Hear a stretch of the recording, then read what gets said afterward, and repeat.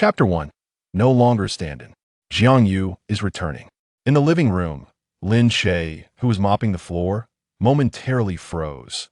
Qin Wei leaned against the sofa, clad in a blue nightgown, her skin as white as snow, her beauty striking, yet her gaze towards Lin Che was utterly indifferent. Noticing Lin Che's silence, Qin Wei assumed he was reluctant to leave. I have already given you more than enough over these 5 years. Do not be overly greedy. A stand-in must behave like one. There are 200,000 in this card, mind your words. And you have 1 week to move out and no need for a week. I will leave tonight. Lin Che set down the mop and pointed at the bank card on the coffee table. Please transfer the money directly to me and kindly note it as a voluntary gift. This left Qin Wei momentarily stunned. She had not anticipated Lin Che's readiness to comply. With a cold expression, she took out her phone to make the transfer. In less than 2 minutes, Lin Che received a notification of the 200,000 arriving in his account. This day had finally come. From the very beginning, Lin Che understood he was merely a stand-in. He was clear about his objectives. He could relinquish his face, but he must collect the money. Disregarding Qin Wei's demeanor, he tossed the mop aside after confirming the transfer. I'm going to my room to pack. Although he had resided here for nearly 5 years, his belongings were scarce, all purchased by Qin Wei. In terms of material aspects, Qin Wei had not treated him poorly. She had provided him with a spacious flat, and beyond the initial 2 million in support, she frequently offered him tips and even commissioned tailored clothing and various accessories, such as cufflinks and ties that began at 5 figures, in the living room. As Qin Wei listened to the sounds of packing from inside, a fire ignited within her, leaving her unexplainably irritable. She had expected Lin Che to plead with her, but she was taken aback that a mere 200,000 had sufficed to send him away. In her view, Lin Che should have been deeply in love with her, unwilling to depart. Yet, he appeared rather eager to leave. Had he considered who would provide for him once he was gone? The high expenses of the sanatorium where his sister resided were all covered by her. Could he bear those costs on his current salary? Qin Wei uncrossed her legs and rose to deliver a harsh remark. You are not to take any of the custom-made clothing I have purchased for you over the years. Even if I have to throw them away, I will not give them to you. Lin Che, who had originally intended to pack those items for sale, had to retract his eager hands. In the end, aside from a few pieces he had bought himself, it seemed there was little else. The items he could take were lamentably few after 5 years. By the time he finished packing, it was already 11 at night. Qin Wei remained seated on the sofa, and upon seeing Lin Che emerge with a suitcase, she narrowed her eyes slightly, her body unmoving. You finished packing so quickly? Lin Che set down his suitcase. Miss Qin, would you like to inspect it? Her gaze fell upon the suitcase, so small that it could hardly hold much. Why did she feel so constricted inside, when it was she who wished to expel him? Qin Wei hoped Lin Che would reconsider if he chose not to retreat. She could arrange for him to stay elsewhere, or even keep a dog. She could afford that. Qin Wei fixed her gaze intently upon his face, searching for any hint of reluctance. Lin Che, do you have nothing else to say to me? Lin Che promptly declared, Miss Qin, rest assured, I will treat these past 5 years as though nothing has transpired. We shall remain strangers. I will not appear before you uninvited, nor will I intrude upon your relationship with Mr. Jiang. Qin Wei let out a cold snort. You certainly know your place. Lin Che chuckled inwardly. He had long since shed any sense of decorum. Observing his humble demeanor, a trace of mockery crept into her eyes. She averted her gaze once more, dismissively stating, once you step out that door, do not regret it. Returning will not be so simple. That it was she who had allowed him to depart, and it was also she who warned him against regret. Lin Che simply replied, understood. With one hand grasping his suitcase and the other closing the door, he left without a backward glance. The moment the door clicked shut, the weight of her stare finally dissipated. A smile escaped him, a feeling of relief washing over him. As he glanced at the trash bin by the entrance, he absent-mindedly touched the earrings adorning his ears. He had nearly forgotten them, that he removed the earrings and tossed them directly into the bin.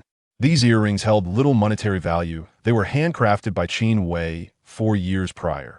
Gifted to him when he had yet to pierce his ears. Were these 5 earrings. Qin Wei had taken it upon herself to pierce his lobes with a needle. Merely days after the piercing, his ears had become inflamed red, swollen, and oozing. Each time he removed the earrings to apply medication, the pain would cause him to wince. Qin Wei had never permitted him to remove these 5 earrings.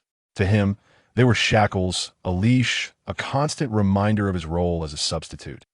Now, at long last, he was free from the burden of these unsightly adornments. The act of discarding the earrings felt akin to breaking years of chains in that moment. He truly realized he was liberated. Lin Che descended the stairs with his suitcase in tow, summoning a vehicle through a ride-hailing app. It was not peak hours, and soon the driver arrived. The security guard at the entrance recognized Lin Che. His curiosity piqued. "Mr. Lin, where are you off to at this late hour?" Lin Che placed his suitcase in the trunk and waved cheerfully at the guard. "In moving, I will no longer reside here. Farewell." After getting into the car and entering the 4-digit code on his phone, they set off slowly. The navigation voice aptly chimed, "Please make a U-turn at the appropriate intersection. Your route has been successfully planned." Chapter 2: The stand-in's departure in October. Shortly after the Mid-Autumn Festival, the weather turned cool, reminiscent of 7 years ago when he found himself utterly destitute. At that time, having just turned 18, he faced the tragedy of losing both parents before the college entrance examination, while his younger sister's heart condition relapsed. Lin Che, his sister, had congenital heart disease. Under optimal care, she could have lived a life akin to that of an ordinary person. However, the death of their parents dealt her a devastating blow, and her condition rapidly deteriorated, necessitating urgent surgery. Lin Che, having scraped together every last penny, managed to fund the operation, yet even post-surgery, health remained elusive. The burden of exorbitant medical costs and countless medications became an eternal struggle. In his quest to secure treatment for his sister, Lin Che not only exhausted their parents' savings, but also fell deeply into debt, ultimately deciding to abandon his studies and work instead. During the most challenging times, he juggled 5 or 6 jobs a day, surviving on a mere 4 hours of sleep. One day, while delivering takeout, he crossed paths with a director. Lin Che possessed a striking visage, a handsome young man devoid of any pretentiousness. The director immediately recognized his potential and recommended him for a supporting role in a short drama. With a stroke of luck, Lin Che attended the audition, realizing that even as a minor character, the pay would surpass that of a day's labor in delivery. Due to his good looks, the short drama gained immense popularity and even trended online, eclipsing the lead actors in fame. Subsequently, a company signed him as an actor. At that point, he was desperate for money, eager to pay for his sister's treatment. Upon signing the contract, he cleared his debts, yet found himself ensnared in an inequitable agreement. A newcomer with no connections, he was exploited by the company, facing threats of being shelved when he reached his lowest point. It was then that Qin Wei appeared, offering $2 million, claiming she could not only resolve his troubles with the company, but also secure his sister a place in the finest rehabilitation center, provided he remained by her side for 5 years as her obedient stand-in. Qin Wei had a cherished childhood friend named Jiang Yu, and Lin Che bore a resemblance to him, perhaps around 60 to 70%. Under Qin Wei's relentless training over the years, this likeness had been cultivated. Jiang Yu, frail and pale, often required blood draws from Lin Che, who was subjected to cold showers and even punished to stand outside in the snow without clothing. When Jiang Yu pierced 5 ear holes, Qin Wei personally replicated the act on Lin Che, and she insisted he dye his hair to match Jiang Yu's latest styles, meticulously ensuring every detail was mirrored. Lin Che never dared to rebel, silently praying that Jiang Yu, far from home, would not engage in reckless behavior. While he could replicate hair colors and ear piercings, what would he do if Jiang Yu were to get a tattoo or sustain an injury? Was not the life of a stand-in still a life worth living? As time passed, Lin Che grew increasingly like Jiang Yu, while Qin Wei's controlling nature intensified. He was forbidden from engaging in romantic scenes, undressing, or getting too close to women, shackled by rules that rendered him unable to connect with leading roles. Despite his time as an actor, he remained a mere 18-tier talent. Qin Wei did invest in low-budget films for him, yet they were all obscure art pieces. Whenever Lin Che garnered attention online or received praise from directors and peers, Qin Wei would harshly reprimand him, sending him home to kneel in punishment. She desired Lin Che to be at her beck and call, a source of amusement, wanting him to be wholly devoted to her. His heart and eyes filled exclusively with her presence. In her view, Lin Che was akin to a pet dog, the quintessential trait of which is loyalty. Forever bound to her, Lin Che possessed a clear understanding of his own role. He was merely an employee, albeit with a rather expansive scope of duties. In his designated space, he diligently attended to Qin Wei's every need, ensuring that no detail was overlooked. With no housekeeper employed, he took it upon himself to manage cooking and cleaning. If the meals were unpalatable, he sought to improve his culinary skills. If the cleaning was inadequate, he would repeat the task until it met her satisfaction. Qin Wei could afford a housekeeper, but she felt that since she had invested in Lin Che's services, he ought to be utilized to his fullest potential. She envisioned Lin Che as a figure akin to Jiang Yu, believing that everything Jiang Yu could do, Lin Che could replicate, and even those tasks Jiang Yu could not accomplish, Lin Che would still manage, greatly satisfying her desire for conquest. As Lin Che gazed at the nightscape, navigating the inky road beneath the ginkgo trees, the streetlights twinkled like stars. He had meticulously prepared for this moment. So when Qin Wei suggested he move out, he felt little surprise. He had anticipated this day with eagerness. Even if she had not urged him to leave, he would have broached the subject when the time was right. Now, moving out a week sooner than he had imagined, the separation between them was clean and decisive, their emotions placid and untroubled. There was nothing better than this outcome. Lin Che exhaled deeply, a smile gracing his face, his eyes sparkling with clarity. He took out his phone and deleted Qin Wei and all those associated with her from his contacts. Observing the now pristine address book, he felt a profound sense of relief, as if liberated from a tormenting sea. Humans harbor 7 emotions and 6 desires. It would be disingenuous to claim he bore no resentment over the years. Even when transactions were monetary, dissatisfaction inevitably lingered. As he deleted all alarms from his phone and cleared his memos, watching the name Qin Wei gradually fade from his sight felt akin to a spiritual cleansing. Lin Che was untroubled by the prospect of housing. He possessed a spacious apartment with 2 living rooms and 4 bedrooms, ample enough for him and his sister. A cleaning service was employed monthly, ensuring a fresh environment, ready for him to move in without any unpleasant odors. After an hour's drive, Lin Che arrived home in the early hours.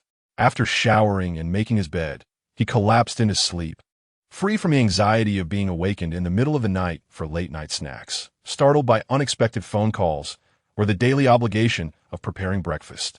On the other side, after Lin Che's departure, Qin Wei entered his bedroom. She opened the wardrobe to find all his clothes neatly arranged. Everything was in order except for his absence. She inexplicably felt a sense of emptiness in the room, an uncomfortable disquietude. The floor remained partially mopped. The mop left in the living room, the kitchen lights still aglow, and the refrigerator held tonight's leftover meal, along with a bowl of dough left to rise. A remnant of her casual midday remark about wanting to eat crab roe buns. Lost in her memories, she was jolted back to reality by the ringing of her phone. It was a call from a friend in the industry. "Wei Wei, come out to play. I'm waiting for you at our usual spot." "It's so late. I want to sleep," she replied. "Sleep? What for? You don't have work tomorrow. Have Lin Che drive you here, and when you're done having fun, he can pick you up. It's so convenient." Upon the mention of Lin Che, Qin Wei felt a twinge of irritation. It was she who had initiated their separation, so logically, she ought to feel a sense of relief at his perceptiveness in leaving. However, as she watched him depart with his luggage without uttering a word, her heart tightened painfully, and her words were laced with restraint. Lin Che was gone. Gone? Where could he possibly be at this late hour, out procuring a midnight snack for her? Qin Wei, reluctant to dwell on Lin Che, announced, "I'll drive over. It will take 30 minutes. You all order the drinks. Tonight, I shall treat." Chapter 3. The call. Few were aware of Lin Che's existence. Those who knew him well were merely Su Man and Su Jiao. When Qin Wei arrived at the private room, not only had they ordered drinks, but had also summoned 6 male models, each standing at a height of 1.80 meters. Qin Wei had little interest in the models. She settled into a solitary sofa and requested the bartender concoct a drink of considerable potency. Su Man inquired, "Are you feeling down?" Qin Wei replied, "Not at all." Su Man exchanged glances with Su Jiao. They'd been quite curious about what had transpired when they spoke with Qin Wei on the phone. Vivi, you didn't clarify on the call. What is the situation with Lin Che? Jiang Yu has returned, so I had to move out. Su Man pressed further. Did Lin Che actually agree to leave? What does it matter if he is reluctant? The house is mine. You have been together for 5 years. Surely, you must harbor some feelings for him? Qin Wei, feeling dejected, sought solace in her drink, her gaze lowered. Now that the rightful owner has returned, what need is there for a substitute? I was drawn to him precisely because he resembled Jiang Yu. Had it not been for Jiang Yu, I would not have given him a second glance. What did Lin Che say when he left? As Qin Wei closed her eyes, his departing figure immediately surfaced in her mind, devoid of any reluctance or hesitation. Nothing. He was very obedient. When he left, I gave him 200,000. Only 200,000? Suman exclaimed astonished. Su Jiao fell silent. Such a reaction was puzzling. Even for the drinks at this table, the cost exceeded 200,000. Qin Wei seemed rather stingy towards Lin Che, considering he had been with her for 5 years. 5 years. Lin Che had matured from 20 to 25. Attending to Qin Wei with meticulous care and thoughtfulness. He was not only handsome, but also possessed a delightful disposition, adept in various skills, and notably, he could endure Qin Wei's temper with infinite patience. No matter how ill-tempered she was, he remained unfazed. Setting aside his background, Lin Che could undoubtedly be deemed the ideal partner. Even the fastidious Su Jiao could find no fault in him. Initially, Qin Wei approached Lin Che out of mere curiosity, and those around her had wagered that she would lose interest within a month. Yet, months on, they remained together. Qin Wei scoffed, "Is 200,000 so little? I only gave Lin Che that amount because I deemed him unworthy." Su Man murmured, "For an ordinary person, earning 200,000 a year is a tall order. But for you, it's merely an evening-esque expenditure. To be honest, after being with Lin Che for so long, I thought you might have developed some feelings for him. Given his persistent efforts, I expected him to cling to you tenaciously, yet he left so abruptly." Su Jiao interjected. "Lin Che must be putting on an act. He appears indifferent on the surface, yet deep down, he cares immensely. I wager he won't be able to resist reaching out to Wei Wei by tomorrow." "Why wait for tomorrow? I could call him right now to come pick up Wei Wei. Do you believe he wouldn't rush over immediately? It's always the same. He is ever at her beck and call. Where else could he find such a splendid benefactor?" As they spoke, the teasing resumed. For Qin Wei did not regard Lin Che as a person of significance, and thus they too treated him with a similar lack of regard. In the presence of Su Man and the others, Qin Wei never concealed her thoughts. Whenever the three gathered, Lin Che was often included, performing as her obedient pet. Lin Che's eyes were incapable of acknowledging anyone else's existence. As long as Qin Wei was nearby, his gaze remained firmly fixed upon her. Even those who had grown up alongside Qin Wei likely did not comprehend her as deeply as Lin Che did. Just how profound was his understanding? With a mere glance from Qin Wei, Lin Che could discern her desires, often anticipating her needs before she even raised her hand. Lin Che, too, was quite the catch, growing more handsome in line with Qin Wei's preferences. Judging by the recent photographs of Jiang Yu, Lin Che had clearly surpassed him in allure. His physique was such that he appeared slender in clothes, yet well-built without them.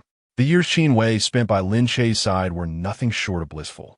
A life that even affluent young ladies like them envied. Upon overhearing the exchange between Su Man and Su Jiao, Qin Wei felt her spirits lift considerably. She swirled her wine glass and downed its contents, her lips tinted crimson. "Let us not mention him anymore." "Agreed, no more talk of him. Instead, let's discuss Jiang Yu. If you were to discover that you had nurtured a substitute resembling him during his 5-year absence, what would he think?" Although few were aware of Lin Che's situation, the circle was small enough that secrets rarely remained hidden. Qin Wei, unfazed, replied, "I would prefer he finds out. It would be a perfect opportunity to use Lin Che to test his feelings." Having grown up alongside Jiang Yu and with their parents arranging a betrothal, the initial plan was to solidify their engagement during their university years. Who could have anticipated that Jiang Yu would impulsively decide to go abroad, thus derailing their family's plans?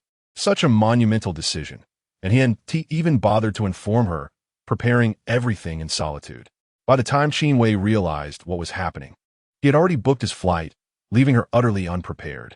She had argued, shouted, and even resorted to threats, yet Jiang Yu remained steadfast, determined to leave the country. She could not fathom the meaning behind his departure. Who was waiting for him abroad? With Jiang Yu's departure, Qin Wei was consumed by resentment, even spiraling into self-doubt.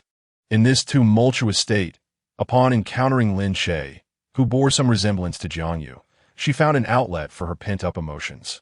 She unleashed all her frustrations upon Lin Che, imposing upon him all the things she could never do to Jiang Yu. Lin Che not only comforted her wounded heart, but also served as a tool for her revenge against Jiang Yu. It is crucial to understand that all misfortunes are relative. The better her life became, the more Jiang Yu would regret his choices. Recently, as Jiang Yu prepared to return home, he began reaching out to her, reminiscing about their pasts, and it seemed as though he was starting to care for her again. Yet, she did not feel the overwhelming joy she had anticipated. The consumption of alcohol increased as 6 male models surrounded Su Man and Su Jiao. Qin Wei, feeling somewhat inebriated, was averse to spending the night away from home. She longed to return and savor the nourishing congee prepared by Lin Che. Setting down her glass, she cradled her head and stated, "It's getting late. I wish to go home." Su Man squinted and inquired, "What time is it?" One of the male models promptly responded, "It's 3 in the morning."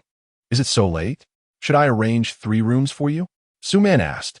"2 will suffice," she replied, knowing well that Qin Wei detested staying in hotels. No establishment, no matter how luxurious, could compare to the comfort of her own home, with its restorative soup and nourishing congee, along with someone to assist her with her personal care. She turned to Qin Wei and asked, "Shall I call Lin Che to pick you up?" Qin Wei nodded and, placing one hand over her stomach, dialed the number. The call connected swiftly, but after 2 rings, a system voice responded, "Sorry, the number you have dialed is currently busy. Please try again later." Chapter 4. It is he who cannot part from her, not she from him. Qin Wei seldom indulged in strong spirits. Had Lin Che been present, he would have kept a watchful eye on her, preventing her from overindulging. Furthermore, given that her menstrual cycle coincided with these days, the excess alcohol left her stomach and abdomen in discomfort. At that moment, all she desired was to return home and lie down, yearning for Lin Che to arrive swiftly. The call went unanswered, an occurrence she had not experienced in recent years. Just as she was about to call out for Lin Che, her phone emitted the disheartening system notification. Observing her distressed expression, Su Man, who was closest to her, leaned in and asked, "When will Lin Che come and pick you up?" Unbeknownst to her, Su Man had not considered the possibility that Lin Che had blocked Qin Wei. Qin Wei dialed again, only to be met with the same automated message. Though she was tipsy, she was not foolish. The repetition of the same situation could only mean one thing. Lin Che had indeed blocked her. "What is the matter? Did he not answer?" Suman Inwured. Her voice laced with concern. A wave of agitation surged within Qin Wei, intensifying her stomach pain, and soon her eyes began to glisten with unshed tears. In a moment of frustration, she kicked the table, causing the stacked glasses to tremble and shatter across the floor. The sudden cacophony startled everyone in the private room, rendering them all silent. Su Man, shaken from her stupor, barely processed the situation before Qin Wei extended her hand, demanding, "Hand over your phone." Without hesitation, Su Man complied, watching as Qin Wei scrolled through her contacts to dial Lin Che's number. Yet, the outcome was the same. No one answered. She glanced at Su Jiao, without waiting for an invitation, placed a call of her own. Upon hearing the system message, her expression soured as she shook her head at Qin Wei. "Has Lin Che blocked us all?" Qin Wei bit her lip, her hand that had once rested on her stomach, now clenched into a fist, her fingertips digging into her flesh without her noticing. How dare he? How could he block Wei Wei? Had he forgotten about his sister in the hospital? Forgotten about his company? They would rather believe it was a network issue than accept that Lin Che would block Qin Wei. Everything Lin Che had done over the past 5 years had not gone unnoticed by them. To describe him as gentle was to understate his timidity and ineptitude. Lin Che had witnessed all facets of Qin Wei's character, the good and the bad, the positive and the negative, the mature and the immature. Qin Wei never felt the need to don a fade in front of Lin Che, for he embraced all that she was. Their relationship had reached this juncture not solely due to affection, but also because of mutual interests. Although Qin Wei had only provided Lin Che with 200,000 upon their parting, the 5 years they spent together had not been devoid of her financial contributions. Just considering the annual hospitalization expenses for Lin Che's sister, which commenced in the six-figure range, and the investments Qin Wei made in his acting career, she had facilitated his entry into the realm of television and film. Were it not for Qin Wei's presence, Lin Che would have been devoured whole within the chaotic entertainment industry. He must have recognized that his prospects were tethered to her. Qin Wei, besides her anger, found herself enveloped in confusion. How could it have come to this? Even if she had urged Lin Che to leave, he should have been ready to appear at her beck and call whenever she required him. If Lin Che were to depart, where would he reside? How would his sister receive treatment? And what of his dubious business? Did he not fear being coerced into compromising situations? Most crucially, Lin Che loved her and was willing to do anything for her, to sacrifice everything. Of course, this was merely Qin Wei's perspective. Suddenly, a sharp cramp seized her stomach, and she involuntarily let out a groan, clutching her abdomen and curling up as cold sweat broke out within mere seconds. Su Man, noticing her distress, quickly pushed past the male model beside her and rushed to Qin Wei's side, supporting her. Wei, what ails you? I have a stomachache. Quickly, bring me a glass of warm water. In the ensuing flurry, Su Man retrieved the warm water and handed it to Qin Wei. Should we take you to the hospital? It's nothing. She had long suffered from stomach issues, but under Lin Che's attentive care, her condition had remained dormant. He always kept medication on hand, administering it to her during moments of discomfort and meticulously regulating her diet. Qin Wei had a distaste for bland dishes, so Lin Che had devised ways to prepare more palatable meals. The individual who once struggled to slice potatoes had now mastered the art of Cantonese cuisine. Su Man and Su Jiao were at a loss for what to do and could only offer silent companionship. Fortunately, after consuming the warm water, Qin Wei's complexion improved. Su Jiao muttered, "Could it be that something's wrong with his phone? Why did Lin Che suddenly block you?" Su Man shot her a glare, cautioning her to cease her remarks. Qin Wei asserted, "He cannot exist without me. It is not I who cannot exist without him. If he chooses to block me, so be it, as long as he can endure a lifetime without seeking me." She was not solely reliant on him. A substitute, no matter how flawless, could never rival the original. Su Man concurred. Perhaps he is merely sulking. In a few days, he will realize his error and come seeking you. The games of emotional manipulation are not confined to any gender. Nowadays, men too engage in the delicate dance of desire and withdrawal. If he missteps, it will be his lament. Qin Wei closed her eyes, her mind spiraling back to the moment Lin Che had left. She had been inebriated, and shortly after sending him away, she called him back, making it seem as though she could not bear to be without him. Having already told him to leave, she resolved to sever the ties cleanly. Some things must be cut off, lest they only bring about further troubles. Contemplating the message Qin Wei had sent to Lin Che's agency, she informed them of their severed ties, stating that there was no longer a need for her to be updated on his affairs. They could proceed as they wished. As for the rehabilitation center, the exorbitant prices and limited availability of rooms meant that those wishing to stay needed not only to queue, but also to leverage connections. Lin Che's sister had resided there for 4 years, receiving the finest treatment, and now she intended to reclaim everything. Qin Wei steadied herself against the armrest of the sofa and rose. "I shall take my leave now." Su Man inquired with concern, "Are you feeling better?" "Much improved. A good sleep will suffice," Qin Wei replied. "Did you drive here yourself?" Su Man asked, to which Qin Wei nodded. "Allow me to arrange for a chauffeur to take you home. Just let me know when you arrive," she insisted. Su Man and Su Jiao flanked her, supporting her on either side. Among the three, Qin Wei hailed from the most prominent family. Should anything happen to her, they would be unable to bear the consequences. Once seated in the car, the significant temperature drop between day and night became apparent. At 4 in the morning, it was a mere 10 degrees. The vehicle was infused with the scents of gasoline and leather, and perhaps due to the effects of alcohol, she felt somewhat queasy. Fortunately, Her home was not far, and after a half-hour journey, they arrived. As Qin Wei entered the elevator, she stumbled slightly, the alcohol impairing her coordination. Had Lin Che been present, such a predicament would certainly have been avoided. Upon reaching her door, she leaned against the wall to scan her fingerprint, her gaze lowering. Suddenly, her expression froze, as if struck by an invisible lightning bolt.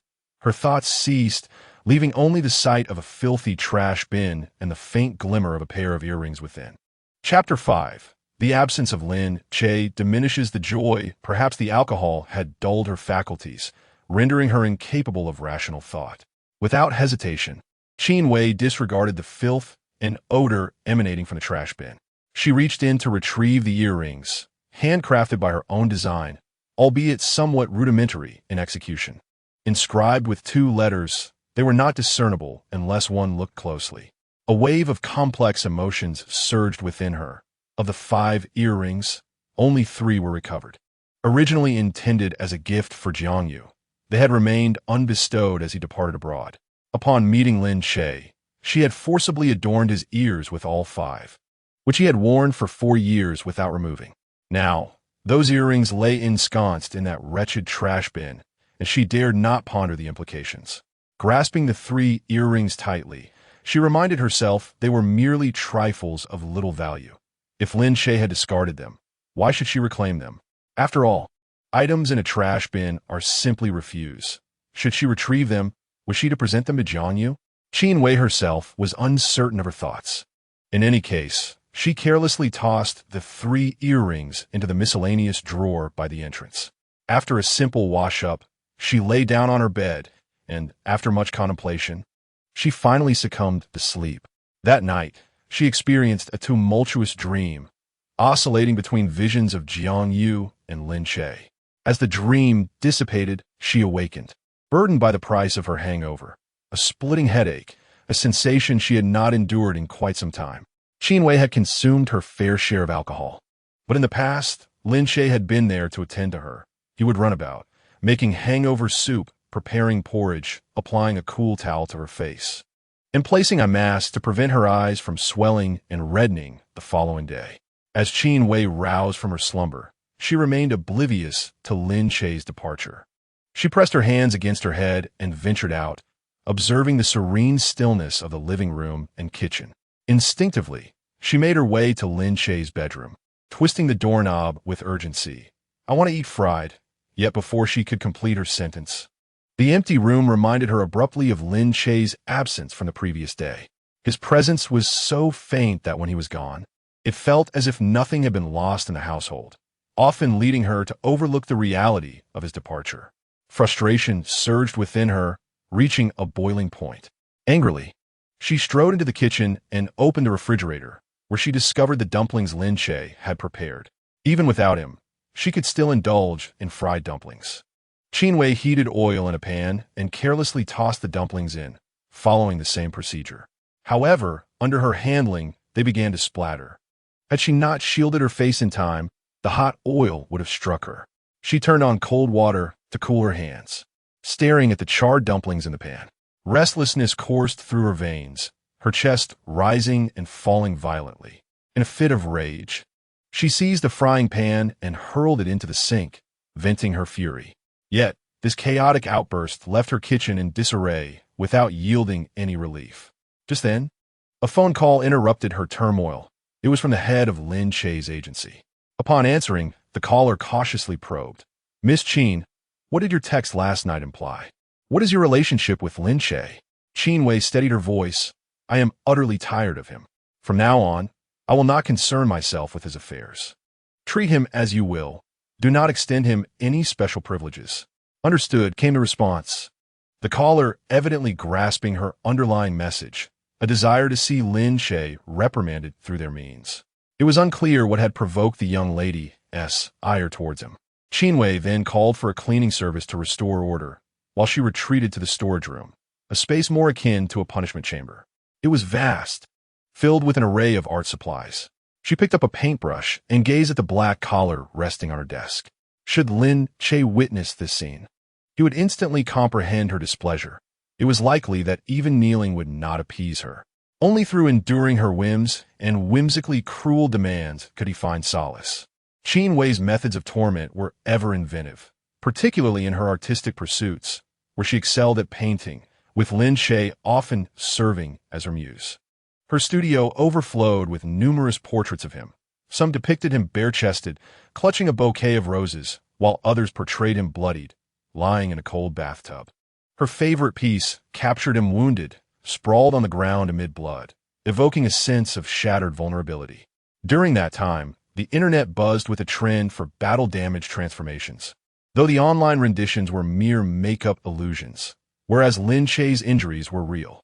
Though Lin Che seldom incited her anger, every woman experiences her tumultuous days, and on those occasions, her discontent invariably affected him. Now that he was gone, she found herself deprived of an outlet for her frustrations. As she could never unleash such feelings upon Jiangyu, she concealed her darker sentiments from him. Qin Wei traced the faux flowers, noticing the bloodstains that had not been washed away, and a wave of regret washed over her for having sent Lin Che away so abruptly the previous day. Gazing into her own heart, she felt a twinge of reluctance to part with Lin Che, for his absence would mean a significant loss of joy in her life. If only it were possible to unabashedly straddle two boats. Why must one make choices, and why can one not possess both? At 10 o'clock in the morning, Lin Che gradually awakened, having not experienced such a restful slumber in quite some time. He had slept soundly until dawn, feeling invigorated and at ease, free from the anxiety of Qin Wei's unexpected calls and the mental gymnastics required to appease her. Lin Che ordered takeout and, while awaiting its arrival, tidied up his surroundings. After enjoying breakfast, he ventured out to procure ingredients, intending to prepare a nourishing chicken soup for his sister, an adept cook. Lin Che's chicken soup filled the air with an enticing aroma. In addition to the soup, he sought a couple of side dishes and steamed some rice. Upon arriving at the hospital, he found Lin Che engrossed in her art. Unlike the artistic pieces of Qin Wei, Lin Che's work consisted of comics, showcasing her undeniable talent, which their parents had always supported during their time.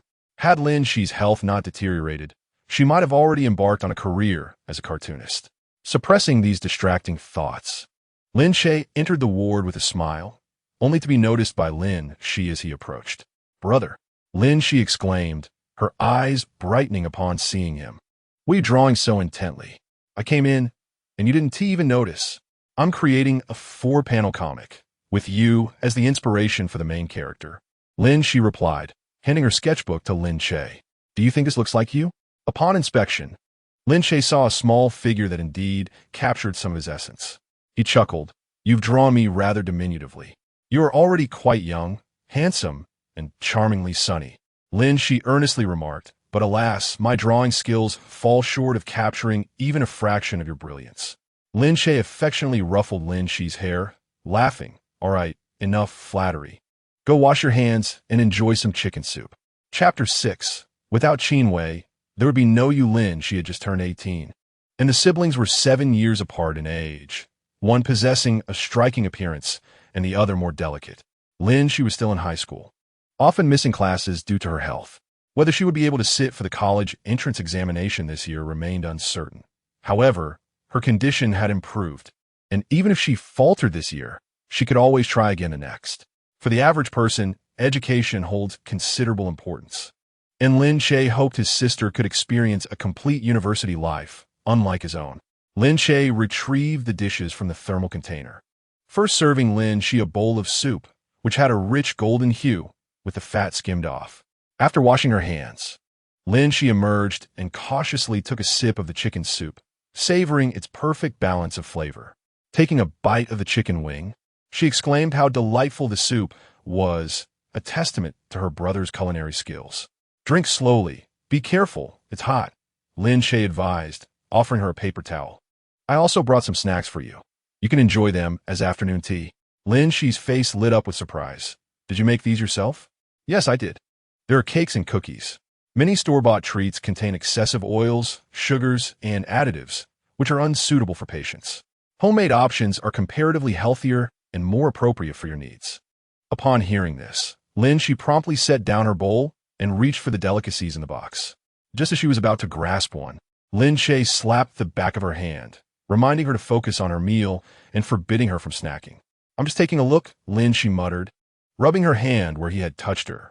Lin Che, who had always been gentle with her, never truly hurt her. His playful hits felt more like tickles. She withdrew her hand and reached for her tablet instead. "Wait, let me find a show to watch while I eat." Lin Che's choice of entertainment consisted of the television dramas and films featuring Lin Che. In his 5 years in the industry, he had not starred in many dramas, but recently he had appeared in a short series playing a supporting role. Unfortunately, the genre of the short series was not appealing, and it had garnered little viewership. Nevertheless, Lin Che eagerly found it and began to watch. Lin Che did not scold her further, merely reminding her, "Eat well." With Lin Che's company, Lin Che consumed half a bowl more than usual, all the while inquiring about his recent affairs. "Brother, how are things going with your girlfriend?"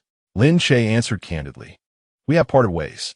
He used the term parted rather than broken up since they had never truly been in a relationship. He could not divulge the nature of his arrangement with Qin Wei to Lin Che, so he simply misled her into believing they had been romantically involved. Lin Che did not exhibit much of a reaction at first.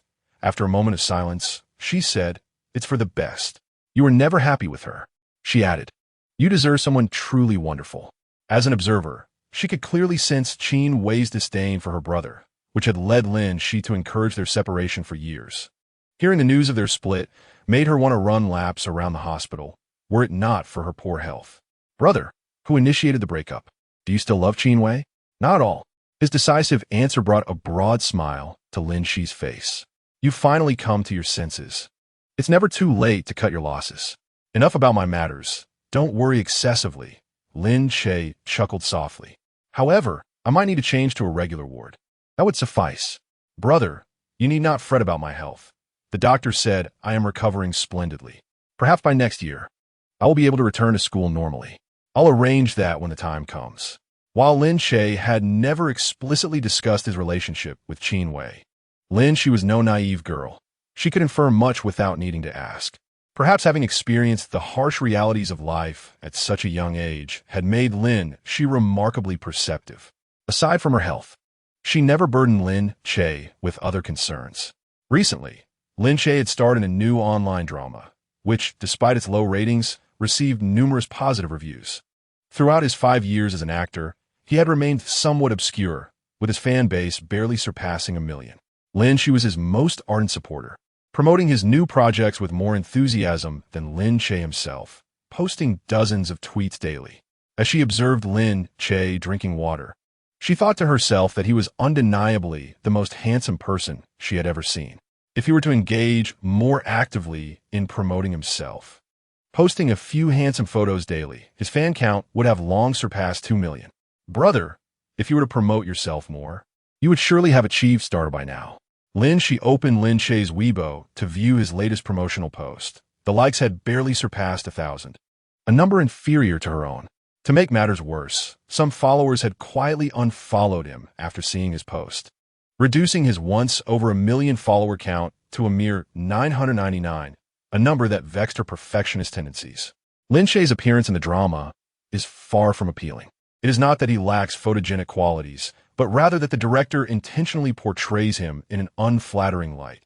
His skin appears sallow, his hairstyle outdated, leaving only his striking eyes as a remnant of allure.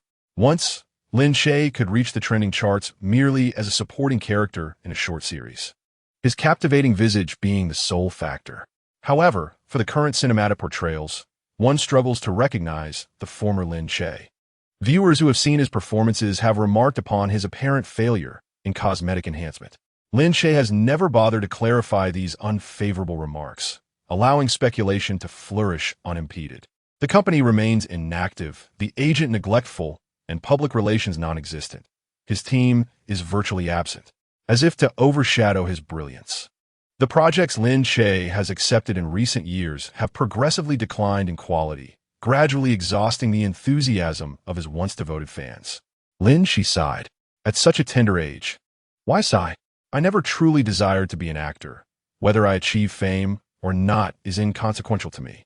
He earns his living through acting fees. And over the past 5 years, he has not been idle. Through Qin Wei, he has cultivated numerous connections. He has prudently saved the money she provided for investments. Although his worth may not rival that of Qin Wei, it suffices to support Lin Che, allowing her to remain unthreatened. He has already contemplated that if he can no longer stay in Rongqing, he would simply relocate to Haiqing. As long as he has savings, survival is assured. For he is a grown man who would not falter without Qin Wei. With these thoughts, Lin Che reached out to tousle Lin Che's hair, reassuring her, "Do not worry. Our future will be bright." Lin Che appeared relaxed, yet within, she remained anxious. It was not a lack of faith in Lin Che, but the stark reality before her.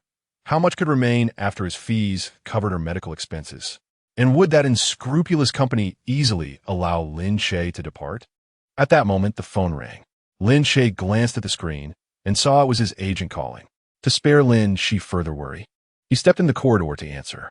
The voice of his agent, Zhang Wang, was laced with irritation. "Lin Che, why have you not responded to my messages? Do you still recognize me as your agent? Do you acknowledge the existence of this company? What is it?" Lin Che inquired. "What exactly is going on between you and Miss Qin? She claims she will no longer manage you. Have you two separated?" Over the years, Qin Wei has invested significantly in the company, and aside from the lackluster scripts Lin Che has received, he has faced no other difficulties. Losing a patron would not only be detrimental to Lin Che, but also to the company. If he were to part ways with Qin Wei, he would truly be left with nothing. The agent's fury was palpable. Even the sound of his heavy breathing spoke volumes of his anger. He commanded Lin Che, "You must go and reconcile with Miss Qin at once. Do not forget that your well-being over these years has largely depended on her support. Do not act foolishly. Consider your career and your ailing sister. If you are shelved, your life will be over. Without Qin Wei, there is no you. Such a valuable benefactor should not be so carelessly released. I shudder to think how you will navigate your future. Do you hear me? You must find a way to earn her forgiveness. Time is of the essence. Do not forget how dire your circumstances once were." Lin Che glanced at the clock. The call had already lasted 5 minutes. "You mentioned that was in the past," he replied. Chapter 7. Introduction of characters. Zhang Wang was taken aback and suddenly erupted in fury, his voice piercing like that of a eunuch proclaiming an imperial decree in a historical drama. "Lin Che, what do you mean? Do you still wish to continue? You have driven Miss Qin away, and finding such a generous patron will be nearly impossible. Do not forget, you have signed an 8-year contract with our company, and this is only the 5th year." Lin Che responded calmly. "Let us discuss the contract matter at a more opportune time." Zhang Wang sneered on the phone. "Very well. Then let us meet this afternoon at the office for a thorough discussion." With that, he hung up. Lin Che opened his messages. Zhang Wang had sent him numerous private messages at 10 o'clock that morning. Due to his do not disturb setting, he had not seen them. The content revolved entirely around Qin Wei and mirrored what he had just discussed over the phone, rendering it unnecessary to read further. After reviewing the messages, Lin Che accessed his blacklist and noticed several missed calls, the most conspicuous being from Qin Wei. The calls were placed in quick succession, indicating that she had tried to reach him on her own phone after failing to connect through his. What could she possibly want at 3 in the morning? Having only dismissed her the day before, her sudden call was perplexing. Lin Che believed he understood Qin Wei well enough, yet her behavior left him bewildered. He was acutely aware that love cannot blossom overnight. She could not possibly be yearning for him. It was likely that she had been out drinking and, feeling unwell, sought his assistance. Drunken Qin Wei was prone to picking fights and was emotionally volatile, making her a challenging company. Lin Che felt immensely relieved that he had preemptively blocked her the previous day. Setting his phone down, he returned to Lin Che, who inquired, "Brother, are you leaving?" "Yes. Take good care of yourself. If you need anything, call or text me, and be sure to listen to the doctors," Lin Che advised patiently. "Okay." Lin Che tidied up the thermal containers he had brought, having prepared 2 boxes of pastries, one for Lin Che and the other for someone else. Lin Che noticed this and assumed both boxes were for her, only to see Lin Che pack one away into a bag before departing. Rather than hastily exiting the hospital, Lin Che made his way to another building to visit an elderly lady. They shared a friendship that transcended generations. Her surname was Wu, and she was a sprightly octogenarian. thriving at 80 years of age. Her favorite pastimes included visiting the local market, dancing in the square, enjoying short dramas, and listening to audiobooks. Coincidentally, her favorite short dramas featured Lin Che as a charming, supporting character. She often remarked that although they were somewhat rustic, they were undeniably captivating. Once, while purchasing groceries, Granny Wu had fallen, and not a single passerby dared to assist her for fear of being implicated. It was Lin Che, passing by, who came to her aid and took her to the hospital, marking the beginning of their acquaintance. Granny Wu recognized him immediately as the handsome young man from her beloved dramas, and as he entered the operating room, she grasped his hand tightly, fervently requesting his autograph. Lin Che had never anticipated saving a fan on the street. It was a serendipitous encounter. As their friendship blossomed, Granny Wu grew increasingly fond of Lin Che, watching every drama he had starred in and becoming his second devoted admirer after Lin Che. Recently, Grandma Wu was hospitalized due to high blood pressure for recuperation. Lin Che prepared some whole grain cookies and decided to visit her. "Grandma Wu, I have come to see you. Here are the cookies I made. You should be able to enjoy them." "Ah, Xiao Che, you have finally arrived. I have been craving your delightful cookies for quite some time." Upon seeing Lin Che, Grandma Wu's face lit up with joy. "Have you had lunch yet?" Lin Che opened the bag and handed her the cookies, mentioning that he had already eaten. Grandma Wu immediately took a piece, asking between bites, "Did you just come from your sister's place?" Lin Che nodded in affirmation and, upon sitting down, noticed that a short play he starred in was being shown in the ward. As the performer, Lin Che was particularly critical of his own acting, feeling increasingly awkward the more he watched. What kind of aesthetic does this director possess? A perfectly fine face has been transformed into this? It hardly resembles you in reality. Such comments were not unfamiliar to him. He had grown accustomed to them, yet he still explained, "I took on this role to fit the character." Then perhaps refrained from accepting such unflattering roles in the future. It wasn't a choice he could make, as for the past 5 years, the scripts he received were always under the control of Qin Wei. Although the character Lin Che portrayed was not particularly likable, Grandma Wu still watched with great interest, her gaze shifting from the television to Lin Che's face. "By the way, Xiao Che, how have you considered the matter I mentioned to you a couple of days ago?" Noticing Grandma Wu's playful expressions, Lin Che paused for a moment before gradually realizing that she was attempting to matchmake him with her granddaughter. In Grandma Wu's words, her granddaughter, Qin Yi, was already 28 years old. She had gone abroad 5 years ago to start her own business and was now preparing to return home to take over the family enterprise. Grandma Wu beamed with pride as she spoke of her eldest granddaughter, her eyes sparkling with joy. She has always been outstanding, ranking first in her studies year after year. She was even the science champion in our city, beautiful and well-proportioned, never a worry for her parents. Yet, now at 28, she remains single, having never even had a boyfriend. When asked about her standards for a partner, she simply stated that she is uninterested in men. The elderly lady was troubled, her wrinkles deepening with concern. At 80 years old, she felt the passage of time acutely and hoped to witness her granddaughter settle down and start a family while she was still alive. Grandma Wu held traditional views, believing that a fulfilled life must include marriage and children to carry on the family lineage and honor their ancestors. "You are 25 this year, and my granddaughter is 28. The age difference is just right. I have watched Ji grow up, and she is even more stunning than a movie star. You young people should get to know each other. Consider it a chance to make a friend. I am not rushing you into marriage. If it does not suit you, I will not force it upon you," Grandma Wu patiently advised.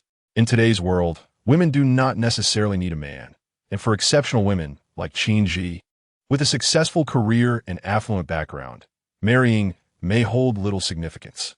With a touch of humor, Lin Che gently declined, "Your granddaughter is far too remarkable. I feel I am unworthy." Grandma Wu immediately interjected, "Who says you are unworthy? I find you exceptionally outstanding, the finest among the young men I have known. It is precisely because of your admirable qualities that I wish to introduce you to my most cherished granddaughter. Her expectations are modest. She was raised by me, and I am well aware of her preferences." "What type, you ask?" "A handsome gentleman like yourself." Chapter 8. Contemplating relentlessly, do not doubt me. My granddaughter's tastes mirror my own. Whatever I admire, she too admires. Ultimately, Lin Che agreed to meet under Grandma Wu's persuasion. He had speculated about her status. Being accommodated in a hospital room and personally welcomed by the director indicated a family of considerable influence. A girl from such a background would never lack admirers. There could be myriad reasons for her reluctance to engage in romance. Perhaps her standards were excessively high, or perhaps she simply lacked interest in men. Regardless, a brief meeting would not consume much of his time. Given his circumstances, she would surely not regard him with interest. The time and place would be arranged by Grandma Wu, and he would be notified in advance. After departing from Grandma Wu, Lin Che noted that the hour was late. He received a text from Zhang Wang, in which perhaps 40 of the 50 words were insults aimed at him, with the remaining 10 inquiring about his arrival time. Lin Che replied with a simple waiting. Zhang Wang, possibly infuriated, bombarded him with a flurry of texts and voice messages, even calling him. Lin Che ignored them all and switched his phone to silent mode. It took half an hour by taxi to reach his destination. Upon arrival, he discovered that the office had already closed and the meeting was ultimately scheduled at a nearby CAF. Zhang Wang sat with his arms crossed and legs propped up, impatiently checking his watch, venting his frustration on the CAF staff.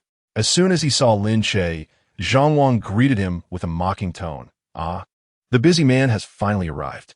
Lin Che was not empty-handed. He had brought along a document, his pre-prepared contract for termination. Placing the contract on the table, he stated directly, "I wish to terminate the contract." Zhang Wang was taken aback by Lin Che's boldness.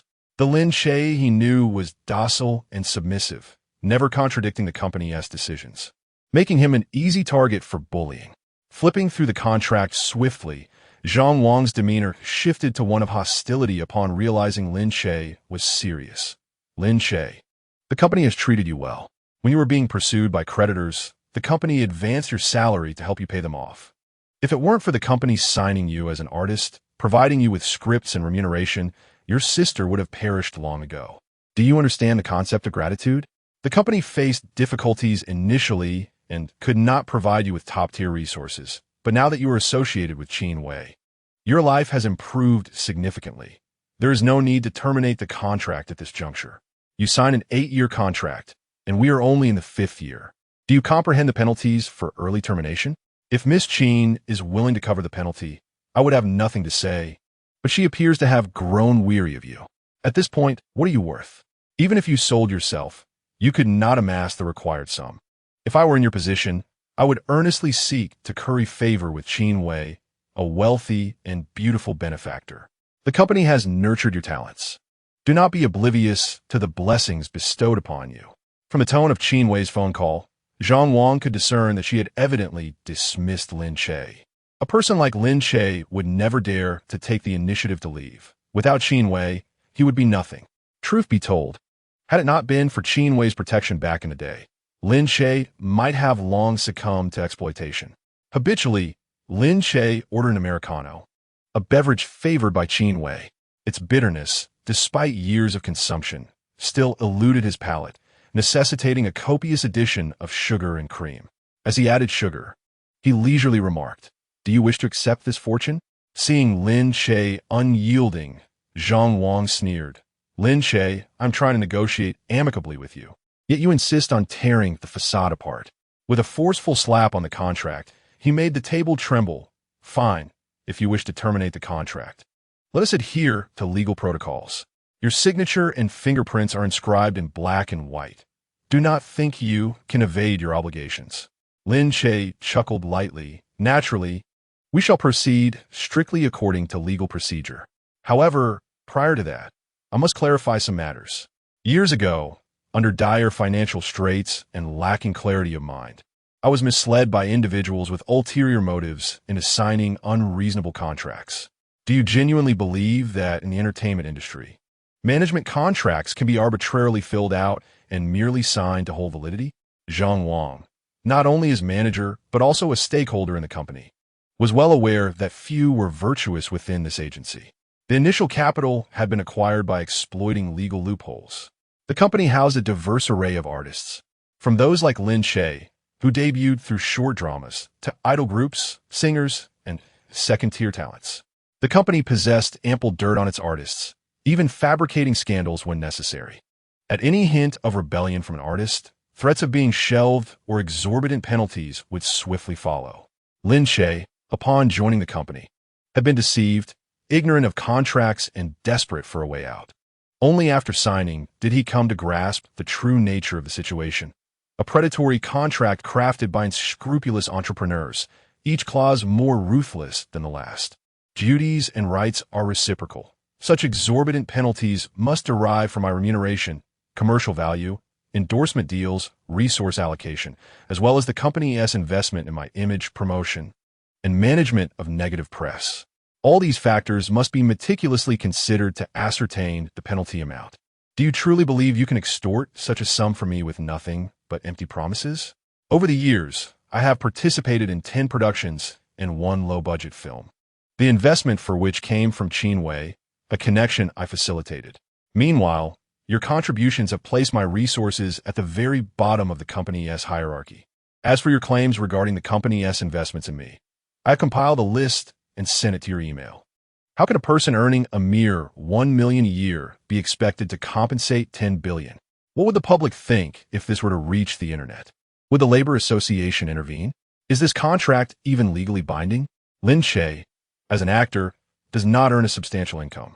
Qin Wei deliberately suppresses his brilliance, causing many scripts to elude his grasp, resulting in a decline in his resources year by year. However, this predicament has conveniently facilitated his decision to terminate his contract.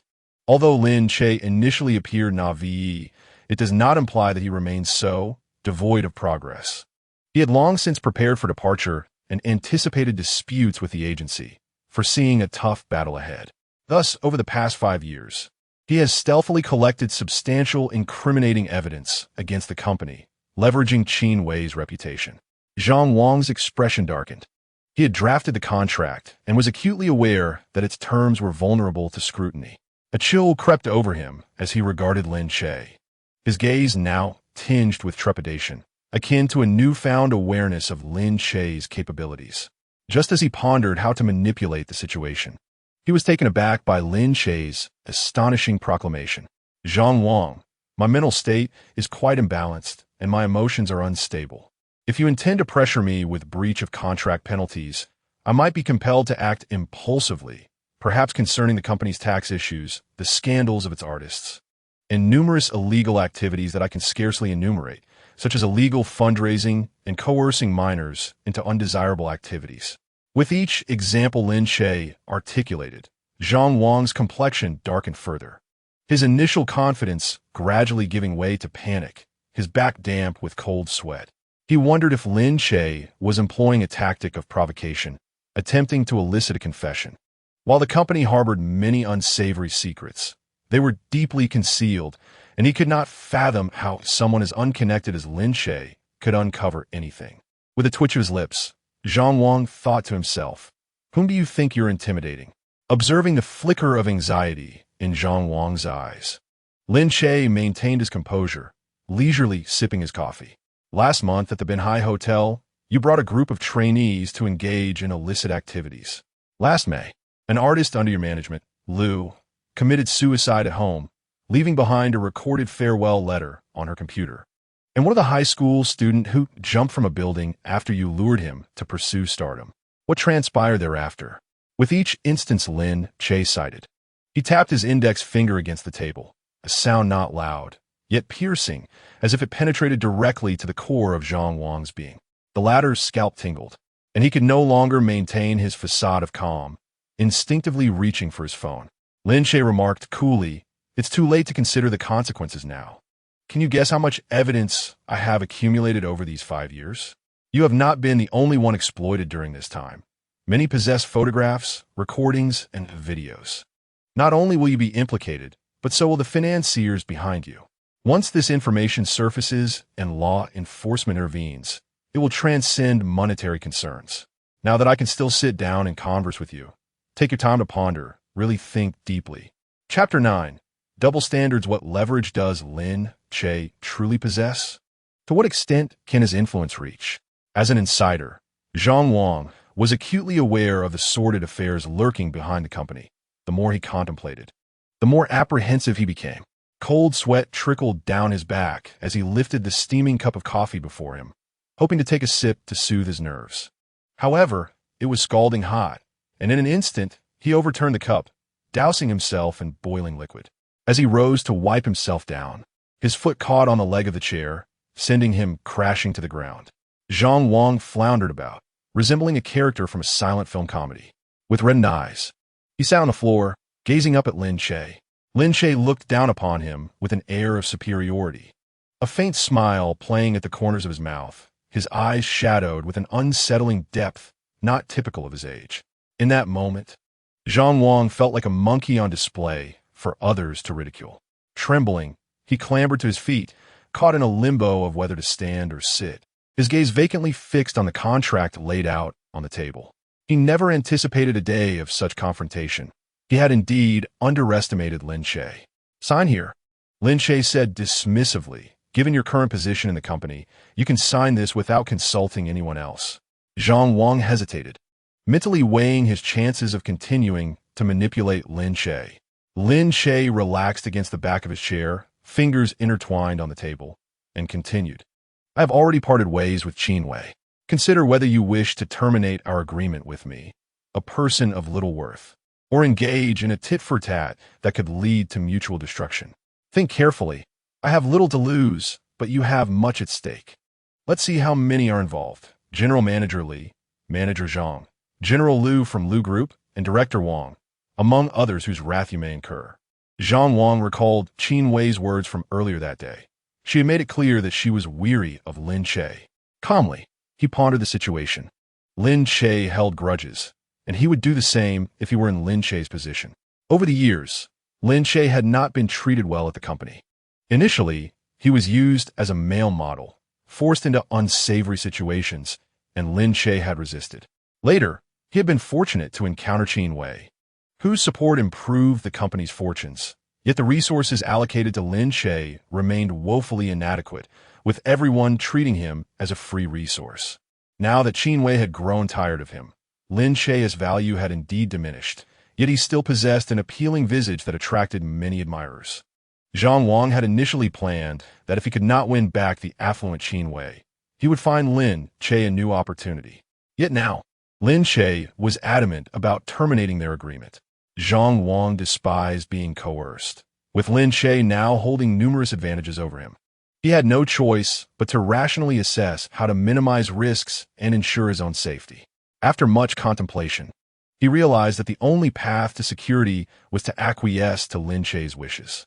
Meeting Lin Che's inscrutable gaze, he reflected on Lin Che's submissive demeanor around Qin Wei over the years, a facade of weakness that now appeared to be a clever ruse, deceiving everyone around him. Ultimately, Zhang Wang borrowed a pen from the waiter, his hand trembling as he signed the termination agreement. Lin Che stood, carefully tucking the document away, and as he departed, he amiably patted Zhang Wang on the shoulder, saying, "Thank you for your care over the years." Zhang Wang's body stiffened, his teeth clenched, and his face turned ashen. As Lin Che stepped out of the CF, darkness had already enveloped the surroundings. Not long after returning home, he received a voice message from Grandma Wu. "Xiao Che, I have spoken to my granddaughter. We've arranged a time for next Friday. Will you be available?" "All right. Friday it is." With 6 days remaining until that fateful Friday, Lin Che found himself in a rare moment of leisure, having just terminated his contract with the company. On the first day away from Qin Wei, Lin Che successfully extricated himself from a burden that had weighed upon him for years, experiencing a profound sense of contentment. He had never realized that days could be spent so effortlessly, that life could be so pleasurable. Even the trash cans lining the streets appear to be more amiable. In stark contrast, on the first day after leaving him, Qin Wei suffered from a persistent stomach ache, ordering takeout incessantly and subsisting on porridge throughout the day. At 8 o'clock in the evening, Su Man called her via video, inquiring about her health and whether she felt any discomfort.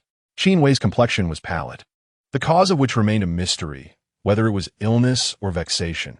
As she sat on the sand, her voice hoarse, "I'm fine. If it gets unbearable, you should go to the hospital. I know my limits."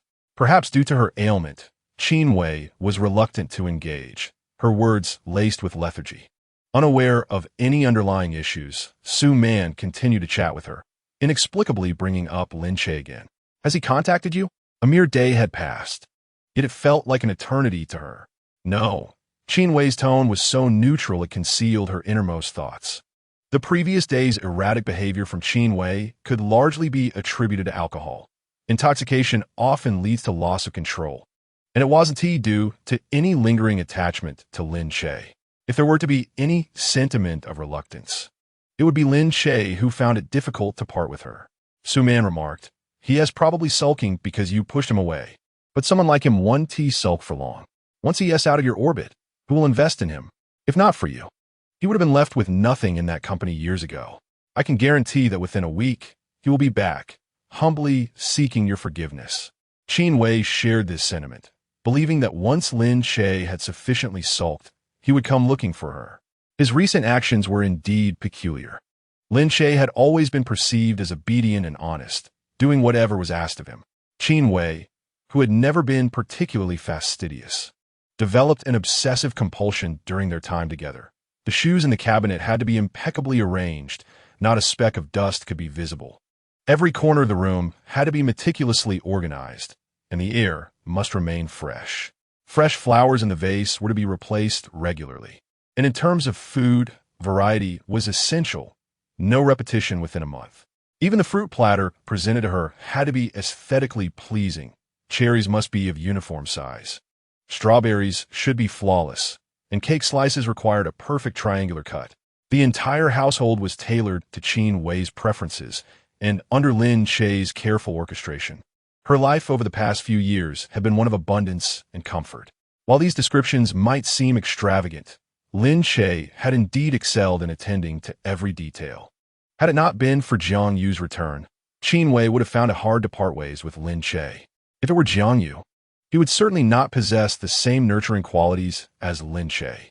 However, love for someone transcends the mere assessment of their caregiving abilities. After all, she is not engaging in a romance with a servant.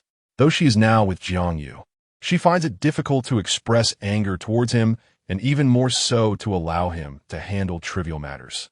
For the one she cherishes, Qin Wei holds a double standard. As Su Man observed Qin Wei in the video, she fell into contemplation and tentatively inquired, Wei, you still harbor a bit of reluctance towards Lin Che, don't you? I am unaccustomed to it, Qin Wei sighed, inhaling deeply as she confided her thoughts to Su Man. I instructed Lin Che to move out, yet I did not permit him to silently block me. Deep down, she believed that even if Lin Che were to leave her, he would still be her dog, summoned at will. It was she who had the prerogative to sever ties. What right did he have? Did he even deserve it? While Qin Wei remained infatuated with Jiang Yu, she was also unwilling to part with Lin Che. Ultimately, she had merely committed the same transgressions that men often do. Just as the saying goes in the drama, it is not solely she who is moved by their connection. She can appreciate the essence of a person's soul while simultaneously desiring their physical form. And these sentiments are not mutually exclusive. Chapter 10. I am your blind date. The one who urged Lin Che to leave was Qin Wei, yet she was the one struggling to adapt. When her stomach ached, she sought out medicine but could not find her usual antacids, as Lin Che had meticulously remembered such details, perhaps even better than she did. Listening to Su Man ramble on, Qin Wei's mood significantly improved, alleviating some of her discomfort. However, Su Man's reassurances were somewhat rooted in the status of the Qin family. Some comforting words were merely for show and not to be taken too seriously. Su Man sensed that this time Lin Che was genuinely serious, and perhaps Qin Wei had yet to grasp the gravity of the situation. Those embroiled in a situation often lack clarity, while observers can see the truth. Despite Qin Wei's previous antics, Lin Che had never resorted to blocking her. It was akin to venting frustration by breaking trivial objects, essentially preserving a lifeline for oneself. If Lin Che truly cared for Qin Wei, he would not take such irrevocable actions. For he understood her nature. Once he blocked her, their connection would be irrevocably severed. A sudden thought struck Su Man. Could it be that Lin Che did not hold as strong an affection for Qin Wei as they presumed? What if he simply did not feel he could not live without her? If, after a week, Lin Che did not reach out to Qin Wei. Would she even care? In this relationship, who truly could not live without the other? And who was playing whom? Clearly, Qin Wei had not delved deeply into these considerations. She remained self-assured, confidently awaiting Lin Che to seek her out. In her eyes, Lin Che was merely a poor lad, concerned for his ailing sister, willing to do anything for money. Thus, she perceived two key points. First, to cut off his financial support, and second, to ensure his sister could not receive treatment. Qin Wei was convinced that Lin Che would inevitably contact her, at which point she would be sure to punish him for blocking her. This week would serve as a mere short reprieve for him, while others might dispense a slap followed by a sweet treat. Qin Wei preferred to offer a sweet treat first, followed by numerous slaps. After her conversation with Su Man, Qin Wei set her phone down to take a shower. Upon emerging, she noticed a new message awaiting her on her phone. She instinctively assumed it was a message from Lin Che, but upon opening it, she discovered it was from Jiang Yu. Wei Wei, I will return to the country the day after tomorrow. Will you come to pick me up at the airport? I long to see you. Qin Wei instinctively tightened her grip on her phone. That evening, Lin Che went to the supermarket to purchase ingredients for hot pot. Having not indulged in this culinary delight at home for quite some time, Qin Wei was not fond of hot pot. Naturally, Lin Che refrained from indulging in anything she disliked. He bought everything he wished to savor, and though dining alone, he did not feel lonely. Rather, he felt at ease, enjoying the television while relishing each bite of meat and vegetables with great satisfaction.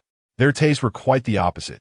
Qin Wei preferred light dishes, favoring Cantonese cuisine, whereas Lin Che had a penchant for spicy Sichuan fare. On ordinary days, Qin Wei would even scrutinize his diet, forbidding him from overeating lest he gain weight. As her ideal man, Jiang Yu was rather slender. When he first began his relationship with Qin Wei, Lin Che had been robust, his physique marked by well-defined muscles. However, in an effort to emulate Jiang Yu, he transformed from a sturdy 188 centimeters man into a delicate figure, suffering from long-term blood draws that left him malnourished and with low blood sugar. Fortunately, he had finally liberated himself from her grasp. Henceforth, he would relish his meals, pursuing his desires freely, prioritizing his happiness and health, and refusing to remain a mere imitation of another. Lin Che leisurely savored his hot pot for over an hour, patting his full belly as he reclined on the sofa for a rest. Upon picking up his phone to check the time, he noticed a friend request. A user named G had a completely black profile picture. A glance at the accompanying note revealed the simple phrase, blind date. This immediately reminded Lin Che of the granddaughter that Grandma Wu had introduced him to. Each time Grandma Wu mentioned her granddaughter, she referred to her as either the eldest granddaughter or Ji. Thus, he had yet to learn her name. Lin Che accepted the request, noting that the message notification was from an hour ago. It was now 10 o'clock, and he presumed the other party had already gone to bed. Just as he was about to set his phone down, a message suddenly arrived. Hello, I am your blind date, Qin Yi. Hello, my name is Lin Che. An awkward silence loomed even through the screen. This was Lin Che's first encounter with such a situation, leaving him uncertain about how to continue the conversation. He clicked into her moments, which were set to be visible for only 3 days, surmising she must be a rather reserved individual. After a moment, Qin Yi sent another message, a reservation at a restaurant near the hospital. Can we dine at this restaurant next Friday? Lin Che replied, I will book the private room. All right. His impression of her grew. She was decisive. Though he had yet to meet her in person, he had already conjured an image of her in his mind, a formidable woman clad in a black suit, serious and composed. Qin Yi, he repeated the name to himself, feeling an inexplicable sense of familiarity. As he read her message wishing him good rest and a good night, Lin Che promptly responded with a good night of his own, adding a system-generated emoji in the process. With their conversation drawing to a close, Lin Che set his phone down and proceeded to wash the dishes.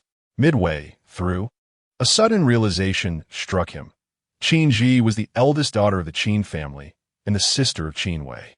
Chapter 11. The return of the white moonlight. Lin Che had speculated about the circumstances at Grandma Wu's home, but had never considered the Qin family in Rongqing. During their conversations, Grandma Wu rarely mentioned her family, the focus was predominantly on her eldest granddaughter. According to her, Qin Yi had been raised by her, as Grandma Wu's husband had passed away at the age of 60, leaving a 6-year-old Qin Yi in her care. Lin Che felt a twinge of hesitation, perhaps due to the unfavorable impressions left by Qin Wei, which made him somewhat reluctant to meet the Qin family. He feared that having just escaped the jaws of a wolf, he might unwittingly step into the clutches of a tiger. By nature, Lin Che was not impulsive or adventurous. As the saying goes, once bitten by a snake, one is wary of ropes. Cautiously, Lin Che took to the internet to find information about Qin Yi. She had spent nearly 6 years abroad, and information about her was scarce. The most striking detail was her performance in the college entrance examination a few years prior.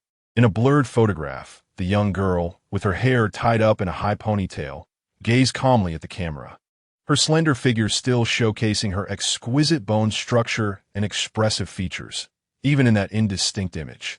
Lin Che rummaged through his memories of Qin Yi, pondering late into the night, yet he could not arrive at any conclusions. However, it was evident that the relationship between Qin Wei and her sister was far from cordial. Throughout those 5 years, Qin Wei had mentioned her parents, classmates, and friends, yet never her sister, even displaying aversion to any news regarding her. Lin Che recalled an occasion when Qin Wei had taken him to a banquet, and someone had casually brought up Qin Yi. Instantly, her expression darkened. Lin Che could surmise a few reasons behind Qin Wei's disdain for Qin Yi. Having been raised by their grandmother and having had little interaction with Qin Wei, the sisters had not fostered any emotional bond. Moreover, the adage holds true: without comparison, there is no harm. In contrast to the consistently outstanding Qin Yi, Qin Wei fell short. Her academic achievements were inferior, and her capabilities were not as remarkable. After 6 years abroad in business, Qin Yi returned to take over the family enterprise, and the disparity between them would only widen. Qin Wei, with her strong competitive spirit, found it hard to face a sister who outshone her in every aspect, leading to her aversion. Reflecting on the grievances Qin Wei had harbored towards Qin Yi, Lin Che developed a profound curiosity about her character and yearned to discover the essence of who she truly was. The shift in his mindset occurred swiftly, and soon, Lin Che peacefully closed his eyes and drifted off to sleep. On the first day of Lin Che's departure, Qin Wei suffered from stomach pain throughout the day, subsisting on bland rice porridge that offered little flavor. The following day, she overslept, finding no ready breakfast upon rising. While waiting for takeout, she experienced sudden low blood sugar, nearly fainting. After 2 days of takeout from her usual restaurant, the food, though palatable, paled in comparison to Lin Che's cooking. What was supposed to be the end of her menstrual cycle returned with a vengeance due to her poor mood, leaving her with an unwelcome blemish on her face. And she couldn't find any medication. Qin Wei had never anticipated that Lin Che's absence would render her so disoriented. It seemed that nothing was going smoothly. The triumphant spring she had imagined turned out to be nothing more than a pile of chaos. Had she known this, she would not have been so hasty in sending Lin Che away.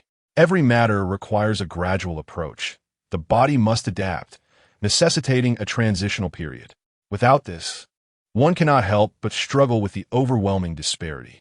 She was not faring well, and Lin Che was undoubtedly suffering even more. While she merely faced slight discomfort in her daily life, Lin Che was in a different predicament. For 5 years, he had grown accustomed to a life of luxury alongside her, residing in a spacious apartment, clad in the finest attire, where even a casual outfit began at 5 figures. He could choose to work at his leisure, unlike the average person who clocked in daily, enduring the grind just to haggle for a few coins. Every aspect of their existence was top tier. Even her sister was receiving treatment in the finest hospital. Without her, Lin Che would never have experienced such a life. The chasm between wealth and poverty creates inherent class distinctions. She had ushered Lin Che into a world of affluence, exposing him to a life of extravagance and indulgence. Transitioning from opulence to frugality is no simple feat. She had only provided him with 200,000, and it was clear he would not endure for long. Over these 5 years, Lin Che had become somewhat reliant on her, Aside from acting in a few mediocre films, he possessed little else in terms of skills. Upon his return to the corporate world, he would undoubtedly be exploited, and without her, he would soon be left with nothing. Contemplating this brought a sense of relief to Qin Wei. The flight that Jiang Yu was on was expected to arrive at Rongqing Airport around 8 in the evening. To create a beautiful scene of their long-awaited reunion, Qin Wei had even engaged a makeup artist to craft a refined look, concealing the weariness of the past few days. Arriving at the airport early, she waited for nearly half an hour, when amidst the arriving crowd, a figure emerged. Jiang Yu, clad in a camel-colored wool coat and a black turtleneck sweater, exuded simplicity without sacrificing style. He carried minimal luggage, just a single suitcase.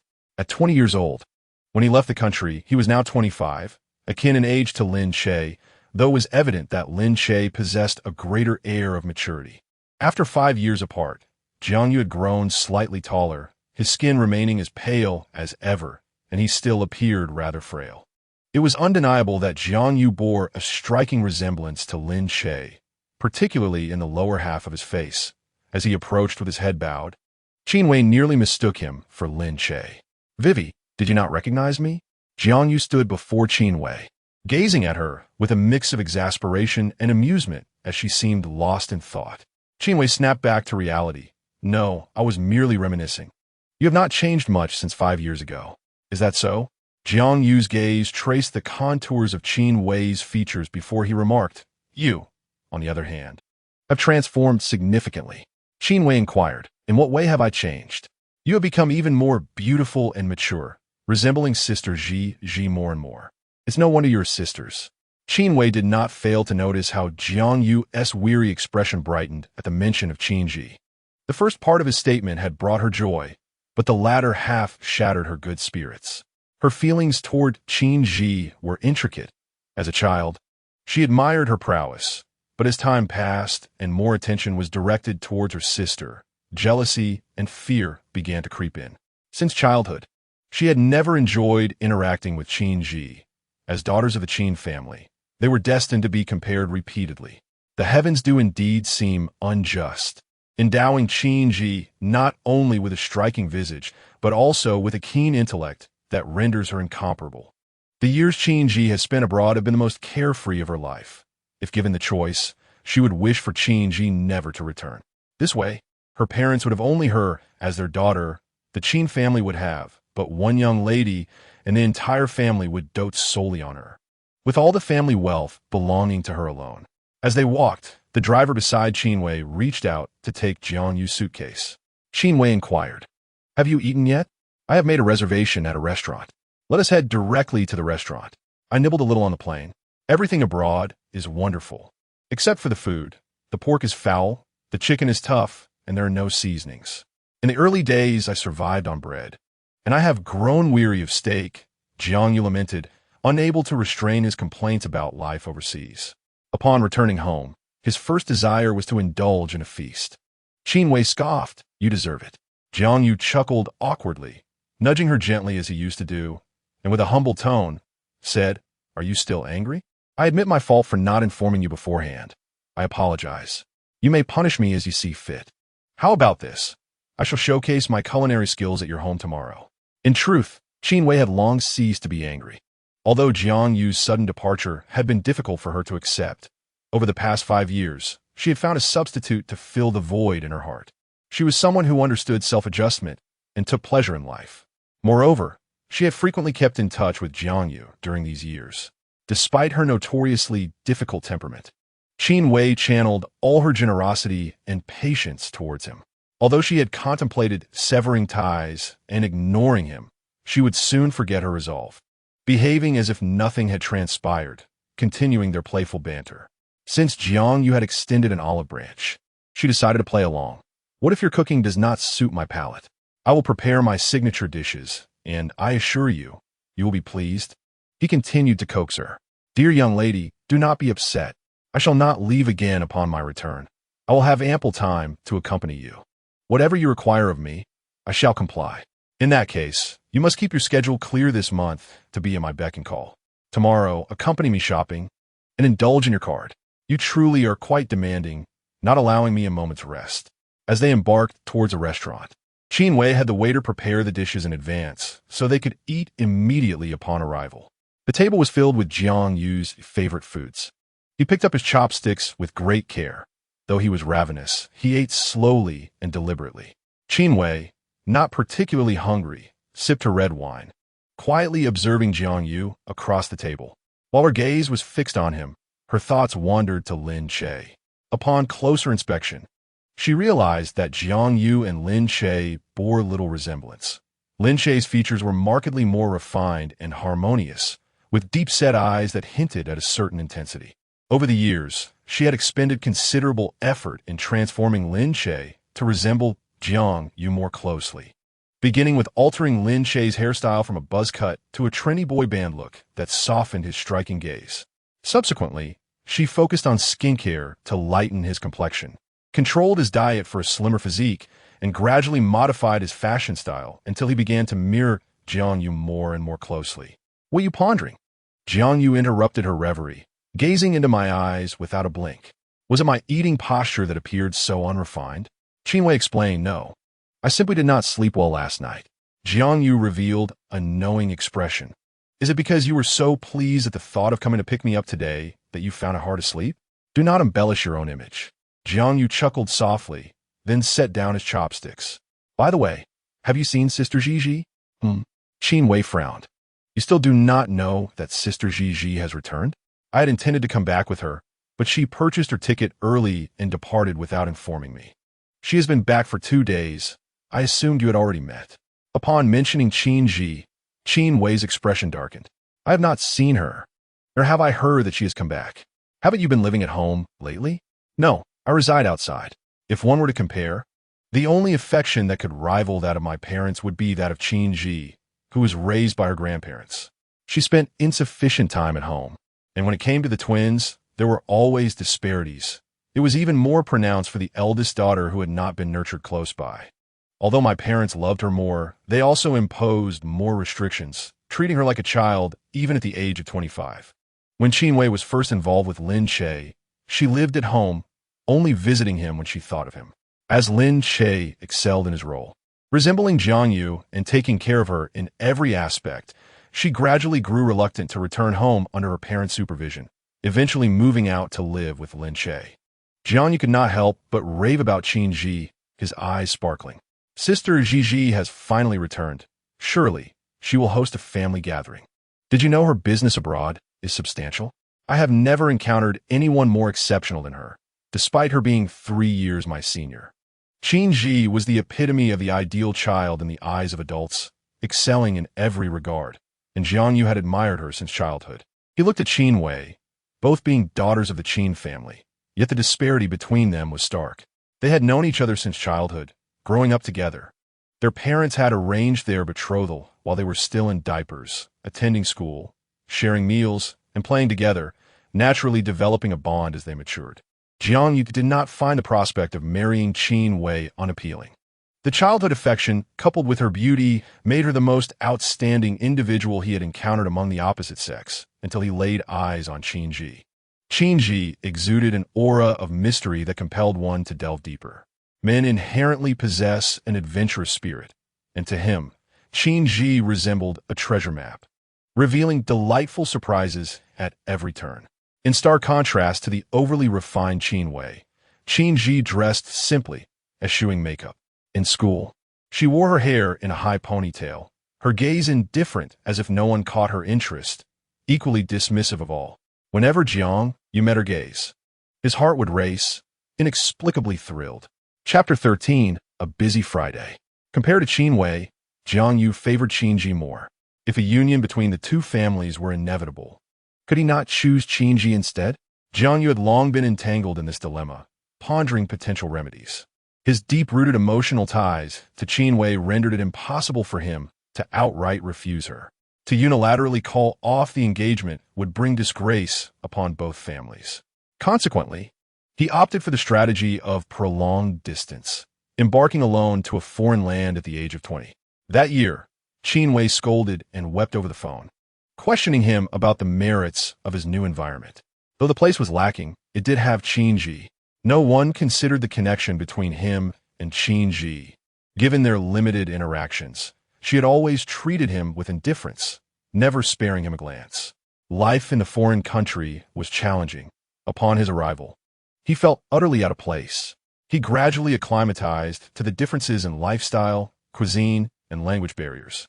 Yet, Qin Yi continued to regard him with a cool demeanor. And in a year, they scarcely crossed paths. If he did not reach out, she might have forgotten his existence altogether. Her treatment of him was merely marginally better than that of a stranger, and even her assistant seemed to hold more significance in her life. He could only engage in a silent competition with himself, finding solace in the notion that it was a formidable challenge. The more she ignored him, the deeper his infatuation grew, dreaming of marrying her. Conquering such a woman felt akin to taming a fierce beast, instilling a profound sense of accomplishment. He mused that even the most formidable women would ultimately bear children for their husbands. In the absence of Qin Yi, Jiang Yu felt a void in his heart, rendering even meals unappetizing. He set down his chopsticks, staring vacantly at Qin Wei across the table. Her somewhat similar features offered a slight reprieve from his longing. If only she resembled Qin Yi more closely, or if only Qin Yi harbored affection for him. The more he indulged in such thoughts, the greater his disappointment grew. Jiang Yu sighed inwardly, initially planning to inquire about Qin Yi upon returning home, only to find himself at a loss for information. After dinner, the clock struck 10, prompting Qin Wei to casually ask, "Where will you stay this late? Are you heading home? May I stay with you?" He replied, hoping for convenience. Naturally, Qin Wei was delighted at the prospect of sharing space with Jiang Yu and readily agreed. However, upon reaching the ground floor, she suddenly recalled that the items purchased for Lin Che had yet to be collected. Stopping abruptly, Jiang Yu immediately sensed something amiss. "What's wrong? I was just thinking that my place hasn't been tidied up lately. It's a bit chaotic. I don't mind at all. Let us go. Even if it looks like a pigsty, I won't hold it against you." With a forced smile, Qin Wei had no choice but to proceed. She could not suddenly change her mind and send Jiang Yu away. As she walked, she mentally retraced her steps, recalling whether Lin Che had left any belongings in the living room, dining area, or kitchen. Upon arrival, Qin Wei opened the door and retrieved a pair of slippers from the shoe cabinet, handing them to Jiang Yu. As he accepted them, he glanced around, noting the cleanliness. "Is this place just yours, or do you have a housekeeper?" Qin Wei, feeling guilty, responded, "I had a housekeeper previously. She resigned recently. That explains the cleanliness. Where will I be sleeping tonight?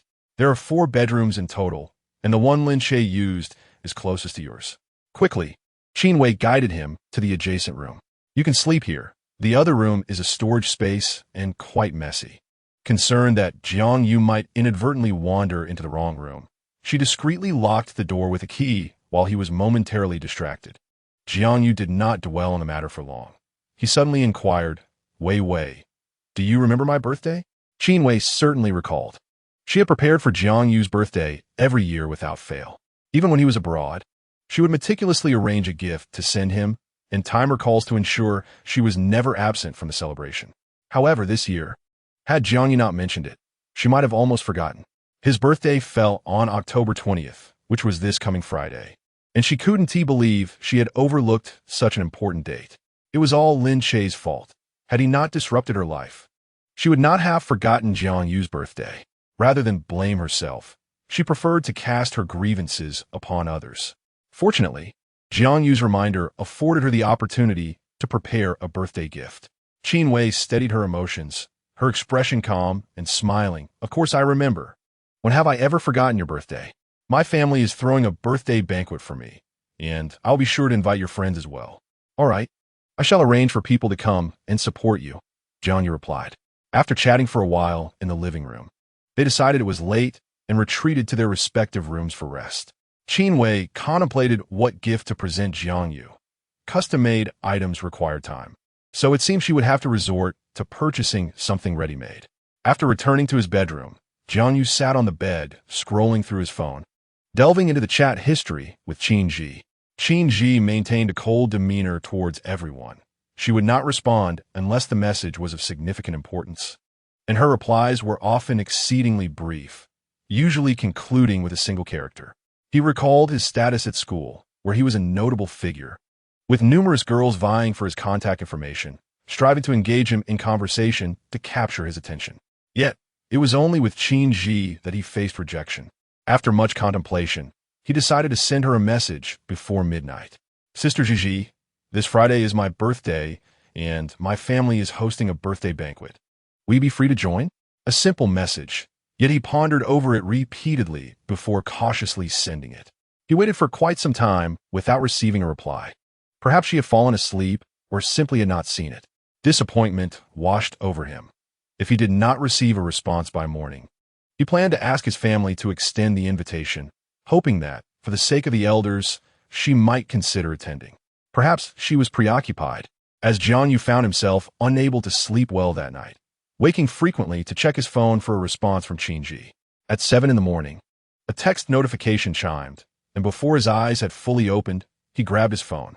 Upon seeing Qin Yi's reply, he sprang up, his fingers trembling as he opened the message. I have plans on Friday and cannot make it. The anticipated response plunged him into despair. Jiang Yu's countenance darkened as he replied, What plans? Is it impossible for you to come the entire day? What about Saturday? He pressed her with questions, determined to ascertain a time that might work. This time, his messages seemed to vanish in his silence. It was clear she wished to avoid engaging with him. Frustration and a sense of injustice welled within him. When had he ever been so eager to approach someone, only to be met with such indifference? Not even a reply to his text. In the first week of his newfound freedom, Lin Che tidied up the house, which felt empty and in need of many essential supplies. Lin Che not only procured furniture and appliances, but also acquired numerous green plants, transforming the balcony into a scenic area where he could work, read, and relax. It was just him and Lin Che living there. Lin Che suffered from a heart condition, thus leading a leisurely life filled with tending to flowers, reading, and nurturing her well-being. On Wednesday, the hospital called, stating that the ward could no longer accommodate them, and urged him to transfer Lin Che out promptly. Chapter 14. Yielding repeatedly only encourages further demands, Mr. Lin. We regret to inform you that our hospital's ward resources are currently extremely limited and must be prioritized for patients with more severe conditions requiring specialized care and treatment environments. We hope you can understand and cooperate with our arrangements, facilitating the necessary procedures to vacate your current ward as soon as possible. Furthermore, Miss Qin, who was previously responsible for the payments, has ceased to continue, and from now on, all subsequent medical expenses will need to be borne by you personally. Please ensure timely and full payments to guarantee the smooth continuation of your sister's treatment. Upon receiving the call, Lin Che remained remarkably composed, assuring them that he would move his sister within the week. This outcome was entirely anticipated, as he had already made arrangements for the transfer. Indeed, Lin Che was set to change hospitals rather than merely wards. The hospital where Lin Che was admitted boasted top-tier doctors and medical equipment. She had been hospitalized for over a year without any episodes, and aside from the exorbitant costs, there were no other concerns. Lin Che was not reluctant to spend money on his sister's treatment. With his current savings, he could easily cover Lin Che's medical expenses. However, this hospital belonged to the Qin family. Succinctly put, it was Qin Wei's domain. Lin Che was apprehensive that Qin Wei might exploit this situation to create trouble, fearing that the hospital staff might offer inadequate care to Lin Che. Furthermore, his sister deserved the best hospital, the finest treatment, the most comfortable ward, and the utmost care. There were indeed excellent hospitals in Rongqing. Leaving this one would still allow for appointments at others. If that proved unfeasible, they could always venture beyond Rongqing. After all, the siblings relied on each other, and where they lived was not of paramount importance. It was not as if they were destined to perish in this place. From Lin Che's understanding of Qin Wei, he knew that any sign of retreat on his part would surely embolden her to press further. Lin Che called Lin Che to briefly discuss the transfer. Lin Che, as always, exhibited no objections. She was adaptable, possessing a calm and optimistic demeanor. Lin Che softly inquired, "What would you like for lunch?" "I'd like Crucian carp soup," Qin Wei interjected. Across from her, Jiang Yu stared blankly, creating an uncomfortable atmosphere. "What is wrong? Do you not like Crucian carp soup?" Qin Wei asked. Jiangyu chuckled softly and said, "It is not that I dislike it. Rather, it is you who does not fancy it." I recall during our school days, my family often simmered fish soup, particularly during our junior and senior high years. We had it almost weekly, claiming that fish was beneficial for brain nourishment. The soup we often prepared was made from crucian carp, which you sample twice, only to have the fish bones lodged in your throat both times. Since then, you have steered clear of crucian carp, opting instead for the boneless blackfish when you desire fish soup. Jiangyu couldn't help but lament how, after 5 years of separation, your palate had undergone such a remarkable transformation. There are manifold reasons for a person's change in taste. The passage of time, environmental influences, or perhaps the presence of another individual. It is said that prolonged companionship can gradually align one's preferences. Qin Wei felt a sudden jolt in her heart. Her remark had been instinctive. She had previously harbored an aversion to crucian carp, not because it lacked flavor, but due to the intricacies of navigating its numerous small bones. The fish was diminutive, and extracting the bones often left little meat to savor. Moreover, with her inherent lack of patience, she would inadvertently expel both bones and fish meat, occasionally swallowing a bone that lodged itself in her throat, necessitating 2 visits to the clinic to extract it. This trauma had left her with a shadow of fear, leading her to avoid any dish involving crucian carp. What had suddenly ignited her fondness for crucian carp? It was because Lin Che could prepare it. Once, when she was unwell, Lin Che had taken it upon himself to make her a bowl of crucian carp soup. Before she could express her displeasure, he had already fed her the meticulously deboned fish. Subsequently, she explored various preparations of crucian carp, fried, braised with scallions, and particularly during springtime when the fish spawned. The roe within was fresh and not fishy.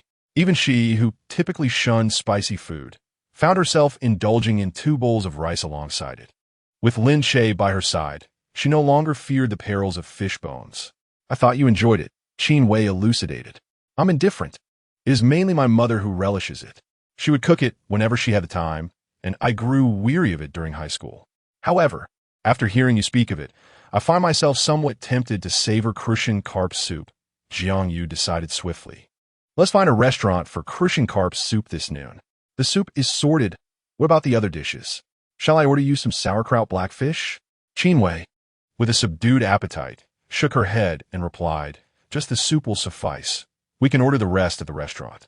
At the same hour, on separate tables, steaming bowls of fish soup were served. Lin Che devoured the fish meat with gusto, while Qin Wei sat staring at her bowl, unmoving. She had intentionally chosen a private dining establishment, renowned for its chef who had appeared on culinary shows. The pot of fish soup was a pristine white, exuding a delectable aroma that promised exquisite flavor even before tasting. Yet, Qin Wei refrained from eating the fish meat, instead only lifting a small bowl of soup to her lips, taking a few sips before setting it down.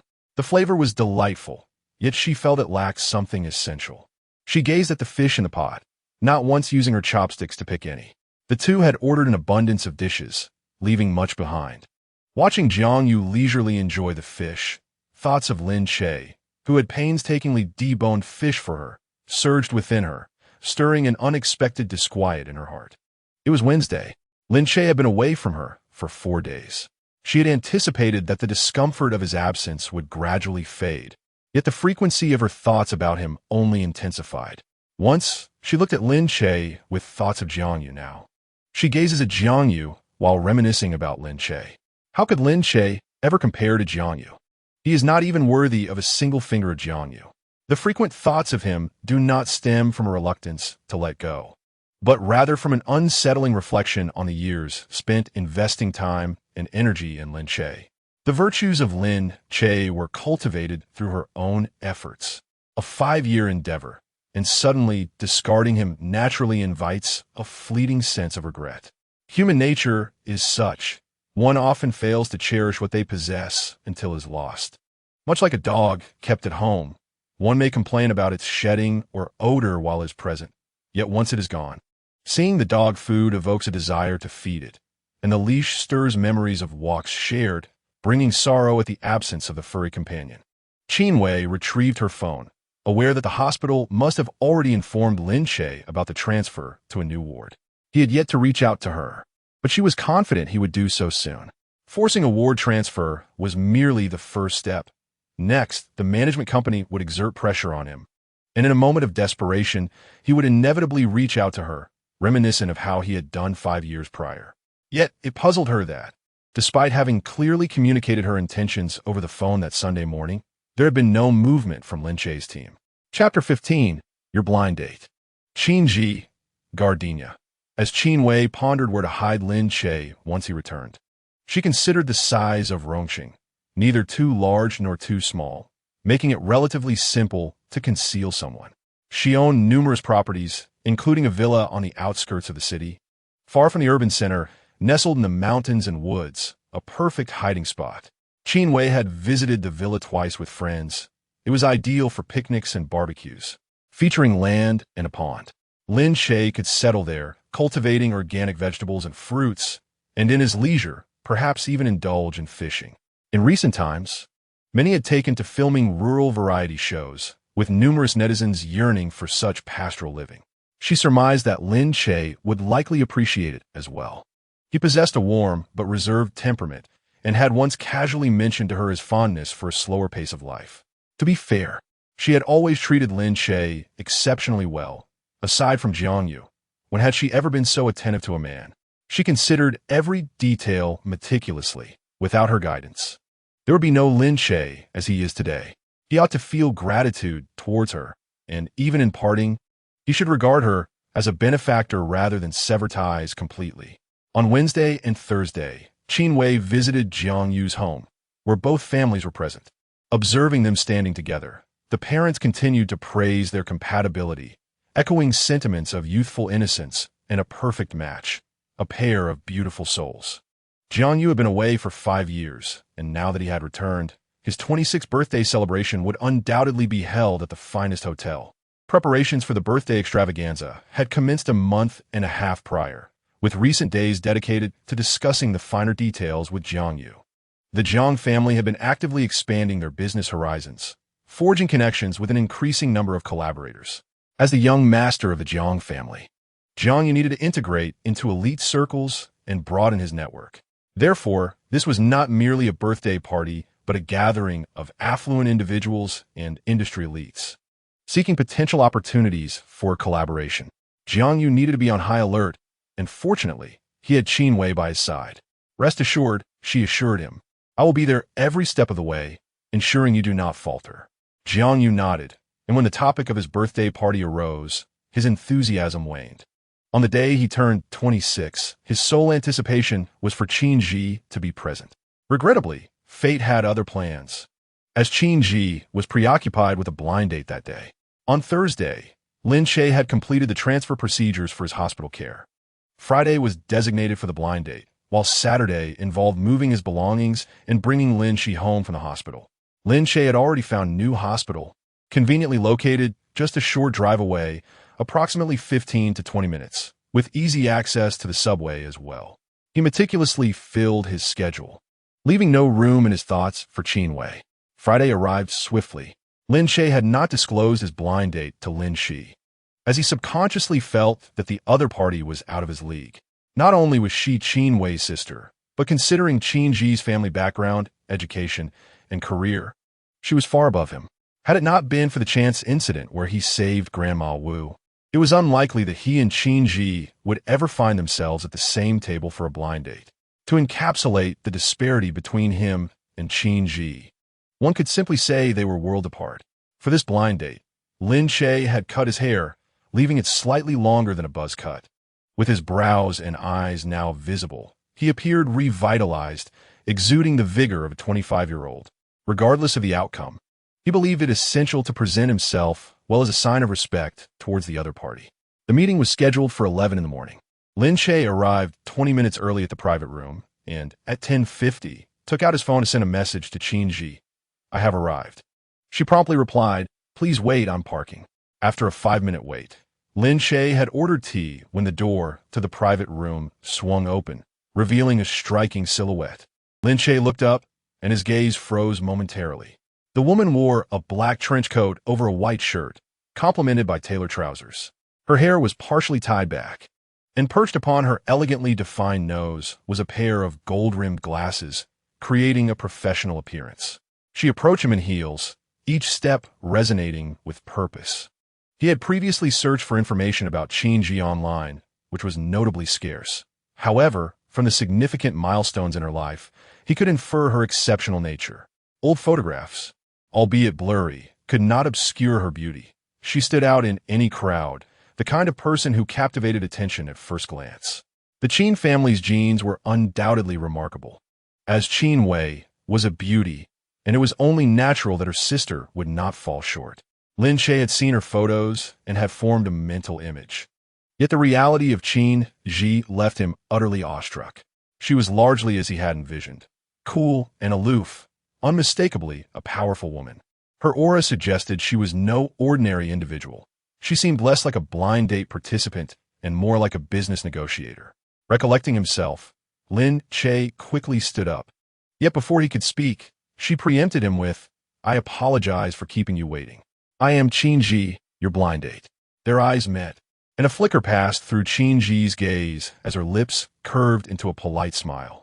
"Not all, I just arrived as well. Allow me to introduce myself anew. I am Lin Che, 25 years old and soon to be 26. Lin Che felt a twinge of awkwardness and nervousness, unsure of what to say next. They stood facing each other, yet neither had taken a seat, and now it was Qin Yi's turn to scrutinize him. Lin Che could distinctly sense her gaze traversing his face. Whether it was merely a figment of his imagination, he felt her look soften, even the lenses of her glasses seeming to radiate warmth.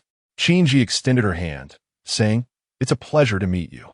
Lin Che lowered his gaze to the woman's slender fingers, gently grasping her hand in return.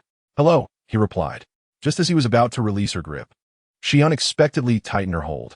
Lin Che's heart raced, his expression a mixture of surprise and confusion, yet he noticed her gentle smile. "Mr. Lin, I have a question to pose to you." Regaining his composure, Lin Che encouraged her to proceed. "Would you mind if your partner is 3 years older than you?" "Not at all." "Then, I have a form I would like you to fill out." "What form?" "A marriage application form." Chapter 16.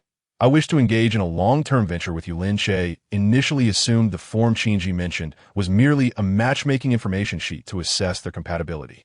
To his astonishment, she was indeed referring to a marriage application. At first, he thought she must have misspoken, but after scrutinizing her expression, he realized she was entirely serious. It was truly unexpected. Facing Qin Yi, Lin Che noted her demeanor remained gentle. Her eyes, hidden behind her glasses, resembled shards of ice melting under the sun.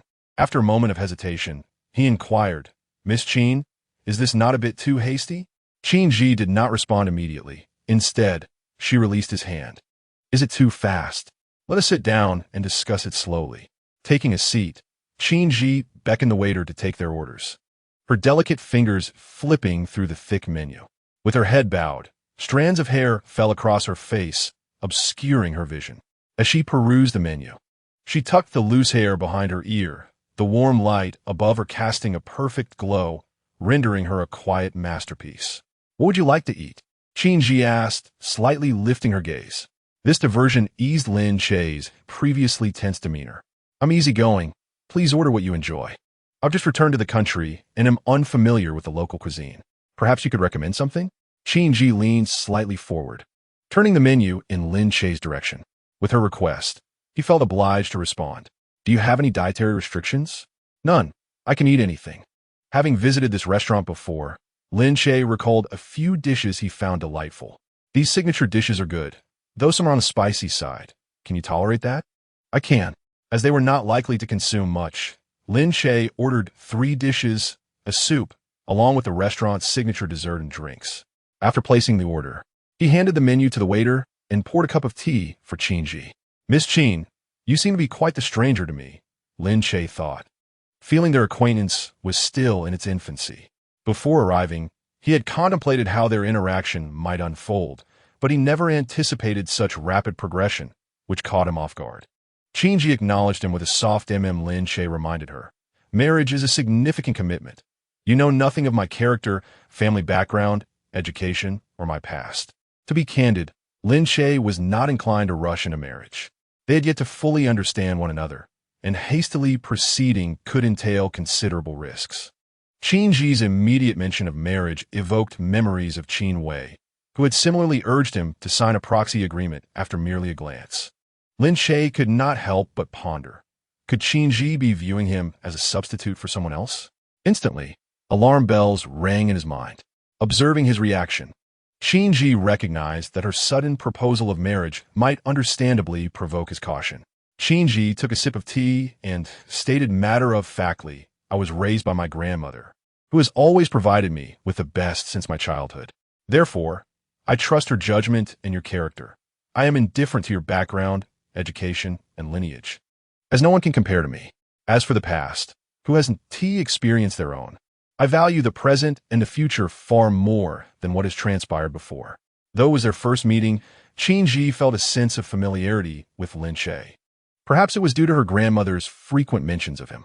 In her grandmother's words, Lin Che was attentive, considerate, kind, and filial, possessing great patience and culinary skills. Not to mention, he was handsome and had acted in television dramas. Upon hearing that he had acted in dramas, Qin Yi looked him up and was somewhat disheartened. In recent years, Lin Che's roles were less than admirable, portraying disfigured characters, beggars, or even elderly men, which seemed rather incongruous for someone in his 20s. However, it must be said that Lin Che's acting was genuinely commendable. He embodied these diverse roles effortlessly, intrigued by his body of work. Qin Yi met him today and found her grandmother's judgment to be quite astute. Just considering his visage, with features like stars in the night sky, he was unforgettable and aligned perfectly with her aesthetic sensibilities. Beautiful things uplift the spirit. Lin Che, in turn, was left with a lasting impression of Qin Yi, confident and vibrant. Her self-assuredness was far from off-putting when compared to Qin Wei. Nonetheless, one might wonder, such a significant commitment as marriage, how could one decide without contemplation? They had exchanged scarcely 10 sentences, shared a glance, and shook hands. Lin Che lacked the audacity to assume he possessed the charm of love at first sight. "Miss Qin, are you in a hurry to get married?" Qin Yi replied, "I am not in a rush. To me, marriage is an embellishment, something optional. Whether I have a partner or not, I can live quite well. However, in response to your question, I must admit I feel a sense of urgency. I am approaching 30 without ever having been in a relationship. My grandmother has expressed her concerns repeatedly. She is turning 80 this year. She fears that after she is gone, I will be left alone, without anyone to care for or cherish me. I left my parents at the age of 3 and was raised by my grandparents. Before my grandfather passed, his greatest worry was for me, lamenting that he would not witness me establish a family of my own. I have established my career. All that remains is to form a family. I wish to show my grandmother that I can do this while she is still here. She holds great affection for you, and being with you would put her mind at ease. But isn't that settling?" Qin Yi's words resonated with Lin Che, who began to understand. "Lin Che, consider this carefully. I assure you that marrying me will not be a disadvantage. I will not compel you to do anything you dislike. Each month, I will willingly transfer you 1 million, in addition to an unlimited black card. If you seek connections and resources, I can facilitate introductions. I speak plainly. If you truly have reservations, we can draft a prenuptial agreement. Feel free to voice your demands. I will accommodate you. In my view, marriage is not a constraint. I offer you freedom with the sole expectation of dignity and respect. At least in my grandmother's eyes, I wish for her to see me as happy. When the right time comes, if you wish to part ways, I will grant you your freedom." At the outset, Lin Che was under the illusion that it was not an illusion. Qin Yi indeed came to discuss business. After analyzing what Qin Yi had said, he realized it was genuinely alluring. This was far more generous than Qin Wei, who would casually part with millions. Lin Che felt a constriction in his throat. The current situation was miles apart from his expectations. It was difficult to refuse, yet equally challenging to agree. Years of experience had taught him that formidable temptations often concealed traps. "Miss Qin," he hesitated, struggling to find the right words. "If you were to marry any man at random, what would your family think? No parent desires their accomplished daughter to marry an ordinary man without due consideration. Qin Yi responded nonchalantly. I do not care about their opinions. Their thoughts are irrelevant to me.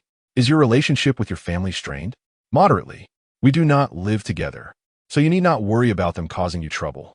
With her words, Lin Che felt a weight lift from his shoulders, and he began to ponder seriously whether he should consider this marriage. Chapter 17. Receiving a call from an ex-marriage is no trivial matter. It requires careful deliberation. To agree rashly could invite complications and demonstrate a lack of responsibility towards one's own life.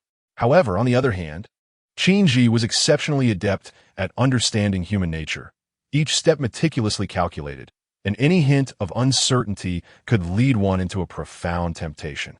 Her eyes, concealed behind lenses, seemed to penetrate the depths of his heart, causing Lin Che's heart to skip a beat as he quickly averted his gaze. Fortunately, at that moment, the waiter arrived with their meal. Let us eat first, Qin Yi suggested, graciously giving Lin Che a moment to collect himself. During the meal, their conversation was sparse, limited to commenting on the dishes. The selections Lin Che had made aligned perfectly with Qin Yi's taste. As she sipped her soup, she glanced up at Lin Che across the table. For Qin Yi, the idea of an arranged marriage was merely a formality to appease her grandmother. Prior to this encounter, she had held that belief, but upon meeting Lin Che, her perspective shifted slightly. Qin Yi was never short of admirers. Even abroad, countless men were eager to date her. Having encountered various types of men, she found Lin Che's presence uniquely captivating. He was 3 years her junior, a 25-year-old exuding maturity, possessing striking looks that matched her preferences. A mere glance at his face quickened her heartbeat. Beyond his attractive appearance, it was the effortless charisma and poise he exuded that drew her gaze. The warmth enveloping her made her remove her glasses. When Lin Che raised his eyes, he inadvertently met hers. Without the lenses, he could clearly discern the shape of her eyes and pupils. Her alluring, almond-shaped eyes, with their rare and bright black irises, were enchanting. Qin Yi spoke. I believe our tastes align quite harmoniously. Could this not be considered a form of destiny? Compatible tastes in a relationship may prevent certain misunderstandings. Just as they finished their meal and exchanged a few words, Qin Yi's phone rang. She apologized to Lin Che before answering, and she did not shy away from him during the call, clearly indicating it was an inconsequential matter. The room was quiet, and, even without the speakerphone, the sound was faintly audible. Upon answering the call, a man's voice resonated from the other end. Sister Ji, have you eaten? Today is my birthday, and many guests have arrived. Uncles and aunts are all here, but we are still missing you. He paused slightly, adopting a tone laced with trepidation. Do you have time to attend my birthday celebration? Qin Yi's expression remained serene. I have no time. She recalled clearly informing him a couple of days prior that she would be unavailable today. Why then did he still call to inquire? Unyielding, he pressed on. Is there truly no time at all today? What about this evening? Or perhaps tomorrow? None. Sister Ji, we are about to cut the cake. Could you utter a simple happy birthday to me? Irritation began to brew within Qin Yi, yet her visage remained calm. If there is nothing else, I will hang up. Wait. Sister Ji, if you don't want to say it, that's fine. Fearing to upset Qin Yi, Jiang Yu hastily shifted the topic. Would you like to have some birthday cake? This time, it's from your favorite brand. I had a special one made just for you. Shall I send it over now? No, thank you. As the words left her lips, Qin Yi decisively terminated the call, the entire exchange lasting no longer than 3 minutes. In comparison, it became evident that Qin Yi's demeanor toward Lin Che had been remarkably amiable. Lin Che had not intended to eavesdrop, but the profound silence rendered the sounds from her phone inescapable to his ears. If you have something to attend to, we can conclude early. I have nothing. Qin Yi placed her phone down. I've eaten lunch. Do you have any plans for the afternoon? Would you like to watch a movie? A new release has garnered quite positive reviews. Qin Yi nodded. While savoring a dessert, an idea struck her, and she smiled. I've heard you are quite adept at making desserts. My grandmother has sung praises of the cakes and cookies you prepare, claiming your skills rival that of a 5-star chef. That's an exaggeration. I only know how to cook home-style dishes. Qin Yi casually swirled her drink before her. But I am very much inclined to have some. What shall I do? I'll make some and bring it to you next time. Then it's settled. I want the cheese cookies that you often make for my grandmother. Very well. In just a few exchanges, their second meeting was effortlessly arranged. And Qin Yi's face lit up with joy. Let us secure the movie tickets first. I shall handle that. Lin Che retrieved his phone, preparing to show Qin Yi the film he had long cherished, when an unfamiliar call interrupted. Go ahead and answer it. All right. Concerned it might be a call from the hospital, Lin Che answered, placing the phone to his ear. Hello, it's me. A woman's voice momentarily bewildered Lin Che, and he gently inquired, Who are you? Did you dial the wrong number? Lin Che, you can't even recognize my voice anymore. This voice was unmistakably irritable, sharp, and grating, likely audible even to Qin Yi on the other side. At last, Lin Che recognized it. It was a call from Qin Wei. He quickly cast a glance at Qin Yi before asking, What is it? Lin Che, you need to immediately remove my phone number from the blacklist, as well as my WeChat. In her mobile phone, Qin Wei exhaled heavily. The lessons of the past few days should have taught you a lesson, right? Without me, you are utterly incapable of accomplishing anything. Since I am in a good mood today, if you admit your mistake, I shall forgive you and allow you to return to my side. I have already arranged a place for you. There's a villa in the outskirts that would suit you perfectly. Lin Che furrowed his brow and glanced outside, uncertainly questioning, It's not yet evening. What dream are you having? Lin Che was rendered speechless. He suspected that Qin Wei must have taken some wrong medication recently, for she seemed unable to comprehend even the simplest of conversations. Just last week, it was she who had urged him to leave, making it abundantly clear that the contract of substitution had concluded, and from then on, they would be strangers. Now she was demanding his return, claiming that the punishment had ended. What lesson was there in leaving her? This was clearly a reward, was it not? They had already parted ways. He was under no obligation and had no intention of wasting time arguing with Qin Wei. He had made his stance abundantly clear. He was not the kind of man to forsake a golden opportunity for imprisonment. Lin Che set his phone down, terminating the call in one fluid motion, ultimately ensuring that this number would be blocked. This was the first time in many years that Lin Che had unilaterally ended a call with Qin Wei. During the period of substitution, his phone had been on 24/7, as Qin Wei needed him at her beck and call. Not only that, she had even gifted him a custom watch to monitor his whereabouts. He had no freedom, akin to a dog adorned with a tracking collar, stripped of all dignity. Chapter 18. Flights of fancy 3 hours earlier, Qin Wei had attended Jiang Yu's birthday banquet, accompanying him as he maneuvered through the crowd, introducing him and sharing her connections. Jiang Yu had been abroad for 5 years, and he had forgotten many people. Fortunately, Qin Wei discreetly reminded him, sparing him from embarrassment. After the event, he felt exhausted and could not help but think how wonderful it would be if Qin Yi were present. Just gazing at her would bring him immense relief. After 5 years apart, the younger son of the Jiang family had matured impressively, growing increasingly handsome. Indeed, witnessing his growth, it was surprising how much he had transformed during his time abroad, becoming more composed and refined. Then, looking at Qin Wei beside him, it was evident they were a match made in heaven.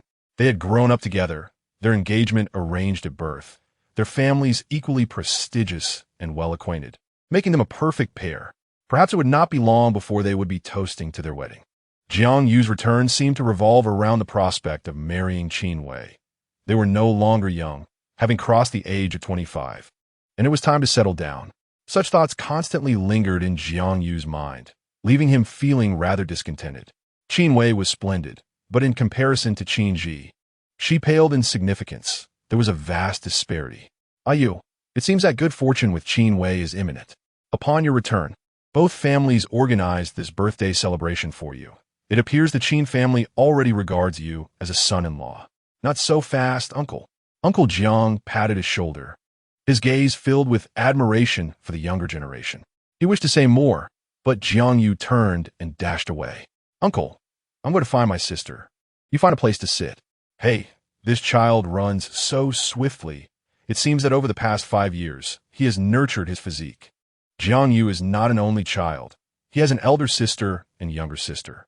His elder sister, Jiang Yun, is 28 years old, while his younger sister, Jiang Yu, is 22 this year. The Jiang family does not adhere to the traditional mindset of valuing sons over daughters. Rather, they believe that greater ability entails greater responsibility. Currently, Jiang Yun manages the Jiang Group, and with Jiang Yu's return, it is essential to assign him a position to evaluate his capabilities. This birthday banquet serves as Jiang Yu's stage, as well as a test from his family. So far, it appears to be proceeding without error, which is quite satisfactory. Turning away, Jiang Yu refrains from seeking out his sister. He is in a rather dismal mood. The guests today either speak of him or mention Qin Wei, binding them together in an inescapable fate. He fears that he may inadvertently be compelled to marry Qin Wei. Had Qin Yi not appeared, perhaps Qin Wei would have been an excellent choice. They grew up together, and during his childhood ailments, she supported him immensely. However, affection cannot blossom merely from acts of kindness. He harbors no romantic feelings for Qin Wei. Due to the relationship between their families, he finds it difficult to outright reject her. If only Qin Yi were to reciprocate his feelings, he would not have to force himself to maintain this connection. All being daughters of the Qin family, why can he not choose one who aligns with his own desires? After sitting in the lounge for a while contemplating his strategy, he received a call from his elder sister. "Xiao Yu, where have you gone? It's your turn to come out and cut the cake." "I'm in the lounge." "Just a moment.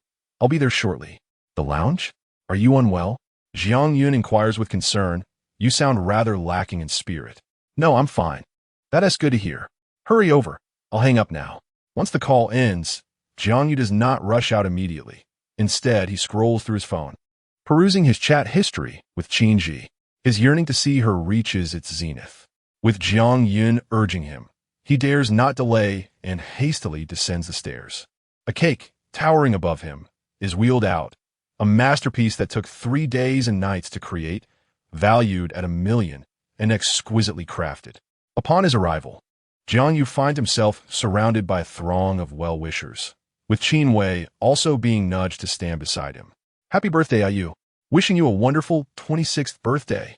The opulent hotel hall reverberates with the birthday song as friends and family envelop Jiang Yu in celebration. Dressed in a striking white suit with a bow tie, he exudes elegance and nobility, resembling the quintessential Prince Charming in the eyes of many young ladies present, who secretly admire Qin Wei for having the prospect of marrying such a fine man. Of course, Qin Wei is no less impressive, donning a silver gown from this autumn's latest collection, accentuating her figure beautifully. Standing together, they embody the epitome of a handsome man and a graceful woman. "Yu," Qin Wei speaks gently, lighting the birthday candles herself. "Make a wish and blow out the candles." Jiang Yu surveys his surroundings, under the gaze of the crowd. He clasps his hands together, closes his eyes, and fervently wishes, "May Sister Zhizhi come to like me and agree to marry me."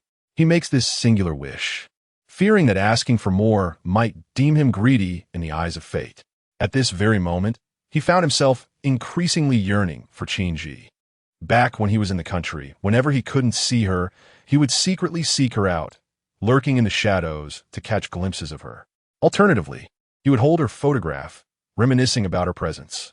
It dawned upon him that he had not seen Qin Yi for nearly 2 weeks, despite returning for several days.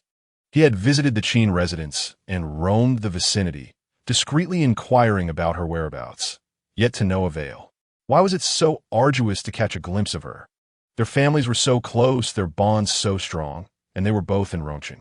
Jiang Yu felt a tinge of disappointment, which was evident on his face. How could one make a wish while wearing a frown? Zhang's mother gently ruffled his hair. Jiang Yu looked up because this wish is monumental and rather difficult to realize.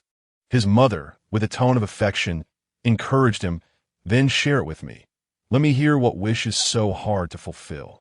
If my son has a wish, I, as his mother, will strive to help him achieve it, provided it isn't too outrageous."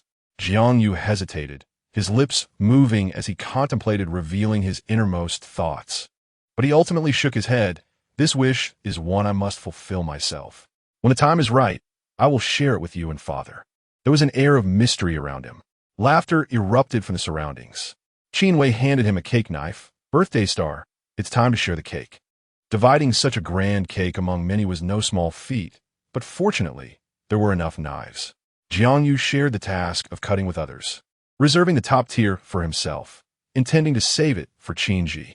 Naturally, the birthday star had no objections, with a cake of such magnitude. Even a layer less would not be missed. After the cake was sliced, Jiang Yu took a piece and settled into a spot, savoring the rich cream that spread delightfully across his palate without overwhelming his senses. Through years of observation, he knew Qin Yi had a penchant for desserts. He recalled having sent her photos of the cake earlier, and upon receiving no response, he set his piece down and sought a quiet corner to call her. The call connected, and Qin Yi answered. The mere thought of hearing her voice made Jiang Yu's throat dry. He hesitantly asked, "Sister Ji, have you eaten? Today is my birthday, and many guests have come, including uncles and aunts. We are merely missing you. Do you have time to join my birthday celebration?" After speaking, he bit his lip in anticipation. No time. Chapter 19. The dog has run away. How could there be no time? The entire Qin family was present.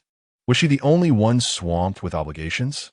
Moreover, he had inquired with Uncle Qin, who had assured him that there was little to attend to at the company towards the year's end. Thus, it seemed that Qin Yi was not genuinely busy, but rather unwilling to come.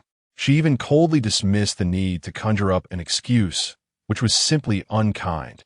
Jiang Yu was not one to surrender easily. If she claimed to be busy, he would press for a specific time. He refused to believe she could be perpetually unavailable. A determined suitor would persist. How could he not win her over with a little more effort? Did she truly have no time at all? Perhaps in the evening? Or even tomorrow would suffice. He continued to inquire, unyielding, until he detected her growing impatience. All he longed for was to hear her voice a little longer, to receive a simple birthday wish from her on this special day. Such a modest request, yet Qin Yi seemed unwilling to grant it, even threatening to end the call. The entire conversation lasted less than 3 minutes, with him speaking throughout while Qin Yi managed to utter a mere 16 words. Before he could fully comprehend the situation, the call abruptly ended. Staring at the darkened screen of his phone, Jiang Yu lowered his gaze, gritting his teeth and pressing his lips together. Despite the amicable relationship between their families and the length of time he had known Qin Yi, why was it so difficult to penetrate the walls of her heart? Qin's parents held him in high regard, and Qin Wei had always trailed closely behind him since childhood. Yet, only Qin Yi treated him with cold indifference, remaining oblivious to his every effort. Could it be that Qin Yi harbored disdain for him? After all, he had done nothing to deserve it. He had dedicated himself to self-improvement, honed his physique, and even traveled abroad alone. Had she not noticed any of his endeavors? Frustrated, Jiang Yu found the once delightful cake on the table had turned cloyingly sweet, rendering it nearly inedible. In a fit of anger, he hurled the cake into the trash bin at his feet. This scene was fortuitously witnessed by Qin Wei as she approached. "Jiang Yu, why did you throw away the cake?" Jiang Yu froze, feeling a surge of guilt at being caught in a moment of vulnerability, his gaze evasive. "I'm just feeling a bit down and not in the mood to eat." "You seemed fine earlier," Qin Wei observed keenly, having noticed his unusual demeanor while he was cutting the cake. "Perhaps you're just fatigued from the recent events, coupled with the time difference. It's understandable, especially since I heard you had trouble sleeping last night." Jiang Yu hastily concocted an excuse, attempting to deflect her concern. "Yes, you're right. It's only been a few days since your return, and being thrust into such a grand banquet is quite overwhelming," she said, stepping closer in an effort to console him. However, unexpectedly, Jiang Yu rose abruptly, sidestepping her approach. Wei, I'm feeling a bit unwell. I think I'll retreat to the lounge to take some medication. Could you manage things here for me?" With a look of concern, Qin Wei asked, "Are you feeling very unwell? Should we go to the hospital?" "No need. It's an old issue. A bit of medication will suffice." Jiang Yu had always had a delicate constitution, and while at home, he could take the time to recuperate. The stark dietary differences abroad had aggravated his stomach. Thus, when he used his gastric ailment as an excuse, Qin Wei did not suspect anything amiss. Watching him enter the elevator, she took a seat in the spot he had just vacated. Initially intending to check her phone, she inadvertently found herself scrolling to Lin Che's number. She dialed. Yet, as before, the call went unanswered. He remained on her blacklist. At that moment, shouldn't Lin Che be desperate enough to reach out to her, seeking reconciliation? After all, the hospital had already notified him of his room transfer, and she had ceased covering his exorbitant medical expenses. Furthermore, Lin Che's agency, under her subtle guidance, would not allow him an easy path. Everything seemed to revert to how it had been 5 years prior. Why was her phone devoid of any notifications? The silence unnerved Qin Wei, as if something was slipping from her grasp, eluding her control. Just then, a passing waitress caught her eye. "Come here for a moment," she called out. The waitress paused momentarily before hastily approaching her. "Could I borrow your phone for a moment? I need to make a call." Without hesitation, the waitress produced her phone and handed it to Qin Wei. Qin Wei grasped her phone and dialed the number displayed on the screen. The call connected, and within moments, she heard Lin Che's voice. His tone was melodious, a quality his agency had once suggested he should record, a proposal Qin Wei had firmly rejected. She was acutely aware that given even the slightest opportunity, Lin Che would rise to prominence, drawing the public's attention, a scenario she wished to avoid at all costs. His failure to recognize her voice immediately caused her expression to darken. With a commanding presence, she spoke. "Lin Che, you must remove my phone number from your blacklist immediately. The lessons from my recent experiences should have taught you enough. Without me, you are utterly incapable of achieving anything. Given my current favorable mood, if you admit your mistake, I shall forgive you and allow you back into my life. I've arranged a residence for you, a suitable villa on the outskirts of the city." How magnanimous of her, extending an olive branch while providing a ladder for him to descend from his lofty position. Yet before evening fell, he hung up. What? The moment her words trailed off, he severed the connection. This was an unprecedented occurrence, and Qin Wei clenched her phone tightly, her anger intensifying. She contemplated calling him back, only to be met with the familiar reminder. "Sorry, the number you dialed is currently in use." He had even blocked this number. Did he truly harbor such disdain for her? Indeed, once a dog escapes its watchful eye, it becomes wild. Lin Che was the dog she had spent 5 years training, and now that he had run away, it rendered her efforts futile. How could she not feel disheartened and enraged? Her heart ached as if countless ants were gnawing at it. Consumed by fury, Qin Wei disregarded her surroundings and smashed her phone. A nearby attendant gasped at the sight of the shattered device, exclaiming, "That was my new phone." Qin Wei, who typically maintained a polished exterior, was not known for her temper. Her usual demeanor was one of feigned gentleness and grace, making her current unrestrained display of anger a rare sight.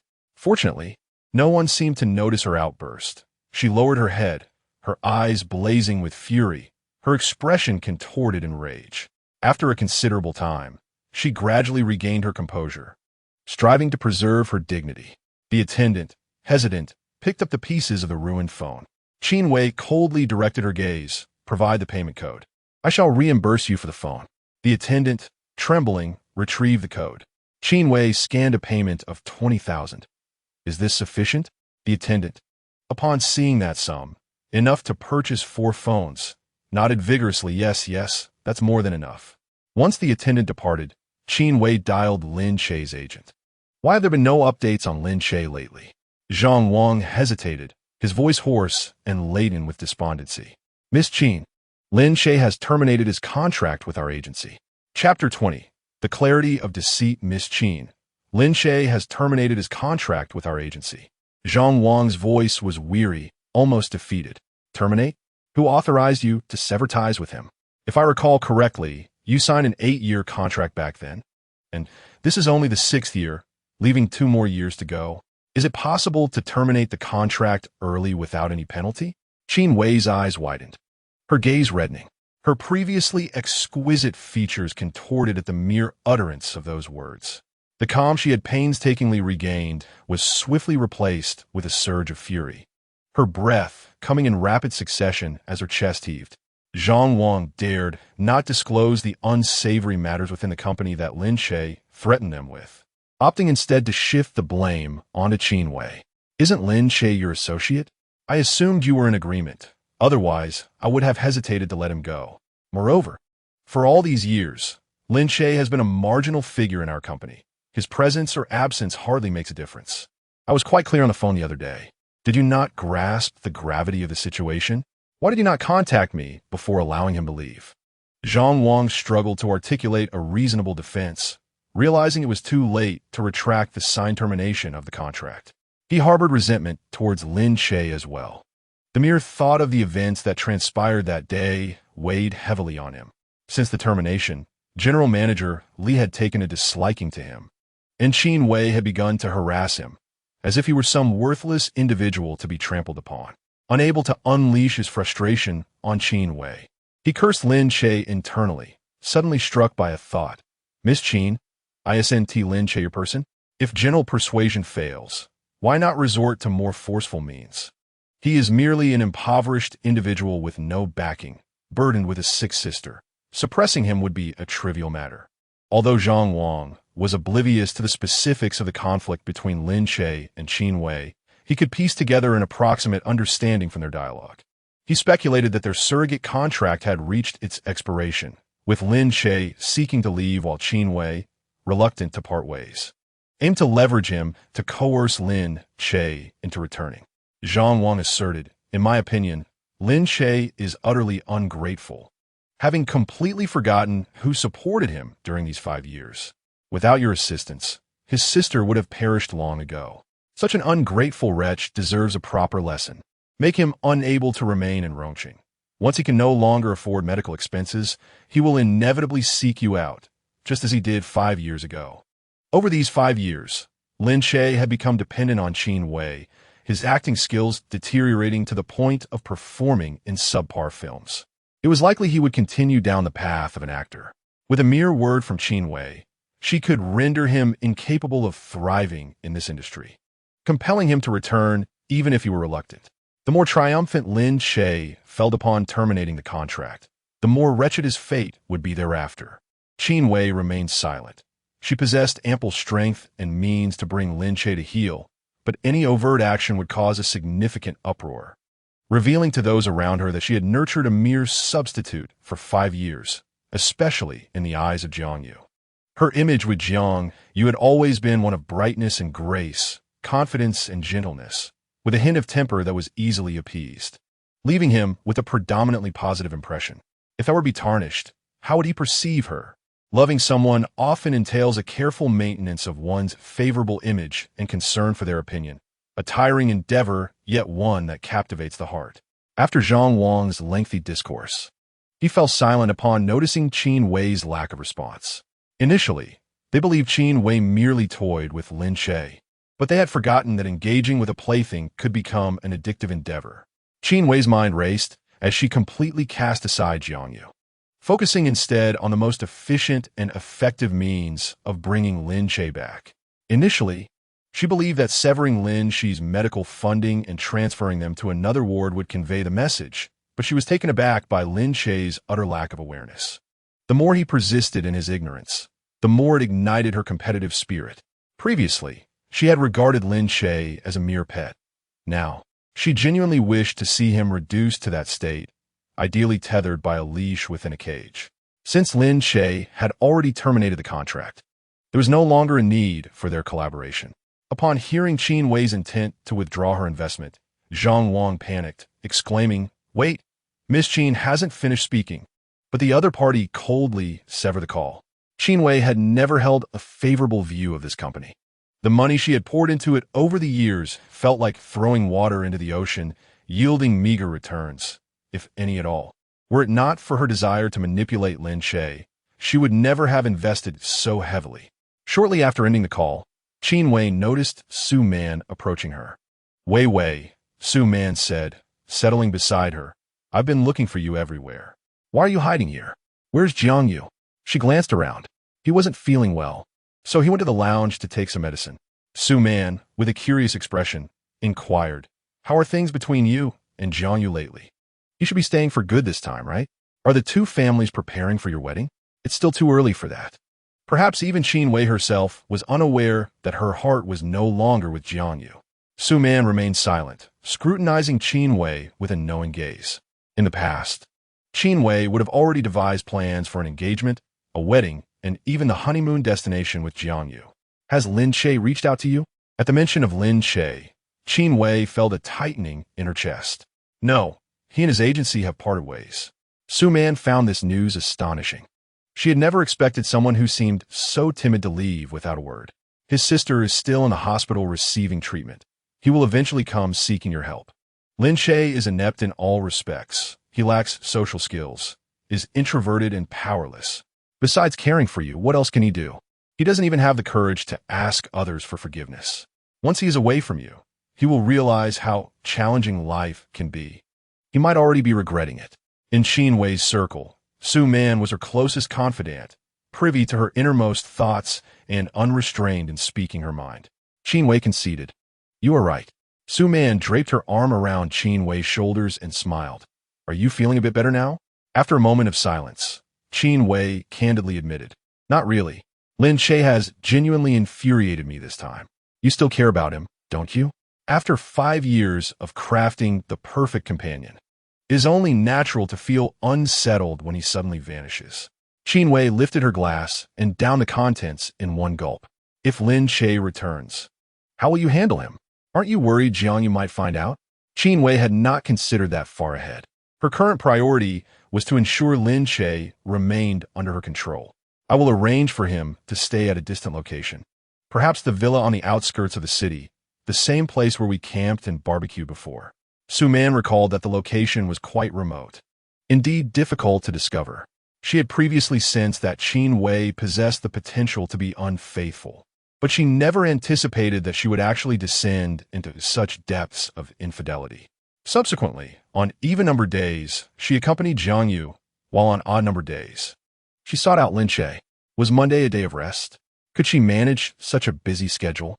Qin Wei poured herself another glass of wine, replying, Let us discuss it when I tire of this. Su Man mused silently. After 5 years, she is yet to grow weary. How much longer until she does? It seems that the one who may ultimately bore her could be Jiang Yu. Chapter 21. Would you marry a dog and have children? Qin Wei did not perceive any wrongdoing in her actions. She regarded Lin Che much like a pet dog that she had raised for 5 years. This familiarity bore no emotional ties. Thus, she felt she had not betrayed Jiang Yu on an emotional level. For instance, while she aspired to marry Jiang Yu and establish a family with children, she could never envision doing the same with Lin Che, who, after all, would marry a dog and have children with it. Throughout these 5 years, she had merely considered Lin Che a highly capable servant. They shared no physical intimacy nor any desires of that nature, maintaining a remarkably pure employer-employee relationship.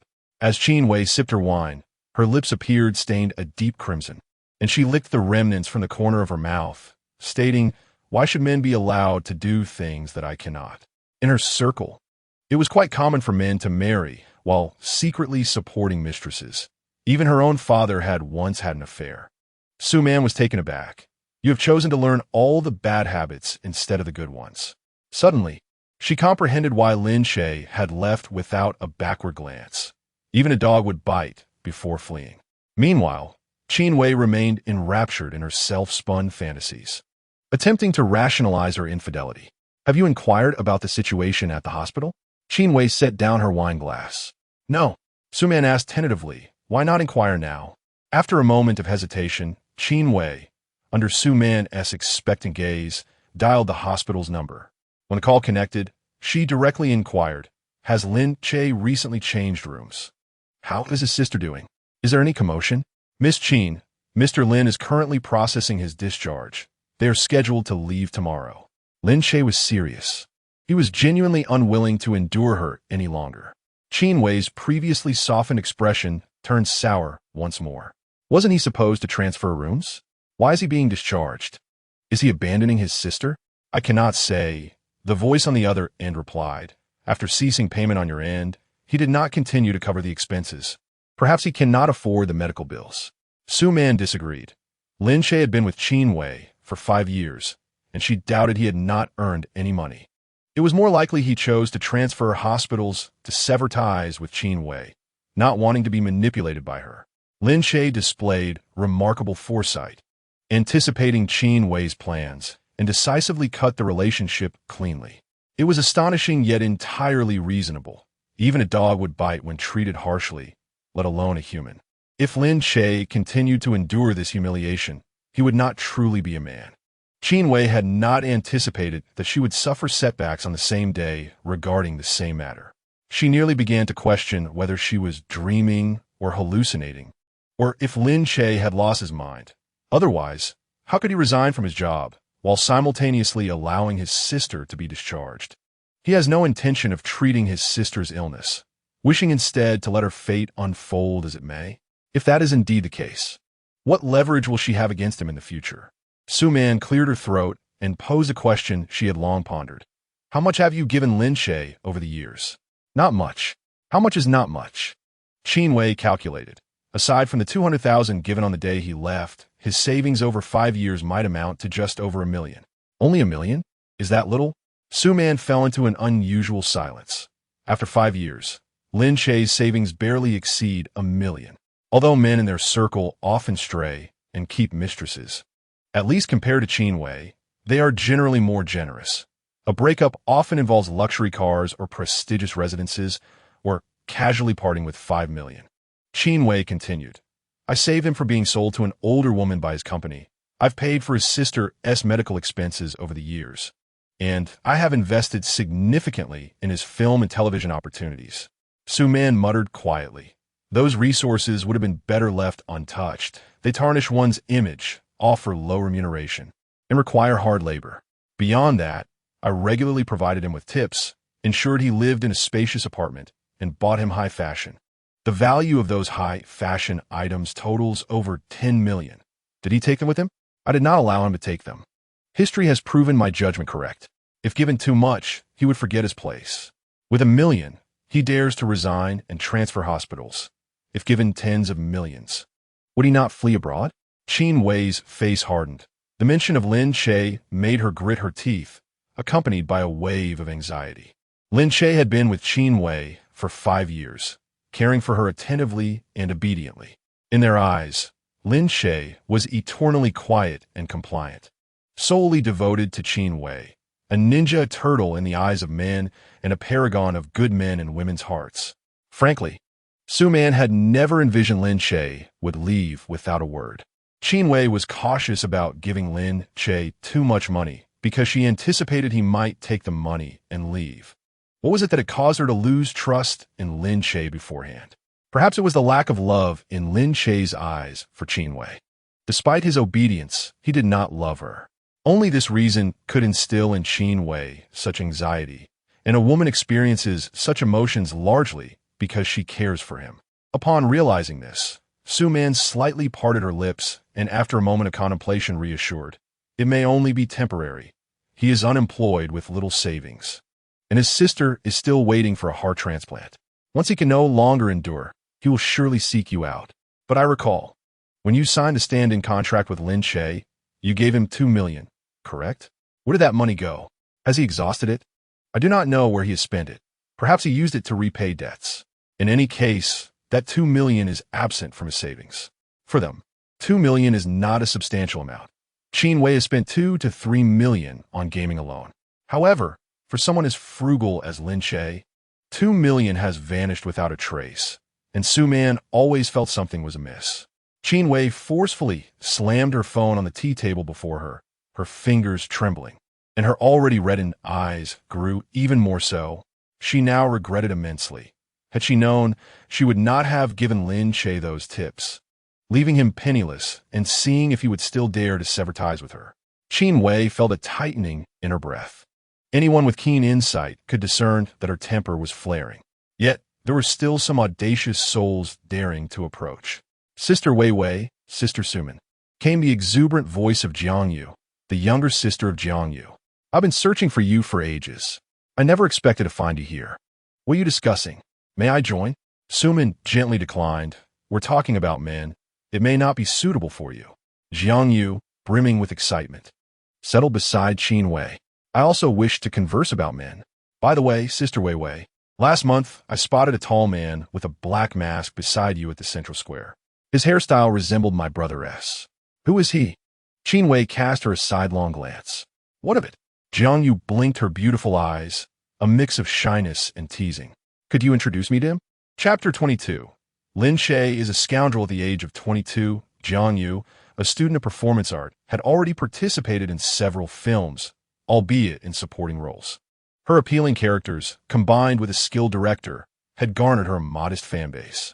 Most of her time was spent either at school or on set, resulting in limited interactions with Qin Wei and her companions. The relationship between Qin Wei and her brother was well understood. Both families tacitly accepted the notion of their eventual union, and Jiang Yu considered Qin Wei to be her sister-in-law. As the pampered youngest daughter of the Jiang family, Jiang Yu had not encountered much adversity and lacked the ability to read social cues. Her innocent demeanor radiated as she affectionately linked arms with Qin Wei, playfully pouting. "Sister Wei Wei, please introduce me. I am genuinely interested in him."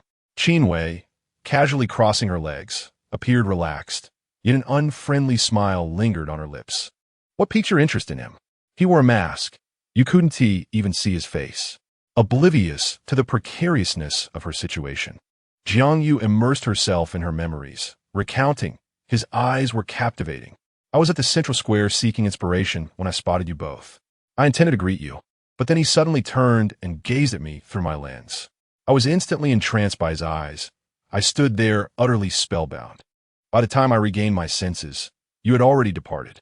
Though the man had obscured his face, his hairstyle, physique, complexion, and charisma unmistakably indicated that he was quite handsome, especially his mesmerizing eyes. Jiang Yu had never encountered such a striking pair before. She had swiftly captured a candid shot, which still resided in her phone's gallery. Qin Wei had long recognized that Lin Che's visage attracted women, but she had not anticipated that merely his eyes could captivate Jiang Yu. He was, indeed, a source of chaos. A cold smile danced in Qin Wei's heart as her gaze fell upon Jiang Yu's hand clinging to her arm. It was evident that she was genuinely enamored with Lin Che, her excitement palpable. Was this what they termed love at first sight? "Sister Wei Wei, what is his name? May I have his contact information? Is he one of your employees? I saw him driving for you that day. Is he your bodyguard or assistant?" Jiang Yu chirped like a sparrow, her incessant chatter causing Qin Wei's temples to throb. "He is nothing but a scoundrel, relying solely on his good looks to deceive unsuspecting young women like you. Do not be foolish." Jiang Yu, however, finds it hard to believe that someone with such captivating eyes could be a villain. Qin Wei scoffed, questioning her naivety. "How could you not believe it? Do you know him? Do you truly trust those enchanting eyes or the wisdom of your sister, who has known you for 20 years? Yeah, I would never harm you. My intention in sharing this is to steer you away from deceitful men. You are too innocent and easily misled. Be cautious when you venture out. Moreover, I must inform you that this man is also an actor who has resorted to numerous distasteful and degrading acts for the sake of gaining resources." "Such as?" Jiang Yu inquired, apprehensive yet intrigued.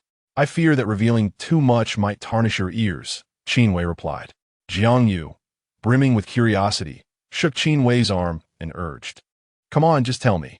For instance, he may have sold his body for resources being kept by others. Many in the entertainment industry ascend through unscrupulous means, and with a face like his, he can easily charm both men and women alike.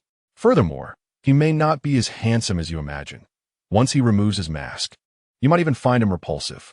Knowing the type of individuals Jiang Yu detested, Qin Wei relayed her thoughts with vivid descriptions of his repulsiveness. She spoke of his unscrupulous tactics, labeling him as a homewrecker who intrudes on others' relationships, lacking fame while flaunting a big ego, bullying newcomers on set, neglecting his craft in pursuit of shortcuts, and misusing stunt doubles. Indeed, Jiang Yu's eyes widened in horror, and her interest in this man evaporated in an instant. Simultaneously, she felt a deep sense of disappointment and frustration, never anticipating that she would misjudge someone so severely. After all, she had finally encountered someone who had captured her heart at first glance, only to discover he was such a vile person. Was she destined to attract the worst? It is worth mentioning that this was not Jiang Yu's first encounter with infatuation. The last time she felt this way was 7 years ago. Back then, she stumbled upon a short drama on a friend's phone, featuring a male supporting character with striking looks. However, time had dulled her memory, and amid the trivialities of life over the years, she had forgotten both the drama and that character. She only recalled that he possessed a pair of bright, clear eyes, and a fleeting glance reminded her of her youthful awakening to love. Recently, she had taken on a new role in a play centered around unrequited love, portraying the female lead for the first time. She cherished this opportunity deeply, but her nerves and lack of experience made it challenging to immerse herself in the character. Now, she seemed to grasp that feeling. "Vivi, what is that man's name?" Qin Wei's demeanor suddenly shifted, her eyes narrowing slightly, feigning a smile that did not reach her eyes. "What? Are you still interested in such a scoundrel?" No, I absolutely have no interest," Jiang Yu hastily denied, adding, "I merely wish to know his name. In case I accidentally encounter him again, I would like to be prepared and keep my distance." Qin Wei's gaze deepened as she gently stroked Jiang Yu's hair, her voice softening. "His name is Lin Che, with Che meaning clear. Remember to steer clear of this name in the future. He is the master of deception. Do not fall for his tricks." "I understand." The name sounded so pristine, yet the person turned out to be so sordid. Jiang Yu found herself deeply disappointed. It appeared that Sister Wei was quite familiar with him. Without the slightest hint of dismay, Qin Wei scoffed and remarked, "Because he once attempted to seduce me, and I gave him a severe lesson." After clarifying her doubts, Jiang Yu departed, and as she observed the young girl's retreating figure, Su Man felt a chill run down her spine, a layer of cold sweat forming at the nape of her neck. From their earlier exchange, she discerned that Qin Wei was the one who had studied acting, her expressions and tone impeccably crafted. Had she not known Lin Che, she might have believed her. It was surprising that Qin Wei would resort to such vile tactics to tarnish Lin Che's reputation merely to quell Jiang Yu's affections. The smile on Qin Wei's face had vanished, and as she traced the wine stains on the rim of her glass, her demeanor darkened. The fleeting fierceness in her expression was so quick that it seemed almost illusory. By the time Su Man focused her gaze again, it had completely dissipated. Qin Wei's feelings for Lin Che transcended a mere contractual relationship, resembling more the fervor of a possessive lover rather than that towards a mere pet. She bore a fierce animosity towards anyone who showed interest in Lin Che, her eyes brimming with an almost palpable jealousy. Su Man had previously entertained a fanciful notion that perhaps one day, when Qin Wei grew bored, she could take Lin Che under her wing to elevate her own standard of living, as she could easily provide what Qin Wei had. However, witnessing the current dynamics, such a possibility seemed utterly implausible. Chapter 23. A fine waist at the same time, Lin Che suddenly turned his head and sneezed, prompting Qin Yi, seated across from him, to inquire whether he was catching a cold. Lin Che touched the tip of his nose and replied, "No, just a sudden itch." The weather had been turning chilly rapidly. He ought to be cautious not to catch a cold. As Qin Yi spoke, her gaze drifted towards the sky outside, pondering whether it would snow in Rongqing this year. It was uncertain, as it seldom snowed in the south. 2 years prior, there had been a mere dusting of flurries. Retrieving her gaze, Qin Yi rested her chin on her hand, looking intently at Lin Che. "I quite enjoy snowy days. What about you?" "I like them as well." Before his parents' unfortunate accident, Lin Che had originally planned to apply to universities in the north. He yearned to experience a different way of life, to strive for his career, and to witness the winter snows. However, after his sister fell ill and was hospitalized, he could not bear to leave her side, becoming preoccupied with earning money, and gradually forgot about those aspirations. "Then we should set a time this year to watch the snow together." Lin Che was taken aback, gazing at Qin Yi, who was resting her chin and earnestly looking at him. It might have merely been a polite remark, yet stirred something within him. Qin Yi adored the snow. Qin Wei despised it. Qin Wei, with her frail constitution, loathed the cold and detested winter, often falling ill and then sulking, finding fault with Lin Che at every turn. She epitomized the sentiment of misery loves company. If she couldn't enjoy herself, neither should he. In winter, she would compel Lin Che to leap into a lake to retrieve hair ties she had carelessly tossed in, watching him shiver in the icy water, his face paling until he found it, only then granting him permission to emerge.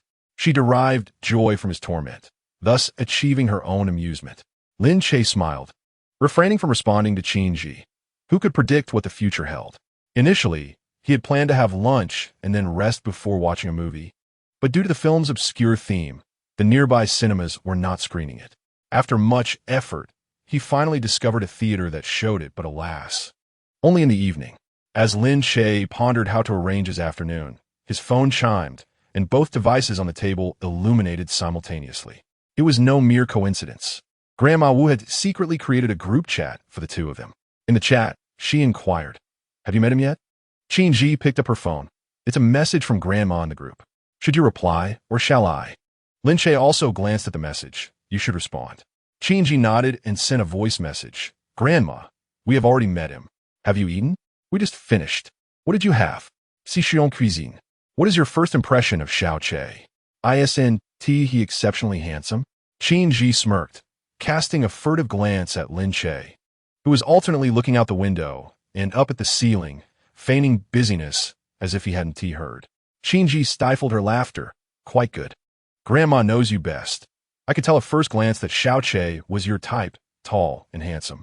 There aren't many good men like him, so you must seize the opportunity. If you miss out, Grandma will be saddened." Clearly, Grandma Wu had mistaken the group chat for a private conversation. Qin Yi did not intervene, but continued to listen as Grandma rambled on. She played the voice message aloud, ensuring not only she could hear it, but that Lin Che could as well. While Lin Che could pretend not to see, he could not feign deafness. Grandma Wu's praise for Lin Che brightened her spirits, and she grew increasingly animated in her discourse. "Gigi, let me tell you, Xiao Che has an exceptionally strong waist. Once, when I fell, he lifted me effortlessly, not even swaying. I discreetly felt it, firm, at least an 8-pack. And look at his nose, his Adam's apple. And those fingers, they indicate prowess in that department, and he possesses great strength. He is my carefully selected grandson-in-law after 2 years of observation. My judgment is impeccable. If you both find each other appealing, don't hesitate to marry and relish a happy life together. Who knows, perhaps next year I might hold my great-grandchild." Grandma Wu chuckled as she spoke. Even Qin Yi, who had spent 6 years in such an open country, felt a bit embarrassed as she fidgeted with the table. Nonetheless, she maintained her composure and boldly glanced at Lin Che, her gaze sweeping over his face and lingering on his moving Adam's apple, then trailing downward, curious to see if his waist was indeed as commendable as Grandma described. Unfortunately, the table obstructed her view, though his fingers were undeniably long. Lin Che's fingers were long and well-defined, the kind that could elegantly play the piano, fingers that inspired a desire to intertwine. He pressed his lips tightly together, feeling his ears grow warm as he noticed Grandma Wu still sending voice messages, each lasting a minute. He could only imagine the explicit content of her words as he saw Qin Yi intent on continuing to listen in his presence. In a hurry, he quickly sent a sticker, one from the beloved series of blooming flowers favored by the elderly, depicting a lotus flower gradually closing in on itself. "Grandma Wu, I'm here." Grandma Wu might not have realized it at first. After a minute of silence, she sent a peony emoji, accompanied by a message. "Good afternoon. Life is vibrant and full of flavor. Xiao Che, I wasn't aware you were in the group chat. I thought I was conversing privately with Gigi. I meant no harm, just to praise your physique, your stamina, and your looks. Of course, Gigi is no less. Her figure is splendid, though she isn't fond of dressing up. I have a long-kept photo to share with you." After saying this, Grandma Wu sent a picture. In the photo, Qin Yi is adorned in a striking red dress, swaying gracefully.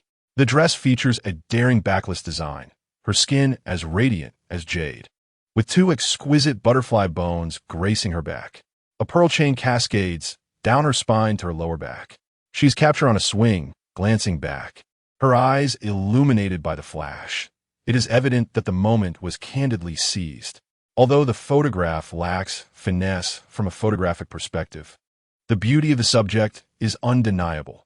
She looks enchanting from every angle, leaving an indelible impression.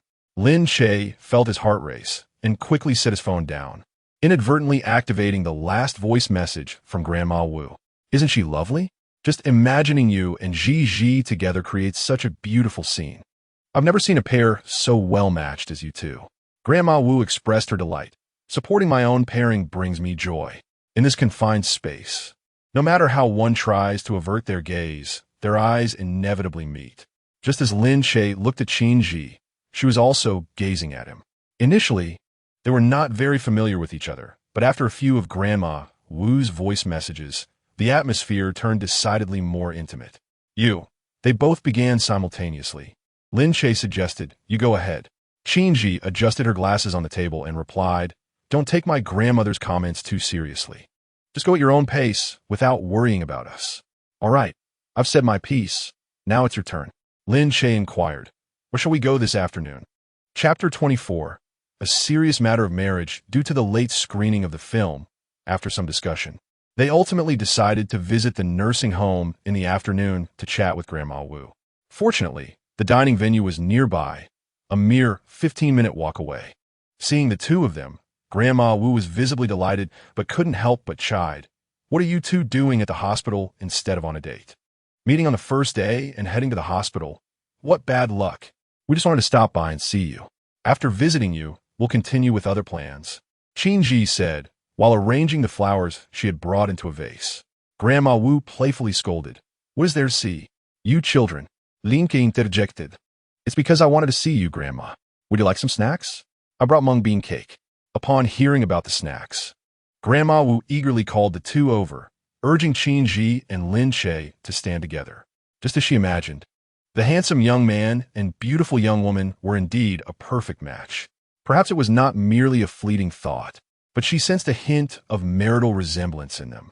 The more she looked, the more satisfied she became, already contemplating names for her great-grandchildren. Given the appearance of their parents, it would be hard for their offspring to be anything but beautiful. Grandma Wu beckoned them closer, holding one of their hands in each of hers, her gaze filled with affection. Are you both satisfied with each other? Speak your mind without hesitation. There's no need for embarrassment. Identifying issues early allows us to address them and prevent future troubles. In the eyes of Grandma, both of you are wonderful children, and she sincerely wishes for your happiness. It would indeed be a pity to miss out on certain opportunities. Although Grandma Wu verbally encourages you to proceed at your own pace, she cannot help but urge marriage upon seeing you both, fearful that you might lose your chance. Qin Yi gently holds her grandmother's somewhat chilly hand, massaging her fingers. Grandma, please do not worry about our matters. Lin Che and I are merely getting to know each other. Your eagerness might frighten us both away. Matters of the heart cannot be rushed. Hastily entering into marriage often leads to complications. Moreover, I believe Lin Che's opinion is quite significant, so please refrain from pressuring him. However, rest assured, even if we do not become lovers, we can certainly remain good friends. Wouldn't you agree, Lin Che? Qin Yi winks at him. Lin Che nods in agreement. Grandma Wu feels a flutter in her heart. No one knows her granddaughter better than she does. Qin Yi has been raised by her, and she is well aware of her preferences without needing further elaboration. Lin Che is undoubtedly the type that Qin Yi admires. If she were not fond of him, she would not bother to speak on his behalf. Her commendation of Lin Che signifies her genuine approval. Grandma Wu, however, does not wish to rush things too much, fearing the possibility of a misstep. Her gaze towards Lin Che resembles that of someone fixated on gleaming gold. Very well, then. You may start as friends, taking the time to understand one another better and enjoy youth together. She refrains from further extolling their virtues. Some experiences must be lived to be truly appreciated. Releasing their hands, Grandma Wu turns her attention to the delicacies before her. She can only indulge in a few bites, saving the remainder for tomorrow. The attending physician enters to conduct a checkup and, upon noticing the unexpected presence of two individuals, is not overly surprised, for he is familiar with them, particularly Qin Yi. Miss Qin. Hello, Dr. Zhang. Dr. Zhang nods and appears to hesitate, finally articulating, Miss Qin, there is a matter of expense that requires your personal confirmation. Qin Yi immediately comprehends that Dr. Zhang wishes to speak with her privately. Grandma, I will step out with Dr. Zhang to confirm something. Grandma Wu waves her hand dismissively. Go on. I have Xiao Che to keep me company. Qin Yi glances at Lin Che, who silently nods in agreement. Following Dr. Zhang to his office, she inquires directly, Dr. Zhang, is there an issue with my grandmother's health? As anticipated, Dr. Zhang hands her the examination report from that morning. Grandma Wu's health is not in optimal condition. Various functions are failing. Aside from elevated blood sugar, her blood pressure is also quite high. You can examine these figures. Although Qin Yi is not a medical professional, she can comprehend the basic data, with significant concerns clearly highlighted. At the age of 80, every organ in her grandmother's body is aging. Furthermore, a tumor has been detected in her grandmother's brain, situated in a precarious location. The risk of surgery is substantial, yet failing to operate might lead to nerve compression and subsequent complications. The elder's condition is rather precarious at present. In truth, her health has been declining over the years, and she refrained from informing you out of concern for your worries. Qin Yi found this hard to believe, as her grandmother appeared remarkably spirited, seemingly untroubled by any grave ailment. Yet, the sudden recollection of her grandmother's sallow complexion and icy hands revealed that there had indeed been signs foretelling this decline. It is no wonder that she has been so eager to hasten Qin Yi's union with Lin Che, fearing she may not witness her granddaughter's wedding day. Regarding the surgical procedure, you should confer on this matter. I personally advocate for conservative treatment and be prepared for the emotional toll it may exact. Dr. Zhang uttered no words, yet his gaze conveyed to Qin Yi the gravity of Grandma Wu's condition. Qin Yi feigned composure, inquiring about the surgery's success rate. Less than 30%, he replied. And will her health be fully restored post-surgery? He added, there's a possibility of residual effects. Dr. Zhang enumerated the risks. And with each disclosure, Qin Yi's expression grew graver until her countenance was ashen. Such statements should not be made in the presence of the patient, as their fragile state could be exacerbated by such revelations. Lin Che patiently engaged Grandma Wu in conversation. She discreetly asked him, Xiao Che, tell me honestly, what do you think of Qin Yi? He replied earnestly, we have just met, and I do not know her well yet. I mean your first impression. It is quite favorable. This was the truth. Over the years, Lin Che had encountered few women, and in comparison, only Qin Wei could be mentioned. Undoubtedly, Qin Yi triumphed in every aspect, particularly in terms of respect, far surpassing Qin Wei. That is good to hear. Grandma Wu wished to articulate more. It was suddenly overtaken by a cough, clutching her head as she did so. Lin Che hastened to support her. Grandma Wu had been receiving intravenous fluids for several days, and her frail hand bore a conspicuous needle mark. Her skin was parchment-like, clinging to her bones devoid of any color. As Qin Yi had been absent for quite some time, Lin Che felt a weight in his heart, instinctively sensing an ominous premonition. There are certain discussions that doctors prefer to have away from the patient to avoid causing distress. Hence, they seek to draw family members aside for a more detailed conversation. When Lin Che's heart condition had relapsed, the doctor had similarly beckoned him outside to prepare him for the worst. The more cautious the physician is in avoiding the patient, the more it signifies the severity of the situation. Could it be that Grandma Wu? Lin Che tightened his grip on her hand. After a 10-minute wait, Qin Yi returned, her demeanor unchanged. She seated herself by the bed, peeling an orange and feeding the segments to her grandmother. The two shared delightful chatter, with Grandma Wu recounting tales from Qin Yi's childhood, how she had been quite rebellious, climbing trees instead of tending to flowers, playing chess with her uncle instead of practicing piano, engaging in martial arts rather than dancing, and fishing instead of painting. When teachers claimed that girls should not pursue the sciences, she defiantly excelled, achieving top marks in her school, eliciting laughter from her audience. As they exited the ward, the clock had struck 5. In the elevator, Lin Che observed their reflections in the mirrored walls, focusing intently on Qin Yi. Since her return, he had sensed that something was amiss with her emotions. Despite her adept FAAD, Lin Che, could you please contemplate the matter of marriage seriously? I wish to marry soon. You may set any conditions you desire. Chapter 25, Frankness. Lin Che, could you please contemplate the matter of marriage earnestly? I yearn for a swift union, and you may stipulate any terms you wish. Qin Yi pressed her lips together, her facade impeccably maintained, at least to Lin Che.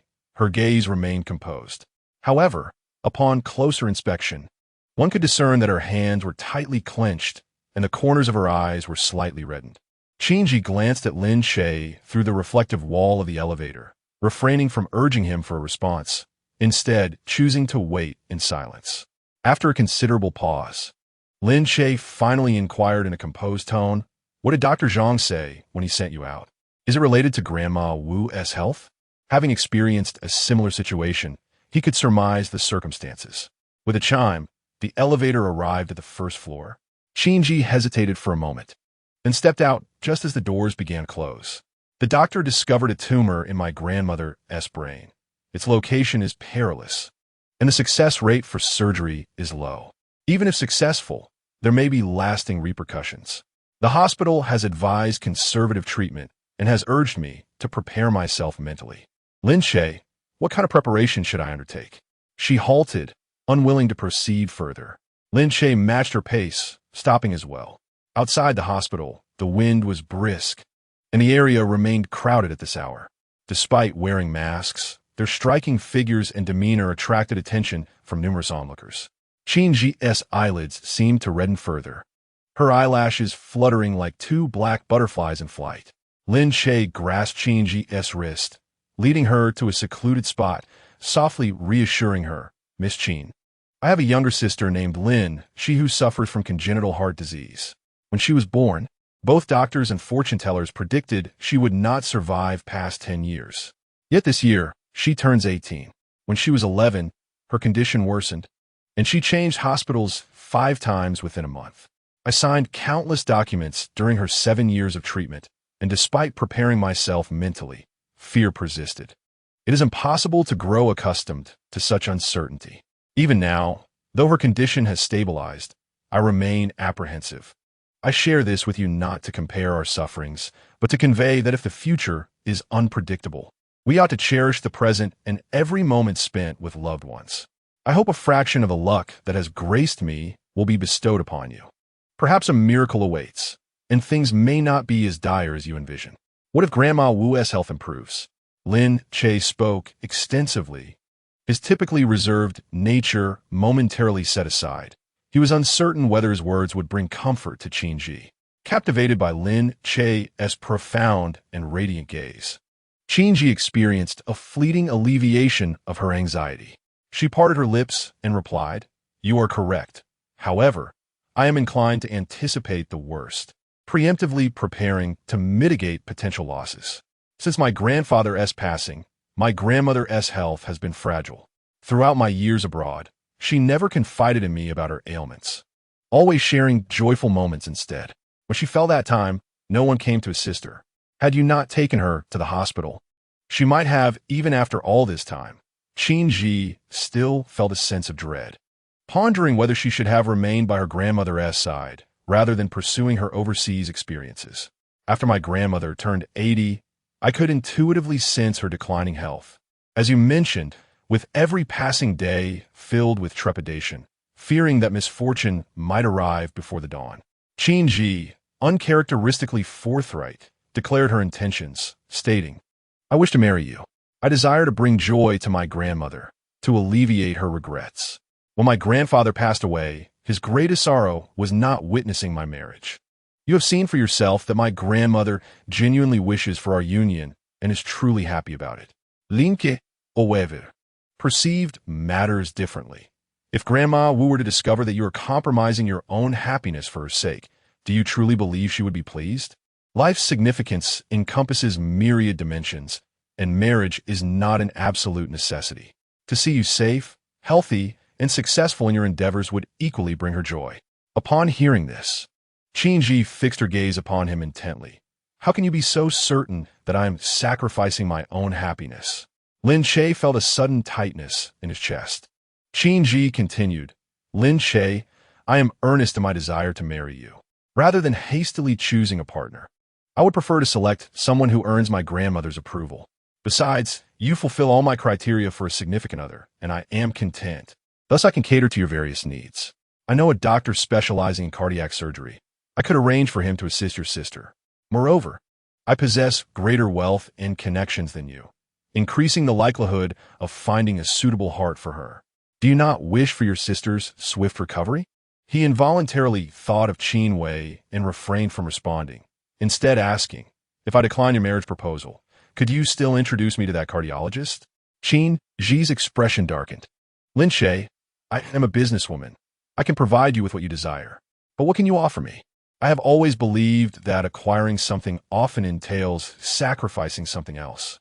For instance, I have exchanged my time and energy for the achievements I possess today, which I rightfully deserve. No one offers assistance without reason, especially not after knowing each other for less than a day. If one were to agree so readily, it would raise suspicions about ulterior motives. After a brief silence, Qin Yi softened her tone. Do not feel excessive pressure regarding marriage. Consider it merely a job. I do not plan to announce my marriage publicly. Only grandma will be aware, not even my parents. You can think of it as a concealed marriage, which you would likely find acceptable, correct? If this were the case, it would not only have minimal impact on Lin Che, but could also yield significant benefits for him. Essentially, a lucrative arrangement. He would invest little while gaining much, as exemplified by the conditions Qin Yi had previously proposed. A monthly income of 100,000, along with an unlimited black card, and now, assistance in finding treatment for his sister's heart condition. Such privileges were beyond his wildest dreams. And all he had to do was play the role of a nominal husband, ensuring Grandma Wu's happiness, without even the obligation of sharing a bed. Who wouldn't envy such a life? Most would have readily accepted, yet Lin Che had his reservations. After all, he had been supported by her sister, Qin Wei, for 5 years. The thought of marrying someone who had once been a kept man for his sister was disconcerting. Anyone would find that unsettling. Lin Che had no intention of concealing this from Qin Yi. Even if he remained silent, in time, she would inevitably uncover the truth. Rather than allowing trouble to seek him out, it is preferable for him to confront it head-on. Lin Che candidly admitted, I've been kept by someone. He noticed a clear shock on Qin Yi's face and continued, It was your sister, Qin Wei, who supported me for 5 years. Chapter 26. Honesty and openness. I was your sister's kept man for 5 years, serving as her stand-in and acting as her servant for the same duration. Initially, she was attracted to my appearance, but once we were together, her interest in my physicality waned. Unlike other lovers who require companionship in bed, my situation was different. I was not needed in that capacity. Nevertheless, the toll was significant, both physically and mentally. Qin Wei treated me as a mere object for her amusement. Everyone harbors secrets they prefer not to disclose. Lin Che chose to reveal his, not because he was indifferent, but because this matter implicated both Qin Yi and Grandma Wu and was intertwined with complex interests. If he maintained silence in such a circumstance, he would not only harm those close to him, but also find himself ensnared in an inextricable predicament. After a prolonged silence, Qin Yi cautiously inquired, Do you have feelings for her? Lin Che quickly shook his head. Who would harbor affection for a tormentor? He replied, What you propose is indeed enticing. Yet I must disclose my circumstances to you. Given your status, it should be easy for you to investigate. There's a saying that goes, White paper pairs with white paper, newsprint pairs with newsprint. His 5 years were less than honorable, and rather than recounting it himself, Lin Che preferred Qin Yi to uncover the truth. After all, people are more inclined to believe what they witness. King Jai silently met Lin Che's gaze. He did not flinch or avert his eyes, maintaining a calm and composed demeanor, as if the person he spoke of was not himself. Consider this carefully, Lin Che suggested, pondering that any individual would struggle to accept their future spouse had once been supported by their sister for 5 years. Although they spoke of a secret marriage that would remain unknown to others, what if it were to come to light? After all, they were sisters. Could such a truth truly be concealed for a lifetime? Now that Qin Yi had just entered the Qin family as the executive president, her status and wealth were on the rise. Should this matter be exposed, it would become a scandal. Lin Che anticipated that Qin Yi would retreat, but to his surprise, she stepped closer, smiling as she asked, What if I decide I still want to marry you? This left Lin Che momentarily speechless. The likelihood of marrying her seemed exceedingly slim from his perspective. Let's discuss it further once you have made up your mind. Qin Yi lowered her gaze, appearing to ponder seriously. After a moment, she lifted her head and slightly parted her lips, saying, All right, I will consider it earnestly. In truth, she had already made her decision, fearing that if articulated, Lin Che would dismiss it as a mere whim. Qin Yi asked, "Shall we continue our dates?" Lin Che replied, "Let today's outing conclude here. You should return and keep Grandma Wu company without revealing any signs of distress." Grandma Wu had just been diagnosed with a brain tumor and was hardly in the mood for further outings. Feeling dejected, Qin Yi said, "Then I shall see you off here." Lin Che nodded. "If you need anything, feel free to call. I live nearby." Qin Yi acknowledged him. Standing at the hospital entrance as she watched Lin Che depart, his figure quickly fading from her sight. Lin Che harbored the most pessimistic of expectations, fearing that after today, he might never see the other party again. The weight of a blind date who he had known for merely a day was starkly inconsequential compared to that of his blood relatives. Tomorrow, he was to pick Lin Che up from the hospital, so Lin Che visited the market to procure some vegetables, stowing them away in the refrigerator. After rearranging Lin Che's room, he realized that it was nearly 8 o'clock. A knock echoed at the door, and Lin Che wondered who would come knocking at such a late hour. He refrained from opening the door immediately, instead peering through the peephole at the man standing outside. It was none other than Assistant Zhou, Qin Wei's aide. His presence at this hour could only signify that Qin Wei had sent him. Lin Che furrowed his brow in confusion, pondering Qin Wei's intentions. Although he had little desire to engage with the visitor, he felt compelled to open the door when Assistant Zhou continued to knock, concerned about disturbing the neighbors. Assistant Zhou's hand froze midair as Lin Che opened the door, and he slowly lowered it, offering a professionally fabricated smile. "Good evening, Mr. Lin. It has been a while," he greeted in a formulaic manner. Their interactions had been scarce. Over the past 5 years, Lin Che had come to know him as a diligent employee, consistently recognized as the best performer, and one who obeyed Qin Wei's directives without question. Assistant Zhou was the sole witness to their clandestine relationship, from its inception to its conclusion. Having drafted the initial contract for Lin Che and even negotiating on Qin Wei's behalf. Throughout the 5 years, Assistant Zhou had observed Lin Che's transformation, witnessing his lowest moments and the most disheveled versions of himself. This was the first time he had encountered Lin Che exhibiting such a relaxed and joyful demeanor. The adage that a change of environment can alter a person rang true. Lin Che stepped aside to create space. "Please, come in and take a seat." "Apologies for the intrusion," Assistant Zhou replied with a nod. Upon entering, he quickly surveyed the surroundings. The apartment was spacious and had been arranged by Lin Che with warmth and tidiness, even more inviting than Qin Wei's upscale flat. "Would you like some water?" Lin Che inquired. "No, thank you." Assistant Zhou waved his hand dismissively. "I am merely here to relay a message from Miss Qin. I won't stay long." "Then please, what message does she have for me?" Lin Che prompted. Assistant Zhou replied, "She wants you to know that after causing a ruckus, it is time to return. Do not make choices that might lead to your own downfall. If you are willing to return and show some humility, your sister can continue her stay in the hospital, and her medical expenses will be covered. Additionally, she is prepared to transfer a villa into your name." Lin Che raised an eyebrow in surprise, exclaiming, "A villa for me? When did she become so generous? Where is this villa located?" "On the outskirts of the city, suitable for retirement," Assistant Zhou responded. The high emotional intelligence in the statement suggested a desirable location, while a less discerning interpretation would note its remoteness, lower property values, and inconvenient access. "I appreciate her goodwill, but such a splendid retirement spot should be kept for her own use," Lin Che replied.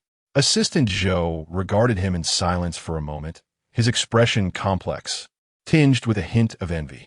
As a man of professional integrity and the right hand of his employer, he regarded her wishes as commands, executing them without hesitation or the audacity to refuse. "I can sense that Miss Qin is quite reluctant to part with you. Otherwise, she would not have sent me on this errand as a mediator," Assistant Zhou remarked. "Is Jiang Yu back?" Lin Che inquired. "Yes, he has returned," Assistant Zhou confirmed. "She must be unwell. Why else would she, instead of cherishing her beloved moonlight, dwell on me, her mere substitute? I had believed that on the day of my departure, we had spoken clearly. The contract had concluded, our relationship had ceased, with no renewal and no turning back. It was evident that Qin Wei was the one who desired his departure, yet now she perceives his leaving as an emotional transgression. She resents him for blocking her and harbors a deeper grievance over the fact that he, once reprimanded, might one day break free from her control. Assistant Zhou nodded, indicating his understanding, and rose to his feet. I have conveyed all that I needed to say. I shall relay your words to Miss Qin without alteration. In the coming days, please be cautious. Miss Qin will not relent easily. In response to Assistant Zhou's well-meaning warning, Lin Che thanked him earnestly. Thank you for your reminder. I shall be more vigilant. This matter transcends mere vigilance. Qin Wei is exceedingly proud. How could she let him go after Lin Che repeatedly disregarded her? Chapter 27. Thank you for your hard work over the years, perhaps sharing a common plight. Assistant Zhou, as he exited, could not help but voice further concerns. You may manage alone, but what about your sister who requires financial support? Offending Qin Wei may jeopardize your future employment prospects. Lin Che chuckled lightly, his meaning clear. Assistant Zhou, I have my own judgment regarding this situation. Please inform Qin Wei that any efforts expended on me would be in vain. I have grown weary of being either a servant or a mere figurine in her presence. The contract stipulated 5 years. My departure does not breach it, and I trust she will uphold her commitments. He could not believe that Qin Wei could wield such overwhelming influence. Assistant Zhou sighed, sensing that this matter would not conclude easily, and added, I may seek you out again in the future.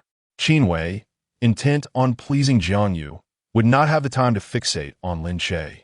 Yet she would be reluctant to let go, inevitably sending this unfortunate soul to check on Lin Che. Such is the plight of the working class, enduring indignities for meager wages. Assistant Zhou departed within 5 minutes of his arrival, as if he had merely clocked in. After he left, Lin Che mopped the floors of his home, arranging his sister's favorite dolls and flowers around the house. That night, Lin Che struggled to sleep, believing that someone as proud as Qin Wei would disdain reaching out to him. To her, he seemed like a disposable toy. Yet now, not only had she called him, but she had also sent Assistant Zhou to persuade him. What could this mean? Lin Che dared not entertain notions of deepening feelings. If affection had existed over these 5 years, it would have manifested long ago. Qin Wei harbored no lingering sentiments. His departure was merely a matter of her discomfort, or bluntly speaking, a sudden lapse in dignity. At 6 in the morning, Lin Che rose. The porridge he had pre-ordered was ready, steaming hot, accompanied by a side of his homemade pickles, marking the conclusion of his breakfast. After finishing his meal, he set off to the rehabilitation center to transfer his sister. Most of their belongings were already packed. Upon arriving at the center, she was still enjoying her breakfast. The ward provided nutritious meals daily, tailored to the patient's health needs, which was commendable. Brother, why are you here so early? Have you had breakfast? I have. What did you eat? It can't be just plain porridge with pickles again, can it? Breakfast should be taken seriously. If you don't eat well in the morning, the entire day feels off. You should eat a bit more. I have plenty here, and I can't finish it all. She hoped her brother would take care of himself.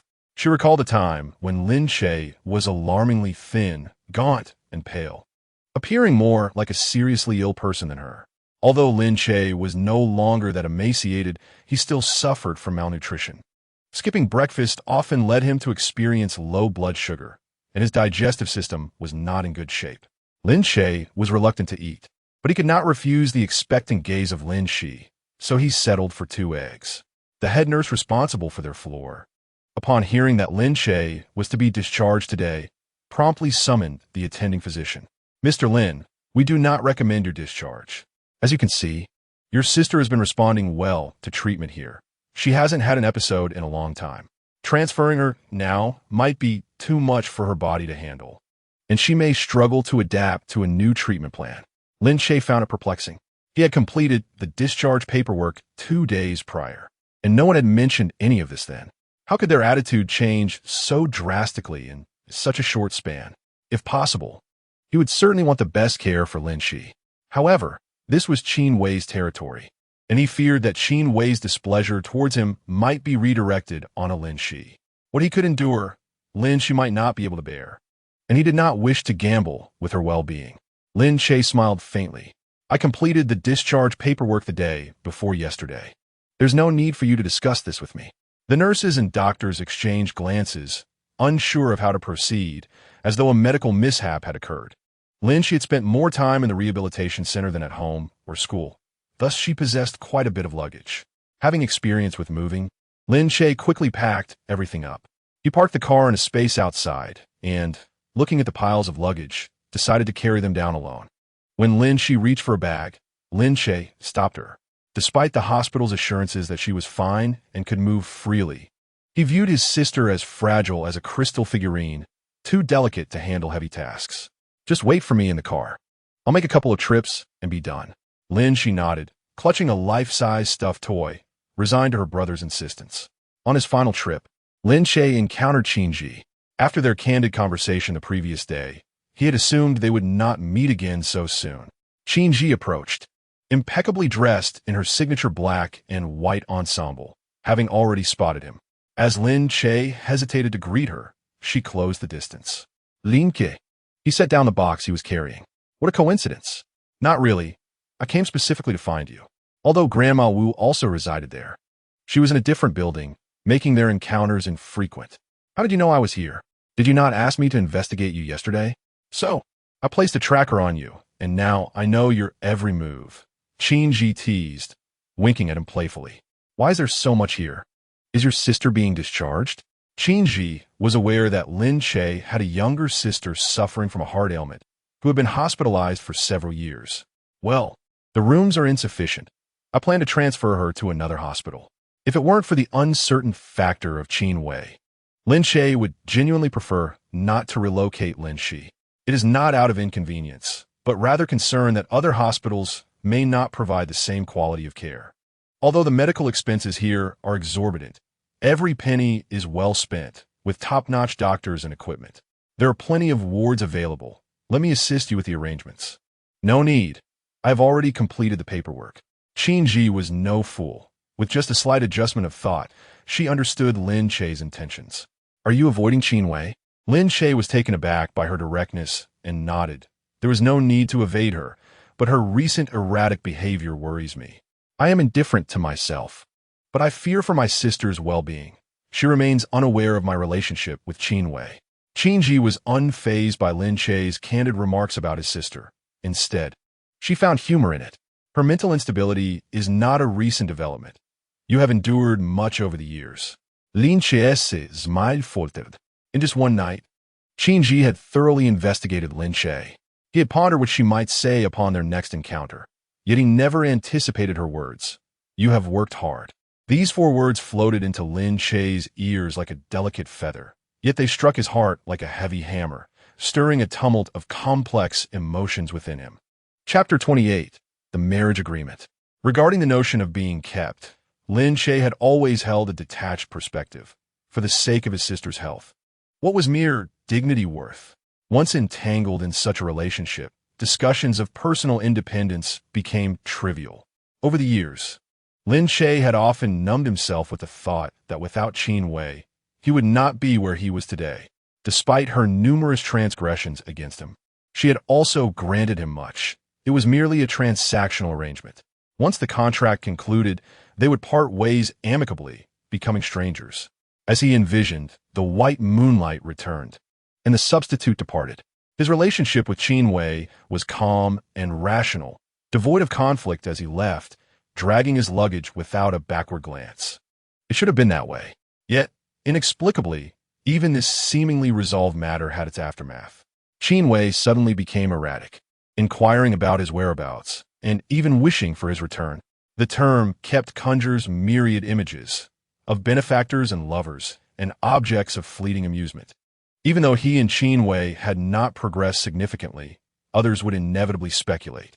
Lin Che had contemplated how Qin Yi would react upon their next meeting, whether she would look down upon him, regard him with disdain, or perceive him merely as a male model chosen at a night venue. Qin Yi's exceptional qualities only served to highlight his own inadequacies. He felt exposed and shameful in her presence. With her thorough investigation into his background, he assumed she would no longer wish to marry him. Yet, unexpectedly, Qin Yi remarked, "You have worked hard over the years. I will assist you in repaying it in due time." She retracted the playful expression from earlier, her gaze and tone now imbued with utmost seriousness. Lin Che was momentarily taken aback. It took him a while to lower his head, suppressing the pangs of his aching heart. He longed to set down the box in his hands, yearning to soothe the peculiar sensations within. Everyone believed he had overreached by associating with Qin Wei. The being in her presence was a stroke of fortune, yet only Qin Yi, after a single night, discerned the wounds he had endured over the years. He was unaware of how long Qin Yi had been investigating, nor the depth of her inquiries, repeatedly dismantling and reconstructing her understanding, seeking the essence of matters beyond mere appearances. Between him and Qin Wei, Qin Yi resolutely chose him. In that moment, it seemed that nothing else mattered. Lin Che relaxed his brow and quietly said, "Thank you, but there's no need. Everything is priced plainly. My past with her is behind me." Qin Yi gazed at him intently for a moment, declaring, "I pondered sincerely throughout the night, and I still wish to marry you." This time, Lin Che did not refuse. Instead, he replied, "My educational background is lacking. I didn't even take the college entrance examination. If you wish to study, I can be your tutor to help you prepare. My job lacks prestige. Earning a living is not shameful, and I believe your acting skills are commendable. Even in brief plays, my grandmother and I enjoy watching." Qin Yi seized the opportunity to flatter him. "What if, after our marriage, our past with Qin Wei is revealed to your family? I would stand by you without hesitation. You do not mind my past. What about Grandma Wu? Both my grandmother and I trust our judgment and will not be swayed by mere gossip." Lin Che noticed that today, Qin Yi was not wearing glasses. Her eyes sparkled like two bright lanterns, illuminating the dark and beckoning pursuit. "What do you mean by a concealed marriage? What must I do?" "Simply be yourself. However, we need to cohabit, albeit in separate beds. When necessary, you must accompany me in front of my grandmother, convincing her of our affection." Qin Yi tilted her head and looked at him. "That is quite simple. I assent to it." Thus, their marriage appeared to be merely temporary. He need not overthink it. Just present the household registration book at the marriage registry for a photograph, a registration, and a stamp. The rest could be left to Qin Yi. This marriage would be nominal, leaving him free to withdraw at any time. Qin Yi granted him ample privileges and benefits, providing not only financial support, but also connections. Unlike Qin Wei, she treated him as a person, and most importantly, there was hope for his sister-esque recovery. Lin Che had presumed that upon discovering his past, Qin Yi would distance herself without hesitation. Even if she did not, it would likely be after weighing the pros and cons before continuing their discussions. For marrying someone like him would inevitably invite complications, and everyone despises trouble. "I have made my decision. What about you, Lin Che? What is your answer?" Lin Che clenched his fists, for he had little left to lose. He steeled himself and met Qin Yi's gaze once more. "We can marry, but for the sake of both parties, let us first draft a prenuptial agreement and have it notarized regarding our premarital assets." Lin Che was acutely aware that his relationship with Qin Yi was more of a partnership than a traditional marriage, and like any business arrangement, it required clear terms. Qin Yi smiled, a knowing glint in her eyes, as she reached in her bag and produced 2 copies of the agreement, handing them to Lin Che. "I have prepared these. Please review them for any necessary additions." A flicker of surprise crossed Lin Che's face as he accepted the documents and began to peruse them. The surroundings were hushed, save for the sound of pages turning. The contract was far more comprehensive than Lin Che had anticipated, encompassing aspects he had not considered. It meticulously outlined the exact monthly sum he would receive, and it also emphasized her commitment to assist in securing a renowned cardiologist for his sister's treatment. Furthermore, the duration of their marriage was clearly defined, with a 1-year term, after which Lin Che would have the autonomy to decide whether to renew the agreement. It was evident that the advantages Qin Yi offered were numerous, while the obligations Lin Che was to fulfill seemed remarkably few. Upon finishing the document, a complex array of emotions washed over him. "Do you not feel this is unfair?" Lin Che asked. "It would be easy for you to find a suitor, and there are countless men far more accomplished than I. I find it quite worthwhile," Qin Yi asserted. "You must trust that I am a businesswoman who never engages in unprofitable ventures. By the way, I have already contacted a leading cardiologist who will be arriving in Rongqing next month to devise a treatment plan for your sister. I am also searching for suitable options regarding her heart condition, and I will inform you immediately should anything promising arise. I am confident that your sister will soon regain her health. Miss Qin, I am immensely grateful, Lin Che replied, his tone imbued with sincerity and unmasked appreciation. Is there anything else that needs to be added to the agreement? No, it is quite thorough, he responded, feeling somewhat overwhelmed by the generosity displayed by Qin Yi. She handed him a pen, stating, "Since you find no issues, let us proceed to sign. Are you available later? We could visit the Civil Affairs Bureau to register our marriage. I checked the calendar, and today is an auspicious day for it." Lin Che took the pen she offered, replying, "I currently do not have time." He gestured toward the suitcase on the floor. "I need to take my sister home and assist her in visiting the new hospital for her paperwork. If you are in a hurry, could we perhaps do it tomorrow? As for Rongqing, the best hospital is right here, equipped with the most advanced medical facilities and expertise. Even doctors from abroad come here, so I do not recommend transferring her." Lin Che concurred with her assessment, yet he was concerned about Qin Wei. Qin Yi reassured him, "I will arrange for a private room for you, one that is even better than the previous one, with enhanced privacy that even Qin Wei will not be able to breach. There will be security personnel to ensure your sister can recuperate in peace, undisturbed by any external influences." Although the Qin family has invested considerable funds and shares into this hospital, it does not imply that they can act with impunity and disregard the rules. The words spoken by Qin Yi inexplicably inspired confidence. Without hesitation, Lin Che agreed. After all, transferring to another hospital would be quite troublesome. Other facilities may not provide the same comfort, and Lin Che might not adapt well elsewhere. Lin Che was resolute in his desire to provide the best for Lin Che, leaving him with no alternative. "Then I shall trouble you," he said. "It's no trouble at all," Qin Yi replied warmly. "Since we won't be transferring, would you accompany me to obtain our marriage certificate later?" Qin Yi appeared quite anxious. Lin Che wanted to reassure her that the contract was in his possession and would not escape, yet the fervor in her eyes compelled him to comply. "Please wait a moment. I need to take my sister upstairs first." Lin Che signed the document on the box, ensuring he had not overlooked any signatures before handing it to Qin Yi. He retained a copy of the agreement as well. Standing in the hospital corridor amid passers-by, they found no private room for a discreet discussion, nor any refreshments to ease their tension. In fact, there was hardly a semblance of seriousness in the atmosphere. Yet, in this seemingly mundane setting, the two of them signed a marriage agreement together. Returning to the car, Lin Che brought Lin Che out and informed her that there would be no need for a transfer. "Why not?" she asked. "Brother, do you have enough money for my hospitalization? I feel almost recovered and believe I can forego further treatment. If treatment is necessary, I could switch to a more common hospital. A change of environment might uplift my spirits. The medical expenses here are exorbitantly high, and it feels like a waste of money without significant progress. Do not concern yourself with finances. Not only can we ensure your treatment, but I can also assist in purchasing a home.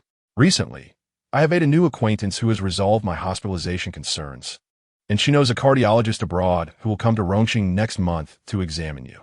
Lin Che chose not to disclose his impending marriage to Qin Yi, as it was a sudden development that he feared Lin Che might struggle to accept. He intended to introduce the matter gradually, allowing her time to adjust.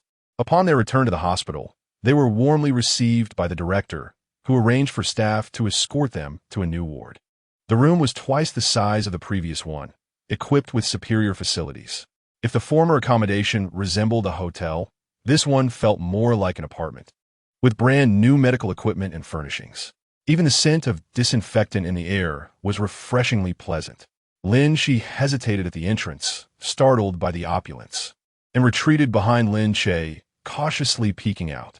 "Brother, did we come to the wrong place? This doesn't seem like somewhere I can afford."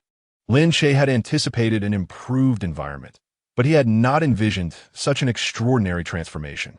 It was a reminder of the unimaginable world of the affluent. He would never have guessed this place could be a hospital. He gently patted her hand to reassure her. "Fear not."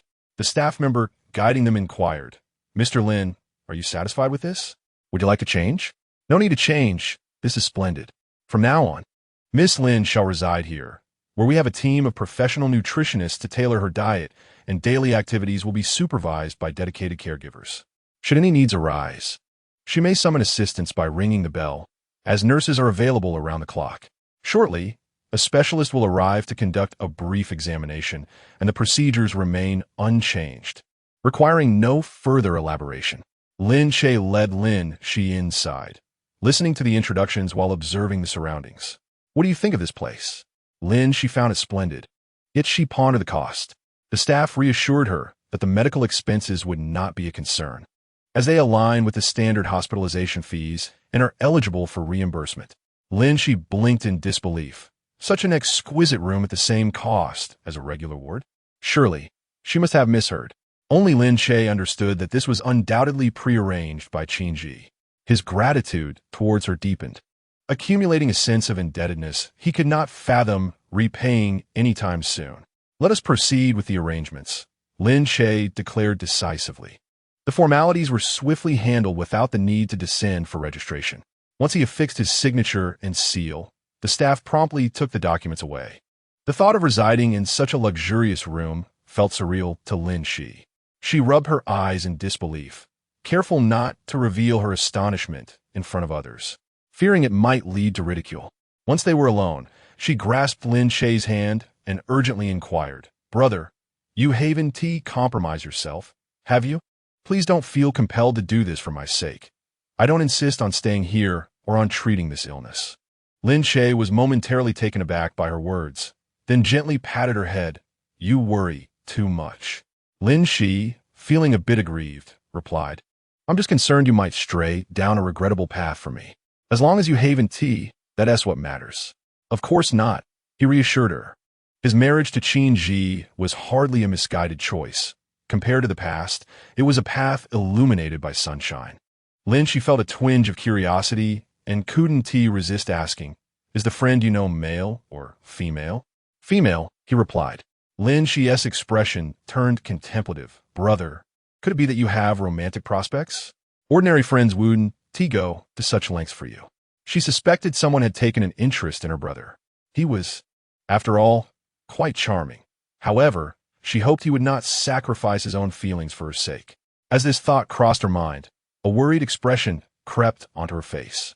Lin Che tousled her hair. "Do not fret. I will lead my life well, and so should you. Next time, I'll introduce you to this friend of mine. I'm certain you will like her." Lin Che couldn't help but tease, "As long as she's better than Qin Wei, that's all I ask." Lin Che softly replied, "Indeed, she is certainly an improvement." Once Lin Che ensured Lin Che was settled, he descended to make a call to Qin Yi. Chapter 30. "We have registered our marriage." Lin Che had initially intended to keep Lin Che for lunch, but upon learning he had other matters to attend to, she quickly composed herself, despite her reluctance. "You go ahead and take care of your business. I can manage alone with so many around to keep me company." She forced a smile, aware that her illness had already consumed much of her brother's attention, and she did not wish to further encroach upon his precious time. Lin Che added the security personnel and caregivers on WeChat, instructing them to contact him immediately if any issues arose.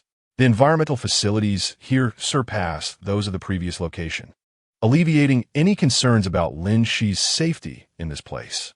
After exiting the ward, Lin Che promptly called Qin Yi, and they met at the hospital entrance. "How is the ward? Are you comfortable? Do you need a change?" "The environment is splendid. Upon entering, I could hardly believe it was a hospital room. My sister should be able to adjust well. In any case, I'm truly grateful to you." "No need for thanks. We help each other, and you have assisted me greatly as well." Compared to the arrangements made with Qin Yi, his marriage and obtaining a certificate felt like he was the one benefiting. Lin Che spoke sincerely. "From now on, anything I can do, just let me know." Qin Yi smiled with a wink. "Well then, I shall not hold back." Their affairs were handled swiftly and efficiently, with the Civil Affairs Bureau conveniently located near Lin Che's home, allowing him to retrieve his household registration book. Once he had it in hand, they headed straight to the bureau, moving so quickly that they barely noticed the scenery along the way. Lin Che presented his identification, bypassing any queue and directly entering. Qin Yi removed her coat, as if she had anticipated that they would obtain their marriage certificate today. She not only carried her household registration, but also wore a white shirt underneath and had applied light makeup. Lin Che sat up straight, observing Qin Yi as she arranged her hair. She suddenly turned to him and, leaning closer, asked, "Is my hair messy? There's no mirror. Could you help me fix it?" Lin Che glanced over. Whether her hair was messy or not escaped him, as his own heart felt somewhat disheveled. He raised his hand, tucking the stray hair from her forehead behind her ear, surveying her briefly before quickly averting his gaze. "All done. Don't stand so far away. Come closer." "Yes." Just like that, smile, don't move. 3, 2, 1. And with a click, the moment was captured. The two completed the marriage process in under 20 minutes. Lin Che received the small red book from his staff and handed one copy to Qin Yi. Upon receiving it, she opened it to find a photo where she and Lin Che stood close together, appearing quite harmonious. Qin Yi placed the certificate and the small red book together and inquired, "When will you move?" Lin Che's expression was dazed. The marriage certificate in his hand felt surreal, and the swiftness of their union seemed like a dream. "If you prefer not to move, I could relocate to your place." Lin Che regained his composure. "Moving is quite a hassle. I should move to your place instead. I have fewer belongings." "Where's your home?" Qin Yi provided an address, which was rather close to where he had previously lived. He pondered whether he might unexpectedly run into Qin Wei. Calculating his schedule, he asked, "How about Wednesday? Are you free?" "Not necessarily," replied Qin Yi as she opened her bag and handed him her house key. "You're so trusting to give you your house key." With a smile, Qin Yi responded, "You're my husband now. What is there to be concerned about?" The term husband rolled off her tongue with ease, causing Lin Che's heart to flutter momentarily before he feigned calmness as he accepted the key from her hand. Qin Yi added, "I won't insist on you calling me wife just yet, but you will need to practice that later, so as not to alert Grandma." Lin Che nodded in understanding. Qin Yi had not only provided financial support, but also assisted in seeking medical help. At the very least, bringing joy to the elderly was fundamental. Once they began living together, he would take responsibility for household chores as a form of reciprocation. "I will speak to grandmother about this. For now, we should acclimate to our new roles." Facing Lin Che, Qin Yi extended her hand, saying, "Husband, I hope for your kind support in the future." Lin Che reached out, gently clasping her hand. "I appreciate your support." Glancing at the time, Qin Yi remarked, "I have to return to the company. There are matters requiring rectification at the hospital. You can reach me through WeChat." "All right, attend to your duties. Contact me if needed," he replied. Lin Che stood by the roadside, watching as Qin Yi drove away. When she was gone, he opened their marriage certificate, gazing at their shared photograph. He drove back home, arriving just before 11. When alone, Lin Che preferred simplicity. A quick bowl of noodles or steamed rice sufficed for a meal. Opening the refrigerator and surveying the ingredients, he noted he would need to shop for groceries for the next 3 days, barely enough to last until Wednesday. He retrieved 2 eggs, intending to prepare a bowl of egg noodles. As the water boiled in the pot, he cracked the eggs into a bowl and began whisking them. At that moment, his phone rang, and he noticed the caller was Assistant Joe. He had mostly blocked everyone associated with Qin Wei, but he had refrained from blocking Assistant Joe out of gratitude for past assistance. He answered the call, and Assistant Joe inquired, "Lin Che, Miss Qin drank heavily yesterday and is now complaining of a stomachache. Where did you place the medications you previously bought?" "In the study. On the 3rd shelf of the bookshelf. All the medicines are in a box. I have nothing else to discuss. I will hang up now." "Wait." Assistant Joe interjected urgently, then cautiously continued, "Lin Che, Miss Qin is in considerable discomfort and keeps mentioning you. After 5 years together, wouldn't you come to see her? She is yearning for the egg noodles you make." Lin Che glanced at the now mixed eggs in the bowl, feeling a twinge of bad luck. He set down his chopsticks. "If you called just to tell me this, I might have to block you." "Do not be so heartless. I was merely making conversation. Let's discuss something else, as I currently have no pressing matters." Lin Che had known Assistant Joe for many years. He found it peculiar that Joe had so much free time, yet he did not dwell on it. He did not end the call, instead switching to speaker mode and placing the phone aside. "I am not well versed in the allergens affecting Miss Qin. Since you left her, she has neglected her health. frequently falling ill. Just days ago, she suffered from a stomach ache, and now she has a cold. Do you have a list of her medications? Could you send it to me when you have a moment? To avoid further pestering from Assistant Zhou regarding these matters, Lin Che reluctantly agreed. I will send it to your email shortly. Thank you. That is much appreciated. Changing the subject, Assistant Zhou asked, what have you been busy with these past few days? Lin Che casually replied, busy with dating and getting married. A loud crash echoed from the phone, as if something had shattered. Assistant Zhou swallowed hard, nervously facing the stormy expression of Qin Wei. Chapter 31. She is eager to see Lin Che. What was that sound? Lin Che asked through the phone. I was simply too astonished and inadvertently shattered the cup. Assistant Zhou observed the somber expression on Qin Wei's face, as well as the fragments of the cup and the puddle on the floor. He let out an awkward chuckle. Surely, you jest. You and Miss Qin have only recently parted ways. How could marriage possibly be on the horizon? If you don't believe it, then so be it. Who would dare to believe such a thing? Unable to discern Lin Che's emotions through the phone, Assistant Zhou found himself at a loss for words. Meeting Qin Wei's gaze, his expression stiffened, and he said, Lin Che, do you truly have no intention of returning? Miss Qin's offer is quite generous. Even if you do not consider your own future, you must think of your sister. With only a high school diploma, what prospect do you have after leaving Miss Qin? Will you resort to being a waiter or washing dishes? How many plates would you need to scrub to cover your sister's medical expenses? What if at that moment, a suitable heart becomes available, and you miss the chance due to financial constraints? Assistant Zhou advised earnestly, one must always think ahead. I have heard that the hospital has even denied your sister a room. Without a stable income or savings, you might find yourself unable to afford her care. You must understand that this hospital is the best in the city, and leaving here diminishes your sister's chances of recovery. Lin Che, we have known each other for many years. I would never lead you astray. My advice stems from your current circumstances. Miss Qin has treated you increasingly well over the years. Her decision to let you go was a test, not an earnest desire for separation. What if I arrange a dinner for you two to clear the misunderstandings? You could then forge a better future together. Under pressure, Assistant Zhou spoke extensively, but Lin Che did not respond. After a moment, sensing something amiss, he set down his phone to discover the call had ended. Assistant Zhou's expression became vacant as he turned to Qin Wei, his mind racing. Miss Qin, Lin Che has only just parted from you. How could he possibly consider marriage so swiftly? This is absurd. Moreover, I visited his home just yesterday, and it was desolate, hardly indicative of someone in a relationship.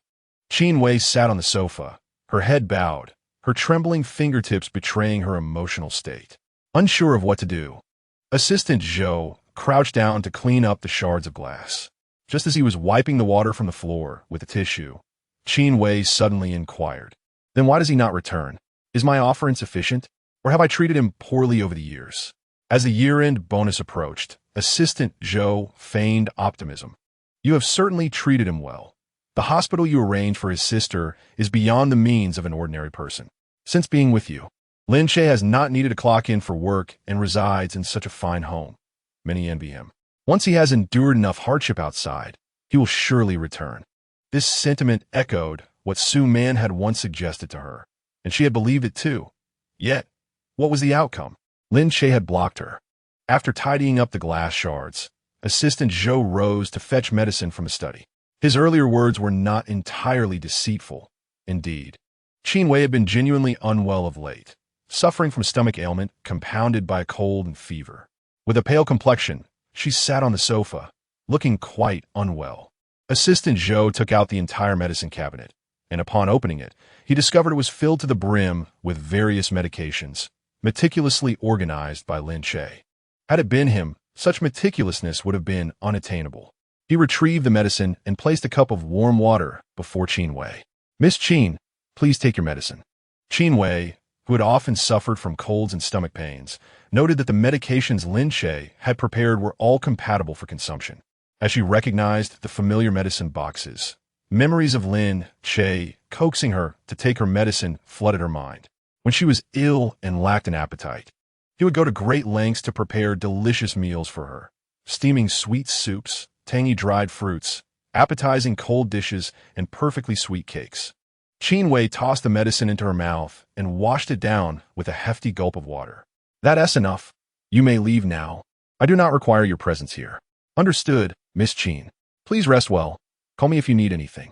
Assistant Zhou was eager to depart, tidying up the room briefly before taking his leave.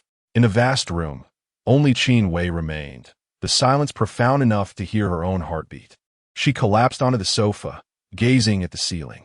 Her previous interactions with Lin Che had not been particularly kind. However, she viewed her expenditure as a pursuit of pleasure. If it did not bring her joy, why would she spend that money?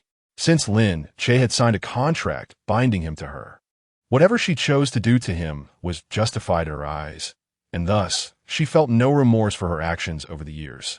Jiang Yu, aware of her illness, sent her a message of concern. How are you feeling? Has your health improved? Have you taken your medicine? Qin Wei replied, I've already taken the medicine. Jiang Yu responded, if you're still unwell after taking the medicine, you should go to the hospital. Qin Wei replied, I know. Jiang Yu continued, do you need me to take care of you? No, I've just taken my medicine and wish to sleep, she replied. For reasons unknown, she currently did not wish to see Jiang Yu. After sending her message, Qin Wei ordered a bowl of egg noodles through a delivery service. The delivery would take half an hour, and as she surveyed her surroundings, she noticed that in the 8 days since Lin Che's departure, a layer of dust had settled in the room. The trash can overflowed, the houseplants had wilted from neglect, and the cherries in the fridge had rotted, compelling her to discard them along with the plate. With Lin Che gone, many things felt like barbed thorns, not painful, but deeply uncomfortable, leading her to want to tear them away, ultimately leaving her hands battered and inflamed. As the medication coursed through her system, Qin Wei lay on the sofa, feeling drowsy. After half an hour, she heard the doorbell ring. She staggered to her feet and opened the door to receive the delivery from the delivery person. Despite the swift delivery, the noodles were a clump. The insipid noodles tasted as if she were chewing on wax, utterly unappetizing, containing only a few pieces of egg, lacking in flavor, and tainted by the presence of her most despised ingredient, cilantro. Qin Wei took one bite and promptly spat it out. This was hardly egg noodles, or rather, not the kind Lin Che would make. His egg noodles were simple yet exquisite, ready in 10 minutes, and incredibly delectable. Each year, a day or two before her birthday, she would request Lin Che to prepare a bowl for her. Qin Wei discarded the noodles, and suddenly, a longing to see Lin Che surged within her. Lin Che ended the call with Assistant Zhou as the water in the pot reached a rolling boil. He tossed a handful of noodles into it. While the noodles cooked, he retrieved an allergy list from his phone and sent it to Assistant Zhou's email. Upon receiving it, Zhou promptly replied, Thanks, brother. Please disregard what I said earlier. Lin Che glanced at the message, instantly realizing that Qin Wei was likely beside Assistant Zhou during their earlier conversation. Chapter 32. Lin Che's life after leaving Qin Wei. Had Qin Wei indeed been present, it would elucidate why Assistant Zhou uttered words that starkly contradicted his usual persona. Lin Che, of course, paid it no mind. Earning a bit of pocket money often entailed a lack of autonomy, and he understood that. After finishing his noodles and washing the bowl, he commenced work on his computer. Over the past 5 years, he had juggled acting while simultaneously serving as a stunt double for Qin Wei, all the while secretly pursuing a side career as a novelist. He had managed to carve out writing time amidst his busy schedule, culminating in the completion of 2 works over 5 years. Fortune smiled upon him, allowing him to sell various rights to his novels, accumulating millions in royalties and copyright fees. He then invested the earnings in stocks. While he had yet to achieve the lofty ambitions of the affluent, he had enough to ensure a comfortable life for himself and Lin Che. Qin Wei had always regarded Lin Che as a worthless layabout, utterly reliant on her. Yet, unbeknownst to her, this so-called layabout had been preparing to leave since signing the stunt double agreement. Free from Qin Wei, Lin Che savored his newfound liberty and discovered his true self. He was not merely surviving, but thriving. Exactly 5 years ago, he had signed the stunt double contract, effectively selling himself to Qin Wei for 5 years. Coincidentally, today marked the completion of that term. Who could have envisioned that 5 years later, at the same moment, he would be marrying Qin Wei's sister? Lin Che's future aspirations revolved around becoming a film producer. Although his acting career had not been particularly fruitful, he had forged connections with numerous directors. With funds now at his disposal and promising scripts in hand, he had no worries about the viability of his forthcoming projects. He printed out the script and arranged for two directors he had been in contact with to meet for afternoon tea and dinner to finalize their upcoming collaboration. The Chinese tea restaurant, adorned with a charmingly antiquated decor, offered a private and serene atmosphere, enveloped in a subtle fragrance of incense. Arriving first, Lin Che took a seat, presenting himself as the novelist Lin Che. The two directors, one surnamed He and the other Liu, were both renowned figures in the industry, albeit infamous for their lackluster films. Director He excelled in visual storytelling but faltered in maintaining the narrative's rhythm. In layman's terms, he struggled to tell a compelling story. Conversely, Director Liu's plots were stable yet visually unappealing. Lin Che had orchestrated their meeting with the intention of creating a complementary dynamic, especially since both directors hailed from a background in short films, which typically involved lower production costs and more flexible schedules. Upon their simultaneous arrival, both directors were momentarily taken aback upon seeing Lin Che, mistaking the venue for the wrong room. Lin Che stood, his handsome visage adorned with a warm and humble smile. Director Liu, allow me to introduce myself. I am Lin Che, also known as Lin Che. The two individuals were taken aback to discover that the person who summoned them was Lin Che. Lin Che had previously acted alongside them in a low-budget production, where he played a supporting role. His exceptional acting skills rendered his unattractive character in the play inconsequential. Every director who had collaborated with him held him in high regard. Talent in acting surpasses mere effort, and Lin Che possessed not only innate ability, but also an extraordinary work ethic, coupled with a striking appearance that seemed as if it was a divine gift. Now, he had also acquired the prestigious title of a renowned author. What door had fate closed upon him? Perhaps it was the door of luck. After 5 years in the industry and numerous roles across various productions, had he been given a better team, he would have already attained stardom. Thus, both individuals regarded Lin Che with a tinge of regret. Lin Che rose to serve tea, saying, Director Liu, please take a seat. I've heard that both of you have some availability in your schedules. I happen to have a film project in the works, and I wonder if we might find a chance to collaborate. It was then that they recalled Lin Che had previously mentioned discussing a script with them via text, indicating that he wanted to enlist their team for a project with an investment of $20 million. Initially, they assumed it was for a web series, but to their astonishment, it turned out to be a film, leaving them momentarily speechless.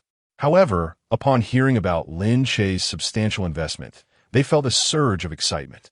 Although they were notorious for their lackluster reputation in the industry, they were eager for an opportunity to redeem themselves.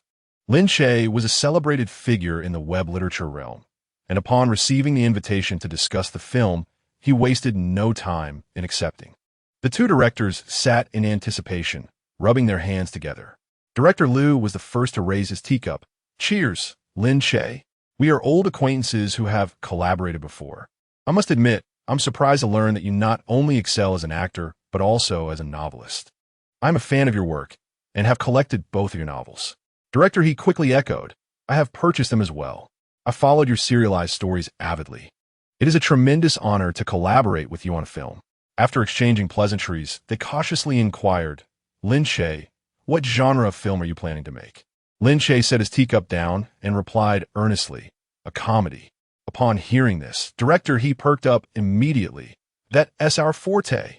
In recent years, all the web series I've directed have been light-hearted comedies. Director Liu added, as long as the script is solid, a comedy will attract an audience.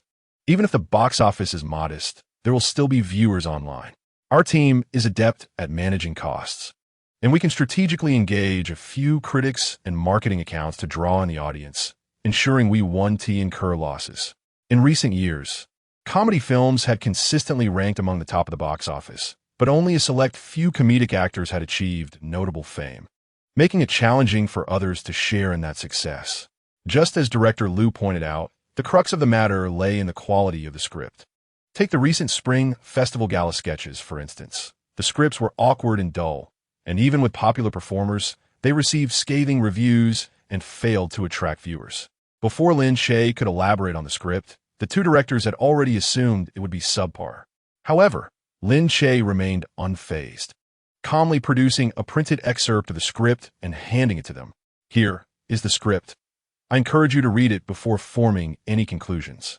The two individuals took the script with the intention of merely skimming through it swiftly, yet 10 minutes elapsed without a pause, followed by 20, then 30 minutes, filled only with the rustling of pages and suppressed laughter. Upon finishing the script, directors He and Liu wore expressions of exhilaration, unable to contain their mirth as they revisited the pages repeatedly. The plot of the film, titled The Coward, is straightforward, combining elements of suspense and comedy. A currently popular genre that does not necessitate the rental of expansive locations for filming. A budget of $20 million would be entirely sufficient for this project. If they refrained from casting exorbitantly priced celebrities, the financial resources would be even more ample. This script is remarkable. Lin Che, is this your original work? Indeed, it is.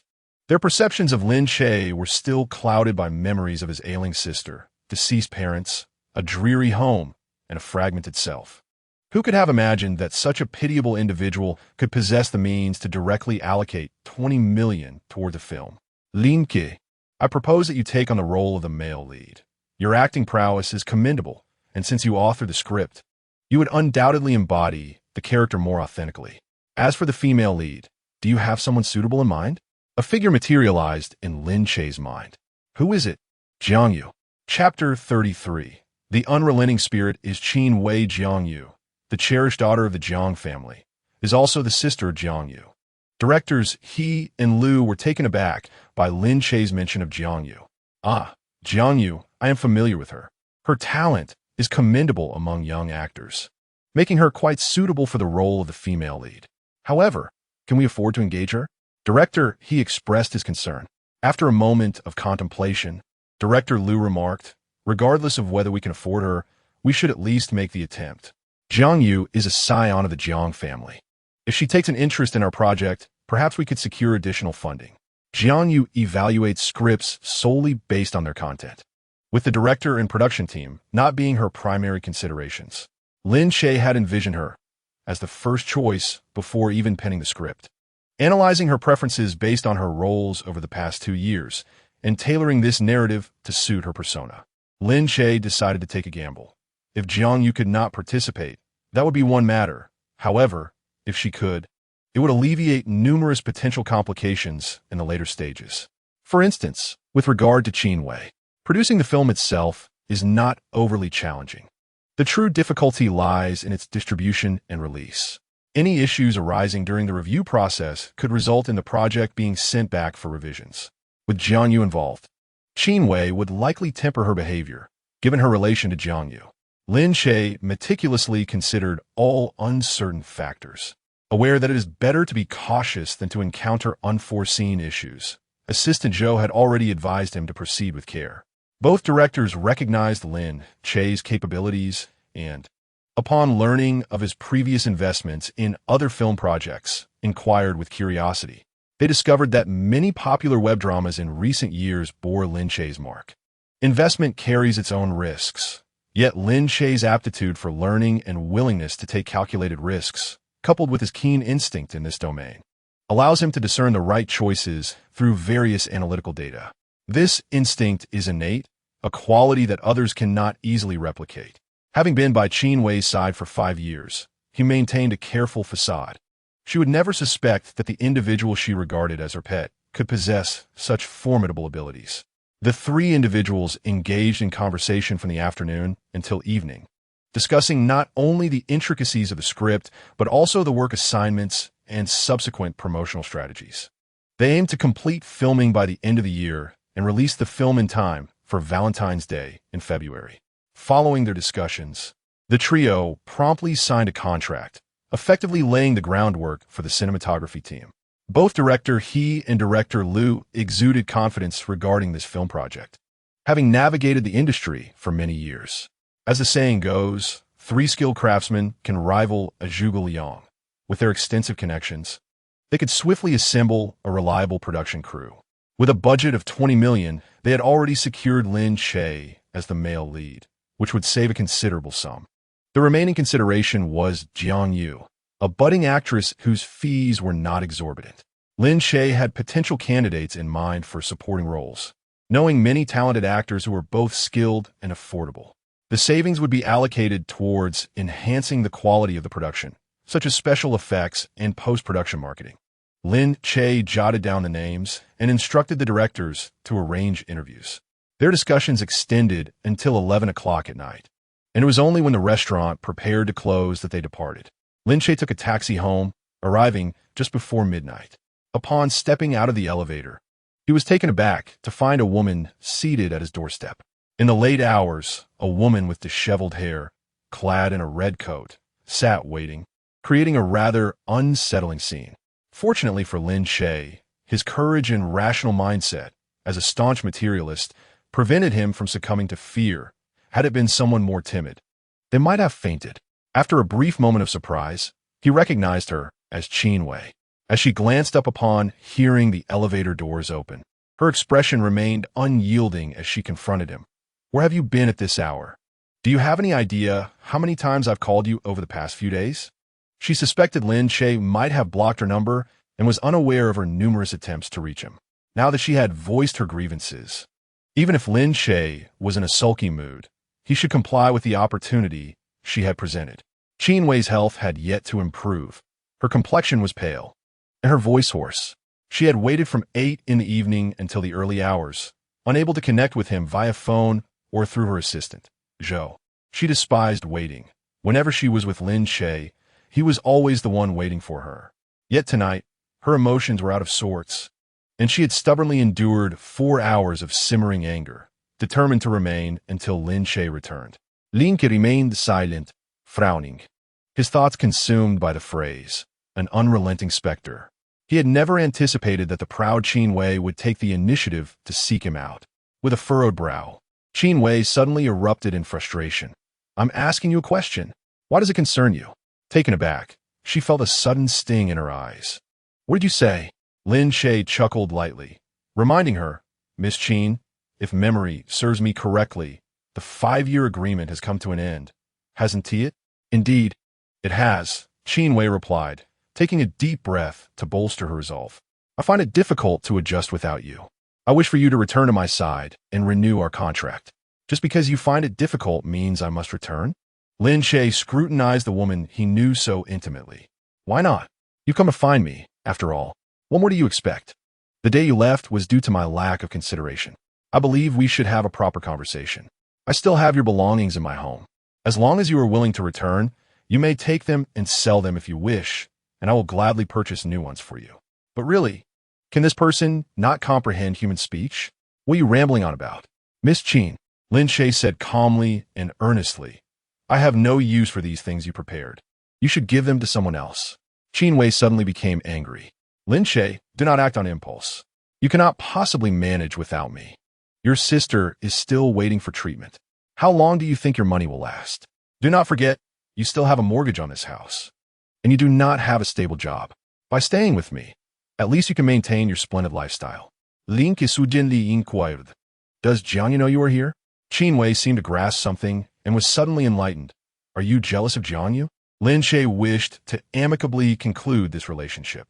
In his mind, the 5-year contract would automatically terminate, allowing them both to return to their respective lives, she to her bright moonlight, he to his new life, without any further entanglements. However, he never anticipated that Qin Wei would come knocking to bring him back. She even believed his departure was fueled by jealousy towards Jiang Yu. Lin Che looked at Qin Wei as one might regard a person with a mental affliction. Qin Wei stared back. "What kind of look is that?" Lin Che replied, "My decision to part ways with you is devoid of any emotional undertones. It is simply a matter of the contract expiring, and I have no desire to renew or continue. I hold no further feelings for you. Is that clear?" Chapter 34. Endurance or aversion, no feelings whatsoever. Qin Wei's already reddened eyes, due to her illness, became even more inflamed. "Lin Che, what do you mean? Did you not like me?" Lin Che chuckled lightly and shook his head. Who would find pleasure in a sadist who treats others like dogs? "For the past 5 years with you, I have endured torment, and now, at last, I am free from your grasp. Since she could not comprehend his indirect words, he felt compelled to employ clearer language to sever all ties. He thought that any woman with a modicum of intelligence and dignity would leave upon hearing such words. Yet, Qin Wei did not depart. The mist of confusion in her eyes had not dissipated. All these years, you only endured me? She truly lacked self-awareness. A malevolent smile suddenly crossed Lin Che's face. Endured? More than that, I despised you. This statement struck her like a slap across the face, and for a moment, the air around them seemed to freeze. The lights in the corridor flickered, and Lin Che, with his back to the light source, appeared exceedingly gloomy. Qin Wei felt a fireball raging within her, and she had always expressed her anger openly without restraint. She raised her hand, intending to strike Lin Che's face. However, this time, Lin Che, who had always allowed her to hit him, seized her wrist. Lin Che, let go. Rather than releasing her, Lin Che tightened his grip. Qin Wei gasped, a muffled sound escaping her nose. She stared at Lin Che in shock, suddenly realizing how imposing he truly was. What now? Relying on his height advantage.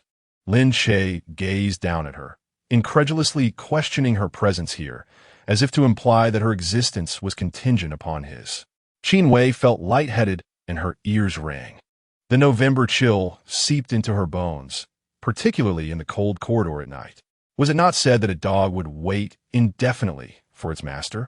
Why then did Lin Che turn against her? Should it not be him who could not live without her? She stared in disbelief at the man before her. After 5 years of companionship, she believed she knew him well. He had always been obedient, enduring her harsh words and actions without protest. But now he seemed possessed by a different spirit, uttering increasingly hurtful remarks. Sometimes I struggle to articulate my thoughts, but seeing you tonight truly brings me misfortune. He actually claimed she was a source of misfortune? Qin Wei, proud and haughty, had never endured such humiliation, especially not from someone she held in such low regard.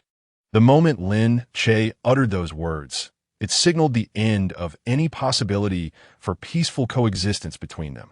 With reddened eyes, she unleashed a torrent of anger upon him.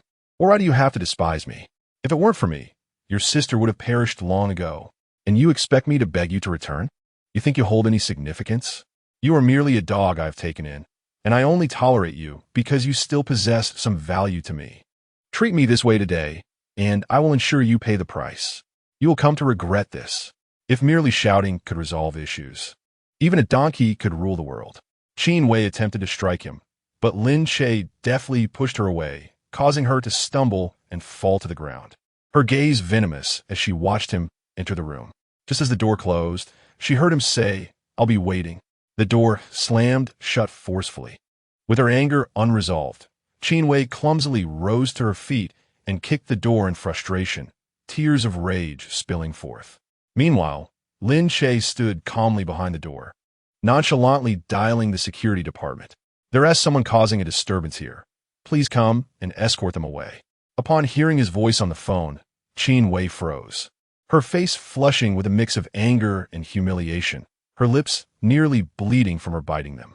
How could he treat her this way, with no recourse available? She wiped her tears away forcefully and stumbled off. "Sir, which building are you in, and on what floor?" "No need to come. She has already left," Lin Che replied, hanging up after the call. Once inside, he poured himself a cup of hot water and stood by the floor-to-ceiling window, observing the scene below. After a few minutes, he spotted Qin Wei's figure.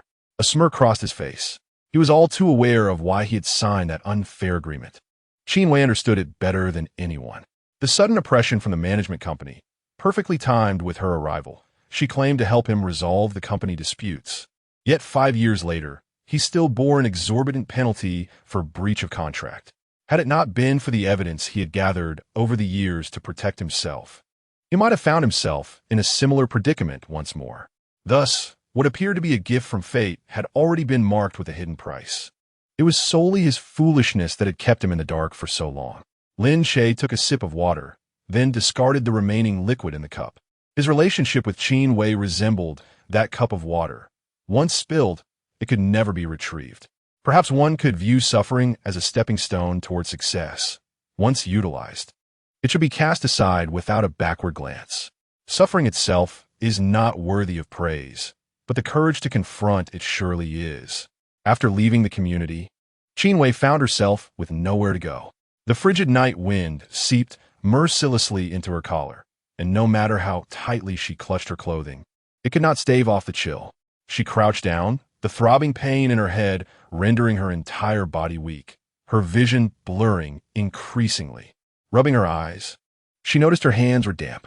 Had she been crying? What was there to cry about? If tears had fallen, they were born of anger, certainly not of nostalgia. Coming to this realization, the fierce intensity in Qin Wei's crimson eyes was unmistakable. She dialed Su Man's number. It was answered almost immediately. Su Man, a nocturnal creature, was still awake at this hour. "What is the matter, Wei Wei?" Su Man inquired, her tone laced with concern. "What are you doing, Qin Wei? Your voice sounds hoarse. Are you coming down with something?" "A bit." Qin Wei inhaled deeply. "I wish to come to your place." "Sure, come over. Where are you right now?" Qin Wei relayed her address, which was not far from Su Man's home. A taxi ride would take roughly 30 minutes, especially with the streets being clear at this late hour. "All right, head over. I'll be waiting at home. If you have trouble hailing a cab, I can come pick you up." "Okay," Qin Wei replied, and after hanging up, she opened her ride-hailing app. After adding a bit more money, a driver quickly accepted her request. At that moment, Qin Wei had only one thought. She wanted a drink to indulge until she could fall into a deep slumber.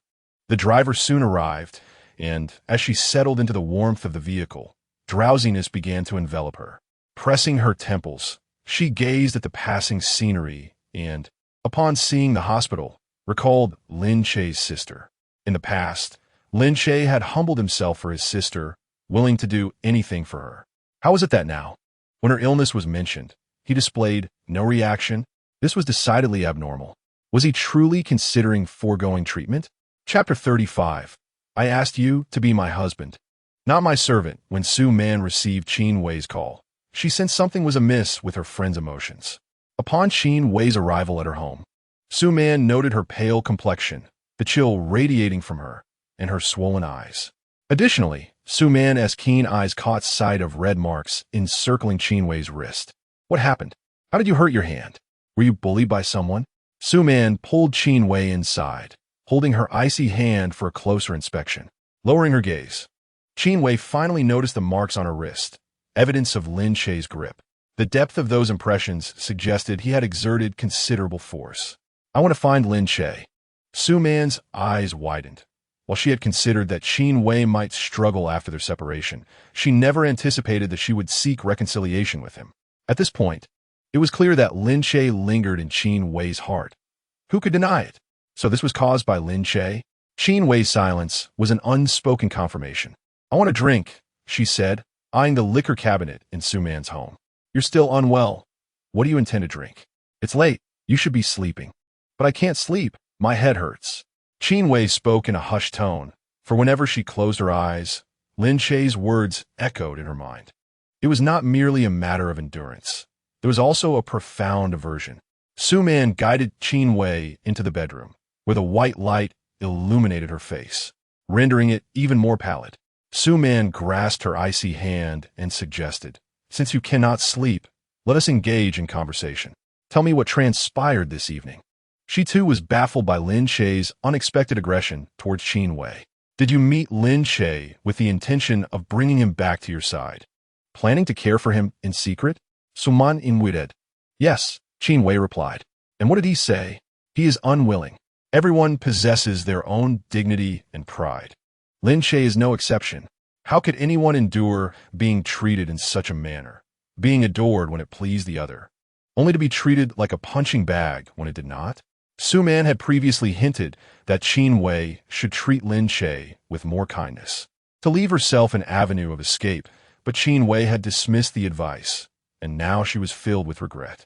Su Man's curiosity piqued. She pressed, "What exactly did he say to leave you so utterly despondent?" Qin Wei's eyes glazed over as she replied, "He said that over the years, he has had enough of me. It is both endurance and aversion." Su Man was taken aback by such a statement. Indeed, the silence that erupts is the most fearsome. Qin Wei refrained from divulging the details of the evening's events to Su Man, feeling it was too humiliating. Su Man then pondered aloud, and what of his sister? She is still waiting for money for her medical treatment. With such exorbitant costs, how will he manage? Does he not fear that offending you will cost him future employment? Qin Wei retorted with sarcasm, as if he is still concerned about medical fees. I suspect he has already forgotten that his sister requires a heart transplant. Regarding Lin Che, she did not share everything, but she was well aware of most matters.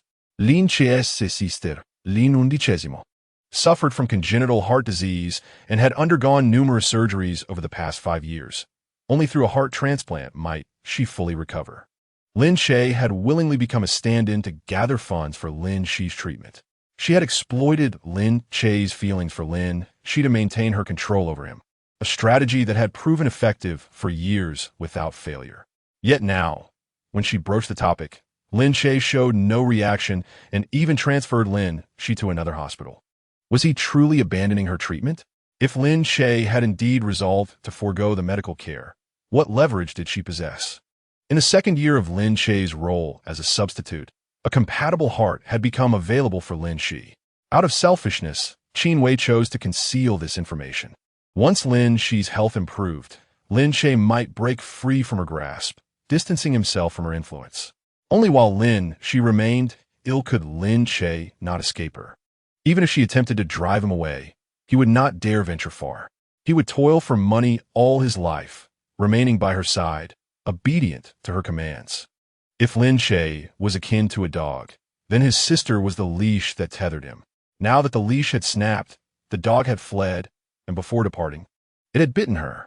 Contemplating these matters caused a tumultuous surge of emotions within Qin Wei, rendering her sleepless throughout the night. On Wednesday, Lin Che began his move. His belongings were minimal. He did not even require a moving service. He carried 2 suitcases and tossed them into his car. Before departing, he sent a text to Qin Yi, informing her that he was on his way. Qin Yi awaited his arrival at home, calculating the distance. She figured that Lin Che would depart at 10 and reach her by 11. Please call me when you arrive at the parking lot.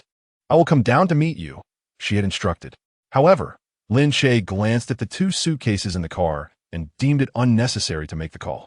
Consequently, he chose not to call at all, effortlessly dragging a suitcase into the elevator with each hand. He opened the message, repeatedly confirming the address Qin Yi had sent him that day. Standing at the entrance, ensuring he had not mistaken the door, he rang the bell. The door's soundproofing was effective, rendering the interior's commotion inaudible from the outside. It was not until the handle clicked that the door swung open, revealing a radiant and fair face. Qin Yi, with her hair styled in a bun and dressed in a flowing green gown, cradled a bouquet of gardenias. Upon seeing Lin Che, her smile blossomed with an indescribable brilliance. Lin Che, why didn't you call me in advance? I don't have much luggage, she remarked with a beaming smile, inviting him inside. Didn't I give you the key? Lin Che felt that entering someone else's home directly with a key for the first time seemed rather impolite. I'll register your fingerprint later. So you need the key to enter, Qin Yi assured him as she placed the gardenias into a vase. The house had just undergone a thorough cleaning, and the flowers, delivered that very day, filled the air with a delicate fragrance. She retrieved a pair of men's slippers from a shoe cabinet, bending down to place them at Lin Che's feet. Thank you, he said, slipping into the slippers, which fit perfectly. Qin Yi reached for the suitcase in his hand, but Lin Che quickly blocked her. I can manage. The suitcase is heavy. That is precisely why I wish to assist you, she replied, deftly tugging at the other suitcase, which Lin Che could not prevent her from taking. Follow me. I will show you to your room. Qin Yi had arranged for Lin Che to stay in the room next to hers. The spacious bedroom featured an en-suite bathroom and was furnished with all the essentials. Is it satisfactory for you? Lin Che cast a brief glance, unable to discern much, and promptly responded, yes. What would you like for lunch? I can have the housekeeper prepare something. It was then that Lin Che realized there was a third person in the house. I'll cook, he offered. What do you desire? The generosity Qin Yi extended made him uneasy, as he felt compelled to contribute. He excelled in cooking and considered that when living together with Qin Yi, he would take on the culinary responsibilities and household chores. Lin Che, I invited you to be my husband, Not my servant, she interjected playfully. Chapter 36. Do you like Gardenius? I want you to be my husband, not my servant, Qin Yi said, hands on her hips and a serious expression on her face. Leave the household chores to the housekeeper. You have your own matters to attend to. It's your first day here. Please sit down and relax. With that, she gently pushed Lin Che toward the sofa. Clad in a sweatshirt that made him resemble a university student, he felt her hand resting on his lower back, experiencing the warmth through the fabric. Stealing glances at his back, she thought to herself how much she wished to touch it, curious if it truly felt as solid and reliable as her grandmother had described. Lin Che is an actor, and actors often manage their diets meticulously to maintain an ideal physique for the camera. In reality, they often appear rather slender. Qin Yi wishes to prepare something delicious for him to help him gain a bit of weight. What do you enjoy eating? I can have Aunt Wang whip something up. She cooks exceptionally well. I'm fine with anything. Just some home-cooked dishes would suffice, Lin Che replied, feeling somewhat unaccustomed to the lack of activity. Observing his demeanor, Qin Yi settled beside him and asked, would you care to sample my culinary skills? Lin Che, taken aback, responded, you can cook? With a gentle smile adorning her face. Qin Yi replied in a soft tone, perhaps not as well as you, but it's edible. Would you like to give it a try? I can assist you, Lin Che said, rising from his seat. However, Qin Yi, sitting next to him, gently pressed her hand on his shoulder. A subtle yet firm gesture that kept him anchored to the sofa. Kneeling slightly on the couch, she asserted, and is preparing the ingredients in the kitchen. If you wish to help, I'll call for you shortly. With the distance between them suddenly reduced, Lin Che caught a whiff of Qin Yi's delicate fragrance. At that moment, a tumultuous wave surged within him, yet he remained composed, concealing his emotions. Shall I show you around? Qin Yi suggested, standing before him after lowering her leg. Lin Che accepted the proposal, feeling the need to engage in some activity, for sitting idly made him uneasy. Qin Yi led him to the open balcony, which overlooked the courtyard, revealing the most splendid view.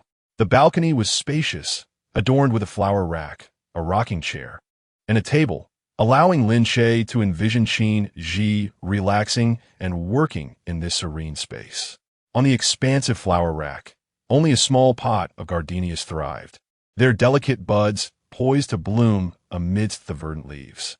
Lin Che reached out to touch them, inhaling the faint, sweet scent that resembled Qin Yi's fragrance. Do you like gardenias? Qin Yi inquired, drawing closer to him, her gaze fixed on the flowers. Though her question was directed at the plant, Lin Che found his thoughts wandering elsewhere, quickly dismissing his distractions to respond earnestly. I do. Gardenias are quite fragrant. I agree. I initially intended to decorate this balcony by filling it with gardenias, but they never seem to thrive. I can't quite figure out why, she lamented. Lin Che silently etched her words in his memory as he regarded the lone pot of flowers. The home was primarily decorated in warm tones, exuding a cozy atmosphere. Qin Yi guided Lin Che through each room, from the balcony to the laundry room, and then to the studio and study. Her home was expansive, boasting multiple rooms, including 2 designated for work, as well as areas for watching movies and gaming. In the future, you may work here. The computer is all set up. Let me know if there's anything you need, and I'll arrange for it, she said. While Qin Wei's home also contained numerous rooms, Lin Che's space was confined to a small bedroom, which could hardly be considered his own, as Qin Wei could enter at any moment. Thus, during the 5 years spent with Qin Wei, he rarely enjoyed a restful night's sleep. Her erratic schedule allowed her to sleep whenever she pleased, rising at her whim. While Lin Che often found himself pulling all-nighters, only to rise early the next day to prepare breakfast before heading off to work. Qin Wei often challenged him during breakfast, whimsically requesting that he prepare crab roe buns, only to later send him to buy pancake rolls from East Street and meat floss green rice balls from West Street. She exhibited a particular enthusiasm for trendy eateries, compelling Lin Che to stand in line for hours, sometimes braving the biting cold or the scorching sun. Upon finally returning with the food, she would taste a morsel and then discard it. Eventually, Lin Che wised up and opted for takeout, employing a courier service. This way, the delivery person earned their keep while he enjoyed some well-deserved respite to attend to his own affairs, Truly a win-win situation. Unbeknownst to Qin Wei, she relished this dynamic, referring to it as a form of obedience training. Adjacent to the studio was a spacious study filled with an array of books. Upon entering, Lin Che was immediately drawn to two familiar tomes, his own limited edition copies, personally signed. These volumes were meticulously preserved by Qin Yi, displayed prominently in a glass cabinet that was impossible to overlook upon entry. Noticing Lin Che's rapt attention, Qin Yi inquired, "Are you fond of this author as well?" "Fond?" Qin Yi opened the cabinet and retrieved one of the books, pointing to the author's name on the cover. Lin Che is my favorite online writer in recent years. His works are quite engaging. I managed to snag these signed copies while abroad. If you're interested, I recommend starting with Chan, his debut novel, which is truly captivating. Her enthusiasm was palpable as she discussed the storyline, her face glowing with delight. Do you know how astonished I was when I first heard her name? Interestingly, you share a resemblance with this author. Qin Yi flipped open the cover and pointed to the character Che in the signature. Have you noticed how similar your Che looks to his? Her gaze bore a hint of inquisitiveness. Does it? Perhaps it's merely a coincidence. Lin Che, wary of revealing too much, hesitated. For certain descriptions within the book struck an awkward chord. Qin Yi closed the book pensively. What a remarkable coincidence that not only do the names resemble each other, but the handwriting as well. Lin Che rubbed his nose, uncertain if Qin Yi believed him, but fortunately, she did not press further. He suddenly marveled at the serendipity of human connections. Two individuals who initially appeared to have no common ground could, under the right circumstances, encounter each other in such a manner. She appreciated his novels, and having developed an affection for Lin Che, she decided to meet Lin Che upon hearing his name. Qin Yi returned the book to its place and asked, "Do you like it here?" For Lin Che, any place to settle would suffice. Yet it was the first time someone had inquired about his preferences, even going so far as to clear a room specifically for him as a workspace. Moreover, the hues of the bedroom were to his taste, and the household slippers conveniently matched his size. With genuine sincerity, Lin Che affirmed his fondness for the setting. Chapter 37. Ambiguity. He was delighted and content. Prior to his arrival, he had contemplated the journey ahead, yet he had not anticipated such a plethora of unexpected joys. Qin Yi held great respect for him, investing considerable effort into their relationship. Although their union was a contractual marriage, the depth of her commitment surpassed that of anyone but family. To assert that her heart remained untouched would be disingenuous. The only realm left unexplored was Qin Yi's bedroom. Tentatively, she inquired, "Would you like to see my bedroom?" Lin Che quickly shook his head, declining the offer. A bedroom is a private sanctuary, not a space for just anyone to enter. One must possess a sense of self-awareness in both actions and conduct. Yet, Qin Yi remained unfazed, stating, "If you wish to see it, you may enter at any time." However, he was not particularly inclined to do so. The aunt had prepared the ingredients, and Qin Yi retrieved an apron from the hook, handing it to Lin Che. "Did you not say you would assist me? Please help me tie the apron." She stood at the kitchen counter, her back to him.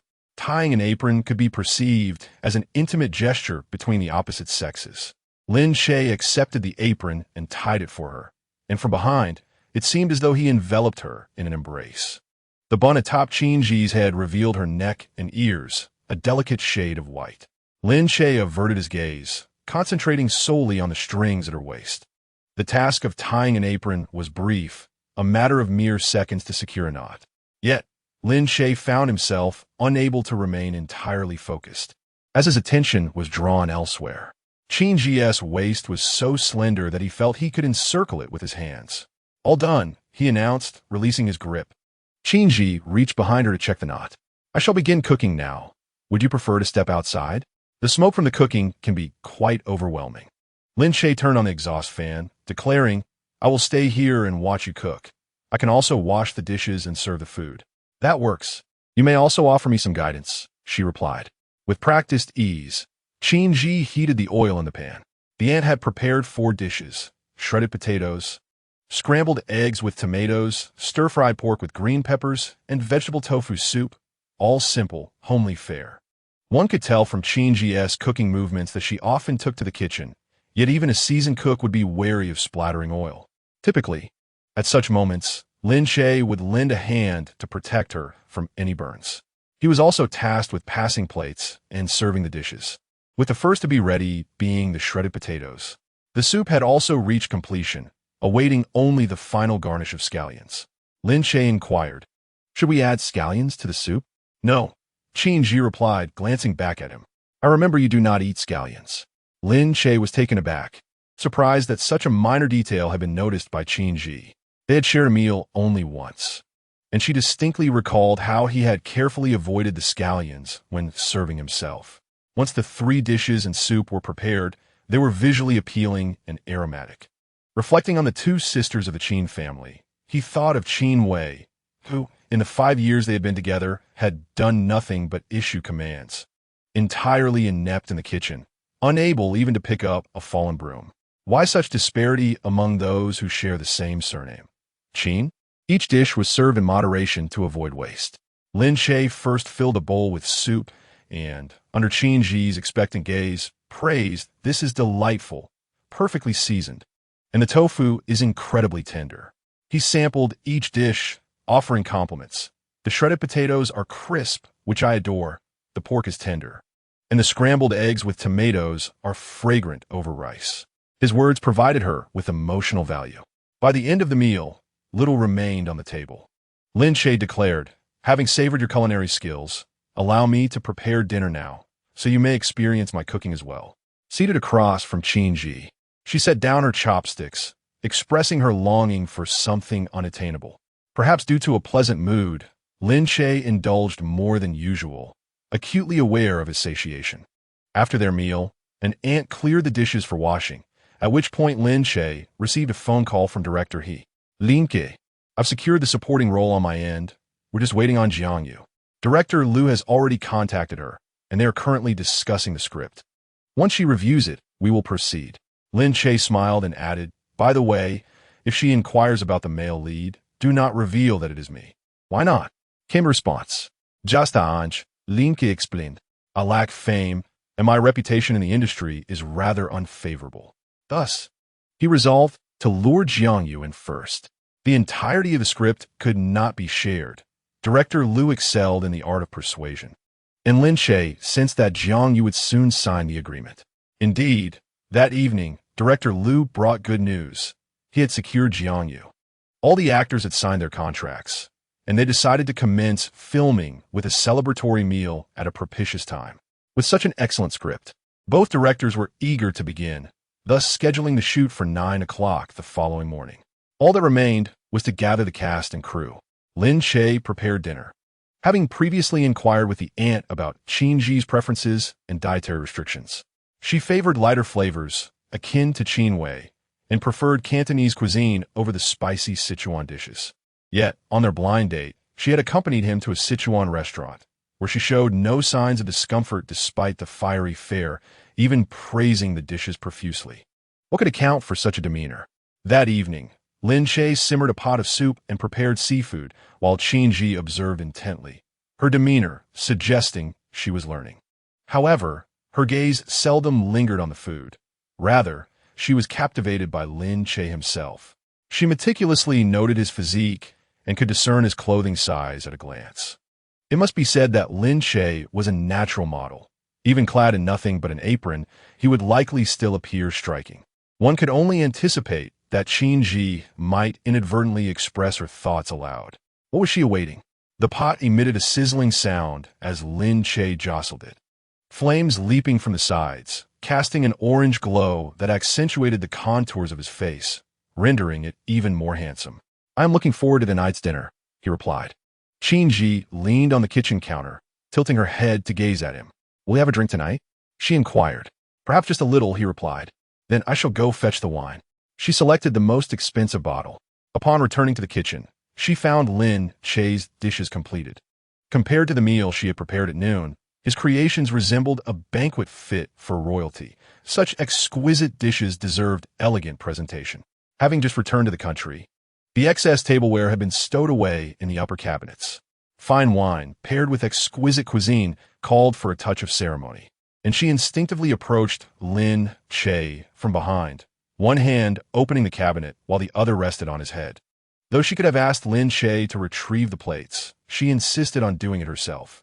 Being shorter than Lin Che made this task a bit cumbersome.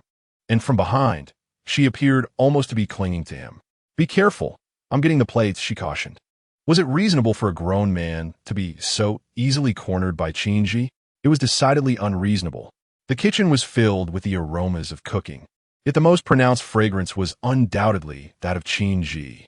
"Let me take that," Lin Che said, raising his hand. His body inadvertently brushed against hers, and he could even feel the softness behind him. Chapter 38. Like an old married couple, Qin Yi, slightly taken aback, chided, "I'm so sorry for bumping into you. It was merely a touch. There is nothing to be embarrassed about," Lin Che replied with a smile, retrieving a plate from the cupboard. "Is this the one you need?" "Yes, that's the one," Qin Yi affirmed, taking the plate and rinsing it under the water. As she scrubbed, she remarked, "Normal physical contact is, of course, acceptable. What we must guard against are those with ulterior motives. One must recognize the treachery of human hearts. Many disguise their intentions and test boundaries under various pretexts." Lin Che paused, and only when Qin Yi handed him the clean plate did he respond, "All right, I understand. I will be cautious." Qin Yi then asked, "Will you be careful with me?"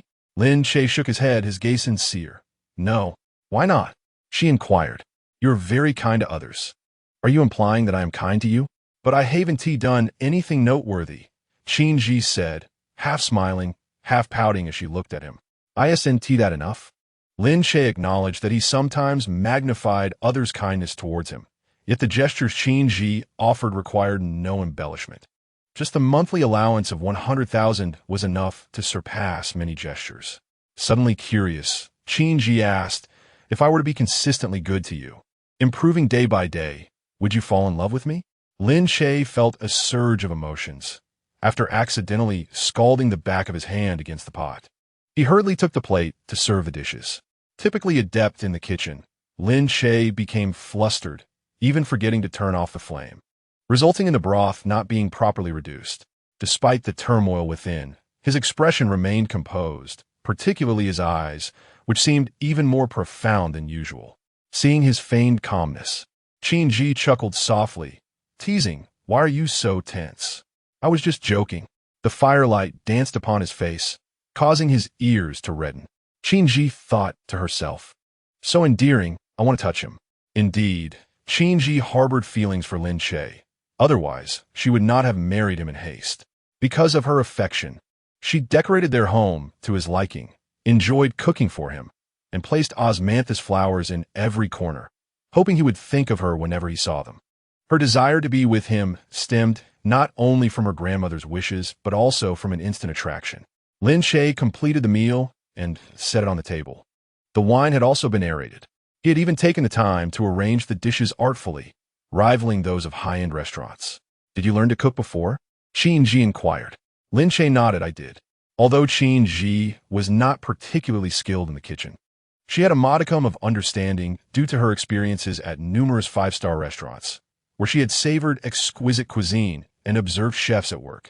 Lin Che's culinary technique was a testament to years of practice, not something that could be replicated in a short time.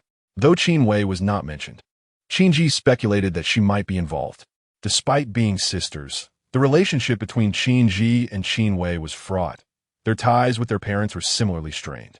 Raised primarily by their grandparents, Qin Yi had little opportunity to cultivate familial bonds, making it challenging to feel any deep connection.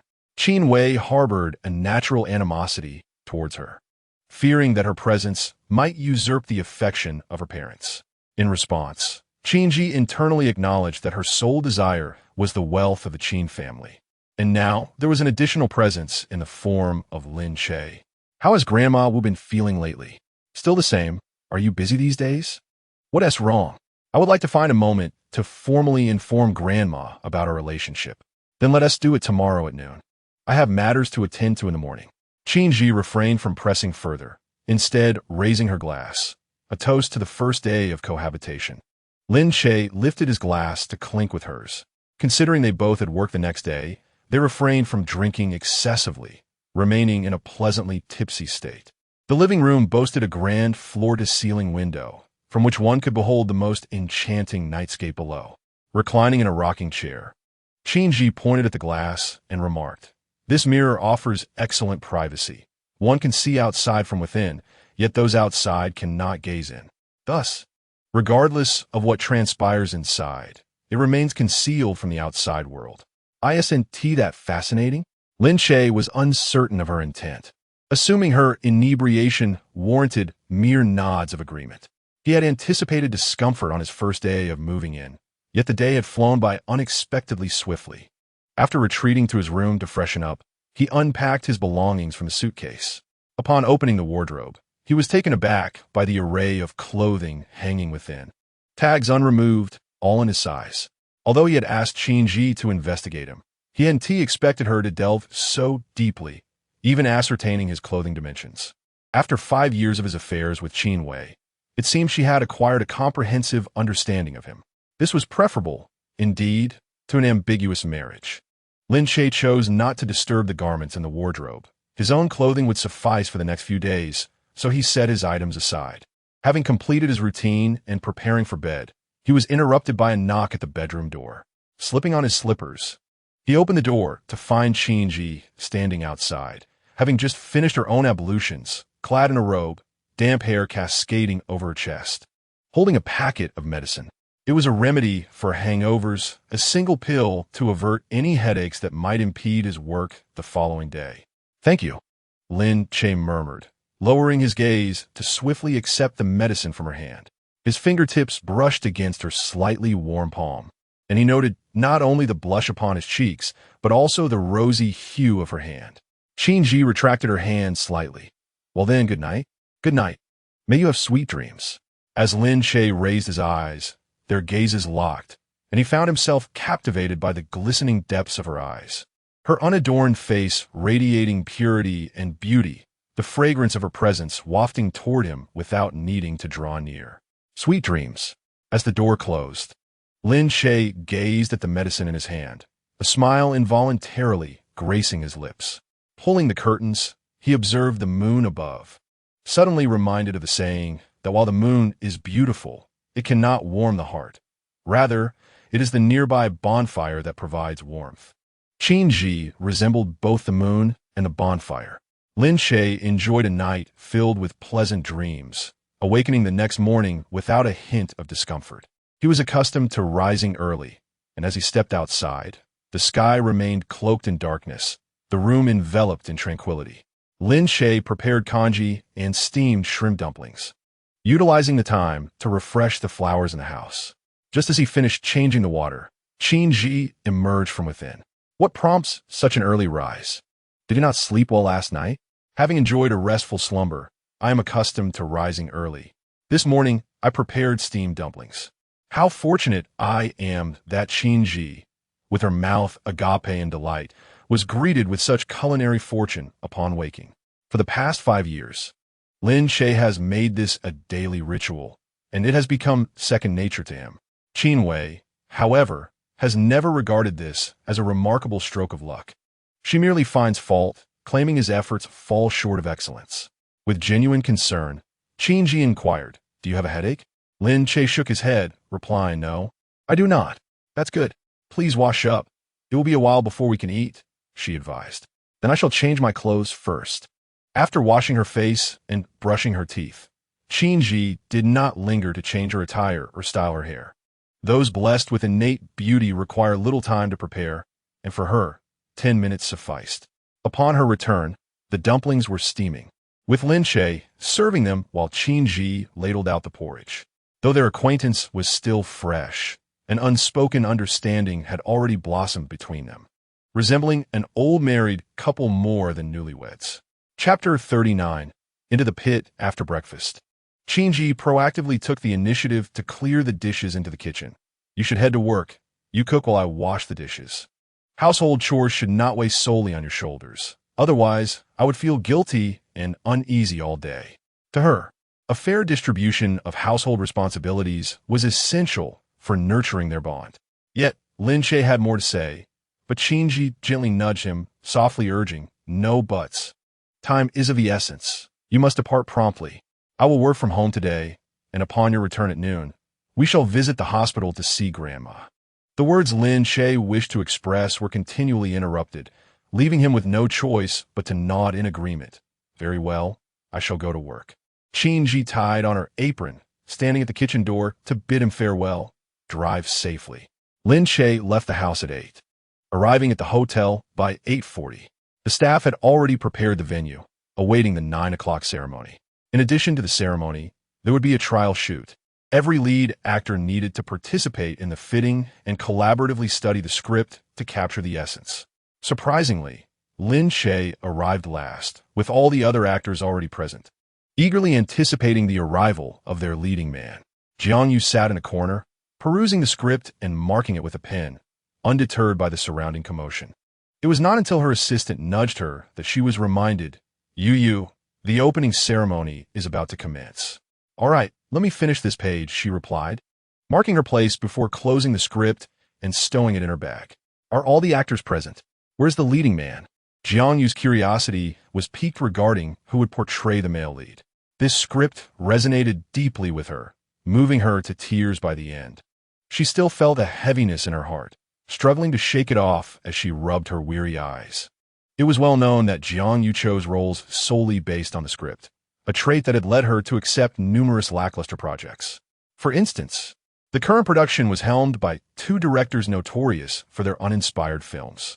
Jiang Yu was acutely aware of the unreliability of this crew, yet the allure of such a splendid script compelled her to proceed. Now, she could only hope that the two directors would complement each other's strengths and faithfully bring the script's vision to life. Director Liu had reassured her multiple times that he would not alter the storyline, which was why she reluctantly signed the contract. Now, she has become acquainted with the crew, having gradually met the other actors, yet the only one she has yet to encounter is the actor portraying the male lead. The director has kept this information tightly under wraps, revealing little besides the fact that the male lead is tall, fair, and handsome, with exceptional acting skills that perfectly align with the character's design. She is assured that upon meeting him, she will be pleasantly surprised. This statement alone has led Jiang Yu to conjure various esteemed male actors in her mind, even speculating about top-tier male celebrities. However, upon reflection, she questions whether such prominent figures would be attainable for a crew with such limited resources. Jiang Yu does not demand much, as long as the actor possesses commendable skills. She hopes he does not tarnish her male lead. Her assistant mentions that they have arrived, and she observes the director exiting. The fact that the director personally went to greet him indicates that he must possess some notable qualities.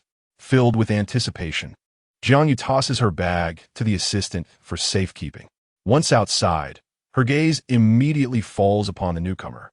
Just as the director described, he is indeed tall and fair, easily noticeable from a distance.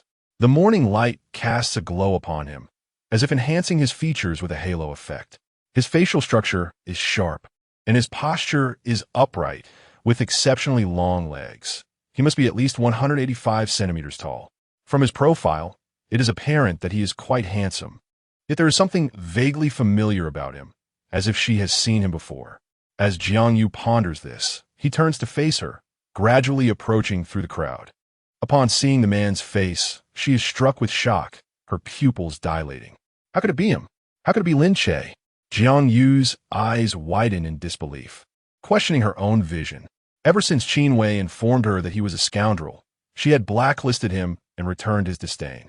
Lin Che was the first person to captivate her at first sight, his strikingly handsome face so recognizable that even a mask could not conceal his allure. Yet, what use is good looks when he is a cad, lacking any professional ethics, and rising to prominence through underhanded means? What merit does he possess to earn the role of the male lead? Perhaps he has mistakenly entered the wrong venue, or maybe he is merely an errand runner, with the actual lead being someone else. Such thoughts are optimistic, but reality is often harsh. Director Liu presents Lin Che to Jiang Yu with enthusiasm, introducing him as their male lead. "Jiang Yu, this is Lin Che, our male lead. You may not have seen his work, but let me assure you, he is a seasoned actor," he states, giving a thumbs up. Jiang Yu glares at Lin Che, remaining silent. Director Liu, perceptive in nature, senses the shift in atmosphere and feels a pang of unease upon observing Jiang Yu's expression. Do they know each other? Why does Jiang Yu harbor such animosity towards Lin Che? He assumes Jiang Yu believes Lin Che's status does not match her own. Jiang Yu, do not underestimate Lin Che just because he comes from short dramas. His acting is commendable, and we have collaborated before. He embodies the essence of the male lead. Collaborated? In what capacity? Jiang Yu's mind races with malicious thoughts, and she does not hold back her disdain. What qualifies someone like him to join the cast? How much did you receive from his benefactor? An actor who ascends through underhanded means. How good can his acting truly be? Aren't you concerned about ruining the script? Hiring such a tainted artist poses a risk. Once his scandals are exposed, the film may never see the light of day. Yet, despite her words, what scandals does Lin Che truly possess? Director Liu, bewildered like a monk who cannot grasp the situation, wondered if there was some misunderstanding. Who were these mysterious benefactors? And what were these unspoken rules? He found himself caught in a dilemma, glancing between Jiang Yu and Lin Che, ultimately directing a pleading gaze towards Director He. Receiving the signal, Director He stepped in to smooth things over. The auspicious time is approaching. Shall we light the incense first? What incense? Jiang Yu erupted in anger. When she signed a contract, she had thought that even if the script led her into a pit, she would accept it, not realizing that this pit was filled with filth. Even if she managed to climb out, she would still carry the stench. The anticipation she once felt had transformed into fury. She stamped her foot, losing all composure. You must get rid of him. If he stays, I won't participate. It's either him or me. Director He appeared troubled, and Director Liu wore a pained expression. What could have caused Jiang Yu to harbor such animosity towards Lin Che? They finally understood why Lin Che had insisted they keep his role as the male lead a secret. He likely anticipated this very scene, knowing that Jiang Yu would refuse to participate if she learned of his involvement. Thus he had chosen to withhold the information, using the script as bait to lure her in. Lin Che, however, appeared perplexed, furrowing his brow in confusion. This was his first encounter with Jiang Yu, and he could not fathom why she held such a strong aversion towards him. Chapter 40. Avoiding the trap of self-justification. Jiang Yu not only disapproved of him, but also harbored hostility and disdain. Lin Che, perceptive by nature, speculated that perhaps someone had spoken ill of him. There is a saying, if a person suddenly changes their attitude towards you, it may not be due to your actions, but rather the influence of a malicious whisperer. He regarded Jiang Yu silently for a moment before asking, You claim I climbed to my position through unscrupulous means. Do you possess any evidence? Jiang Yu was momentarily taken aback by the question. Lin Che, hands tucked into his pockets, countered, If you cannot prove the accusations against me, then you are merely spreading rumors. A timeless adage comes to mind. Never fall into the trap of self-justification. The burden of proof lies with the accuser. Jiang Yu's expression faltered, her face flushing as she retorted, I have witnesses who have seen you sell your body for resources and engage in despicable acts. In her fervor, she recounted all the disparaging remarks made by Qin Wei and others. To Jiang Yu, Lin Che was akin to a once-admired idol who had now fallen from grace, and her initial fondness had morphed into revulsion, akin to swallowing a fly. She fixated on the mask covering Lin Che's face, her gaze drifting to his eyes. Those eyes, striking in both shape and hue, had initially drawn her in, prompting her to capture that photograph she had viewed countless times, etching his image into her memory. She had intended to search for him online, but the thought of his unsavory actions dissuaded her. Always masked, he evidently knew he was unpresentable. Only his captivating eyes remained visible, but without the mask, one could only wonder how unsightly he truly was. Jiang Yu was not the least bit curious about Lin Che's face hidden beneath the mask. The exquisite pair of eyes he possessed was perhaps the pinnacle of his genetic endowment. Much like what Qin Wei had remarked, perhaps the visage concealed beneath the mask was too ghastly to behold. Lin Che let out a light chuckle and calmly removed his mask, stating, That may disappoint you. It was inconceivable that someone could be handsome yet oblivious to it. Throughout his life, Lin Che had received countless compliments for his appearance. If he were unattractive, he would not have been discovered by a talent scout while delivering takeout, nor would he have been ushered into the realm of acting. Upon witnessing Lin Che's refined features, Jiang Yu's eyes widened in astonishment. She had anticipated that Lin Che was good-looking, but she was unprepared for just how striking he truly was. At the moment the mask was lowered, it felt as if the surrounding light intensified. After a brief moment of daze, Jiang Yu clenched her teeth and declared, "You are a despicable person. What does it matter if you're handsome? You have deceived countless naive girls behind their backs. Who have I deceived? Have I deceived you?" Lin Che found himself almost laughing in disbelief. "Since you claim someone has seen me compromising my integrity for resources, why don't you summon her here so we can confront each other directly? Bring her here if you dare. Do you think I fear you?" Jiang Yu, momentarily overwhelmed by anger, took out her phone to call Qin Wei. However, the call went unanswered, and frowning, she dialed again, only to find that 3 consecutive attempts yielded no response. Lin Che, with keen observation, noted the contact labeled Sister Wei. Indeed, it was Qin Wei. It seemed she was a persistent specter. If he had truly ascended through underhanded means, how could he have remained obscure all these years? It was rather thoughtless of her. Nevertheless, there was a kernel of truth in her words.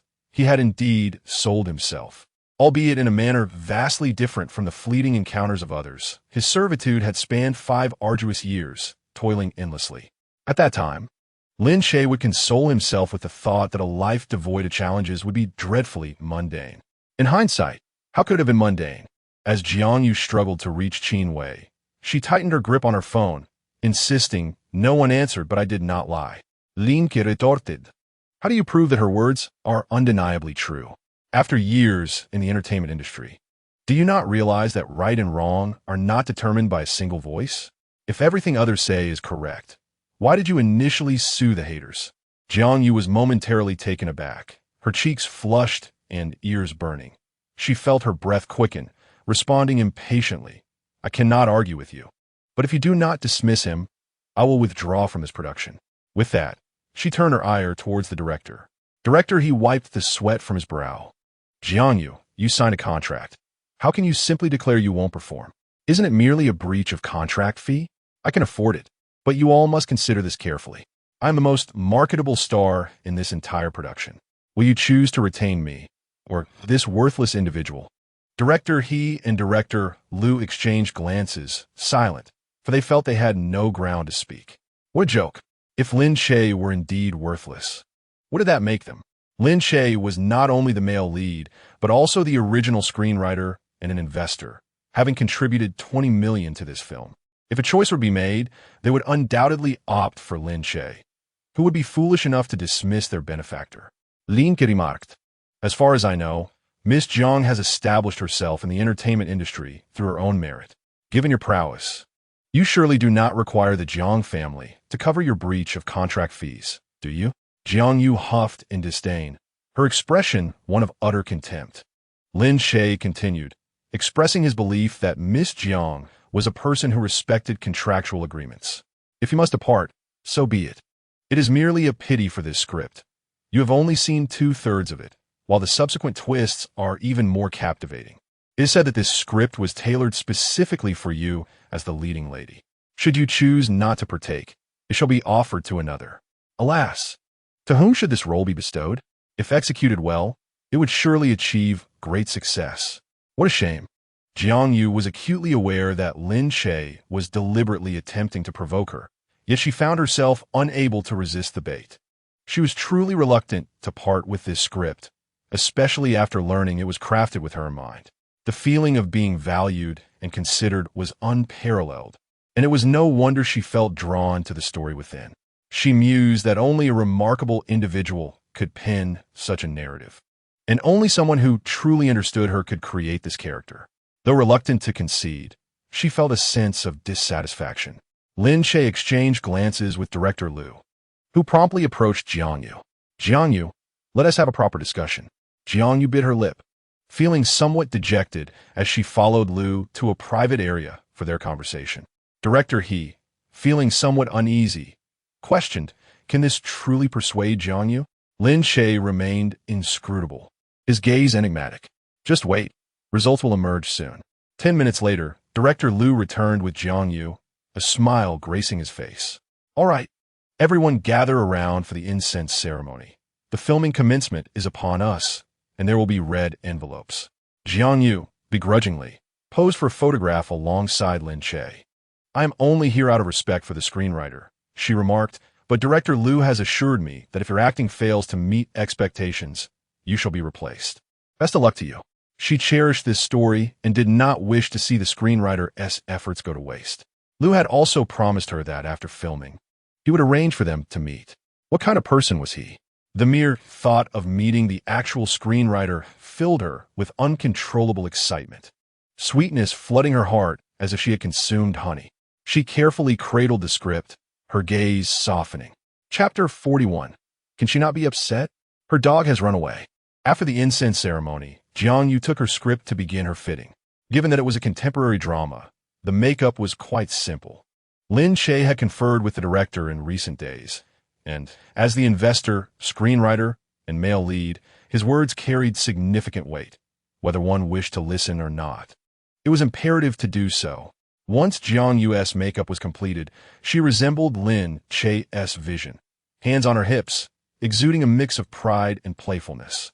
The film The Coward narrates the tale of a male protagonist who, after an accident, loses his memory and awakens to discover a female ghost in his home.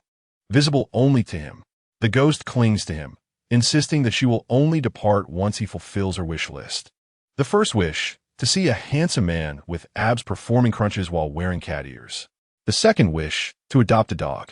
The third wish, to wear a wedding dress, while the fourth remains a secret for the time being. In his quest to help the ghost depart, the male lead eagerly sets about fulfilling her desires. He begins to exercise, adopting a routine of early rising and early sleeping, transforming his once frail physique into a robust one, ultimately developing a set of impressive abs. The male protagonist transitions from fear to familiarity. He begins to provide the female ghost with exquisite garments, skincare products, and even indulges her with fried chicken and hamburgers. Together, they embark on thrilling adventures, mountain climbing, bungee jumping, and swimming by the seaside.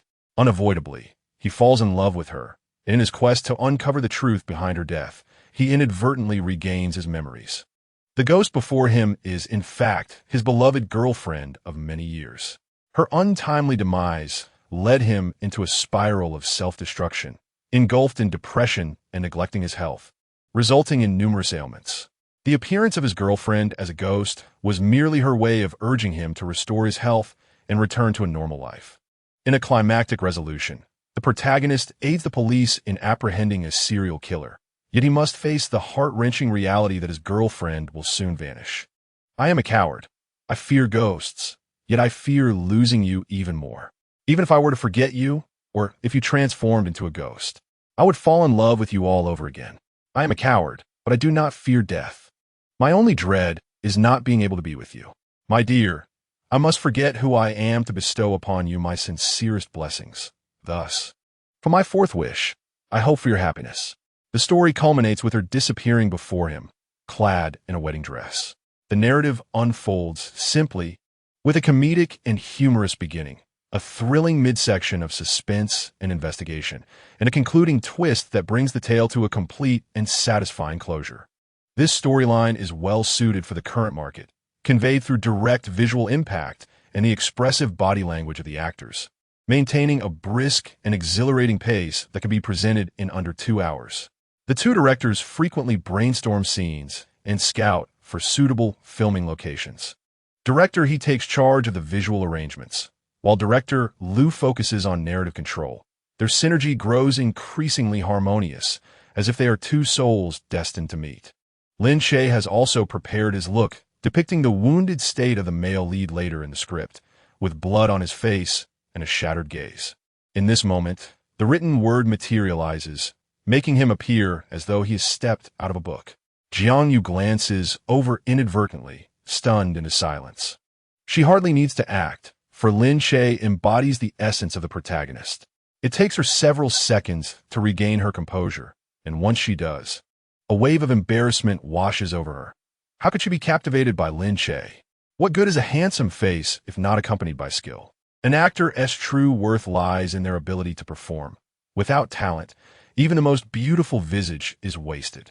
Moreover, Lin Che's looks may not withstand the scrutiny of the big screen.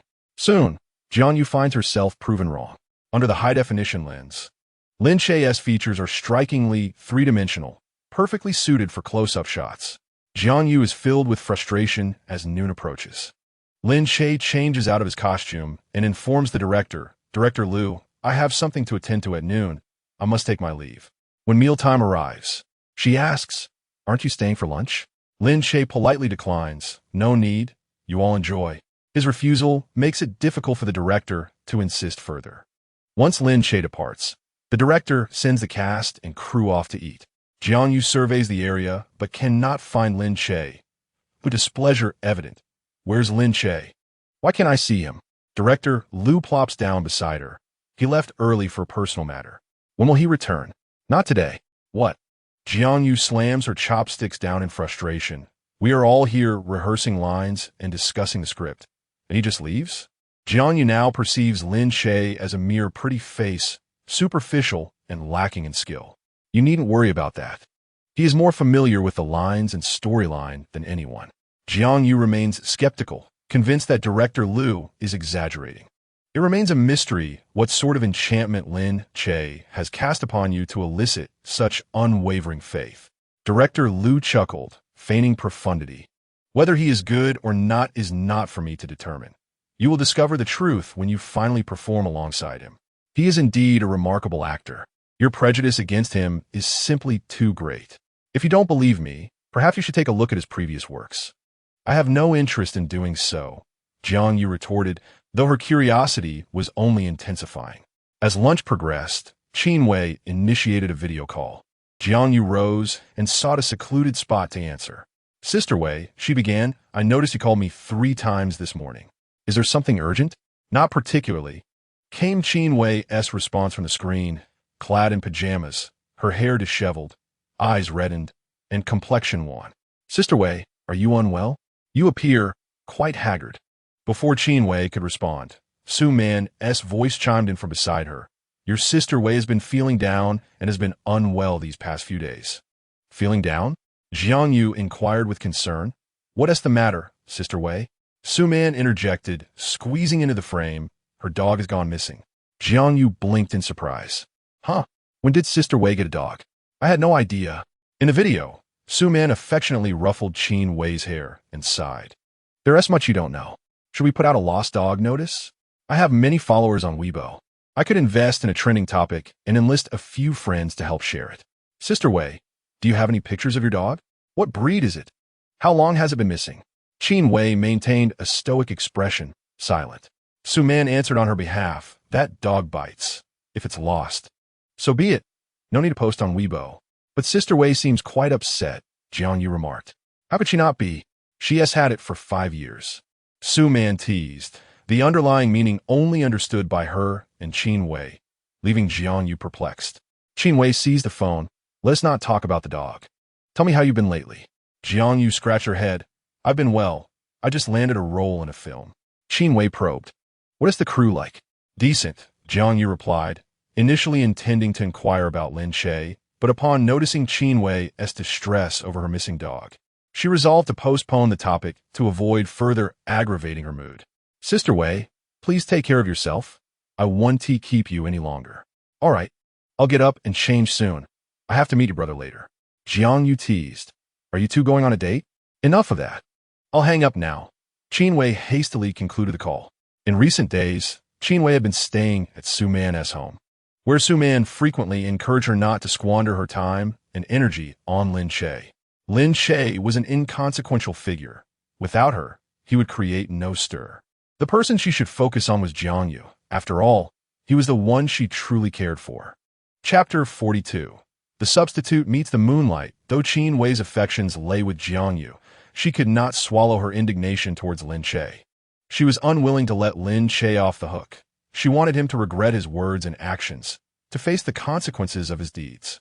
Whenever Lin Che was mentioned, Qin Wei found it difficult to rein in her emotions, her demeanor radiating an air of righteousness. as if these past 5 years had been Lin Che's fault entirely. Lin Che called Qin Yi, immediately offering an apology. I am sorry for keeping you waiting. I'm on my way now. Are you at home or in the office? Qin Yi replied, I'm still at the office. Are you coming to pick me up? Yes, I will come to get you. After she provided the address, Lin Che navigated, I will arrive in half an hour. I have informed the front desk. You can go directly to the 22nd floor, the president's office. I am busy with a meeting. All right, you go ahead. After stopping by a dessert shop to purchase cake and milk tea, Lin Che arrived at the company just as the clock struck 12. Yet Qin Yi was still occupied with her meeting. The front desk staff did not recognize Lin Che, but upon hearing his name, she smiled and escorted him to the elevator. The president's office is on the top floor. Do not take a wrong turn. Lin Che nodded politely. As soon as he stepped into the elevator, he overheard voices outside. Why can he go up, but I cannot? The front desk staff, caught in an awkward position, replied, Sir, you did not make a prior appointment. The man insisted, I told you I know General Qin. Recently, the Jiang family has been collaborating with your company. If you want tea, let me go up, at least make a call to inquire. The front desk staff maintained her polite smile. General Qin is in a meeting and is unavailable to take calls. As the elevator doors slowly closed, Lin Che caught a glimpse of a man outside, Jiang Yu, who happened to look over at that moment, his face clouded with impatience and frustration. He had been waiting downstairs for half an hour, hoping to invite Qin Yi to lunch. Having returned home for quite some time now, he had yet to see her, and her lack of response to his messages and calls was beginning to wear on his temper. Suppressing his anger, he reminded himself not to lose his composure and damage his image. After taking a couple of deep breaths, he turned back to the lounge area. The coffee before him had grown cold, and as he took a sip, its bitterness stung his tongue. He gazed towards the elevator, pondering the identity of the man who had just entered. Who was he? Why did the front desk treat him with such deference?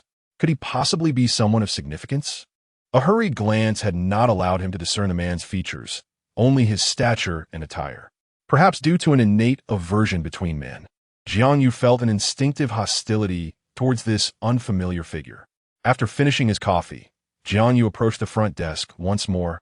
Who was that man who just went in? The front desk staff maintained a professional demeanor. Regarding General Qin's private matters, we cannot disclose any information. Jiang Yu pressed, just tell me in secret. I want to share it with anyone. The front desk remained silent. Determined to probe further, Jiang Yu inquired, is he a business partner? The more the front desk staff withheld information, the more anxious he became. Qin Yi was already 28, and he had heard that the Qin family was recently seeking a match for her. If she were to find someone suitable, his chances would vanish. Having been abroad and busy with studies, he had limited opportunities to see Qin Yi. Now that he had returned, the circumstances felt unchanged. Jiang Yu could only console himself, believing that with persistence, he could win her over. In terms of looks, education, and family background, he was quite exceptional. Otherwise, Qin Wei would not have cherished him for so many years. When would Sister Ji finish her meeting? When would she come down? At this hour, she likely hadn't eaten yet. Should he order her takeout? Had she been relying on takeout lately? What did she enjoy eating? What was her go-to restaurant? Jiang Yu recalled that the man earlier seemed to be carrying milk tea and cake, though he was uncertain for whom they were intended. The receptionist wore a smile, gradually becoming oblivious to her surroundings. Jiang Yu, infuriated by her silence, resolved that the first course of action upon his union with Qin Yi would be to dismiss the receptionist.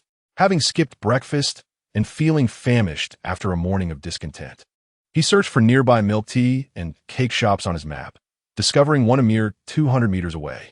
After setting the navigation, he dialed his sister, Jiang Yun. While walking, the phone rang for several moments before being answered. Jiang Yu could not suppress his complaints as he spoke. Sister, why did it take you so long to answer? What is going on? I'm having my meal, she replied. Sensing her brother's distressed mood, Jiang Yun gently inquired, what is wrong? Who has upset you? Jiang Yu kicked a small stone by his feet. Sister, have you seen Qin Yi recently? Not yet. She has just returned from abroad and is quite busy. I had to wait in line to see her. Why do you suddenly mention her? Oh, it's nothing really. I was just thinking about how she took care of me while I was abroad and helped me immensely. I wanted to treat her to a meal, but she is too busy to respond. I thought I might ask you about it. Jiang Yu probed, Sister, Could you possibly bring me along when you meet her? Jiang Yun replied, What would you come for? We are discussing work, not leisure. Fearing the opportunity might slip away, Jiang Yu quickly added, I want to interrupt your work.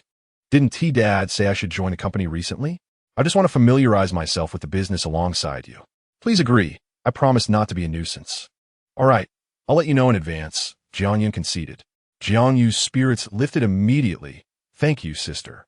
Upon ending the call, Jiang Yu's eyes were drawn to the milk tea shop. He stood at the back of the line, ordering 2 cups of original milk tea and selecting the 2 most expensive cakes from the menu. The staff promptly prepared the milk tea, warm in his hands. He returned on the same route, but just as he reached the company entrance, he spotted Qin Yi's car passing by. Sister Yi, Jiang Yu called out, sprinting a few steps, but how could his 2 legs keep pace with 4 wheels? Not only did he fail to catch up, but he also dropped the milk tea from his bag. He halted, anxiously retrieving his phone to call Qin Yi. The call connected, but she hung up immediately. Looking at the disarray on the ground, Jiang Yu clenched his phone tightly, seething as he crushed the cakes in the bag. Had he known, he would have refrained from buying the cakes and milk tea. Lin Che glanced at the rearview mirror as he drove. I think I heard someone calling your name just now. Really? You must have misheard, Qin Yi replied, maintaining her indifferent demeanor. Almost as soon as she finished speaking, her phone rang. Upon seeing the caller ID, she hung up without a second thought. Who was that? Lin Che inquired. An inconsequential person, she replied. Lin Che raised an eyebrow, having recognized Jiang Yu from the outside.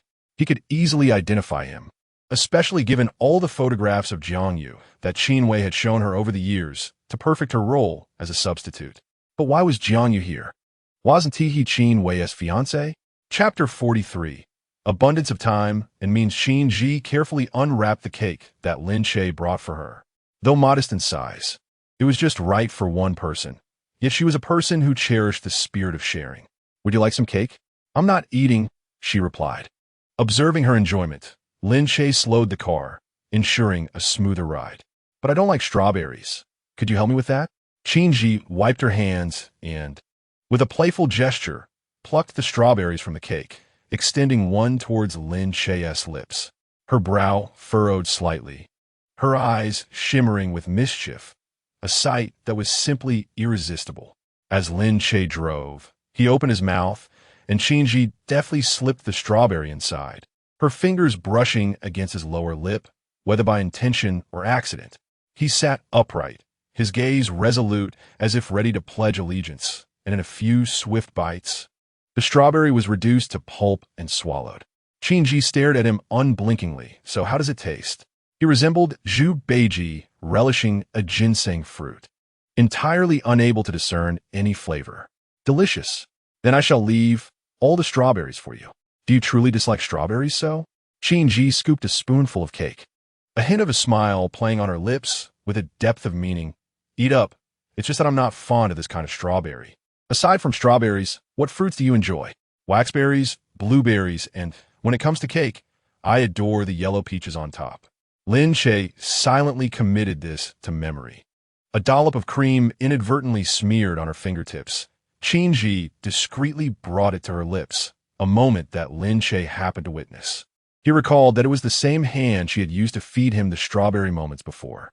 Qin Yi favored wearing glasses while working, the cold lenses adding an air of authority. Yet, whenever she met Lin Che, she would remove them, revealing her enchanting, expressive eyes that arched charmingly, her smile resembling a crescent moon. When silent, she would gaze intently at the other person, attentive and earnest. Has Grandma Wu eaten yet? Lin Che glanced at the time. It was nearly 1 o'clock. She has. Let us find somewhere to grab a bite. After we eat, we can head to the hospital. Now, think about how you should address me when you meet Grandma. Lin Che had yet to alter his address, still accustomed to calling her Miss Qin. If you used that in front of Grandma Wu, it would certainly give them away. Calling her by name felt too distant, while calling her wife was overly intimate. After much deliberation, Lin Che finally spoke. How about Gigi? Many around her used that name, but only when it passed Lin Che's lips would it make her feel as if her ears had been electrified. Is it all right if I call you Gigi? Lin Che asked before directly addressing her. Sure, but don't forget. To ensure he would not forget, Lin Che spent the journey mentally repeating Ji, forcing himself to adapt. Even when Qin Yi inquired about his meal preferences, he instinctively replied with Ji. They exchanged glances, both aware of the amused gaze of the waiter, and Lin Che quickly seized the menu, selecting several dishes that Qin Yi favored. Observing his forced composure, she couldn't help but chuckle. While she wasn't overly concerned about what they would eat, merely needing to satiate her hunger. Seeing Lin Che order her favorite dishes ignited a warmth within her heart, prompting her to temporarily refrain from teasing him. Propping her chin on her hand, she gazed at the man before her. Perhaps he did not yet harbor feelings for her, but that was of little consequence. She possessed an abundance of time and means. After lunch, the two drove to the hospital. At that moment, Grandma Wu was basking in the sun, enjoying a nap. Hearing some commotion outside, she squinted to see what was happening. Upon recognizing Qin Yi and Lin Che, her eyes widened in delight. Lin Che held Qin Yi's hand as he announced, "We came to see you, Grandma." Grandma Wu fixed her gaze intently on their intertwined hands, fearing she might be mistaken due to her failing eyesight. "What is this?" she asked. Qin Yi, confidently linking her arm with Lin Che's and leaning affectionately against his shoulder, replied, "Grandma, we're together now." Grandma Wu had long hoped for this moment, but now that it had arrived, she could hardly believe it. "Is this for real? You're not just trying to make this old lady happy, are you?" To her credit, Grandma Wu's intuition was remarkably astute. Qin Yi, holding Lin Che's hand affectionately, reassured her, "Grandma, this red thread was tied by you yourself. How can you still doubt it? Besides, do I seem like the type to deceive you for the sake of your happiness?" Grandma Wu scrutinized them closely, asking, "When did you two get together?" "The day before yesterday," Qin Yi replied. Grandma Wu was astonished. "So soon? You've known each other for less than a week." Qin Yi turned to Lin Che, saying, "I fell for him at first sight." Lin Che nearly lost his composure. His heart raced once again. Grandma Wu inquired, "Do you truly understand each other?" With a playful smile, Qin Yi responded, "ISNT at you who has been helping us get to know one another." "Grandma, aren't you happy that we're together?" "Of course, I'm happy," Grandma Wu replied instantly. "Then why aren't you smiling?" Grandma Wu forced a smile, gripping Lin Che's hand as she asked, "Tell me honestly. Xiao Che, are you serious? Ji hasn't put you in a difficult position, has she? You're doing this willingly, right?" Though his heart was racing, Lin Che maintained a calm demeanor. "I am serious. I like Ji, and I pursued her." "You fell for her at first sight too?" Grandma Wu pressed. Lin Che nodded vigorously. Qin Yi, feeling a bit miffed, squatted before her grandmother and pouted, "Grandma, just last week you praised my figure and Lin Che as good looks, saying we're a perfect match. Now it sounds as if I forced him into this." Though Qin Yi usually exuded strength and maturity before her grandmother, she would act coy and sweet, forever the granddaughter who never truly grew up. Lin Che found himself irresistibly drawn to this side of her, unable to look away. Grandma Wu playfully tapped Qin Yi on the forehead. "You two are moving so fast. I have to clarify things. Grandma, nowadays, young people often get together when they find a mutual attraction. Flash marriages and instant families are quite common. We're actually taking it slow." Grandma Wu was surprisingly accepting. Her feelings were more of joy than shock, akin to a pie falling from the sky and hitting her on the head. Over the past few years, whenever marriage was mentioned, Qin Yi would brush her off. Throughout her life, Qin Yi had never had any male friends, and as she grew older, she had devoted herself entirely to her work. Though Qin Yi was quite popular with the opposite sex in school, often receiving love letters and being featured on confession walls, she remained uninterested in romance. Later, when she studied abroad, Grandma Wu heard about the prevalence of homosexuality and even began to wonder if Qin Yi might prefer women. If that were the case, it was acceptable to her. She didn't necessarily want Qin Yi to marry, but she feared her granddaughter would be alone. Qin Yi possesses a cold demeanor, remaining distant from her parents, and lacks particularly close friends. In moments of distress, whom can she confide in? If she were to fall ill, who would care for her? Yet, more than these concerns, she is reluctant to witness Qin Yi compromising herself by entering into this marriage. The eyes cannot deceive. Grandma Wu observes intently, recognizing that Qin Yi's icy nature renders her incapable of feigning affection. Her willingness to reach for Lin Che's hand and cautiously draw closer is a testament to her fondness for him. Lin Che's treatment of Qin Yi is distinctly different from his interactions with others, manifesting subtle differences that clearly delineate victory and defeat. The couple she has fostered brings her increasing satisfaction. At this rate, she might very well cradle her great-grandchild by next year. Chapter 44.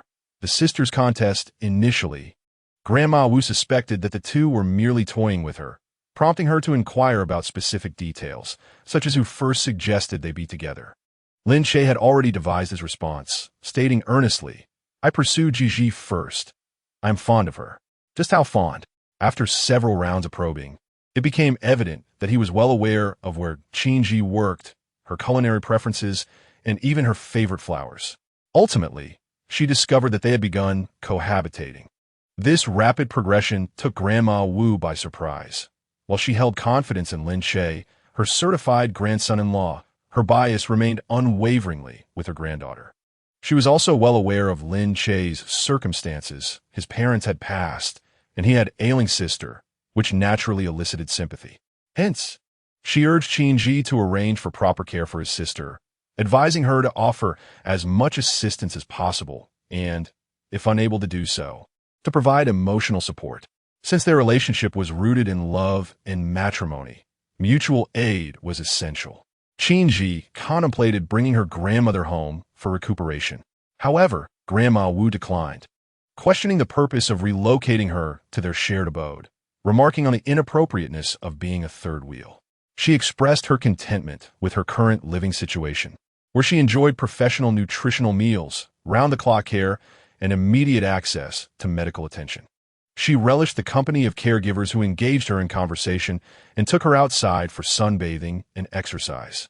"You should focus on nurturing your relationship with Xiao Che," she advised, "and avoid spending all your time at home apart from work. You've been overseas for so many years. Now that you've returned, make time for Xiao Che to take you out, travel, and shop." Grandma Wu continued, asserting that travel truly tests a person's character. Couples who thrive during trips often return ready for marriage, while those who falter may part ways en route. Nestled beside her grandmother, Qin Yi nodded, affirming, "All right, I understand." Who says one cannot find comfort in a nursing home?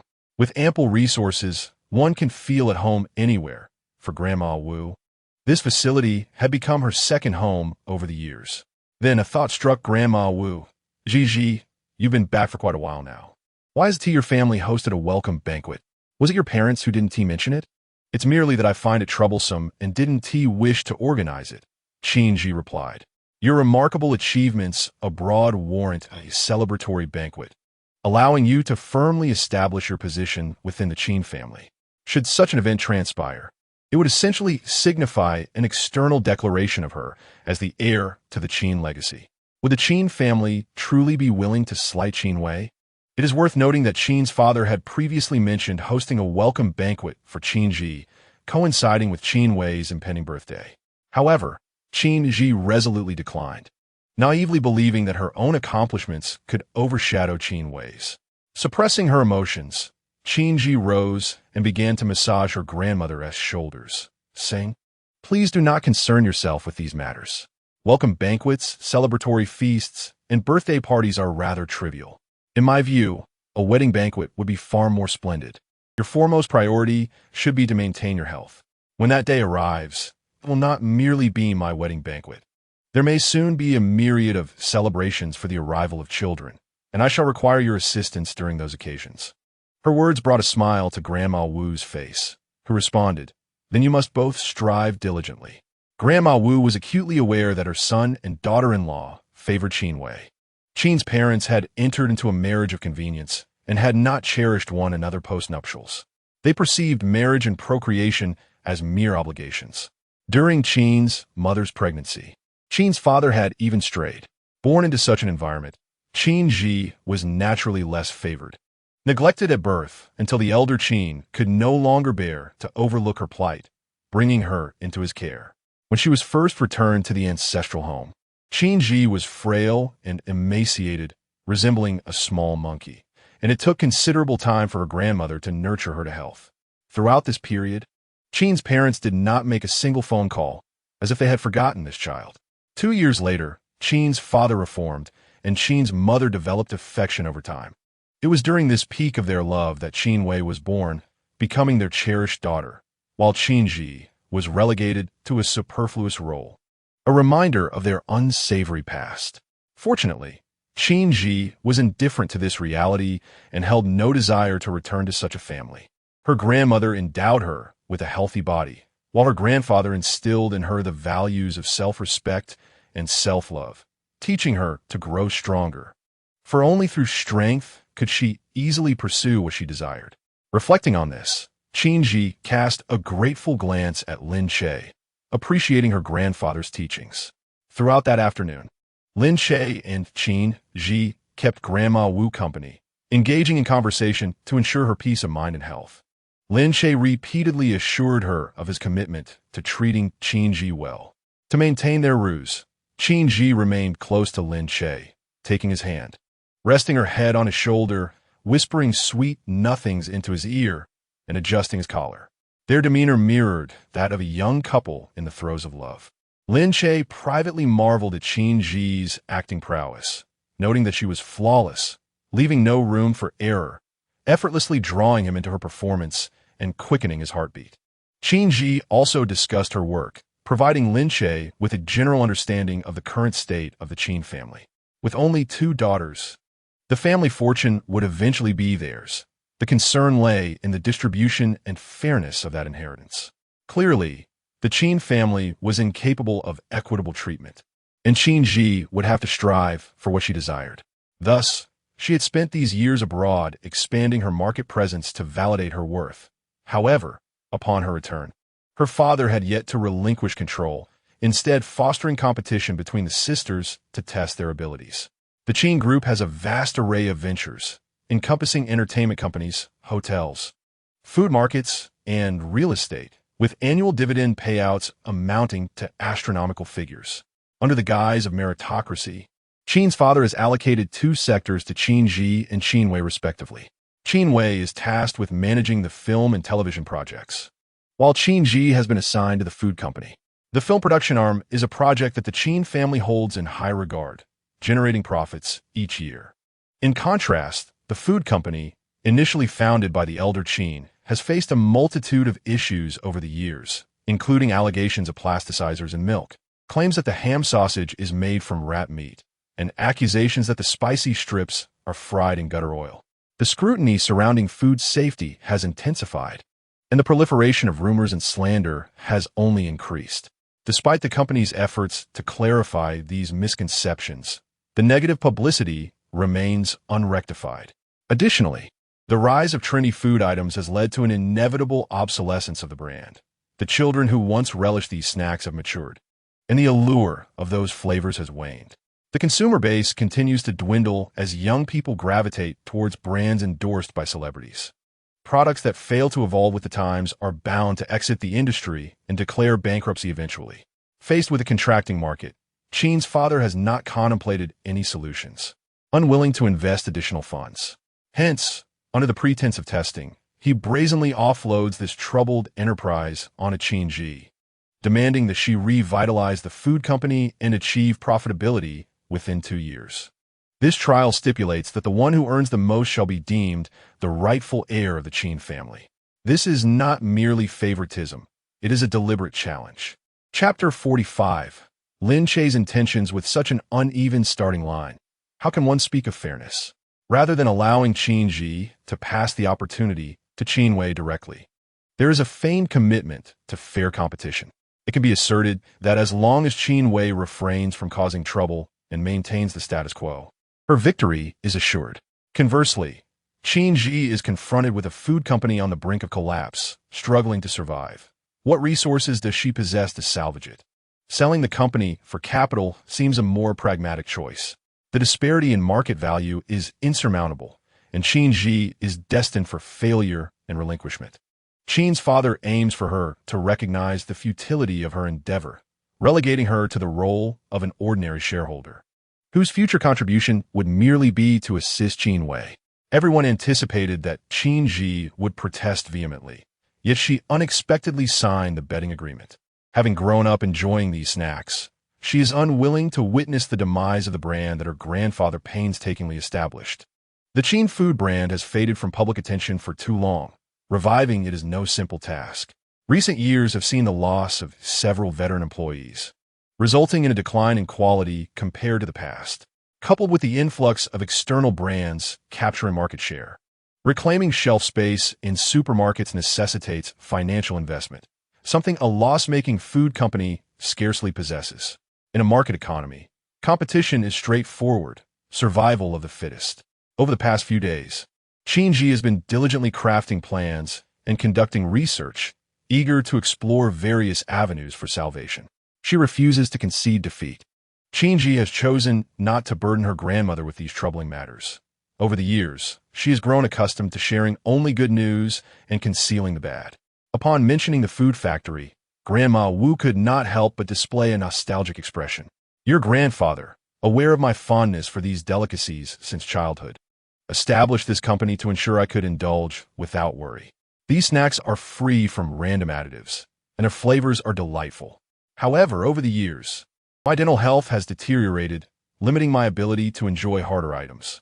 My doctor has advised me to avoid excessively oily, salty, or sweet foods.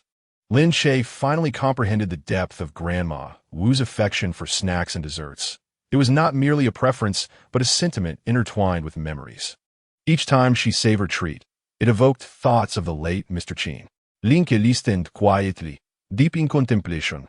He was familiar with this food company, having relished its products in his youth, but had since lost touch. Years ago, during the infamous gutter oil scandal, the Qin food factory found itself embroiled in controversy. Although the company managed to clarify the situation later, public perception remained tarnished. Subsequently, Qin's focus shifted from snacks to frozen foods, producing dumplings, glutinous rice balls, and buns. But the losses continued to mount. It was difficult to imagine how such a troubled enterprise could be revived. After leaving the hospital, Lin Che took the initiative to suggest a visit to the supermarket to purchase some food for home. Not wishing to attract attention, both donned masks. As Lin Che pushed the shopping cart, he finally discovered the Qin-owned brand, Jia, nestled in an inconspicuous corner among the shelves. He purchased every snack on display, as well as various frozen products. "Why are you buying so much?" Qin Yi exclaimed, turning around only to find Lin Che's cart overflowing. "If someone didn't know better, they might think you were stockpiling for the apocalypse," she teased, stepping closer to inspect his haul, only to find it all comprised of their own brand. Suddenly, Qin Yi surmised Lin Che's intentions, though she hesitated to confirm. "Did you buy these because I mentioned them in the hospital? Are you trying to comfort me in this way?" A nearly defunct food factory could only receive support through increased sales, yet Lin Che was but one person. No amount he bought could save it. "I merely wish to bring them home to taste. They remind me of my childhood," Lin Che replied. Though he refused to admit it, Qin Yi sensed the weight of his sentiment. The two struggled slightly with the burden of their purchases, but fortunately, after checking out, they could opt for home delivery through the supermarket staff. That evening, Lin Che prepared the instant meals, sampling a little of everything to discern whether the flavors were truly exceptional or if the company's marketing had fallen short. Lin Che firmly believed that as long as the food was delicious, customers would always be willing to pay. The trials yielded mixed results. Some products posed no issues, while others presented significant problems, particularly among convenience foods and frozen items. Lin Che often indulged in prepackaged meals, and it was evident that the steamed buns and dumplings sold in supermarkets were predominantly pre-made, starkly contrasting with freshly prepared alternatives. Instant noodles and spicy, sour vermicelli, though widely available, offered limited flavors, and their textures and seasoning paled in comparison to those of reputable brands. Lin Che's first experience with instant noodles was with the brand Jia, a memory that remained vivid as he detected an unusual taste upon the first bite. Something was amiss. Noticing Lin Che's grave expression, Qin Yi picked up a pair of chopsticks and sampled a portion from his bowl. At that moment, their focus was solely on the noodles, and the shared meal did not create an intimate atmosphere. The noodles lacked elasticity, resembling those that had languished in cold water for an extended period. They were excessively salty and culminated in a bitter aftertaste. As the noodles cooled, a greasy layer congealed atop, making each subsequent bite increasingly unpalatable. Qin Yi's countenance darkened as she sampled the snacks Lin Che had previously opened. It had been a long time since she had enjoyed these treats, and they certainly did not match her recollections of their flavor. It was no wonder that fewer customers were purchasing these items, not only due to intense market competition, but primarily because the taste had drastically deteriorated. Some manufacturers resorted to cost-cutting measures, compromising quality. For instance, they substituted high-grade cooking oil with inferior alternatives and replaced premium meats with low-cost scraps. After half-heartedly consuming the noodles, the buns, xiaomai, wontons, and meat pies were equally difficult to swallow. Qin Yi furrowed her brow in frustration, her breath heavy with discontent. During her time abroad, although the company's profits were not as robust as hoped, it at least maintained a balance without succumbing to losses. However, the quality of their products had been in steady decline, and negative reviews were on the rise. The Qin family had neglected oversight, allowing some individuals to brazenly cut corners for profit, truly audacious. As the saying goes, discovering a single cockroach indicates a much larger infestation lurking in the shadows. Despite her recent visit to the factory floor, Qin Yi had found no apparent issues. Lin Che remarked, "It seems you must arrange for more thorough investigations. A fresh market survey is essential, ideally with trusted personnel, to eliminate any internal threats before addressing other concerns." He tossed the remaining buns into the trash, asserting, "We must also recall all products from this batch. They must not be sold any longer. Exceptional flavors stem from quality ingredients. If the taste has suffered, we must reformulate and ensure our products are worthy of our customers' trust. That is paramount." Chapter 46. With me, you need not change in the following days. Qin Yi became increasingly occupied, tasked not only with conducting the market research anew, but also with rooting out internal saboteurs and upgrading the product's flavor profile. This endeavor necessitated strict control over raw materials and the establishment of new procurement standards, requiring a complete overhaul of personnel. Thoughts of losses were to be set aside. If they intended to revitalize the brand, they needed to act decisively. Fortunately, given their current financial struggles, the factory had not accumulated an overwhelming number of orders. Qin Yi surveyed the table laden with food, letting out a sigh. These items could be sent for testing. She resolved to make several trips to retrieve and destroy all products on the market as much as possible. Qin Yi nodded, having lost her appetite after the incident. "Once the product is redone, would you be willing to be my taste tester?" "Of course," Lin Che replied. He had a natural talent for cooking and had previously contemplated opening a restaurant. "Let me sort some dishes. What would you like to eat?" "Just make something simple. The dumplings you made this morning were quite delicious. Do we have any left?" "There's some leftover in the fridge. It should suffice for us. I'll also prepare some congee." Lin Che swiftly tidied the table, then headed to the kitchen to inspect the fridge for ingredients. The selection was limited, comprised of fresh produce purchased by the aunt that day. Spotting century egg, Lin Che asked, "Do you enjoy century egg and lean pork congee?" Qin Yi promptly responded, "I do. Then I'll make some century egg and lean pork congee tonight. Whip up a few cold dishes and steam the dumplings from this morning. It's effortless. The congee will take about 40 minutes to simmer." Previously lacking energy, Qin Yi perked up at Lin Che's call for dinner, promptly sitting up and waiting obediently for the meal. The steaming dumplings required caution while eating to avoid scalding her lips with the hot broth inside. After blowing on them a few times to ensure they weren't too hot, she gingerly took a bite, reveling in the delicious warmth of the broth, which only enhanced the flavor. Qin Yi praised Lin Che's culinary skills. If your dumplings were sold commercially, they would surely be a hit. Lin Che considered this, and a spark of inspiration ignited in Qin Yi's mind. "Lin Che, would you like to collaborate with me? You provide the recipe, and I will handle the finances, sharing the profits." Lin Che replied, "If you want the dumpling recipe, I will gladly give it to you." In a business-like tone, Qin Yi countered, "That won't do. In commerce, matters must be distinct. Your culinary talent has produced the best dumplings I have ever tasted. By modifying them into frozen dumplings for sale, I am certain they will attract buyers. As you have stated, providing quality food is paramount for customer satisfaction. With the increasing variety of fast food and the growing dominance of delivery services in the market, Qin Yi expressed her intent to create something irreplaceable that would retain consumer interest. Although our brand has faced challenges in recent years, it still holds some reputation. With product improvements, enhanced quality, and effective marketing, we can regain visibility. Lin Che concurred with Qin Yi's assessment and, motivated to assist her, agreed. Then let's proceed with your plan. I will provide the recipes, and you'll manage the finances. I will draft the contract.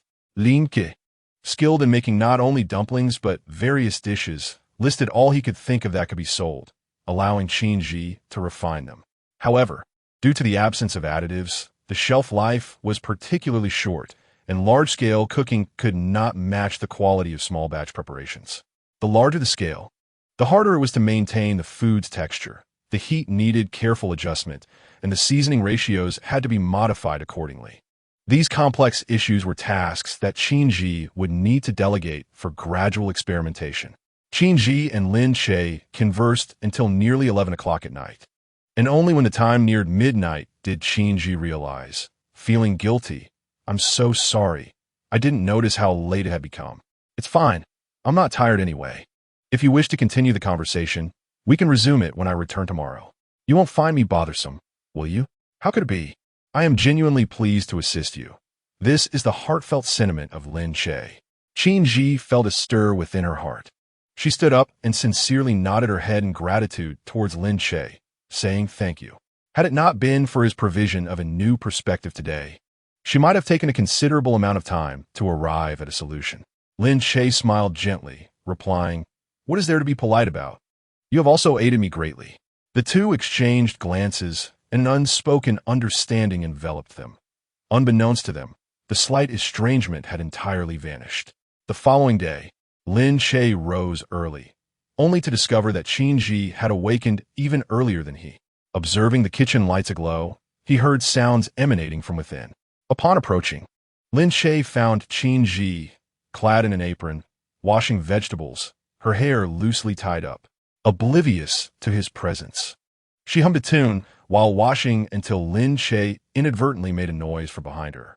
Startled, Qin Yi turned around and, upon seeing Lin Che, a smile graced her lips, revealing her first smile of the day. "Why are you up so early?" Lin Che retorted, "I was about to ask you the same. What brings you up at such an hour?" As Qin Yi drained the water from the basin, she replied, "I got up to prepare breakfast." "What are we having for breakfast?" Lin Che inquired, walking over to the counter where a bowl of kneaded dough sat alongside freshly washed vegetables. "I'm making noodles. We'll have hand-pulled noodles this morning. Is that acceptable?" "Certainly, let me assist." With that, Lin Che rolled up his sleeves, preparing to pull the noodles. "Please, you rest. I wish to make breakfast for you," Qin Yi stated straightforwardly, denying Lin Che the opportunity to help. She grasped the dough, kneading it with vigor, the tendons on the back of her hands protruding. Watching her from the side, Lin Che noted the water in the pot had reached a boil. "Shall I help you with something? Please fetch me some bowls, the large ones and the chili flakes from the refrigerator," Qin Yi instructed, and, as Lin Che complied, she expertly pulled the noodles and tossed them into the pot. "How many strands would you like?" Lin Che surveyed the length of the noodles. 3 strands. While Qin Yi possessed the ability to cook, it must be said that her culinary skills were not exceptional. For instance, the noodles she pulled were thick and uneven, resulting in a rather tough texture once boiled. Although the noodles themselves were mediocre, she had expertly managed the seasonings, and Lin Che finished the entire bowl of noodles. Sitting across from him, Qin Yi took small bites, her brow slightly furrowed. She had endeavored to showcase her domestic prowess through breakfast, yet compared to Lin Che's culinary skills, her efforts fell short. It was edible, but not particularly delicious. One must concede that if a path does not belong to you, it is best not to force your way through. "Would you like some garlic?" There's a saying, without garlic, the flavor of the noodles is halved. "I do not consume garlic. I have a filming schedule today." Qin Yi's heart tightened as she asked nonchalantly, "Is there a kissing scene?" Lin Che clarified, "No. It's just that raw garlic causes me discomfort and bloating." "Ah, I see." Qin Yi silently exhaled, Will you be filming continuously for a while? Lin Che responded, yes. Possibly for a month. It's a film set to release next Valentine's Day. Qin Yi immediately offered her support. I'll book the entire venue for the screening. Lin Che couldn't help but chuckle. No need to reserve the venue. When the film is released, I'll invite you to watch it. If you invite me, I shall attend, Qin Yi added in her heart, resolving to go regardless of her busy schedule. Lin Che set down his chopsticks, noticing the uneaten noodles in Qin Yi's bowl. Perhaps I should take charge of breakfast from now on. Qin Yi's rare blush revealed her embarrassment. Is my cooking not to your liking? Lin Che reassured her. If it were truly unpalatable, I would not have consumed it all. I prepare meals out of habit, as I'm accustomed to rising early, but you need not alter your own rhythm for my sake. I can cook swiftly and always prepare in advance. He continued to comfort Qin Yi, reminding her that everyone has their own strengths. As you mentioned on my first day here, I am not merely here to handle household chores, and, similarly, you need not change who you are, remain as you have always been, and embrace what feels comfortable. Chapter 47. Lin Che's performance. Lin Che approached his work with utmost seriousness, never arriving late. When the call time was set for 8 o'clock, he would arrive 20 minutes early. The crew members, arriving even earlier, efficiently assigned tasks. Upon Lin Che's arrival, they ushered him to a makeshift dressing area. By 8:50, all the actors had gathered, and upon seeing Lin Che, Jiang Yu's expression soured. The previous afternoon, during the script reading, certain individuals had disrupted the proceedings, and she directed her ire towards him. What are you staring at? I warned you yesterday. If your acting does not improve, you will be replaced.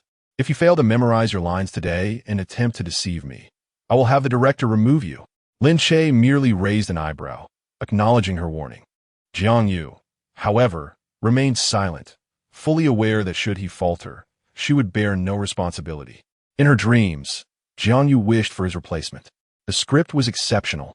The director had prepared meticulously, and the supporting roles were well cast. Yet the leading man was someone like him, a single rotten apple spoiling the entire batch. It was puzzling how directors He and Liu favored Lin Che so disproportionately, inexplicably praising him. Lin Che, amid a background figure, had achieved little in his years as an actor. What justified such preferential treatment? Was it merely because he was willing to placate the financial backers? Who, indeed, was Lin Che's benefactor, capable of providing him with such a remarkable script and affording her the role of his counterpart?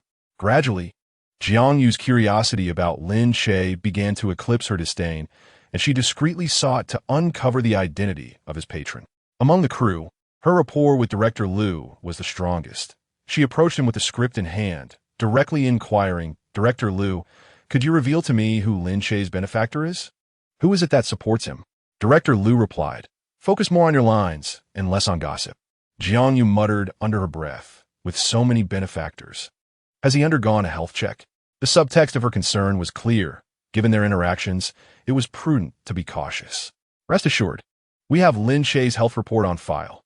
He is in good health and free from infectious diseases. As for the matter of his benefactor, do not believe rumors or spread them. He is not being supported by anyone. I find that hard to believe. You always defend him." Director Liu was rendered speechless, realizing that Jiang Yu harbored a bias against Lin Che. In her eyes, he could do nothing right, and no amount of explanation from others would suffice. However, he believed that her perspective would undergo a transformation from this day forth. Upon hearing that Lin Che did not have an infectious disease, Jiang Yu felt a sense of relief wash over her. She certainly did not wish to risk her own well-being for the sake of a performance. She had perused the script countless times, and while the narrative was centered around love, the intimate scenes between the leads were scant, with the utmost physical connection limited to hand-holding and embraces devoid of kisses. The set was prepared, and Jiang Yu harbored doubts about Lin Che's ability to memorize the thick script entirely. She awaited the commencement of the performance, poised to call a halt at the first sign of any issues with Lin Che, ready to replace him without hesitation. Lin Che required no makeup. His hair had been slightly trimmed, exposing his forehead, accentuating his striking features, sharp brows, and captivating eyes, which resembled magnets. The first scene to be filmed that day was a poignant recollection, depicting their youthful days as childhood sweethearts, inseparable from an early age. Just as their love blossomed and they prepared for marriage, tragedy struck with the untimely death of the girlfriend, leaving the male lead bereft, having not even had the chance to see her one last time. After attending her funeral, he wore a calm expression, devoid of joy or sorrow, even shedding no tears, instead staring blankly at her memorial photograph. Some speculated that he had never truly loved her. How could one remain so composed if love was present? If he truly loved her, how could he refrain from weeping? He, too, was perplexed by his inability to cry, despite the profound ache in his heart. Gazing at her photograph, he recalled her words. She had expressed a wish that when she grew old and passed away, those who came to pay their respects should bring her favorite foods. The gray-toned photograph captured her radiant smile, with dimples gracing her cheeks, reminiscent of sweetness. The photograph was indeed beautiful, yet she had not aged. How could she have died? They had plans to take wedding photos the following week. On his journey home, he sat quietly on the bus, observing the passing scenery, and alighted one stop early to purchase her cherished grilled skewers. When he dialed her number, he was met with the harsh reality that it had been deactivated, a realization dawning upon him that she was truly gone. Upon returning home, he fetched an iron basin and burned paper offerings, throwing in her beloved fried snacks. She had once said that if she passed, she hoped visitors would bring her favorite treats: fried snacks, snail noodles, fried chicken, and hamburgers, each detail etched in his memory. He prepared the stockpiled snail noodles, which he had never dared to taste while she was alive, finding them too pungent and spicy for his palate. Yet, as he consumed the dish, he felt as if he had lost his sense of smell, devouring the noodles voraciously. The flavors matched her descriptions perfectly, albeit a tad salty. And as his vision blurred and his face grew cold, he wiped away tears, realizing they had mingled with the broth. He had indeed shed tears. The spiciness of the dish caught in his throat, igniting a burning pain that flushed his face and strained the veins in his neck. Amidst coughing, he broke down, emotions cascading like a fortress crumbling under siege, tears streaming uncontrollably into the bowl. In that moment, he longed to share with her, "Look, who said I couldn't eat snail noodles? I've finished the broth." She would undoubtedly be delighted if she were present, playfully teasing him about how he could cry so much from merely eating a chili pepper. Longing does not arrive like a tumultuous wave crashing upon the shore. Rather, it manifests like the persistent lapping of waves, continuously battering one's emotions.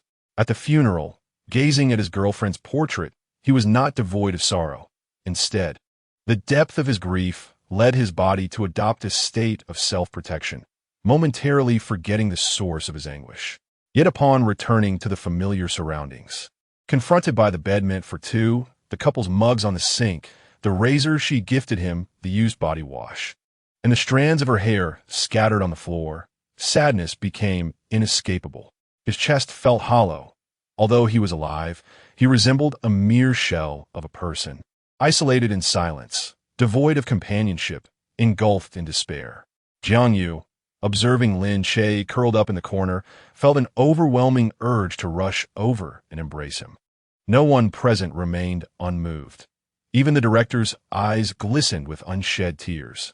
The entire performance flowed seamlessly, with dialogue and acting executed flawlessly, leaving no room for criticism. Jiang Yu's eyes were red. Her throat felt constricted, and a persistent ache surged from her heart, crashing against her nasal passages. It became apparent that Lin Che's acting prowess was exceptional. Chapter 48.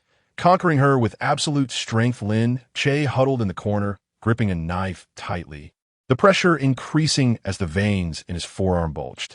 Before long, his palms grew damp, crimson droplets seeping through his fingers.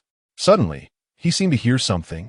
Lifting his head abruptly to meet Jiang Yu's gaze beyond the camera, a gentle smile gracing his lips. It felt as though his soul had been jolted by an unseen force. Jiang Yu was entranced by his performance, losing her capacity for rational thought, instinctively displaying a pained expression towards Lin Che. She yearned to smile, yet as she tilted her head, tears cascaded down her cheeks. She was enveloped by Lin Che's emotions, ensnared in an abyss of sorrow. The atmosphere was thick with silence. Even the cries of those affected were muted. Director Liu was the first to regain his composure. After calling for a cut, he rushed over to inspect Lin Che's hands. "Are you all right?" he asked, concerned. The knife was a prop, and the blood was from a pre-prepared blood pack. This scene was improvised by Lin Che. Upon seeing the blood, Liu's heart sank, fearing Lin Che had truly injured himself. After inspecting Lin Che's hand and confirming there was no harm, he sighed in relief.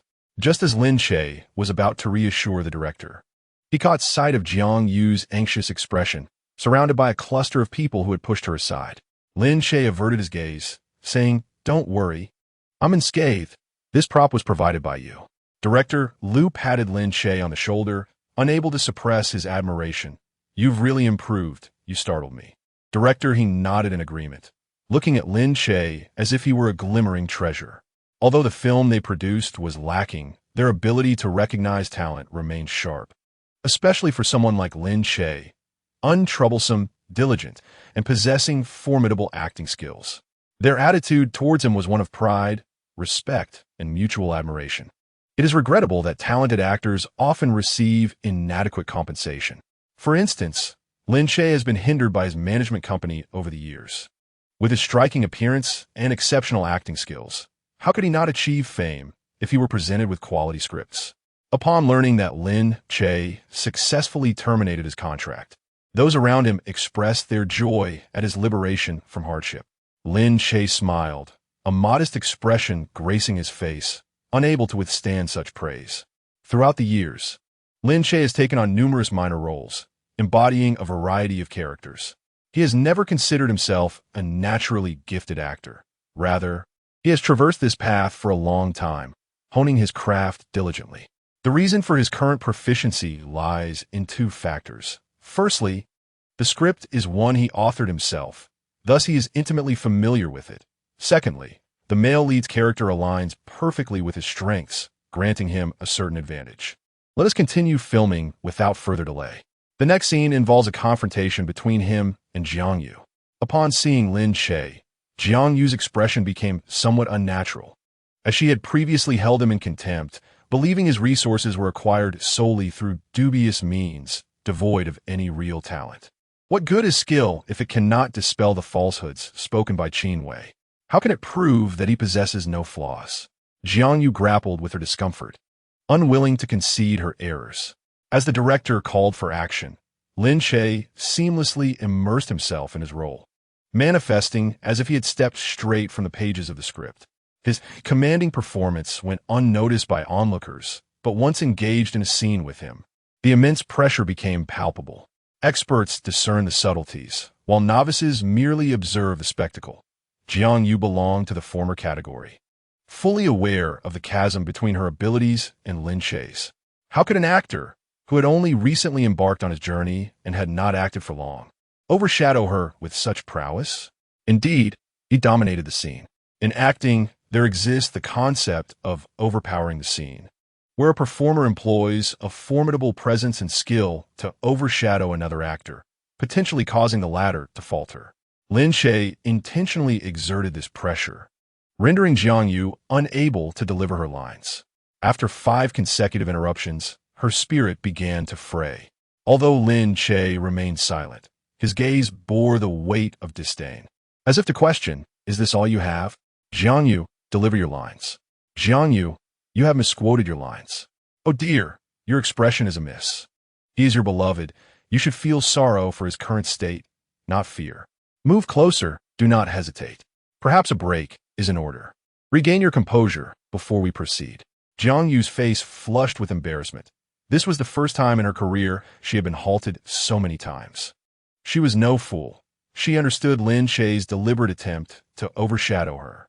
In recognizing both Lin Che and her own limitations, she sank to the ground, flipping through the script. Why could she not grasp such a simple scene? Just 2 hours prior, she had brazenly declared that if she could not hold her own, she would dismiss him, and now she faced a swift reality check. Tears welled in her eyes, but she dared not make a sound. Director Liu observed the entire scene and handed Lin Che a bottle of water, saying, "That should suffice. Look at how distressed Jiang Yu has become." Lin Che regarded the director earnestly. One must take responsibility for their own missteps. He was not a pliable figure to be easily manipulated. His so-called good temperament was merely a reflection of his disinterest in trivial disputes. To effectively handle someone like Jiang Yu, one must employ her own strengths to subdue her. Only then will she comply and perform her role sincerely. Director Liu nodded thoughtfully before approaching Jiang Yu, engaging her in conversation. After a moment's hesitation, she stood up, cast a furtive glance at Lin Che, and walked towards him, saying, "I was wrong. I shouldn't have jumped to conclusions and called you a talentless waste relying on underhanded means. I apologize." Jiang Yu quickly averted her gaze, her hands nervously fidgeting. A light chuckle emanated from above. Lin Che magnanimously replied, "All right, I forgive you. A small act of retribution is sufficient if we dwell on grudges. How can we continue filming? Let us focus on our performance and maintain a harmonious environment until the end of the shoot. What do you think?"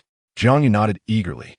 Seeing that Lin Che and Jiang Yu had reconciled, the two directors swiftly gathered the supporting cast for another round of shooting. This time, Lin Che tempered his approach, noticing Jiang Yu's lingering anxiety, and gradually guided her with his performance. A skilled actor can evoke emotions in their counterpart, prompting instinctive reactions and adjusting based on their partner's state. This marked the first time Jiang Yu immersed herself so deeply in a role. As if she had unlocked an inner channel, the experience was exhilarating. Even after the director called cut, she remained engrossed in her character.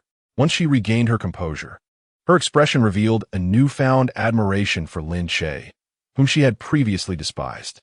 She eagerly sought his guidance on the script, attentively noting his every word like a diligent student. When Lin Che felt thirsty, she proactively fetched water for him. When he felt warm, she fanned him and offered a towel, displaying an enthusiasm akin to that of a devoted assistant. Jiang Yu possessed a commendable quality, her ability to be both humble and adaptable.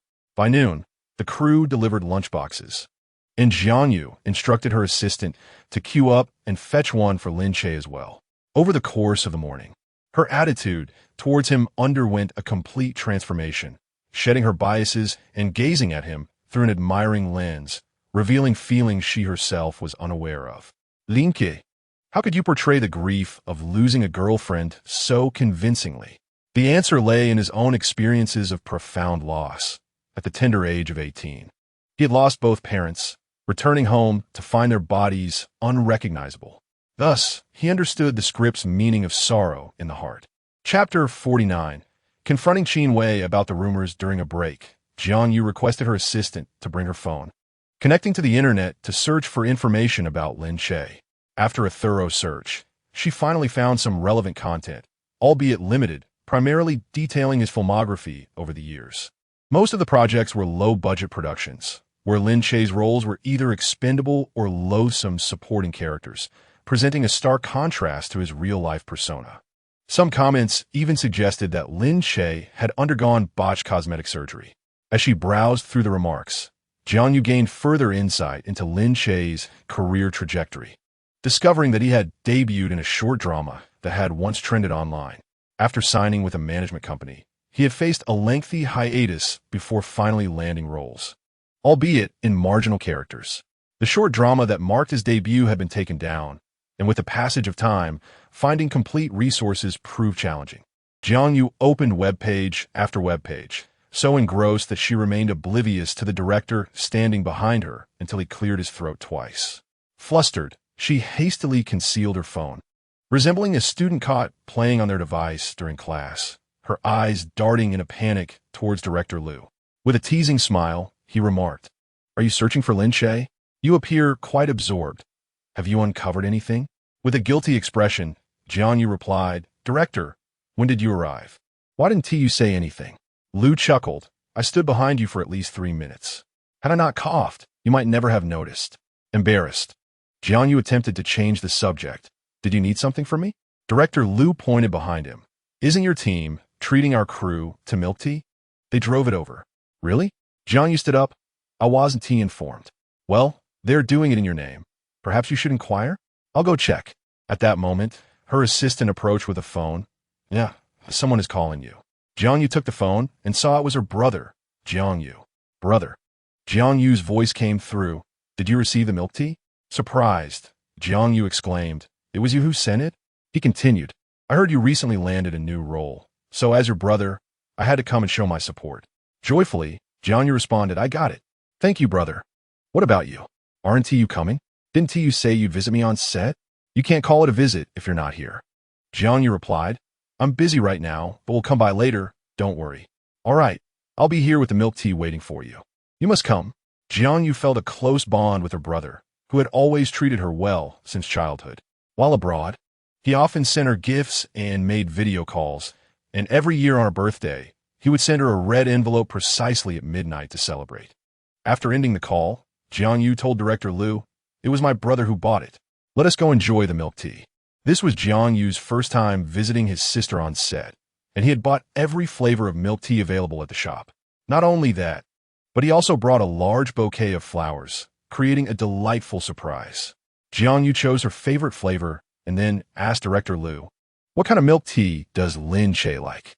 Director Liu shook his head in uncertainty. I haven't seen him drink milk tea. During my previous work with him, he only had mineral water. Among the array of milk teas, Jiang Yu selected a relatively refreshing honey grapefruit tea. Director Liu clearly noticed the shift in Jiang Yu's attitude towards Lin Che, a knowing smile gracing his face. Jiang Yu shot him a glare. What else with that look? I'm merely considering bringing it to him. Don't let your imagination run wild or spread rumors about me. Director Liu chuckled, his eyes narrowing in amusement. I haven't said anything. Why are you so anxious? Holding a cup of milk tea, Jiang Yu said, Director, I'm curious. Has Lin Che always been this talented in acting? He is indeed very talented.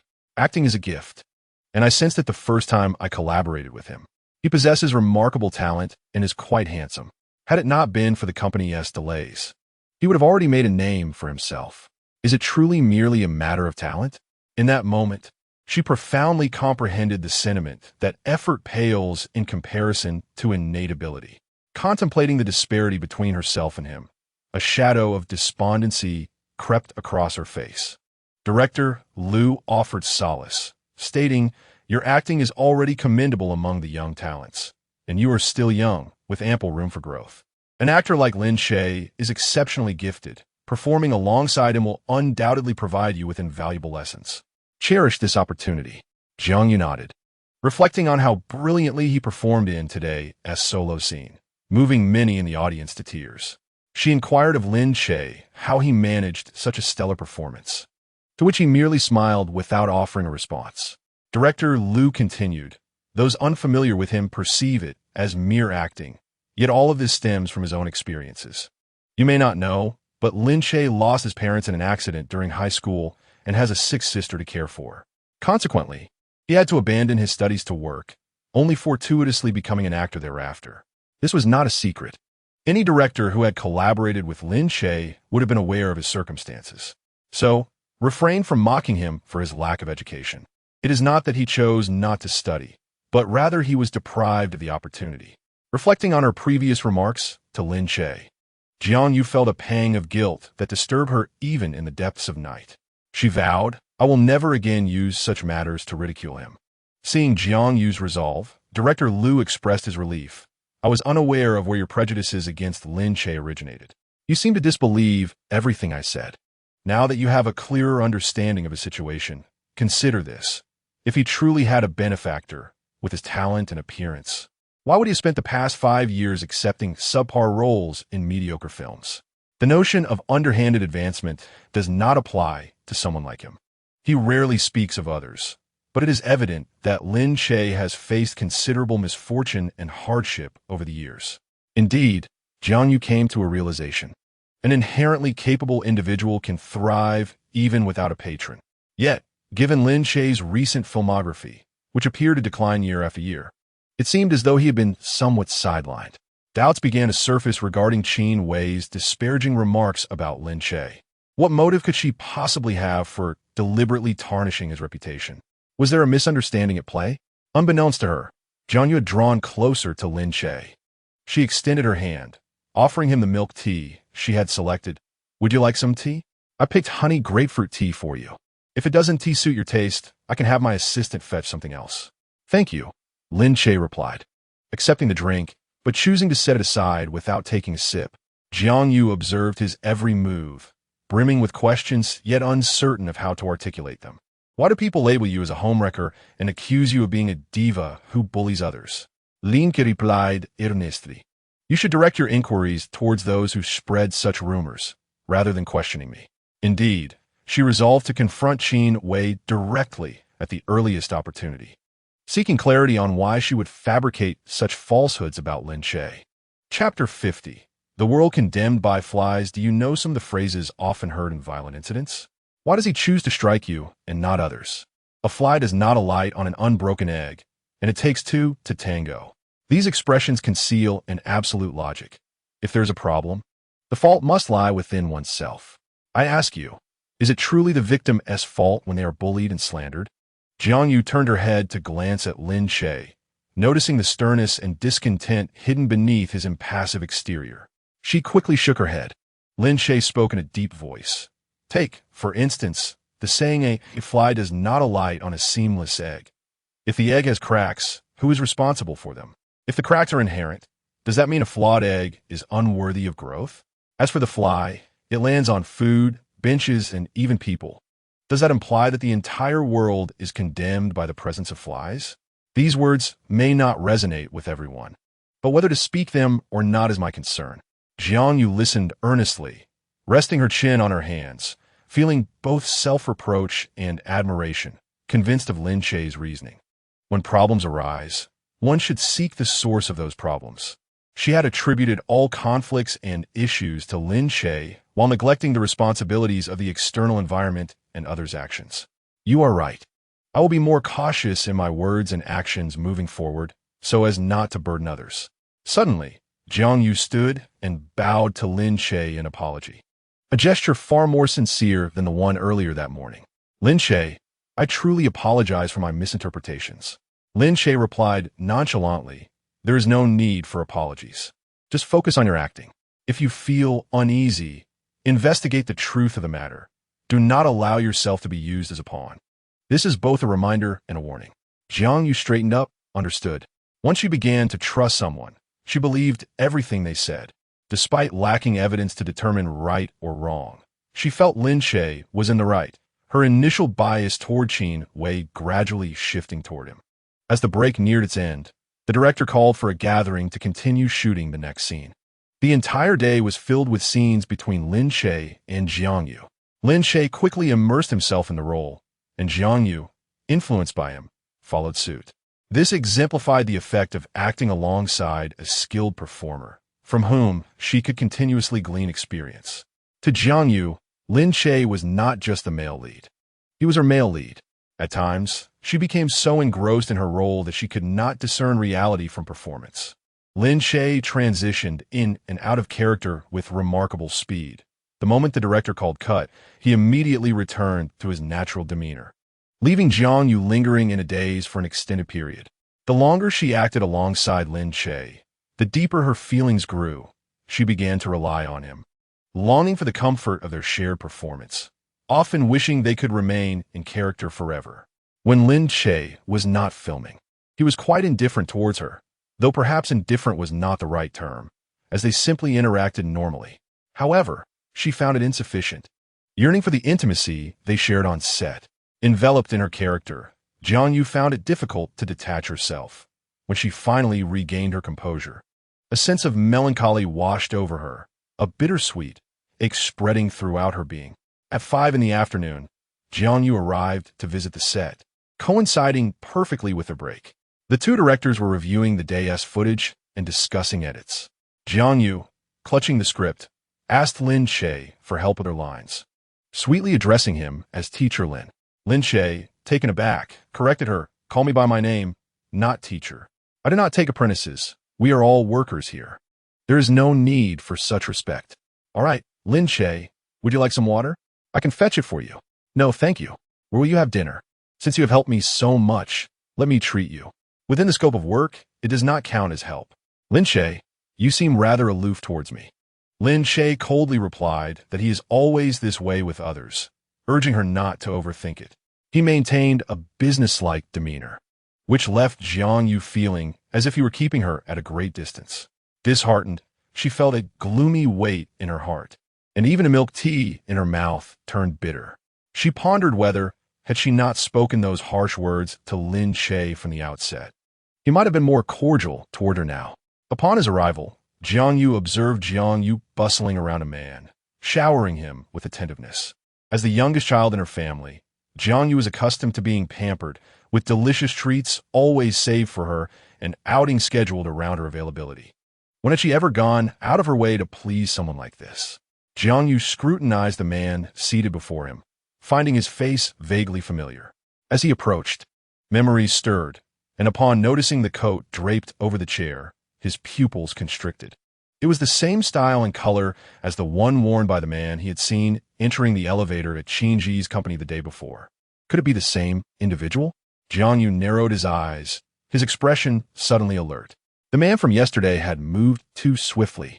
He had only glimpsed his back and a blurred profile, yet he felt a striking resemblance.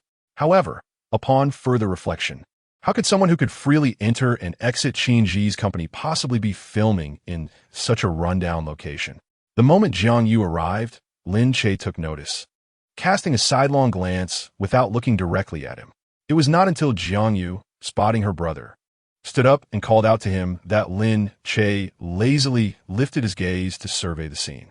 The two men's eyes met in that setting. Jiang Yu did not know Lin Che, but he had gathered much information about him.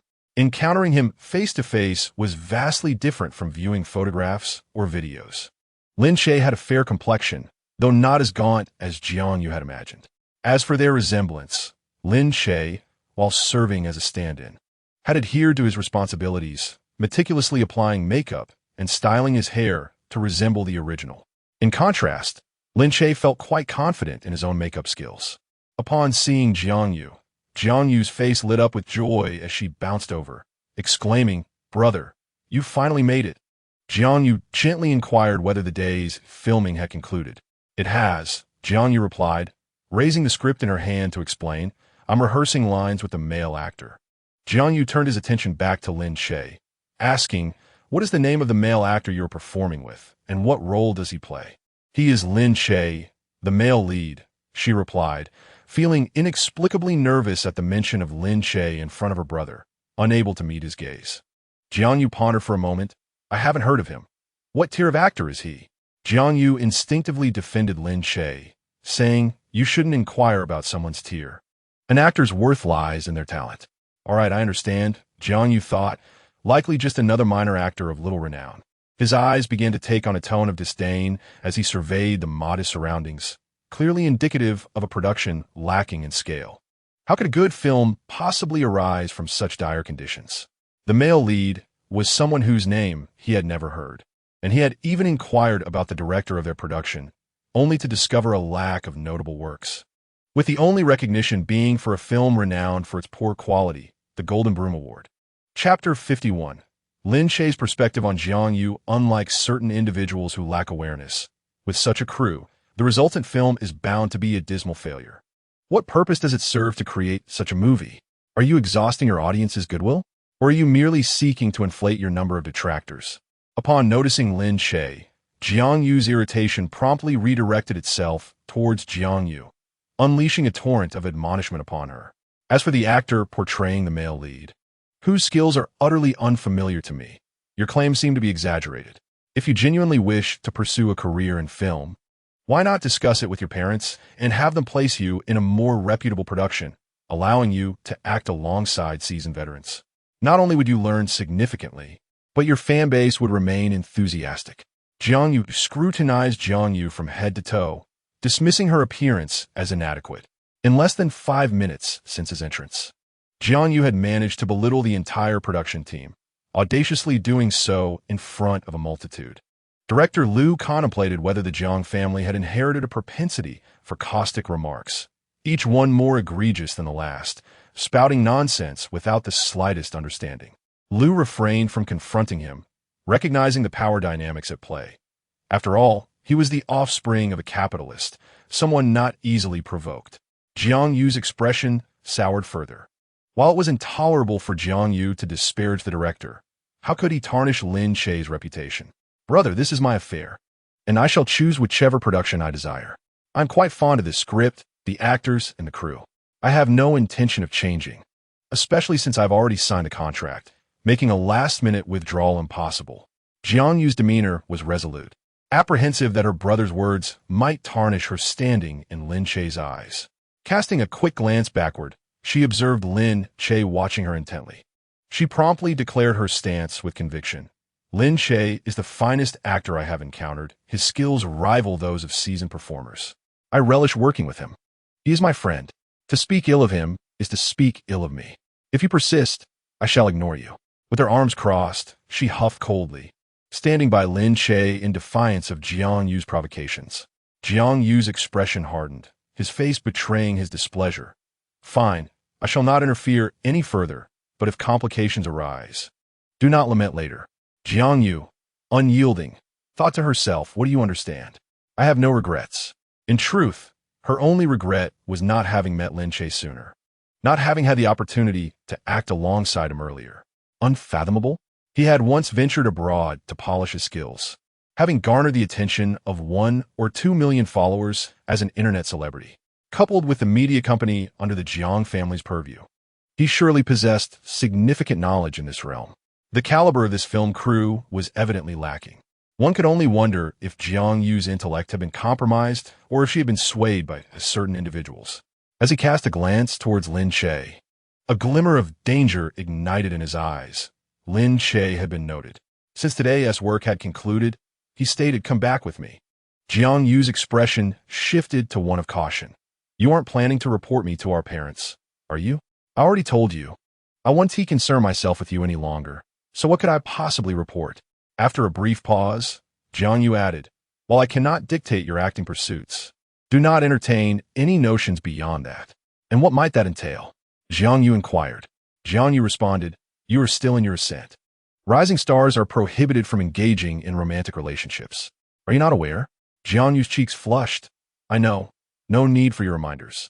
Jiang Yu was well aware that his younger sister had discerning tastes, far beyond those of the average person, which made him quite reassured about her choices. Gulme, let me take you out to eat. What would you like? My treat. Upon hearing this, Jiang Yu instantly brightened, her demeanor shifting dramatically as she linked her arm with Jiang Yu's and playfully declared, thank you, brother. You're the best. I like you the most. Let me go inform the director and the others. Jiang Yu sighed in resignation. I'll accompany you. With her arm entwined with his, Jiang Yu first approached Lin Che. Lin Che, this is my brother Jiang Yu. He just returned from abroad and is unfamiliar with the local scene. He can be rather brusque, so don't mind him. Lin Che remained seated, silent, while Jiang Yu too refrained from speaking, creating a peculiar and tense atmosphere. Upon closer inspection, Jiang Yu found himself increasingly averse to Lin Che. There exists a magnetic field among individuals. Some can become friends at a glance, while others remain distant regardless of the duration of acquaintance. Jiang Yu felt a profound hostility towards Lin Che, subconsciously perceiving him as a threat that needed to be dealt with. He considered himself quite handsome. After all, he could effortlessly garner hundreds of thousands of followers with a mere video. Yet, standing before Lin Che, who said nothing, he found himself unervingly looking up to him. Jiang Yu couldn't help but frown slightly, openly expressing his dissatisfaction.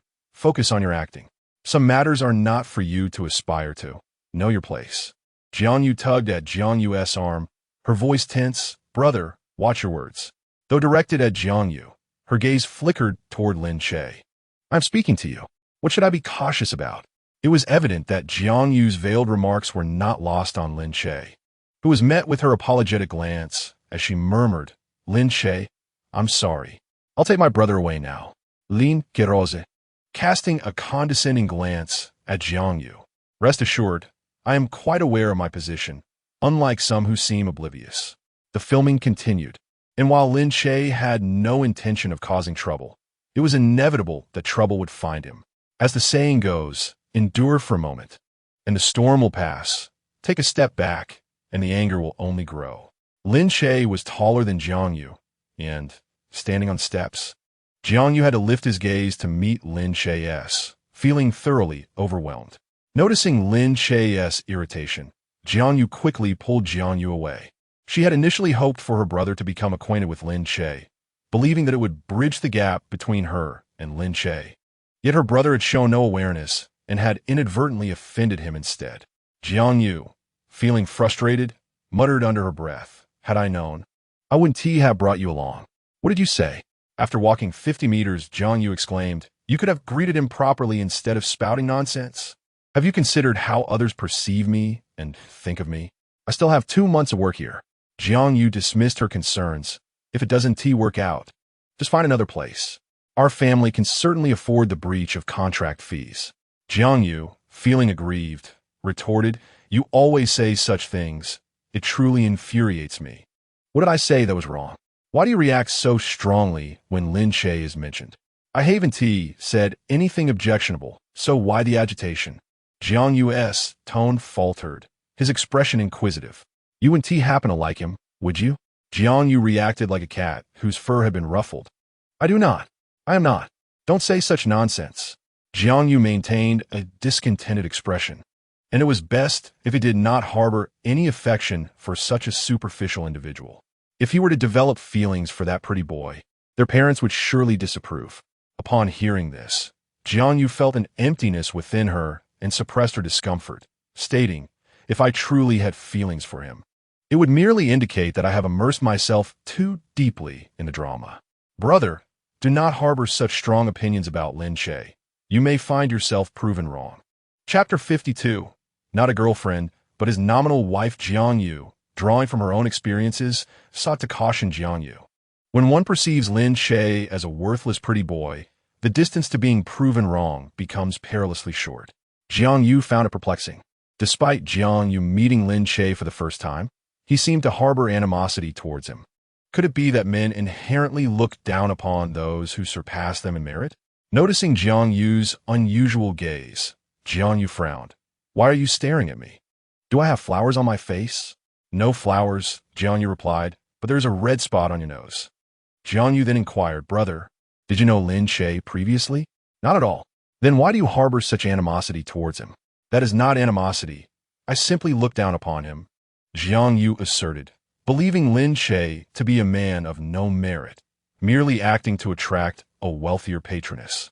He suspected that Jiang Yu caught his eye, as a young heiress would be more desirable than an older, wealthy woman, being less worldly and easier to manipulate. Jiang Yu rolled her eyes. In her estimation, Lin Che was far superior to Jiang Yu. After all, she had grown up alongside her brother for many years. To claim others are worthless seemed hypocritical. It was Jiang Yu who relied on his family's wealth. Without it, he would be nothing. With a dejected expression, Jiang Yu asked, "Why did you suddenly come to find me today? Vivi's birthday is approaching, and I am unsure what gift to choose. You have always helped me select gifts in the past. Have you forgotten?" She indeed had forgotten. Jiang Yu tapped her head. "What are you planning to give her? Skincare products, bags, jewelry?" "Perhaps jewelry," he replied. After contemplating, Jiang Yu ultimately settled on a luxury store featuring the latest autumn and winter styles. Following her suggestion, Jiang Yu selected a bracelet worth 200,000. Just as he was about to leave, a necklace in the display caught his eye. Its silver serpentine design was adorned with diamonds, and the green serpent's eye exuded an aura of mystery, danger, and power, reminiscent of Qin Yi. Upon inquiring about the price, he was taken aback to discover it was nearly 1 million. Although he understood that luxury items for women tend to be expensive, he had not anticipated such a steep price. Yet, the allure of its cost was undeniable. Qin Yi, with her fair skin and graceful neck, would undoubtedly look stunning wearing it.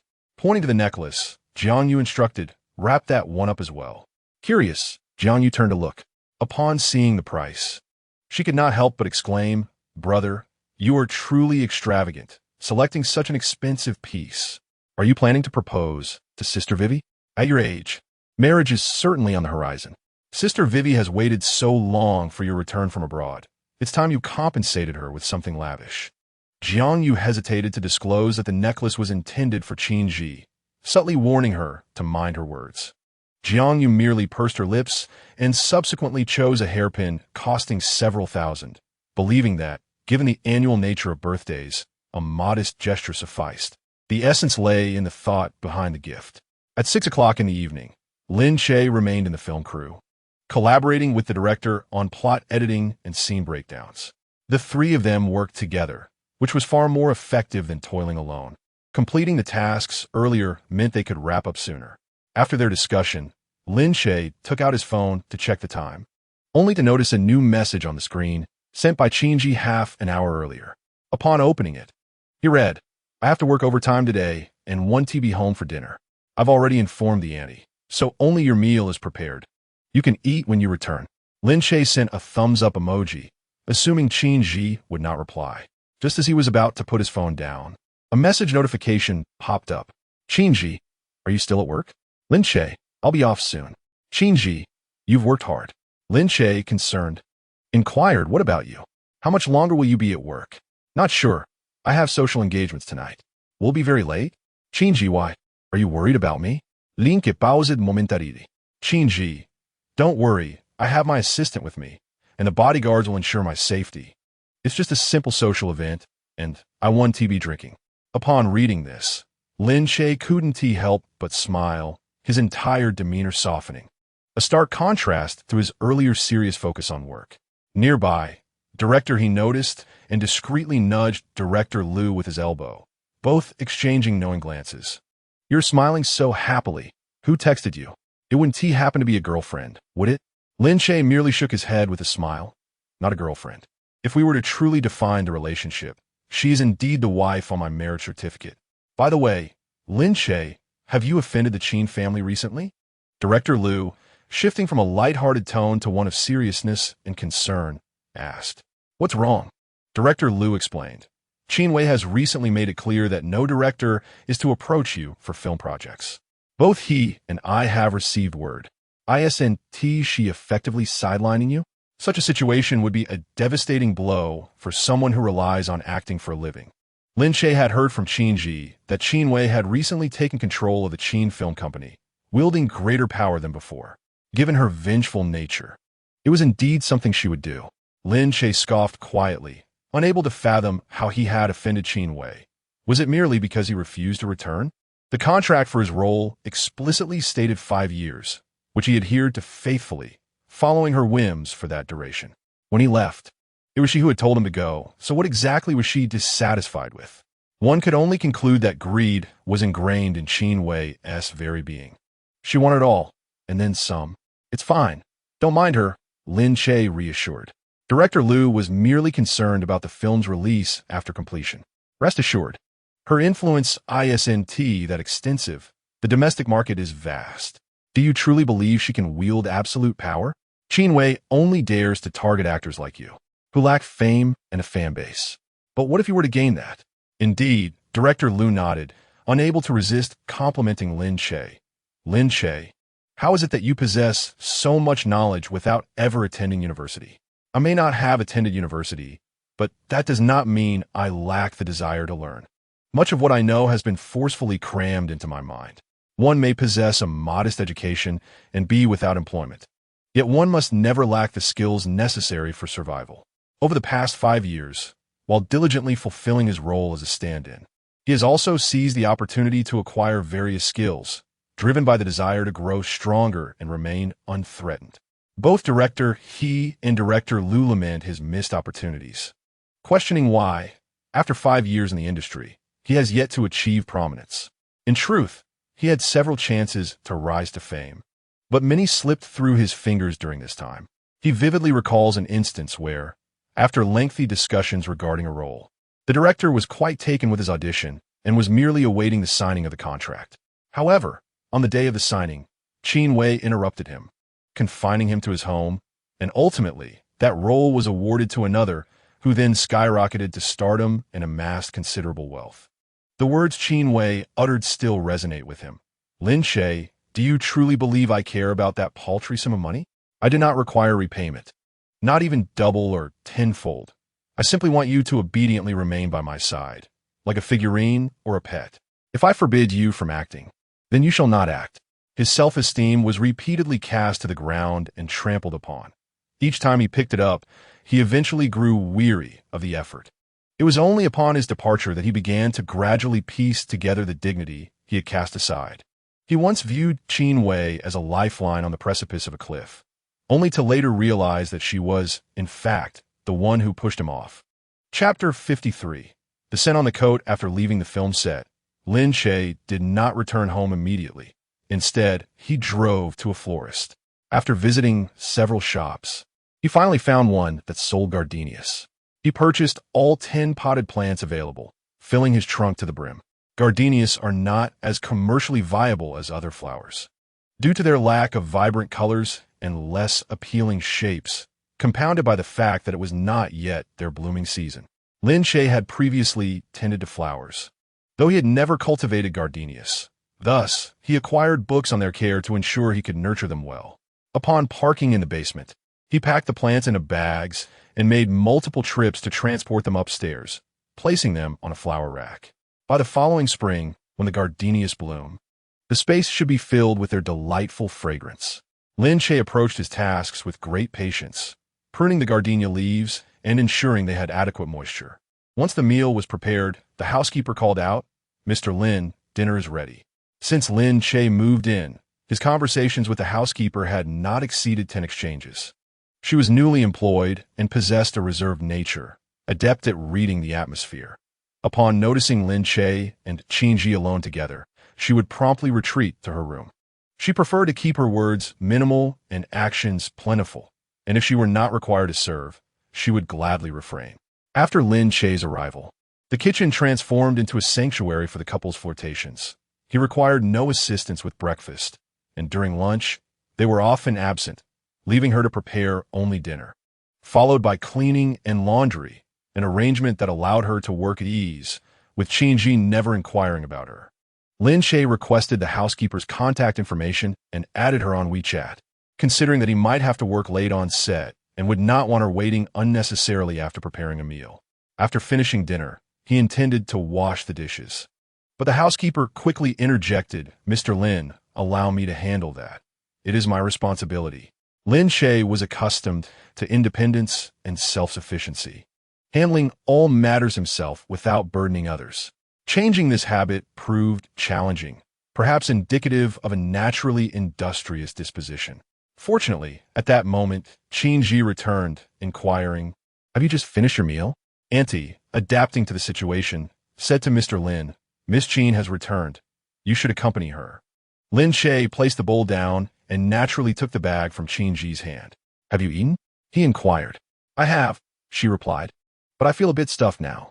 Would you accompany me for a stroll?" "Of course," Lin Che responded. He slipped on his shoes and walked alongside Qin Yi as they descended in the elevator. Qin Yi initiated a conversation about work, mentioning the recent renovations at the factory and the steady return of goods that had been dispatched. Fortunately, the recent turnover had not been high, leading to a modest production rate. Dressed in a skirt, Qin Yi looked lovely as the evening breeze danced around her, though the chill was palpable. "Oh dear, I left my jacket in the car," she exclaimed. Observing her light attire, Lin Che promptly removed his coat and offered it to her. "Here were mine."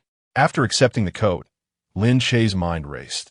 He wondered if his coat carried any scent and whether it was appropriate to offer it so casually. Would it seem too intimate? Would she find it off-putting?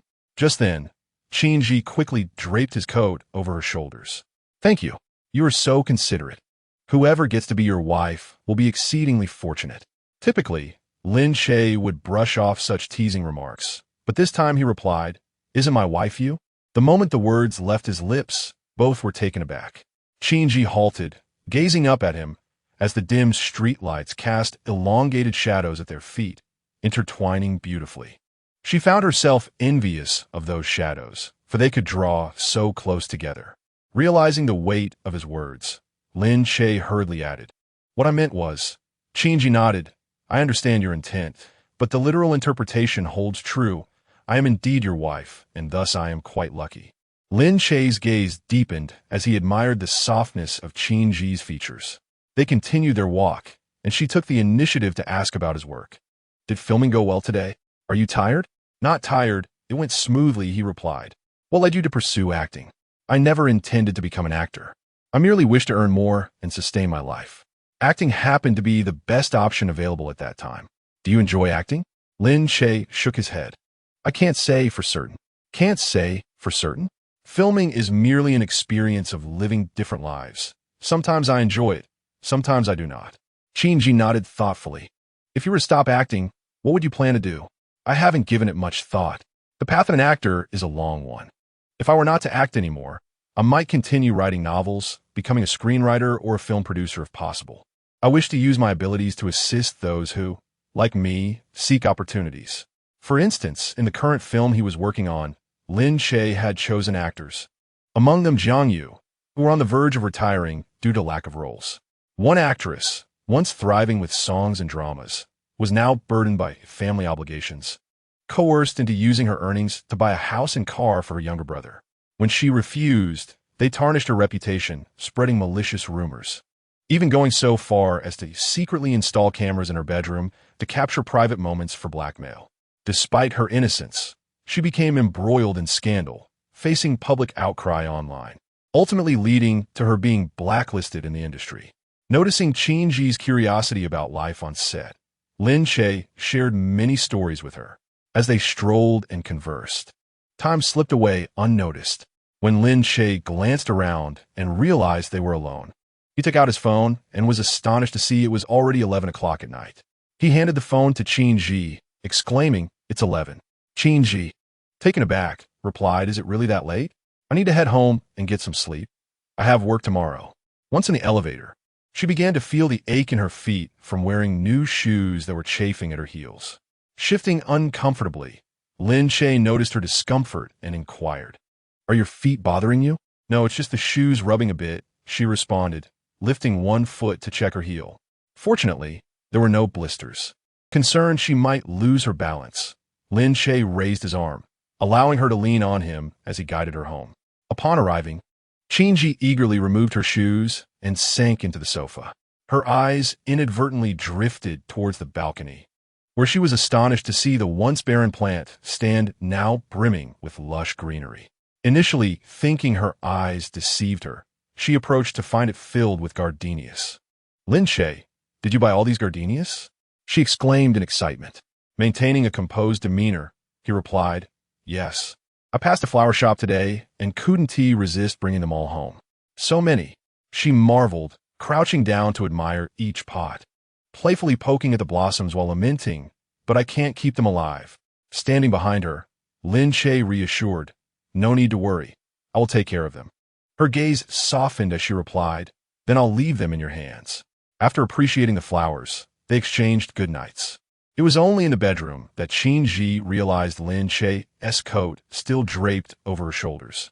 "Never mind, I want to return it," she thought, having intended to keep it. The coat still bore the warmth and scent of Lin Che, and, as she sat on the bed, she hugged it, rubbing her face against the fabric. There was no overpowering fragrance, just the clean scent of laundry detergent. In Chapter 54, not everyone can reside in my heart, while downstairs, Qin Yi refrained from displaying her delight too overtly. Lin Che was unaware of the joy that surged within her when he had offered her his coat. It was loose and comfortably enveloping, falling well below her hips. After folding his garment neatly beside her pillow, she retrieved a photograph from beneath it, her and Lin Che's wedding picture. She had printed multiple copies of this sole photograph, some reduced in size for her wallet, others framed and placed on her nightstand, where she gazed at them each night before sleep, and still others at her office. The marriage certificate, of course, was securely stored in the safe. Gazing at Lin Che's face in the photograph, she tenderly caressed it before pulling the coat closer to her chest, eventually drifting off to sleep. The following morning, upon waking, Qin Yi discovered Lin Che had already left. She savored the breakfast he had prepared and set off for work. As she donned her shoes, she noticed that the heels of the pair she had worn yesterday were now fitted with anti-chafing pads. Prominently displayed in the shoe cabinet were a box of adhesive bandages and iodine swabs. Initially, she had planned to avoid wearing those shoes due to the discomfort they caused, but after trying them on while seated, she found the soft silicone pads had resolved the issue.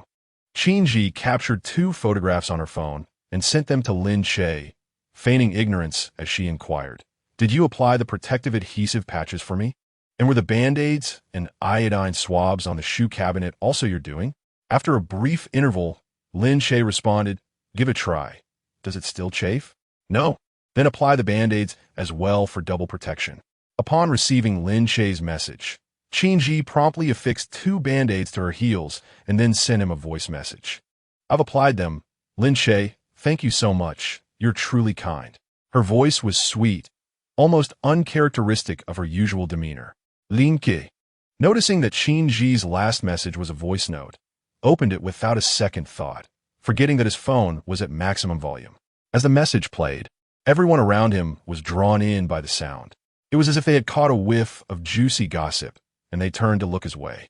The most reactive of them all was Jiang Yu. "Who is that? Your friend?" She was actually inclined to ask if it was his girlfriend, but feared an unsatisfactory answer. Lin Che nonchalantly set his phone down. No. Jiang Yu did not exhale in relief. Her intuition hinted that Lin Che's relationship with the woman in his phone was anything but ordinary. Her mind was a whirlpool of confusion. And after staring at Lin Che for a while, she shifted the topic about what my brother said yesterday. "Don't take it to heart. That's just his nature. An inheritance?" This statement left Jiang Yu momentarily stunned. "What?" Lin Che wore a fabricated smile, his gaze sharp. "Inheritance implies illness. If there's an ailment, it should be treated. If not, it just means he speaks without thought. But rest assured, I won't let it bother me. After all, not everyone can find a place in my heart." Jiang Yu instinctively clenched her hands, wanting to meet Lin Che's gaze, but unable to do so, ultimately bowing her head in a flurry, pressing her palms together. Lin Che's words seemed to echo beyond just her brother, Jiang Yu. Lin Che sipped a bitter cup of coffee. In the past, he would have added copious amounts of sugar to mask the bitterness. Recently, he needed to focus on his fitness for the upcoming scenes. Although he had muscle, the on-screen effect was average and the definition needed enhancement. Lin Che was dedicated, willing to adjust his physical state for the script, capable of sculpting an 8-pack or slimming down drastically. He decided to prioritize fitness before shedding weight to complete the subsequent scenes. Today was primarily focused on filming Jiang Yu's segments. Although Lin Che would not be on camera, he would be there to help her manage her emotions. Jiang Yu was a naturally gifted actress. Often, what would take others great effort, she grasped with just a few nudges.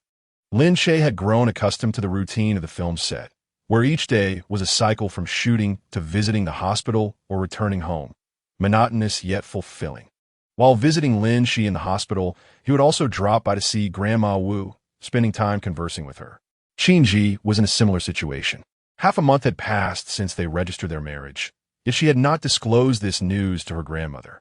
The doctor had advised that Grandma Wu's health could not withstand emotional upheaval. She should not experience extreme sadness or joy. Qin Yi's sudden marriage, even though it was to the man chosen by her grandmother, felt precipitous, and she worried her grandmother might overthink and adversely affect her health. In a previous moment, she came across a video depicting a gravely ill individual burdened by unfulfilled desires, who only found peace after their wishes were realized. Lin Che did not inquire further, perhaps out of understanding or indifference. Their interactions were natural, and there was no need for pretense in front of Grandma Wu. Grandma Wu, in her leisure, delighted in gossip, often inquiring about their cohabitation, whether they had adapted to living together and if they shared a bedroom.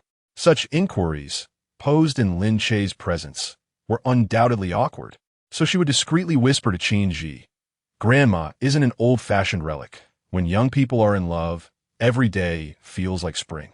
However, I still recommend that you have children only after marriage. If you're not planning on having kids, do remember to take precautions."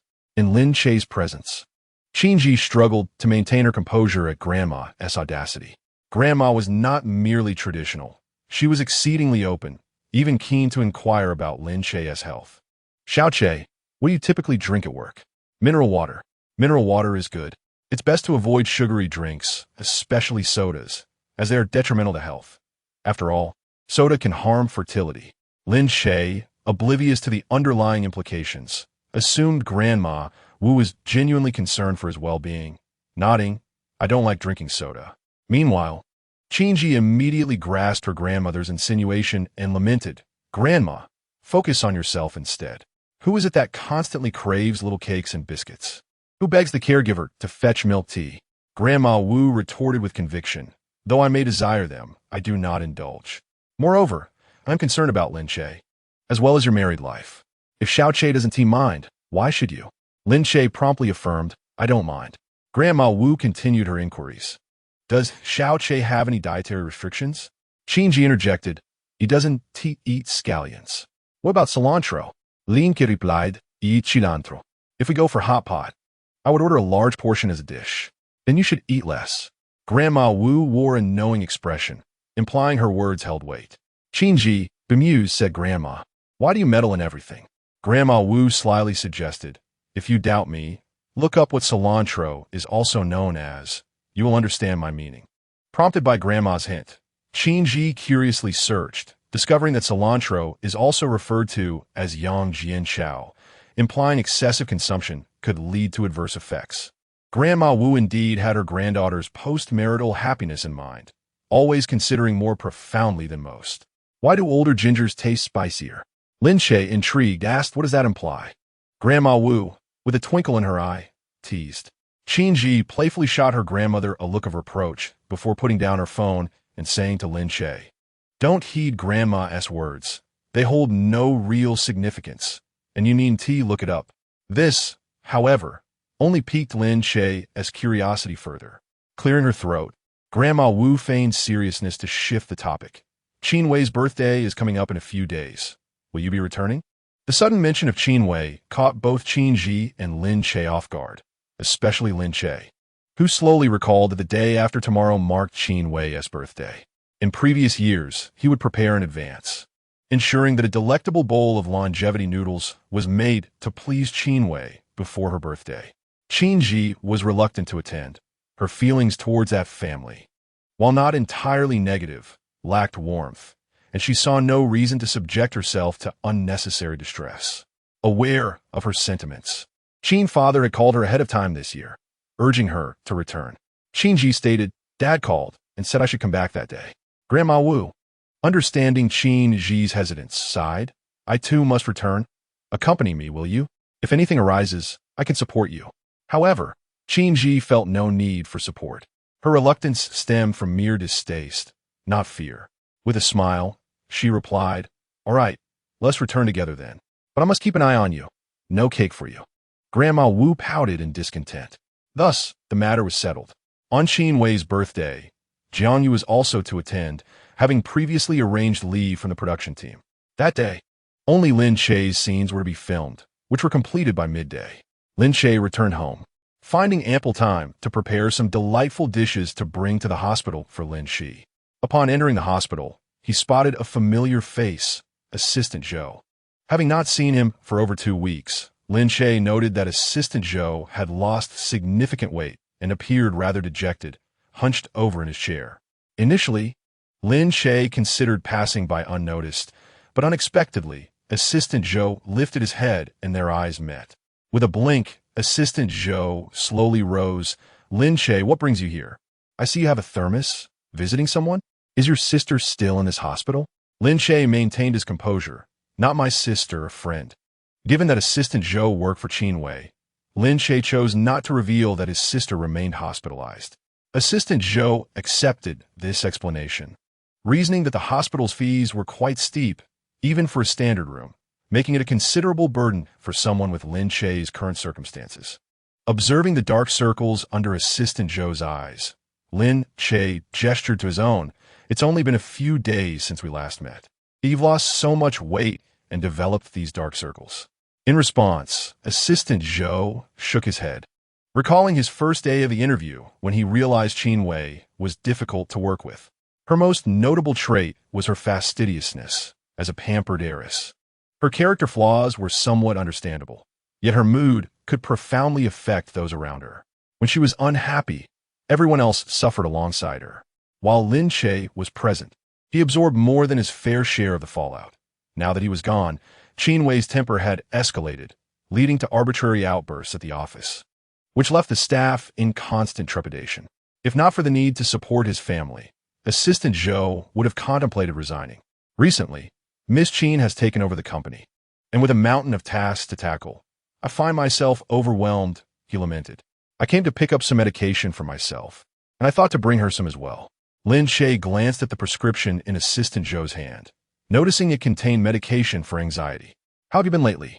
Lin Che inquired. Nodding in response, Assistant Zhou observed Lin Che's face and remarked, "It's evident you've been doing well. You look healthy and robust." It appears that his recent endeavors in fitness have borne fruit, becoming evident to all who glance his way. Previously, Assistant Zhou regarded Lin Che with pity, yet now he finds himself envious of him. Miss Qin is searching for information regarding the hospital where your sister is located. Her intentions remain unclear, but I surmise that being in her sights bodes ill for you, so exercise caution. The mention of Lin Che instantly aroused Lin Che's vigilance.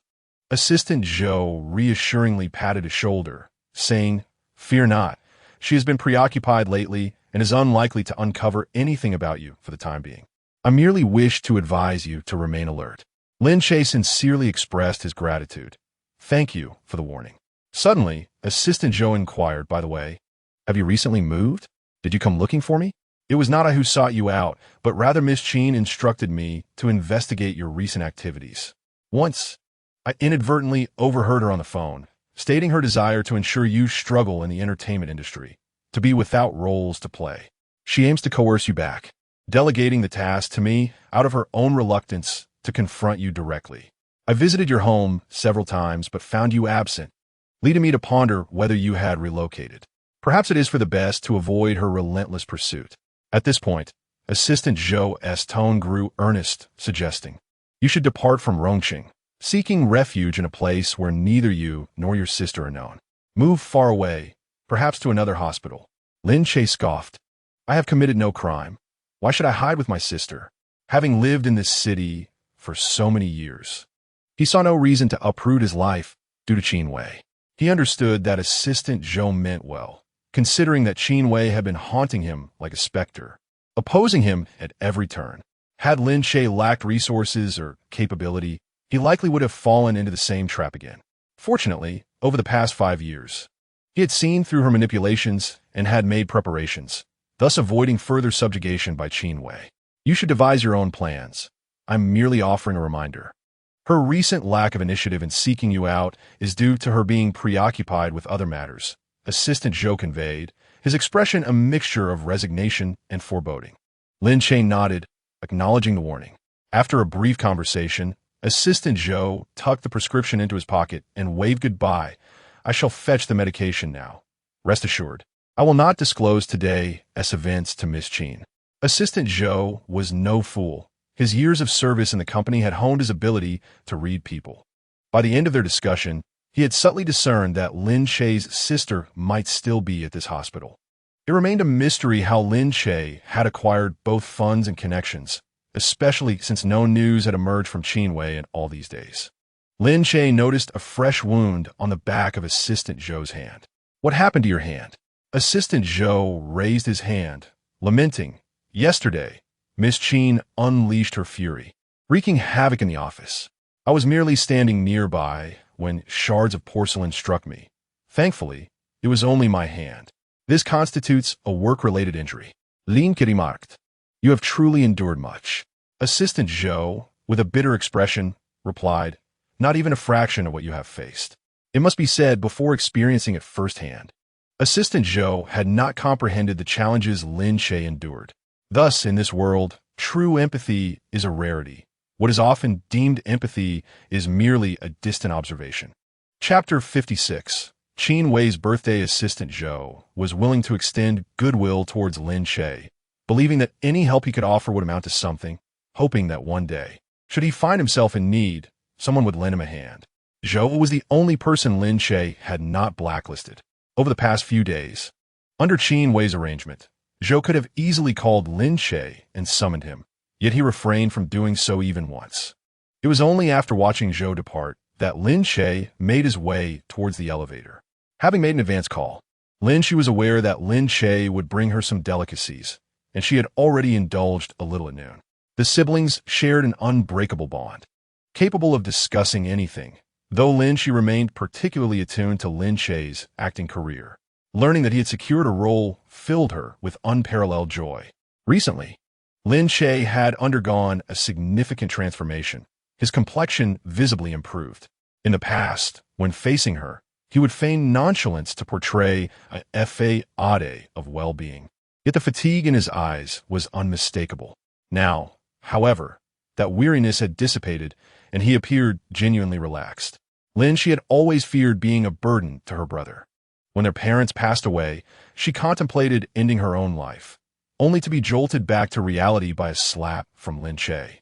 She was perceived as a liability, a burden in the eyes of those around her, with many asserting that someone like her would be better off dead. Have you ever heard of a camel? Its resilience is remarkable, capable of bearing heavy loads under pressure, yet often takes just a single straw to break its back. She feared becoming that straw for her brother. Regardless of how challenging life became, Lin Che had never considered abandoning her. He insisted that she was not his burden, but rather his sister, the one he had watched grow up, his sole family in this world. At that moment, Lin Che was also hanging by a thread, striving for both his sister's survival and his own. Brother, I feel like you've changed. Change how? For the better, it seems. You look more vibrant, healthier, and have gained some weight. Besides acting, have you encountered any good fortune lately? Lin Che felt elated by her brother's improvement and was equally curious about the cause of his transformation. In an instant, Lin Che thought of Qin Yi and, unable to help himself, smiled slightly. I suppose so.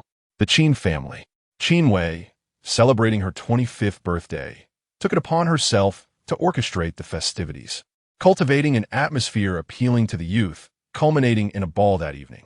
Recently, Qin Wei had been in low spirits, particularly irritable as her birthday approached, suffering from mouth ulcers. Her frustration stemmed not only from Lin Che, but also from the film company she had recently taken over. Engaging in film projects demanded considerable time and financial investment. Finding the right material, revising scripts, assembling a team, arranging sets, casting actors, negotiating contracts, and even after filming concluded, there remained post-production marketing and maintaining relationships with stakeholders. Easily, one could expend $100 million. The films released this year had fallen short of expectations, leaving the company in a state of deficit as the year drew to a close. Qin Wei could only pin her hopes on the final film, a comedy featuring popular actors, scheduled for release during the Spring Festival. However, she had scrutinized the films slated for that period, and the teams involved were far from impressive. Nevertheless, she was confident that this film would yield favorable results, recouping the year's losses. Only with sufficient funds can one continue to invest and fulfill the impending wager. She would never grant Qin Yi the opportunity to inherit the Qin family's legacy. The Qin family is hers alone. Her parents are solely hers, and to her, Qin Yi is merely an intruder who has trespassed into her domain. She is determined to triumph in this contest, to proudly inherit the family business, and utterly crush Qin Yi beneath her feet, ensuring that she remains irretrievably defeated. Qin Wei is confident in her ability to outshine Qin Yi. After all, the food company Qin Yi has taken over has been in decline for several years, long since losing its national prominence, offering unpalatable products and garnering a poor reputation, with major supermarkets refusing to stock it and online sales languishing. No matter how much capital Qin Yi possesses, it will vanish as if cast into the void. It is feared that within 2 years, the company will declare bankruptcy and she will be ousted. The mere thought of finally besting Qin Yi sends a surge of exhilaration through Qin Wei's veins, igniting a fervent excitement within her. Tonight's birthday banquet is meticulously orchestrated. She has deliberately summoned Qin Yi back home. What does it matter if she has earned money abroad? Upon her return, she will merely serve as a backdrop to Qin Wei's accomplishments. No matter how grand her achievements, her family will never regard her with the same esteem. Just look at it.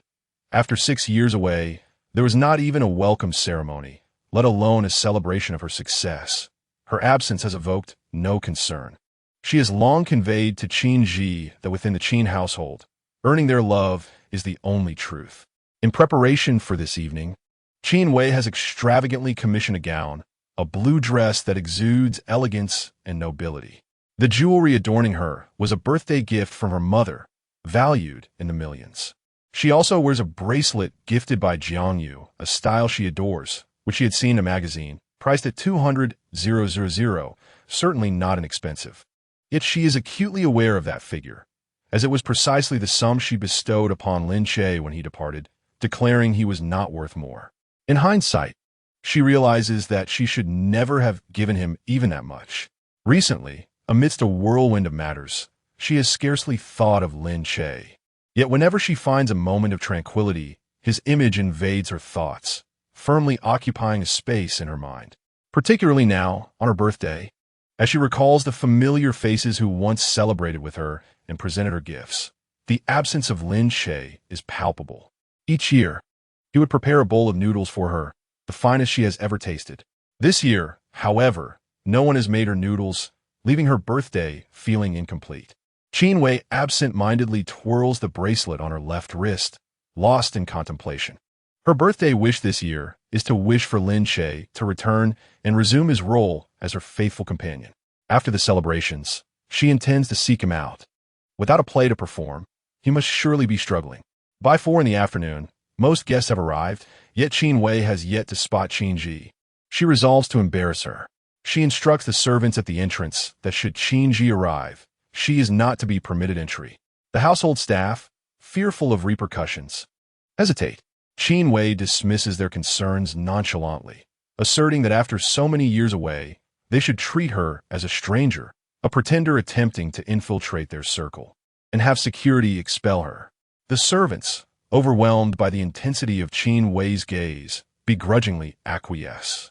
Satisfied, Qin Wei turns to find herself face to face with Jiang Yu. "Vivi, aren't you cold dressed like that?" Jiang Yu remarked, glancing at her exposed arms. Although feeling somewhat discontented, Qin Wei still made an effort to present a cordial demeanor upon seeing Jiang Yu, her voice softening. "I'm not cold. What brings you out here? Are you looking for me?" Jiang Yu refrained from answering her directly, instead inquiring, "Why hasn't Sister Qin Yi arrived yet?" Chapter 57. Enduring displeasure. So, Jiang Yu had come in search of Qin Yi. A wave of irritation washed over Qin Wei.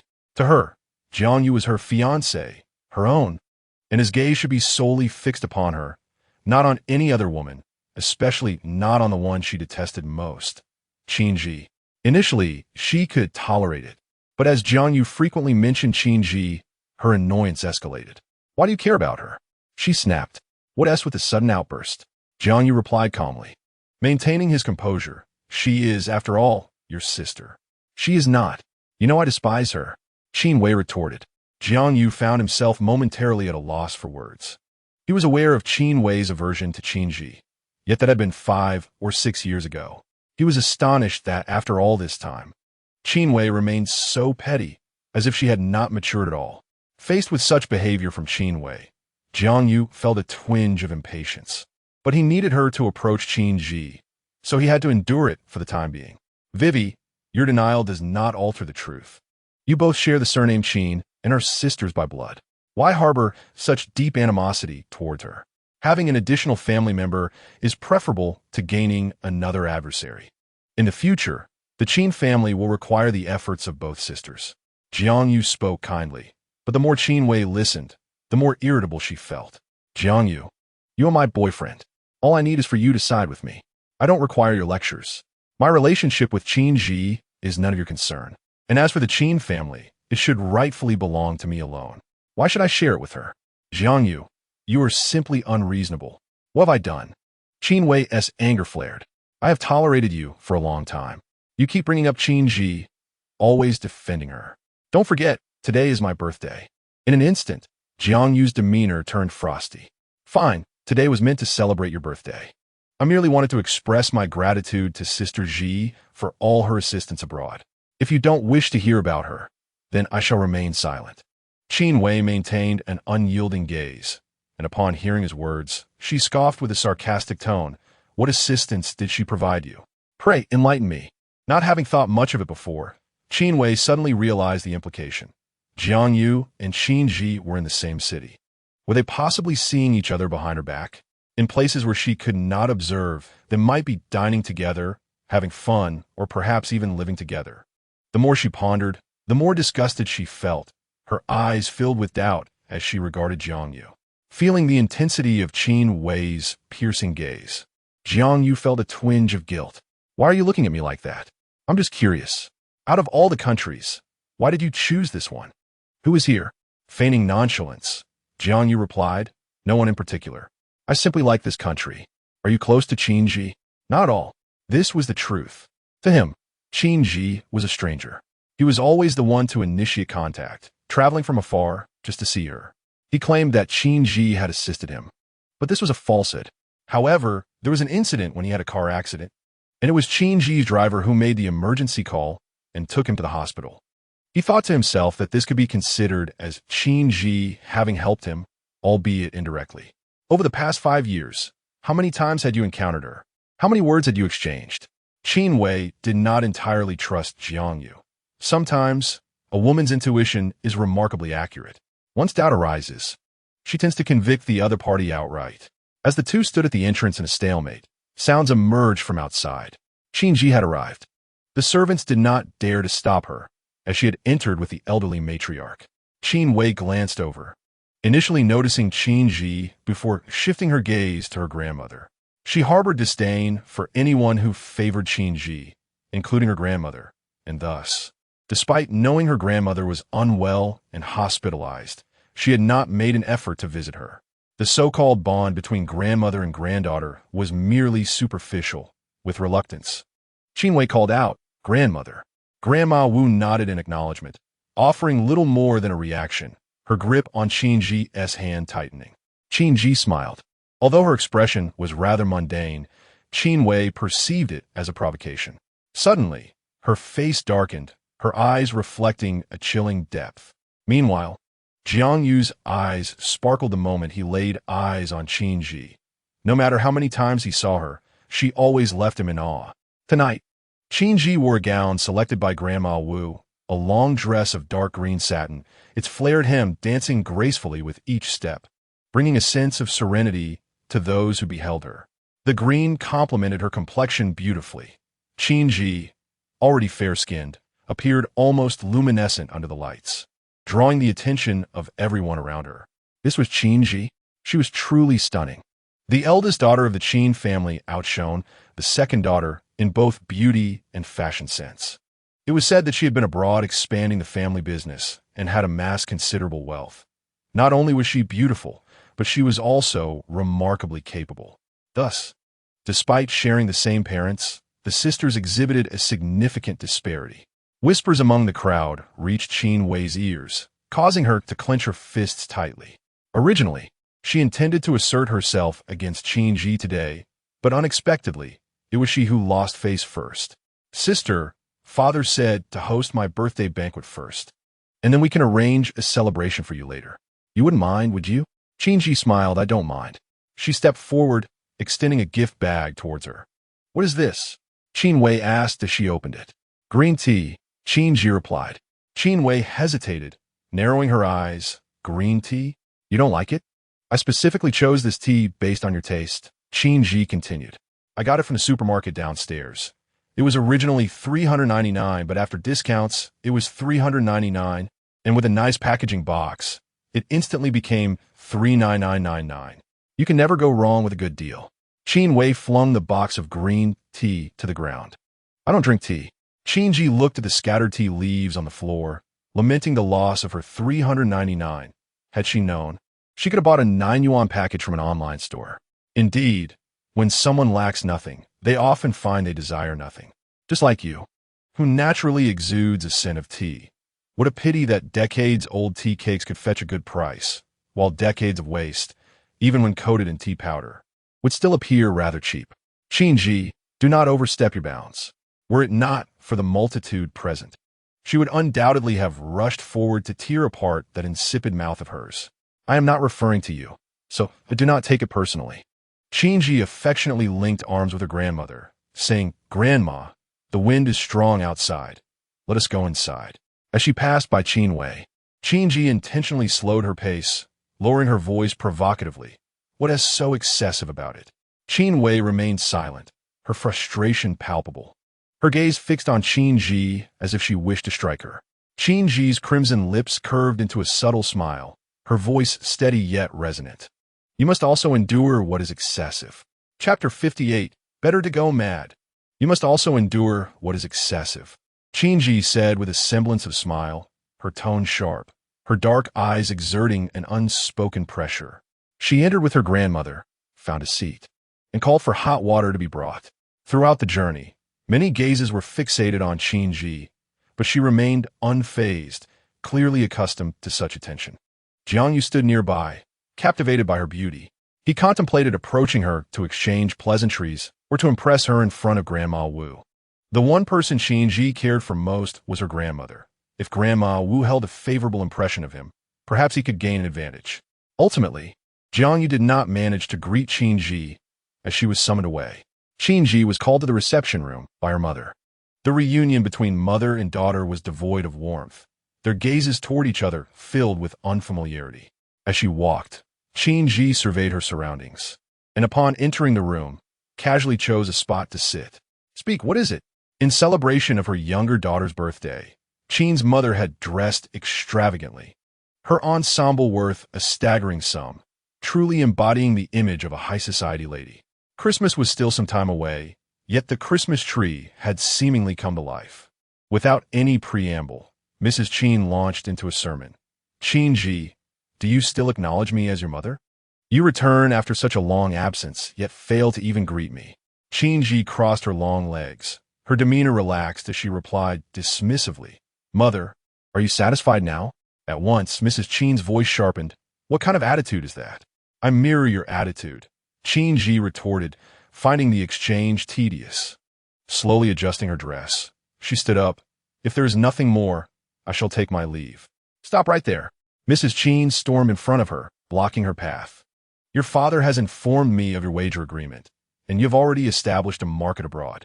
Why return to compete with your sister? You might as well concede the wager.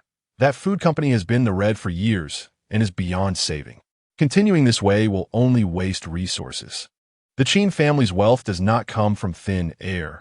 You cannot act recklessly. Withdraw from the competition, and the inheritance of the Qin family will go to your sister. As for you, I have arranged several potential suitors for you to consider. You are already 28. Time is not on your side, and finding a partner is no easy task, so do not be choosy. I was already married and had children by your age. Mrs. Qin's cunning was devoted solely to preserving her own interests, and her audacity to speak such words did not escape Qin Yi's disdainful notice. Firstly, I do not intend to compete with her. My grandfather's will was clear. The one with greater capability shall inherit the Qin family legacy, and we shall all compete fairly based on our own merits. Secondly, my marital status at the age of 28 is of no concern to you. If you are so eager, why not take Qin Wei along to marry? While you can no longer return to your youthful 28, at 50, you are still in the prime of your endeavors. Perhaps you could strive for a second marriage and even bear a third child. What do you mean by you? Qin Yi crossed her arms, a smile concealing her sharpness. For someone like you, devoid of ambition, marriage is all you possess. Instead of worrying about me, you'd be better off tending to your husband. You must understand that infidelity exists in two states, 0 or countless times. My father, I assure you, is bound to stray again. This is by no means an exaggeration on her part. Though Qin Yi wore a smile, it failed to reach her eyes. And to Qin mother, it appeared as nothing but mockery, intensifying her disdain. Qin Yi, how dare you speak to me in such a manner?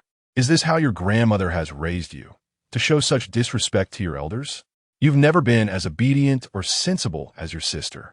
This is hereditary. You see, your lack of respect for your elders has led to my own indifference towards you. Has your concern for grandmother, who has been in the hospital for so long, ever crossed your mind? Qin mother, with her words unfiltered, retorted, Why should I care about that old hag? Her disdain for the elder matriarch was evident. When Qin father had strayed, she had implored the old lady to persuade him to return to the family, only to be met with the suggestion of divorce, a so-called act for her own good, veiled in righteousness, yet truly stemming from her contempt. aimed at stripping her of marital happiness while inviting the other woman into their home. Due to her stubbornness, she remained as Mrs. Qin, cherished by her husband and daughter. Save for this current debt collector, the bitterness in Qin Mother's eyes was palpable. I wonder what purpose your existence serves. It's too late for you to wish I were never born, Qin Yi replied. Are you trying to drive me to my grave? Qin Yi's lips curled into a radiant smile, clapping her hands as she laughed. If only you could be incensed to death. That would be splendid. If I fail to achieve that, perhaps you might consider leaping from a building, hanging yourself, or slashing your wrist to learn the art of dying properly. Qin Mother, met with her indifferent demeanor and her refusal to yield, could no longer maintain her composure. She lunged forward, intending to strike her. Qin Yi swiftly evaded the attempt. Qin Mother stumbled, nearly losing her balance and falling to the ground, and steadied herself against the sofa, glaring back at her. Do you dare to dodge? Do you think I'm a fool to stand here and take your blows? Qin Yi found the situation amusing and began to admire the decor of the reception area. As it was a guest room, the items displayed were of considerable value. Plants worth thousands, vases in the tens of thousands, aquariums worth hundreds of thousands, and calligraphy and paintings from renowned masters. She found it all ostentatious and delightful, enough to ignite a mischievous impulse within her. Madam Qin, I trust you wouldn't want your younger daughter's birthday banquet to be disrupted, would you? Qin Mother furrowed her brows, still unaware of the impending chaos. In the next moment, a deafening crash resounded as Qin Yi toppled the nearest vase. Seeing Qin Mother rendered speechless, Qin Yi proceeded to shatter every ornament on the shelf. And not satisfied with merely smashing, she seized a stool and aimed it at the aquarium. With a resounding crash, Qin Yi's eyes gleamed with ferocity as she brandished a stool, smashing it against the fish tank, shattering it into pieces. Qin Mu let out a piercing scream, attempting to intervene but hesitating out of fear for her own safety. In the entire reception room, only the statue of the god of wealth remained unscathed. Everything else was utterly destroyed, including the calligraphy and paintings that hung on the walls, which Qin Yi had torn down. As Qin Mu surveyed the chaos, her disdain for her eldest daughter vanished, replaced entirely by terror. She trembled as she uttered, Qin Yi, how dare you? You should be grateful this isn't a country. If it were abroad, I would have resorted to using a gun. Qin Yi smiled, abruptly throwing the stool toward Qin Mu, who crumpled to the floor in fright. Deep down, you must think your obedient daughter, Qin Wei, is worthless. You fear her failure, which is why you're so desperate for me to withdraw. Let me make this clear. Your familial ties mean nothing to me. All I desire is the wealth of the Qin family. Prepare yourself, for I will claim what is rightfully mine. With that, Qin Yi elegantly adjusted her hair and, lifting her skirt, strode out with her head held high. Qin Mu, amidst the wreckage, wept, regretting ever allowing her daughter to return. Fortunately, the reception room had soundproof walls, and the lively commotion downstairs masked the uproar. As Qin Yi descended the stairs, she spotted her grandmother, who was eagerly eyeing a table laden with cakes. Ahem, she coughed, and Grandma Wu quickly withdrew her hand, her face flushing with embarrassment upon seeing Qin Yi return. You're back so soon? Your mother didn't give you a hard time, did she? With me backing her. How could she dare? Grandma Wu nodded, recognizing that Qin Yi's temperament mirrored that of her grandfather, unbearably proud. Qin Yi regarded the cakes on the table. Did I not remind you before I left that you were not to eat sweets? Grandma Wu, with an innocent expression, replied, I resisted. I didn't eat any. If I had arrived a moment later, your hand would have been in the cake. I merely wanted to catch a whiff. I had no intention of indulging. You are the most stubborn of all. If you wish to eat, I shall have the aunt prepare some sugar-free pastries for you tomorrow. Qin Yi then escorted her grandmother to a seating area outside. Due to Grandma Wu's esteemed status, all those seated at their table were from the older generation, retired executives, and their spouses. Though Qin Yi felt somewhat out of place among them, none dared to underestimate her. Grandma Wu proudly introduced Qin Yi, declaring, This is my granddaughter, and received a flurry of compliments. Gradually, she became lost in the praises, her smile wide enough to almost close her eyes. As night fell, Qin Yi heard the melodious strains of dance music. Young people laughed and played together, dancing joyously. However, The evening's guest of honor, Qin Wei, seemed less than enthusiastic. Upon seeing Qin Mu escorting Qin Yi upstairs, she secretly rejoiced, believing that Qin Yi would soon face her comeuppance. To her astonishment, Qin Yi reappeared shortly after, unscathed, while Qin Mu looked disheveled and pale. Chapter 59. Sister Wei. Is there a misunderstanding between you and Lin Che? Mother, what has happened? Why you look so pale? Did you not just call Qin Yi upstairs? Where is she? Upon hearing this, Qin Mu's face blanched even further, her lips trembling as she replied, "Do not mention her to me." After a pause, she added, "Keep your distance from her in the future. Is it possible to avoid what one cannot confront?" During her 6 years abroad, Qin Yi has undergone a transformation that is both bewildering and alarming. Her propensity for destruction is reminiscent of a violent frenzy. The mere thought of the coldness in her eyes sends chills down Qin Mu's spine, causing her to shiver. Qin Wei, visibly concerned, inquires, "Mom, what's wrong?" Qin Mu adjusts her dress, claiming to feel a bit chilly despite the air conditioning and the shawl draped over her shoulders. Regarding the betting agreement, Qin Yi poses no substantial threat. The company she manages pales in comparison to yours. As long as you maintain the status quo, she cannot overshadow you. Rest assured, my allegiance will always lie with you. Though these reassurances are offered, a mother inherently understands the capabilities of her own daughter. Qin Yi's fears are not unfounded. She worries that Qin Wei may falter. Qin Wei lacks the intelligence and independence of Qin Yi, whose academic credentials far exceed her own. Yet, none of this diminishes Qin Mu's affection for Qin Wei. She cherishes her daughter regardless of her shortcomings. Upon reflection, it is evident that Qin Wei possesses qualities that Qin Yi does not, namely, a genuine concern for her parents and a considerate demeanor. With renewed confidence, Qin Wei asserts, "Do not worry, mother. I will undoubtedly surpass Qin Yi and secure the inheritance. I shall prove to everyone that I am just as capable as she is, and your guidance has been superior to that of my grandparents." Previously, such words would have warmed Qin Mu's heart. Yet now she can only muster a strained smile as she replies, "Your determination is commendable. Now, greet your friends. I shall go check on Aunt Li." Aunt Li, as mentioned by Qin Mu, refers to Jiang Yu's mother. After so many years of dating Jiang Yu, it is time to discuss marriage, Qin Mu casually suggests. Qin Wei, taken aback, responds, "Is it really time to talk about marriage? Isn't it a bit premature?" Qin Mu inquires, "Do you not wish to marry the one you love sooner rather than later?" A flicker of uncertainty crosses Qin Wei's mind, akin to being crushed by an unseen weight. She shakes her head, "Not really." Yet, she finds herself lacking the anticipated joy or excitement over such a revelation, leaving her perplexed. As Qin Mu gently strokes her hair and wraps herself in her shawl, she departs without further inquiry. Left with a sense of unease, Qin Wei rests her chin on her hand, observing the throngs of people swaying to the music.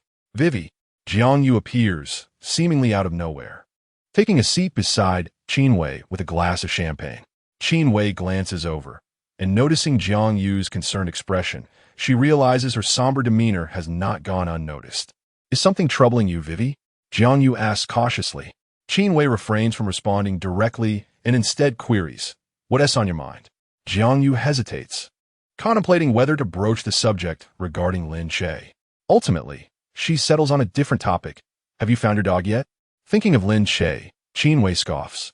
"He hasn't returned, but one day he will come home." Jiang Yu is not primarily interested in the dog. Her thoughts are on Lin Che, and she struggles to find the courage to speak up. "Speak freely. Why the hesitation?" Qin Wei prompts. Jiang Yu, steeling herself, finally voices her concern, "Vivi, regarding Lin Che. I don't believe he appears to be someone who is being supported by another. Do you have any evidence, perhaps photographs or videos?" Suddenly, Qin Wei reacted strongly, asserting that Lin Che had been kept by someone for 5 years. Who is this benefactor? Jiang Yu pressed, determined to uncover the truth.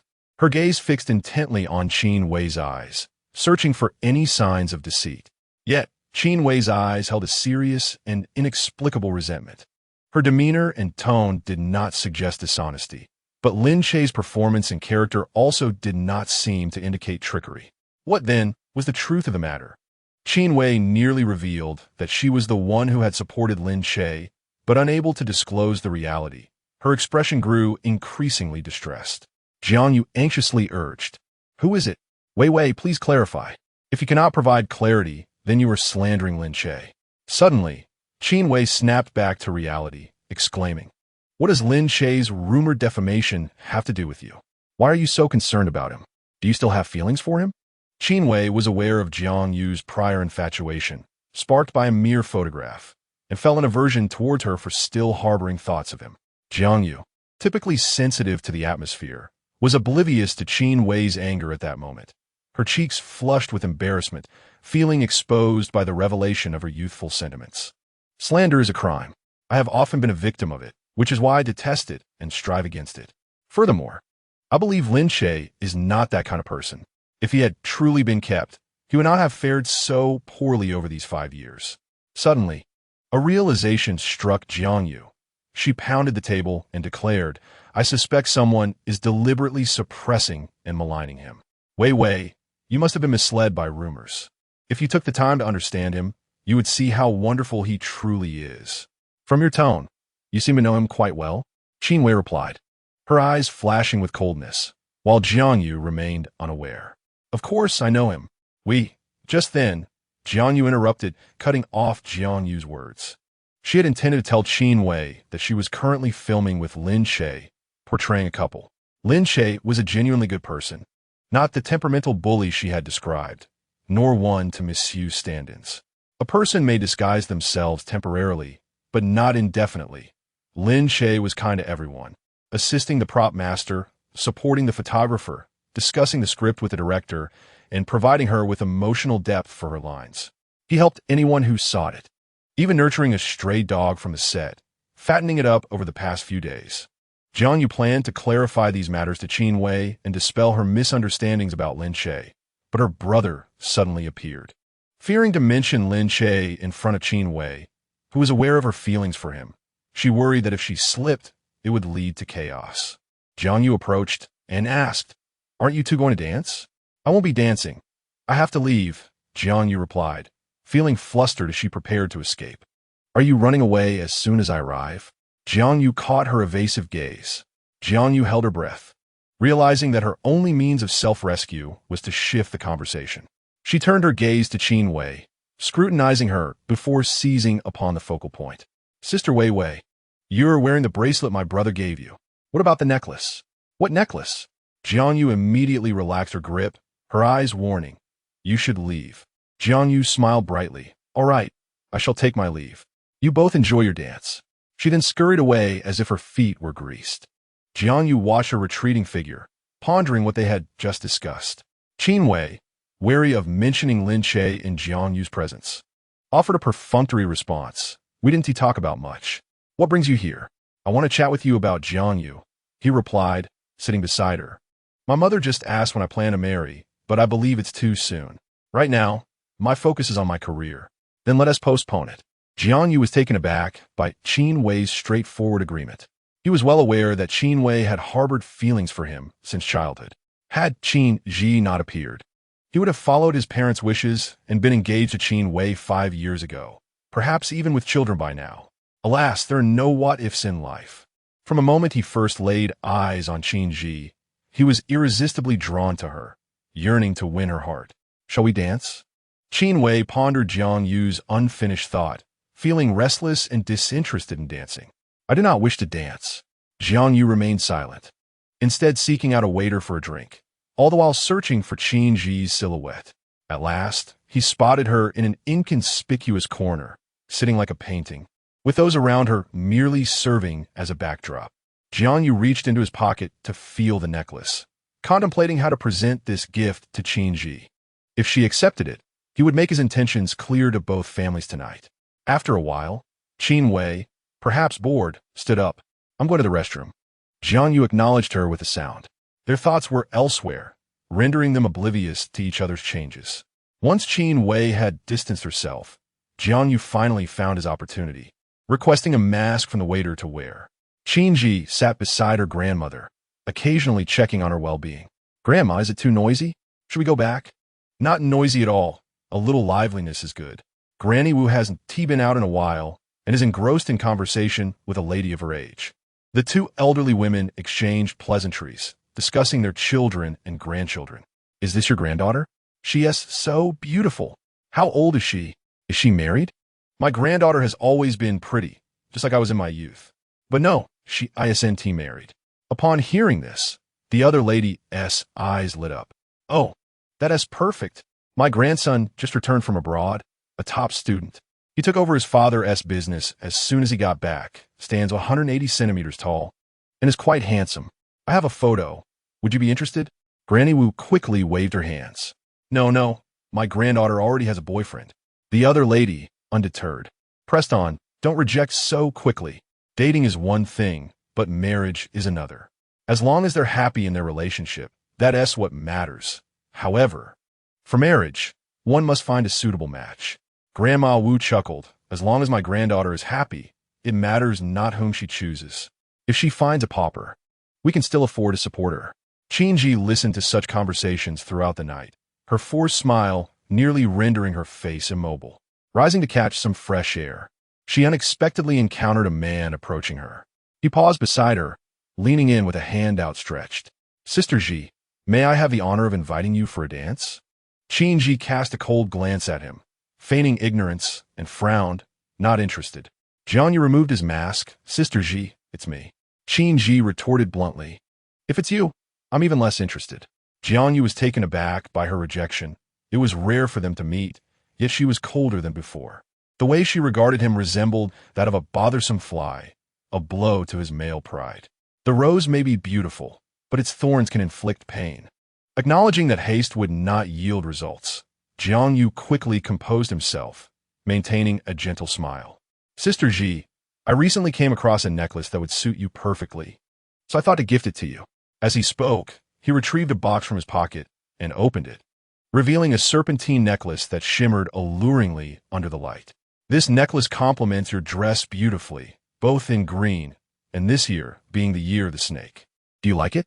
I do not like snakes, Qin Yi replied indifferently. And isn't today Qin Wei's birthday? Why are you giving me a gift? Because I don't want you to feel left out when others receive gifts. His boldness in expressing his feelings was unprecedented. His straightforwardness was akin to a confession. Surely, Qin Yi would grasp his intent. With this thought, Jiang Yu tentatively stepped closer, hoping to bridge the distance, only for Qin Yi to take a significant step back. Avoiding both him and his outstretched hand, Jiang Yu froze, a wounded expression crossing his face. Sister Ji, there's no need to distance yourself from me. After all, we've known each other for many years, often meeting in the country, and we're even friends on WeChat. If you don't like this necklace, just tell me what you do like, and I'll get you something else. I dislike everything you give me, she replied. And thank you for reminding me about our WeChat friendship. Qin Yi pulled out her phone, locating Jiang Yu's WeChat ID. Under his astonished gaze, she calmly blocked and deleted him. Not anymore. Chapter 61. Qin Yi's triple kill. Did you really just delete him? Jiang Yu was left speechless. It was merely the deletion of a contact, nothing to be surprised about. Initially, she had agreed to add him out of courtesy toward his sister Jiang Yun, to maintain business relations and preserve a semblance of goodwill. Sister Ji, Jiang Yu felt a mix of resentment and embarrassment, his words stumbling as he stood there, utterly flustered. He never anticipated that Qin Yi would block and delete him right in front of his eyes. Was he truly that unappealing? After all, he was a handsome man standing at 180 centimeters. This action not only wounded his pride, but also trampled upon his feelings. The necklace in his hand fell to the ground like the heart he had discarded. Jiang Yu stood still for a long time, turning to gaze at the distant figure of Qin Yi, a surge of resentment crashing through his heart. Unable to win Qin Yi's affections, he fixated on possessing her body. Consumed by thoughts of how to conquer her, even resorting to illicit means if necessary. Even if branded as a heartless beast, he would willingly accept the scorn. It was not merely about persuasion, but about domination. A forcibly obtained fruit may not be sweet, yet it could quench his thirst. Once he claimed her body, she would have no choice but to acquiesce. Jiang Yu bent down to retrieve the necklace, applying pressure with his thumb on the serpent's head, gently rubbing it. In that moment, he felt as though he had Qin Yi clasped in his palm. Meanwhile, Qin Yi had temporarily diverted to the restroom, only to encounter Qin Wei along the way. It was said that they were a couple, and in certain matters, they indeed exhibited a remarkable tacit understanding. Feeling in high spirits that day, Qin Yi, for her grandmother's sake, chose not to engage with her adversary. Yet, some individuals are inherently troublesome. Without a good beating, they feel restless. Qin Wei seemed to be deliberately waiting for her, leaning against the wall with crossed arms, her expression one of disdain. "Sister, isn't it better to stay abroad? Why must you return to annoy me? I've heard it's dangerous overseas, with frequent shootings. Why haven't you perished there?" Noticing Qin Ji's silence, she pursued her, blocking her path while provokingly stating, "There are no outsiders here. Tell me, if I were to go out and claim that you bullied me, what would our parents think? How would others perceive you?" At last, Qin Yi deigned to acknowledge her, realizing that despite the passage of years, Qin Wei's petty tricks had not evolved. Qin Yi, uncontrollably, recalled past incidents. Qin Wei had always been the quintessential green tea, claiming that falls were her doing, that she tore her clothes, that lost items had been stolen by her, and even attributing poor exam results to her interference. Time and again, regardless of the evidence Qin Yi presented, their parents sided with Qin Wei. Even when she produced proof of her innocence, their mother would retort, "You are 3 years older than your sister. She is so young. As the elder, shouldn't you show her some leniency?" A 10-year-old's mistakes might be excused as childish ignorance. But at 25, what could be said? Was it akin to being a perpetual child? Realizing that she could do no right, Qin Yi concluded that she could do anything.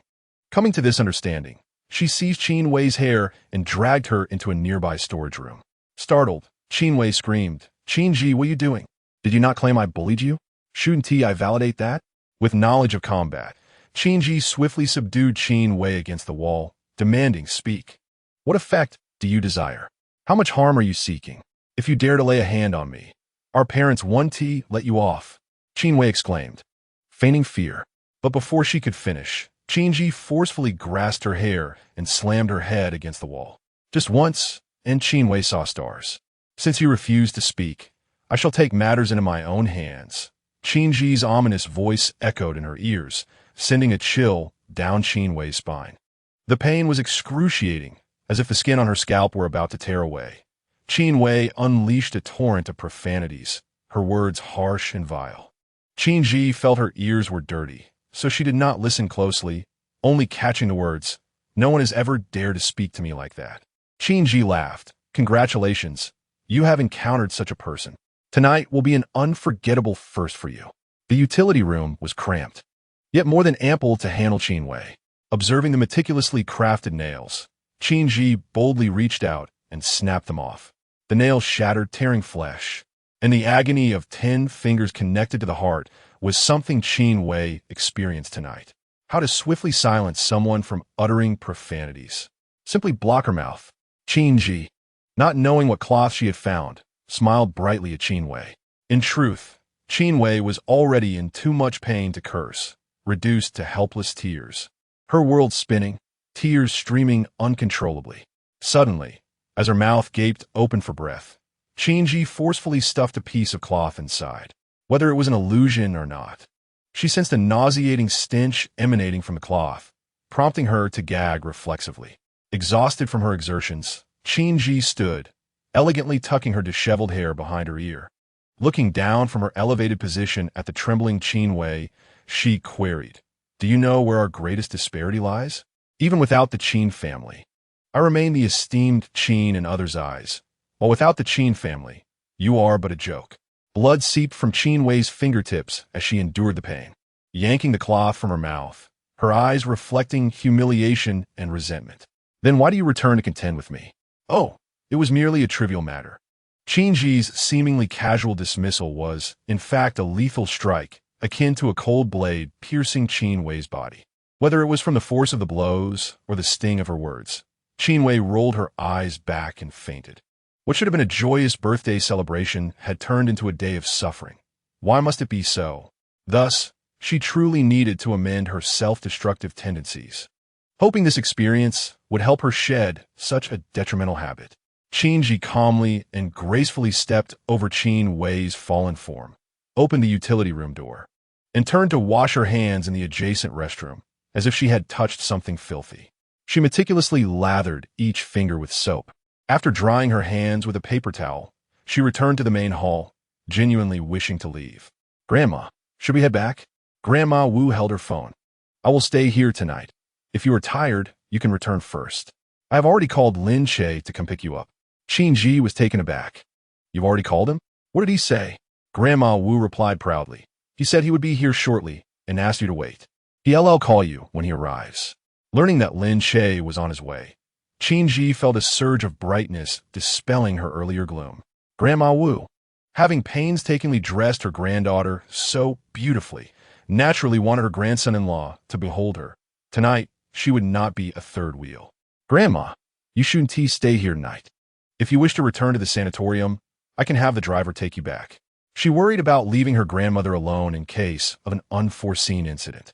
Chapter 62. To hold you, I must run concerning her grandmother's health.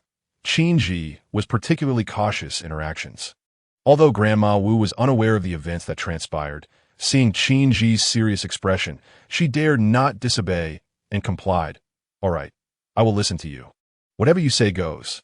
After personally ensuring her grandmother was safely in the car with a phone call to the driver, Qin Yi finally felt at ease. Knowing that Lin Che would come to pick her up, she left the villa and stood at the intersection waiting for him. The night was quiet, the wind howled, and despite the chill, Qin Yi maintained an elegant posture.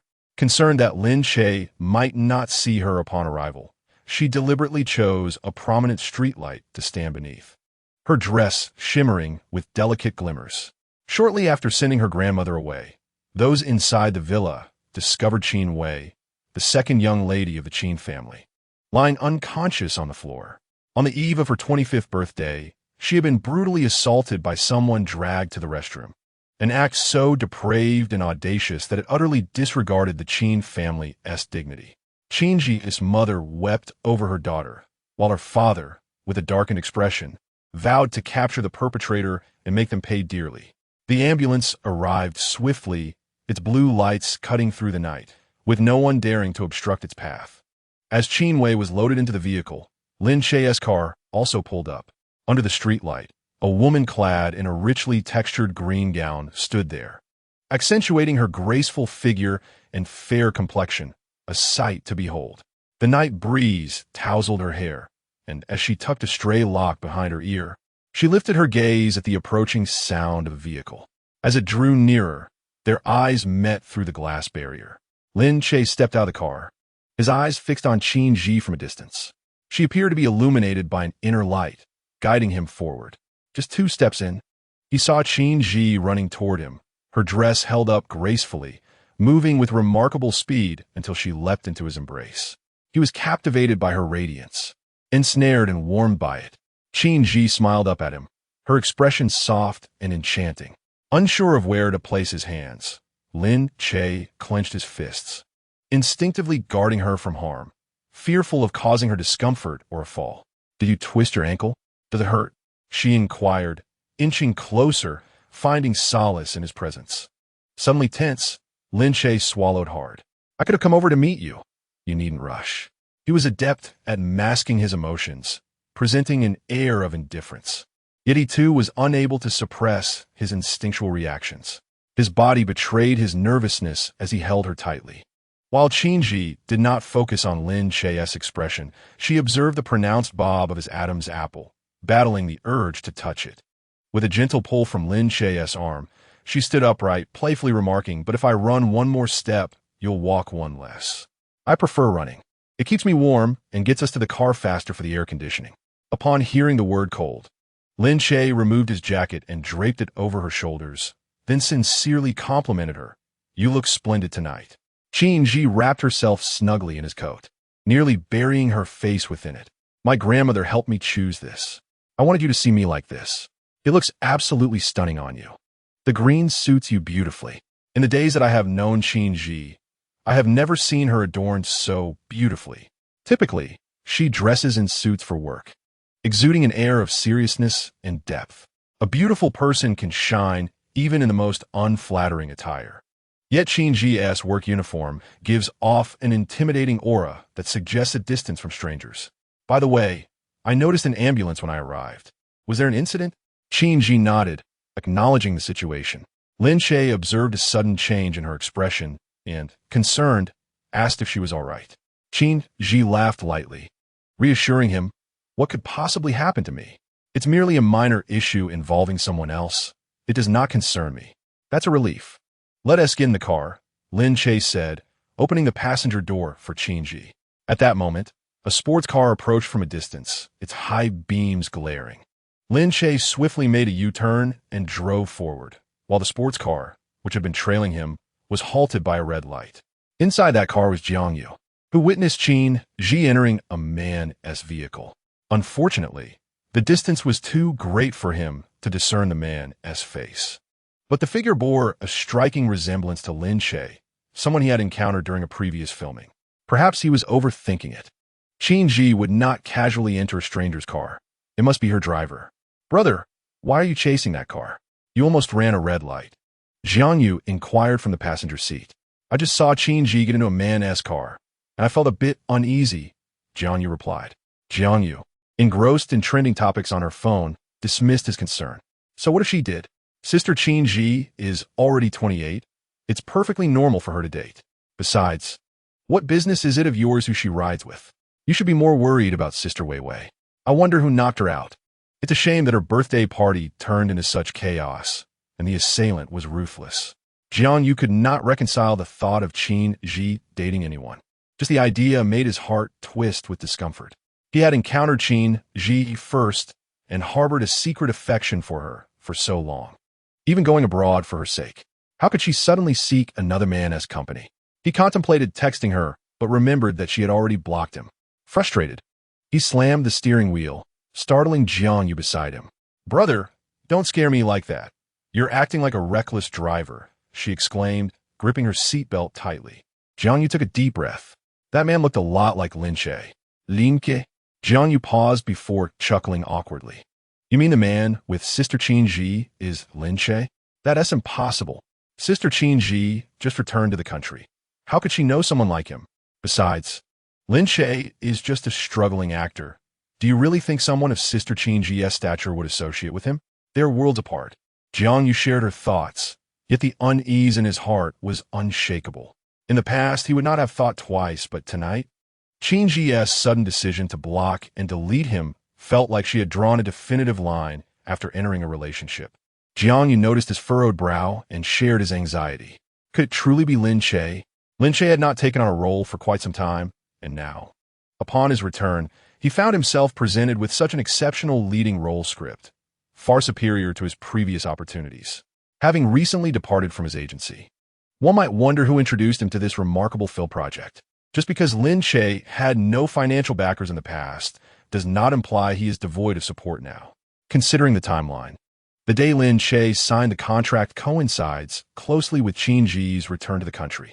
Jiang Yu pondered this increasingly absurd connection.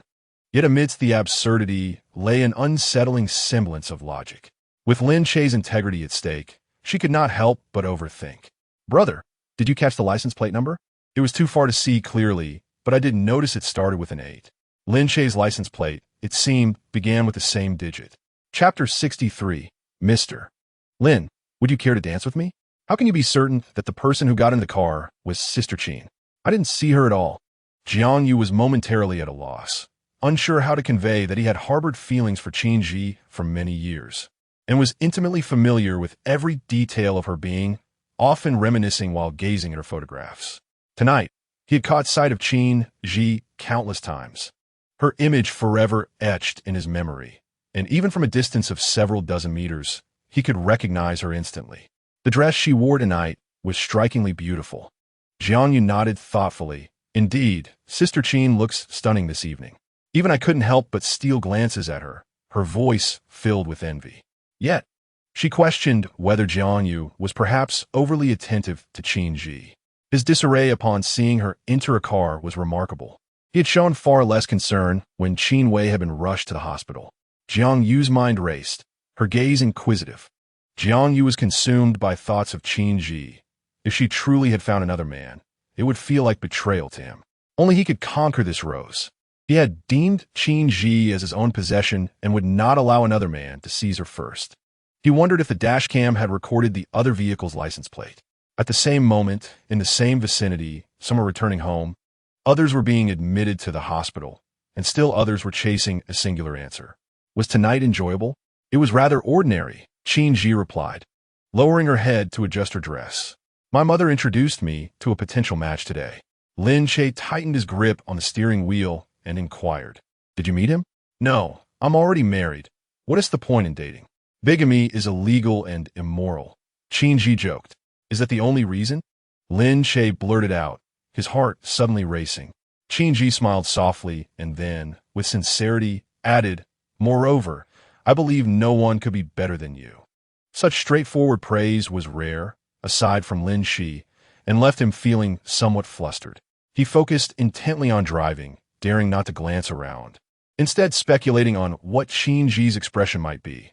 Was it teasing, earnest, or merely casual? Thank you for the compliment, but I am not that remarkable. Lin Che wished not to burden others with lofty expectations. As the saying goes, the greater the hope, the greater the disappointment. Thus, he had candidly shared his past experiences. From her unseen perspective, Qin Yi regarded him with depth in her eyes and softly stated, As long as I think you are good, does it matter if you can change my mind? Lin Che chuckled lightly, I wouldn't dare. Qin Yi leaned against the car window, observing Lin Che as he drove. Upon glancing at the time displayed on the dashboard, she remarked, It's quite late for you to be calling to pick me up. Am I being too much of a bother? After all, we are merely in a contractual marriage. You may trouble me, and such matters do not constitute a bother. He replied. He struggled to articulate words that would encourage Qin Yi to rely on him, for she was not a mere appendage. Furthermore, they had signed an agreement. Fulfilling such duties was only natural. Yet, at times, he found it difficult to discern whether it was a deeper affection or mere obligation that guided his actions. The journey that day was remarkably smooth, with green lights illuminating their path and no traffic to hinder their progress. A trip that typically took 50 minutes was completed 15 minutes early. Noticing that Qin Yi had twisted her ankle in her shoes, Lin Che alighted from the vehicle to assist her. As Qin Yi sat in the car, she gazed at his outstretched hand and inquired, Mr. Lin, Might I have the pleasure of dancing with you this evening? Lin Che was taken aback, but did not question her request. Instead, he replied, Of course. However, shall we have some music to accompany us? Yes, I'll find it. Qin Yi reached for the car's music system and selected a lively track titled My Secret. As the rhythmic melody filled the air, Lin Che leaned forward and asked, Miss Qin, may I invite you to dance? With the utmost pleasure, she replied, placing her hand in his as he helped her out of the car, her other hand resting on his shoulder. The two moved in sync with the music, embodying the lyrics that spoke of their proximity, which seemed to fluctuate between distant and near. In her high heels, Qin Yi stood just at his eye level, allowing Lin Che to scrutinize her delicate features, the thick lashes and the elegantly sculpted nose. Her waist, delicate and slender in his grasp, was accentuated by the fitted gown she wore. In this moment, she shed her usual assertiveness, becoming like a vine entwined around Lin Che. With her head bowed, it appeared as though she had nestled her face against his shoulder. Lin Che tightened his hold on her hand, guiding her in a graceful turn. Qin Yi, unsteady in her heels, stumbled slightly and fell into his embrace. Are you all right? He asked, steadying her waist. I'm fine, she panted softly. What made you suddenly want to dance? There's a ball this evening, and many are dancing. Several men have invited me to join them, but I declined them all. Her hand, which had rested on his shoulder, gently slid down to rest upon his chest, where she could feel the rapid beating of his heart. Because I only wish to dance with you. Understanding her sentiment, a pang of jealousy stirred within Lin Che at the thought of other men's attentions on her that night. His heart ached, rising and falling with emotion, and he unconsciously pulled her closer to his chest. Lin Che, to be honest, I'm not feeling particularly happy today. No one in that house likes me. Qin Yi's voice was muffled, but after a moment, she wrapped her arms around him. But seeing you makes me very happy. Her breath brushed against his neck like a feather, and this time, he could not only feel his heart racing, but also the rhythm of his throat as he swallowed hard. Chapter 64. In this world, there are many twists of fate. However, what belongs to you is undeniably yours. With no one to offer her guidance, she could only rely on her instincts to pursue a person, exhausting every effort. Much like a primary school student grappling with examination questions. From her initial cautious probing to her current audacious candor, she has never concealed her desires. It is entirely natural for humans to possess desires. What truly matters is how one chooses to navigate them, whether to disregard them or to embrace them. Her grandfather once imparted wisdom, stating that desire is not to be feared. Instead, one must learn to harness it correctly. When utilized wisely, it can transform into something positive. The same applies when faced with Lin Che. There could be no better moment than tonight. The serene underground garage, the ambience just right, devoid of unnecessary outsiders. With soothing love, songs emanating from the car's speakers. A longing to remain by your side permeates my very being. I would traverse all of time for you, unafraid of how far the journey may lead, willingly embracing the distance. The once dormant emotions within me have been stirred into a jubilant dance by your gentle presence, unlocking the knots within my heart. Yet, Qin Yi did not appear as composed on the surface. Her heart fluttered like the melody of the song, racing restlessly. Lin Che, do you feel joy upon seeing me? Does my daily presence bring you annoyance or confusion? When you hear of others wishing to court me or invite me to dance, what do you feel? Is there a hint of jealousy that bubbles within? Casually, she extended her hand, her fingertips resting against his heart, applying a gentle pressure. Lin Che lowered his gaze, his eyes trailing from her fingertips to her lips, ultimately locking on her gaze. In the dim light, it remained uncertain who leaned in first, him or her. Lin Che's fists unclenched, transitioning to a firm grip around her waist. They should have halted, yet their bodies had already overtaken their minds. As Qin Yi leaned back from the kiss, sweet breaths escaped her lips. Lin Che supported her back with one hand, while cradling the back of her head with the other, guiding her unsteady steps until she was pressed against the car door. Enveloped in his embrace, the exposed skin of her back felt no chill, warmed instead by the heat of his palm, igniting a fire within her. The remnants of rational thought were gradually shattered, like sparks exploding in her mind. It seemed as though the world had condensed to just the two of them. Lin Che ensnared in an inescapable grip, fully aware of the addictive nature of this encounter, yet unable to resist. He found it impossible to articulate this sensation, as it was unlike anything he had ever experienced. It was akin to a wanderer traversing a desert, finally stumbling upon an oasis in the midst of despair. He dashed toward the verdant waters, eagerly cupping his hands to drink, savoring the sweetness that quenched his parched throat, opening every pore as his blood surged through his veins. This ecstasy was uncontrollable, and thus Lin Che surrendered to his desires, obeying the call of his heart. Ultimately, it was Qin Yi who could no longer withstand the intensity. Initially, she perceived Lin Che as somewhat awkward. Though she had never been kissed before, she could distinctly sense the unnaturalness in his approach. They both experienced the same stiffness as their lips met, tentatively parting, which soon spiraled into an uncontrollable fervor. Lin Che resembled a wild wolf, as though he intended to consume her whole. In the depths of their passion, he even nibbled on her lips, compelling her to grasp his neck tightly. For it was the only way to prevent herself from collapsing under the overwhelming sensations. Their entwined breaths bestowed upon them an unprecedented experience, rendering them oblivious to everything else. As if it were the final day before the apocalypse, recklessly indulging in their desires, unrestrained and free. After a considerable time, Lin Che finally released her. He gazed at Qin Yi, who lay against him with her eyes closed, panting. Her lips were swollen, and traces of tears adorned her face, while her damp lashes framed her reddened eyes. After a moment, she slowly opened her eyes, misty and enchanting, casting a playful glance his way. "Apologies," Lin Che spoke in a voice barely above a whisper. Qin Yi clung to his shoulder, feeling his heartbeat through the fabric of his clothing. Her own heartbeat remained fervent, unyielding. "Why do you apologize to me?" After a brief silence, Lin Che replied, "I bit you too hard." Qin Yi's lips resembled an enticing, forbidden fruit. Once a delicate pink, now reddened and swollen. She caressed her heated lips, seemingly savoring the memory. "I don't feel pain. I find it incredibly pleasurable, quite addictive." She remained forthright, for in the presence of someone she adored, she had no desire for subtlety. Subtlety was meant for the eyes of outsiders.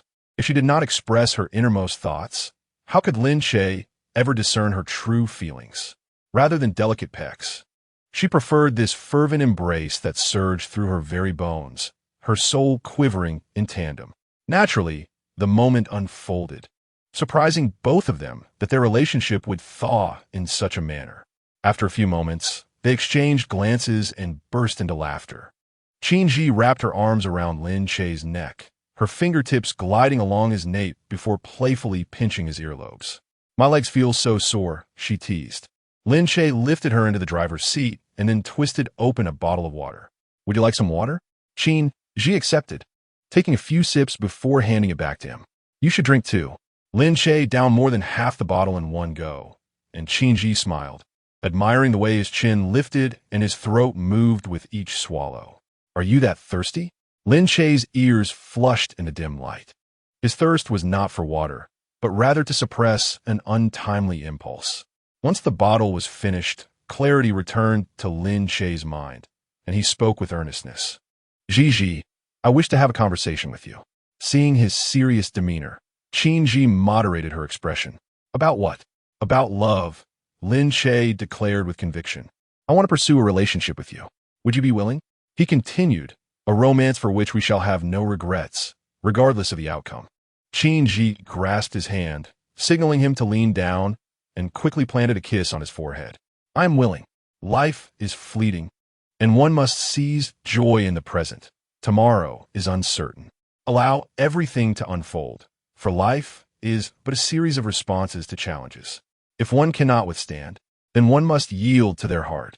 Lin Che embraced attentively. "So, our relationship is that of a fade of marriage, yet in truth, we are lovers?" "Indeed. How has this relationship downgraded?" However, reaching this point is a significant triumph for Qin Yi. Her journey has not been easy under her grandfather's guidance. She learned that achieving success requires efforts that far exceed those of the ordinary.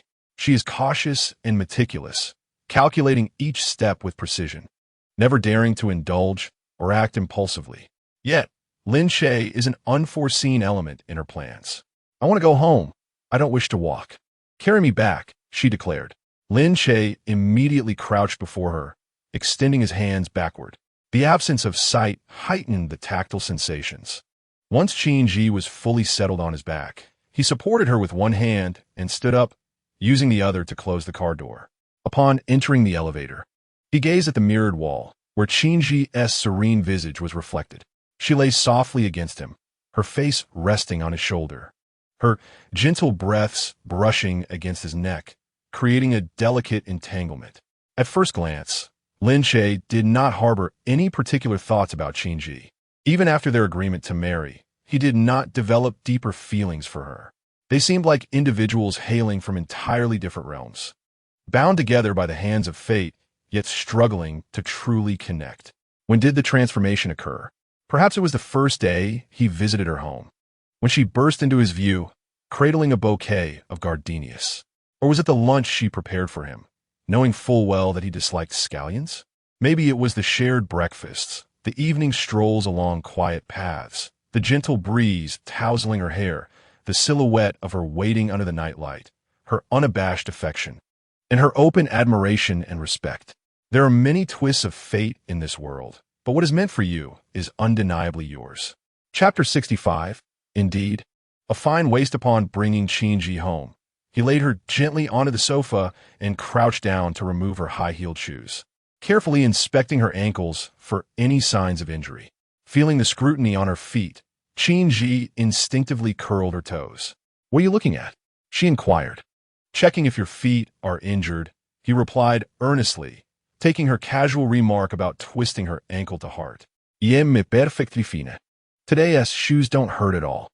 Qin Yi was wearing a pair of stilettos, about 7 to 8 centimeters high, with slender heels that could easily lead to an ankle twist if one were not careful. As long as you're unscathed, Lin Che said, rising to meet her sparkling eyes. In the dim parking garage, he could conceal his feelings, but now, under the bright lights of the living room, every nuance of his demeanor was laid bare. Attempting to adopt the composure he would display while acting, he strove to maintain his poise. Yet he found it nearly impossible in the face of Qin Yi's intense gaze. He awkwardly entered the kitchen, saying, "I'll prepare a bowl of hangover soup for you." Qin Yi observed Lin Che's industrious figure and stealthily approached, wrapping her arms around his waist, feeling the tension in his back muscles. Leaning in to peek at the pot in his hands, she asked, "How did you know I drank?" The warmth still lingered in his ears as she realized. "Did you taste the alcohol?" "It was the scent," he replied, reflecting on how, during their kiss, he was so engrossed in the sensation that he paid no mind to whether her lips bore the taste of liquor. "Lin Che, you seem quite nervous," she teased. "When we register our marriage, I had never seen you so anxious. But can it be the same?" The hangover remedy was prepared swiftly, and Lin Che added honey to the broth. "Drink this, and you won't have a headache when you wake up tomorrow." Qin Yi obediently accepted it. Lin Che watched her sip, cautioning from the side, "Be careful, it's hot." After finishing, Qin Yi was the first to plant a kiss on Lin Che's cheek, whispering, "Thank you, boyfriend." Lin Che found it difficult to meet her gaze. He took the bowl from her hands and washed it. After cleaning up, he tore off a kitchen paper towel, drying his hands as he approached Qin Yi. Before she could react, he swept her off her feet, burying his head to seek her lips, kissing her gently. This was a bolder kiss than in the parking lot, as they embraced and walked. Qin Yi finally realized just how strong Lin Che's waist was.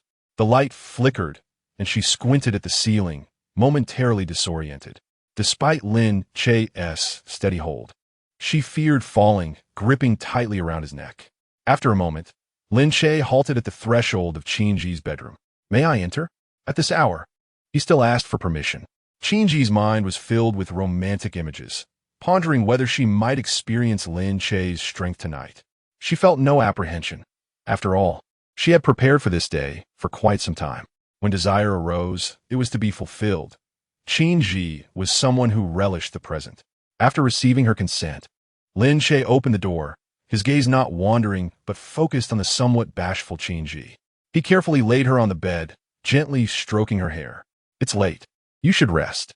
Upon hearing his intention to leave, Qin Yi immediately clutched his shirt. "You're leaving already?" "Yes, good night." Knowing that tonight would not lead to any entanglements, she withdrew her hand, her voice barely a whisper, "Good night." Watching Lin Che swiftly turn and depart, Qin Yi flung herself onto the bed, wrestling with the blankets. She then retrieved their wedding photo from beneath her pillow, glaring fiercely at Lin Che's image. This man who ignited passion but did not extinguish it. "I'll treat you the same way in the future." What a splendid opportunity wasted. With a resigned sigh, Qin Yi rose, removing her green gown. She unzipped the dress, the straps slipping down as the layers cascaded to the floor.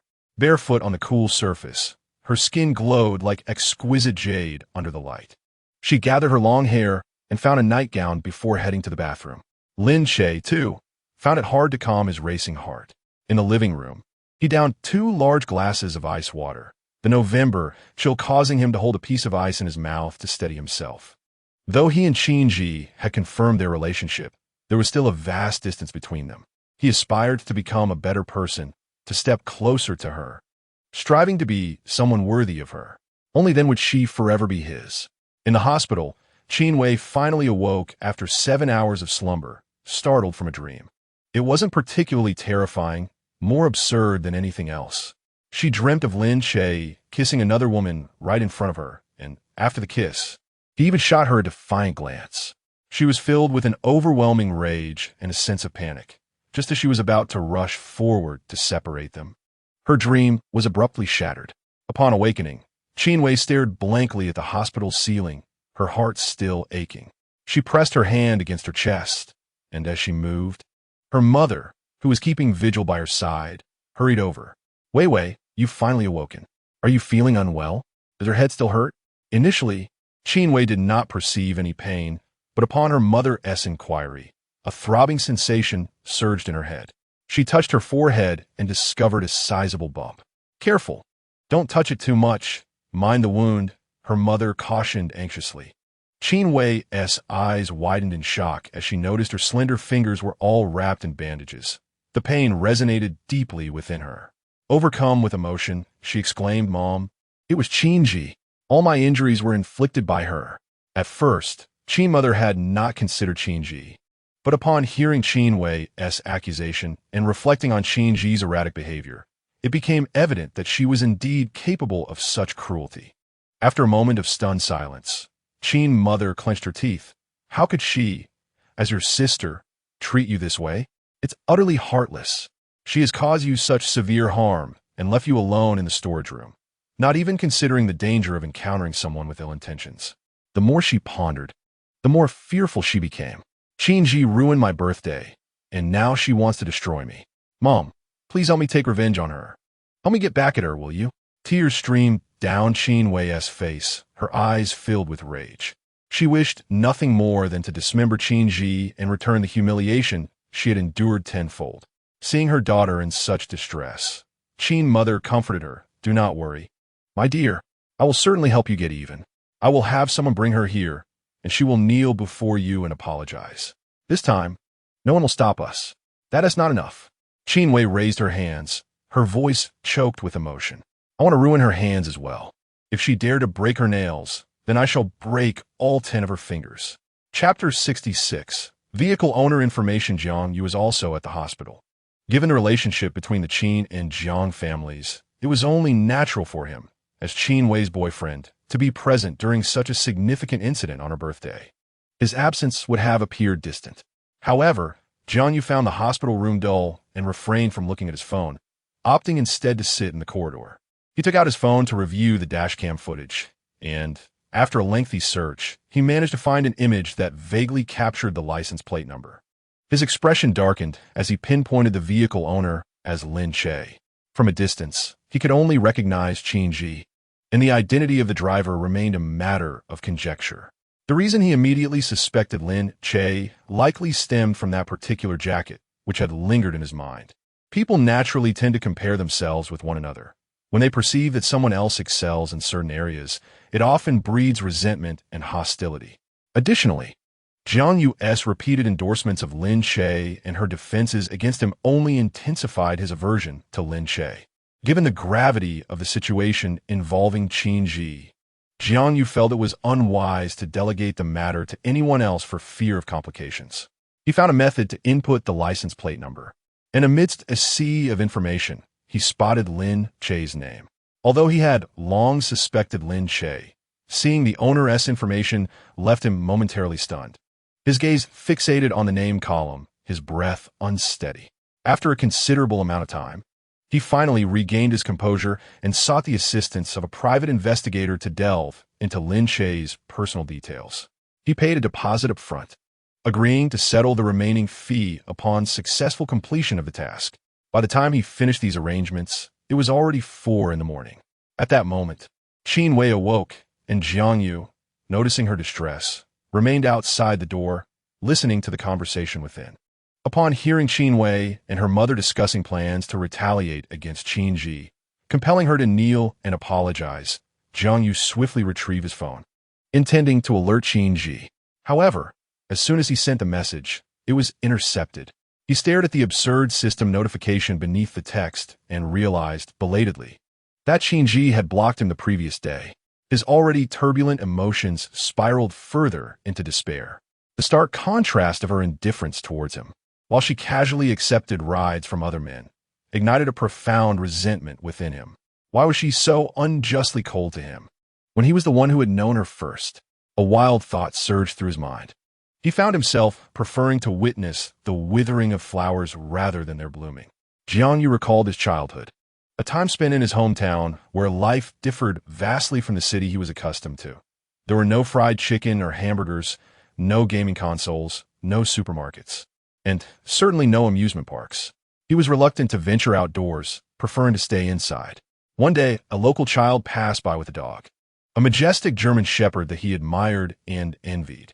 His family had never allowed him to have a dog, citing concerns over dirt and bacteria, claiming that while acquiring a dog was easy, caring for one was not. The more they discouraged him, the stronger his desire became. How could he possibly acquire a dog for himself? He devised a plan. While the child was at school, he secretly poisoned the dog, administering the drug in the afternoon. And by evening, the dog began to react. He stood by the roadside, listening to the anguished cries of the animal, which he found oddly melodious. In that village, there were no veterinary clinics. Once a dog fell ill, it was left to fate.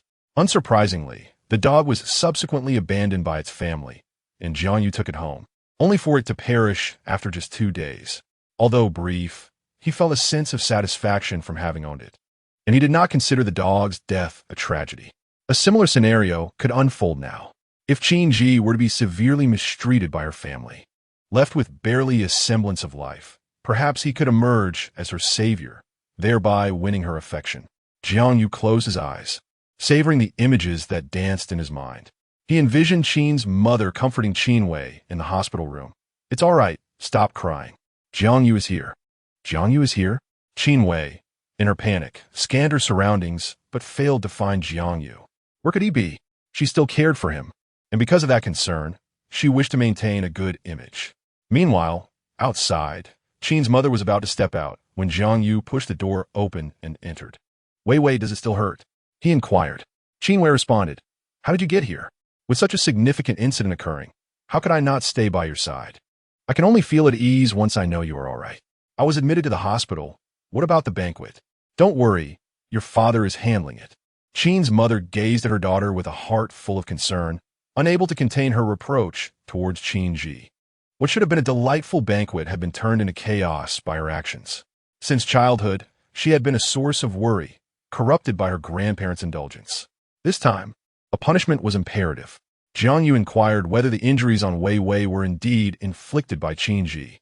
Upon hearing this, Qin Wei stared at Jiang Yu incredulously, questioning his implication. Was she to harm herself to frame Qin Yi? Her emotions flared, causing the bump on her forehead to throb painfully, and she instinctively covered her head with one hand, letting out a muffled groan. "Wei Wei has just regained consciousness. Please do not provoke her," Qin's mother interjected, defending her daughter. "Ah, you, as Wei Wei's boyfriend, do you not know her well enough? She has never told a lie. And who would go to such lengths to harm themselves to incriminate another? Just look at her hand. Her nails have split along with the flesh, causing immense pain. And the bump on her forehead, along with the slap mark on her face." Jiang Yu quickly interrupted Aunt Song. "That is not what I meant. I did not accuse Wei Wei of framing Qin Yi. I merely believe that evidence should be presented in such matters. There are cameras at the scene, are there not? If we review the footage, she would have no grounds to refute it." Qin Yi had indeed gone too far. She was fully aware that it was Wei Wei's birthday and that numerous people were present. Striking Wei Wei's face was akin to striking the faces of both Yu and Uncle Qin, showing utter disregard for the family. If Qin Yi refused to apologize, then we must use the video to exert pressure upon her. Qin Wei found solace in these words, though she wondered if the cameras had captured the moment Qin Yi struck her. Qin's mother, upon hearing Jiang Yu's suggestion, felt it was reasonable. "I will call to request the footage immediately." "I want to see it too," Qin Wei added. Gently stroking her daughter's head, Qin's mother replied, "You are injured. Focus on resting. Ah, you, it is late. Since Wei Wei is awake, you should head home and inform your parents that she is fine to ease their worries." Pausing, she added, "I will send them a text instead." After messaging Jiang's parents, Qin's mother opened Qin Yi's contact and attempted to call her, but the system indicated the phone was off. She then composed a text. "Your sister has woken up. You must come and apologize until she forgives you." Chapter 67. A prank standing at the door, Qin's mother sent the text to Qin Yi. If possible, she wished to avoid making this matter too public, as it could adversely affect the Qin family's reputation, inviting judgment from others upon them as parents. After sending the message, she returned to Qin Wei's side. "Mom, who did you just call?" "Qin Yi. Did she not answer? Her phone is off. Has she blocked you?" Qin's mother's expression soured. She knew Qin Yi was capable of such actions.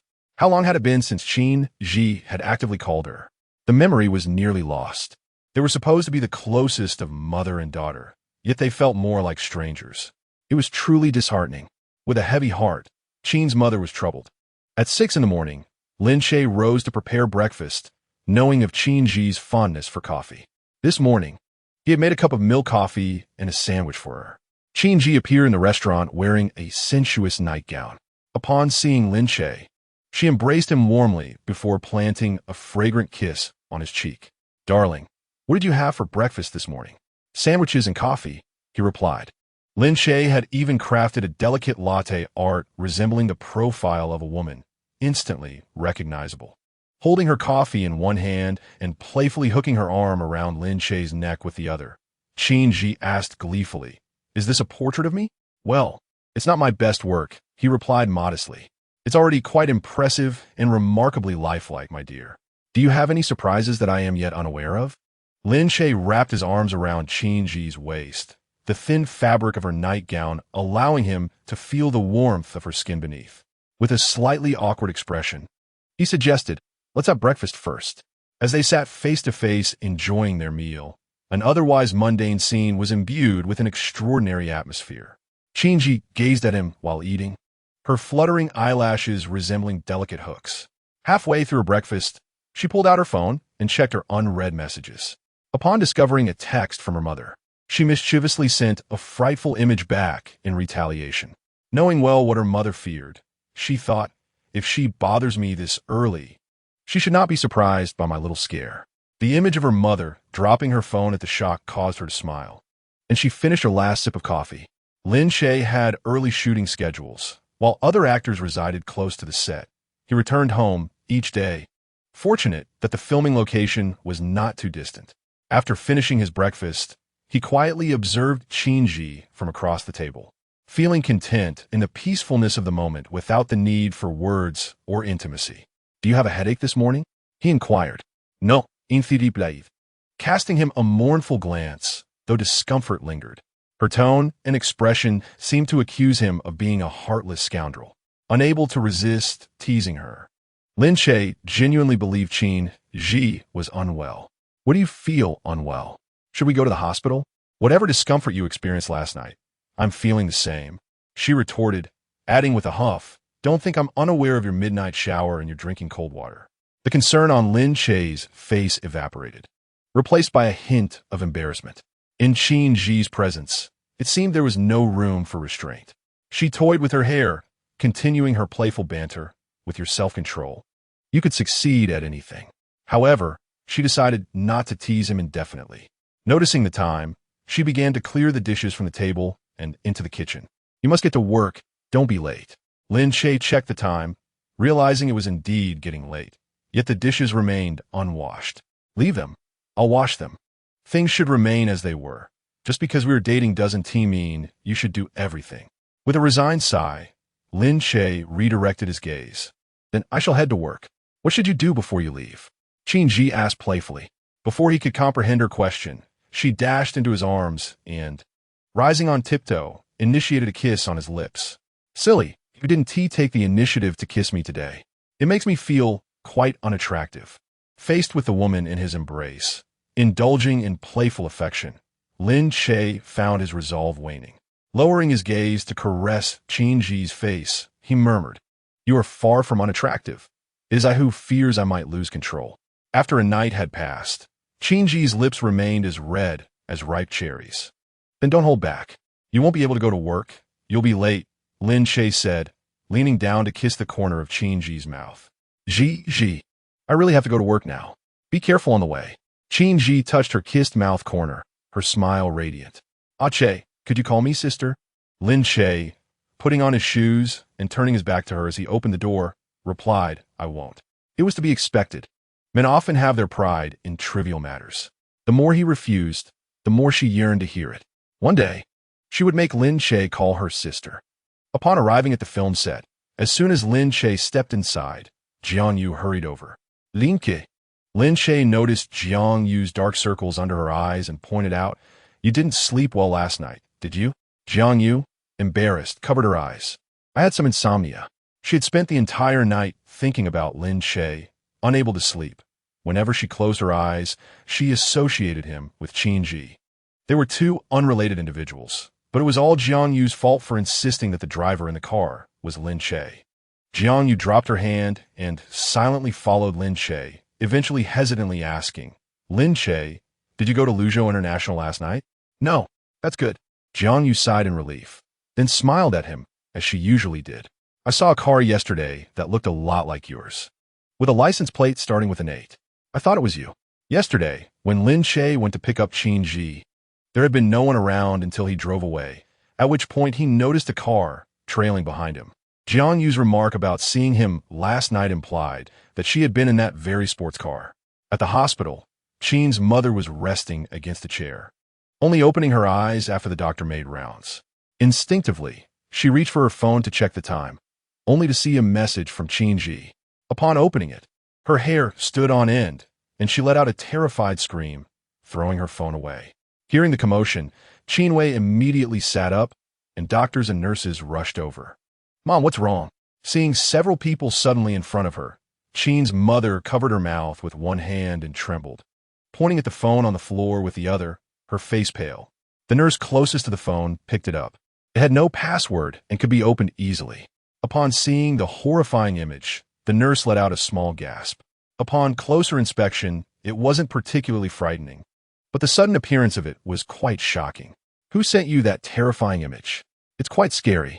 Qin's mother gradually calmed down, though her voice still trembled. "Could you please help me delete that image?" "Of course." After deleting it, the nurse handed the phone back. Qin's mother hesitated to take it. "It's already deleted. It's gone." Qin's mother stiffly accepted the phone and stuffed it into her bag, her heart still racing. She pressed her hand against her chest while sitting in the chair, trying to calm her breath. Chapter 68. Everything has a trace still shaken.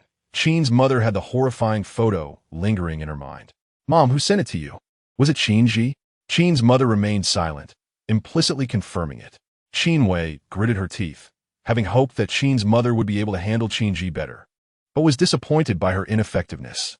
The doctor conducted an examination on Qin Wei, revealing only some superficial injuries without any significant issues. The fainting spell she experienced yesterday was largely attributed to her own neurosis, exacerbated by insufficient rest. While managing the arrangements for her birthday banquet, she was also burdened with work-related matters and distracted by thoughts of Lin Che, resulting in over half a month without proper rest. Her fainting episode resembled a deep slumber. Had she not been jolted awake by a nightmare, she would have likely slept until noon. Upon learning that Qin Wei had regained consciousness, Qin's father found time to visit her. "How are you? When can you be discharged?" Upon seeing her father, Qin Wei immediately began to complain. "Dad, Qin Ji's gone too far. Not only did she injure me, but when Mom texted her to apologize, she sent terrifying photos instead. She knows how easily frightened Mom is, creating so much trouble in a single day, not only injuring someone, but also turning his reception room into a chaotic mess." Qin's father felt anger rising within him, though he maintained a calm exterior, his eyes dark and somewhat menacing. "You need to rest well in the hospital. I will go find her at her office shortly." Qin Wei had always feared her father, and from his tone, she understood that he intended to confront Qin Yi. "Dad, I don't have a concussion, but my head hurts and I feel dizzy." And she exaggerated the severity of my injuries so that while you sympathize with her, your displeasure towards Qin Yi will grow. After all, she was the daughter raised by his side, and when wronged, a father naturally seeks to defend his child. "If you feel unwell, tell the doctor. If you need anything, call the housekeeper to bring it to you. Do you require a nurse? Or shall I have the household staff attend to you? Call Aunt Zhang. I'm not accustomed to outsiders." Qin Wei glanced at her father's assistant behind him. "Dad, what about the tablet I asked you to bring?" "It's here with Assistant Zhang. Give it to her. Your hands are injured, and you shouldn't be using the computer." "I'm not playing. I'm reviewing the surveillance footage." Her tablet was connected to the cameras in the house. Her father immediately understood her intentions and did not stop her, merely advising, "Take it easy. It's unbecoming for sisters to quarrel like this." Qin Wei huffed in defiance. She initiated the attack. "If she refuses to admit her fault, I will use the video of her hitting me to threaten her with charges of intentional injury and have her confined."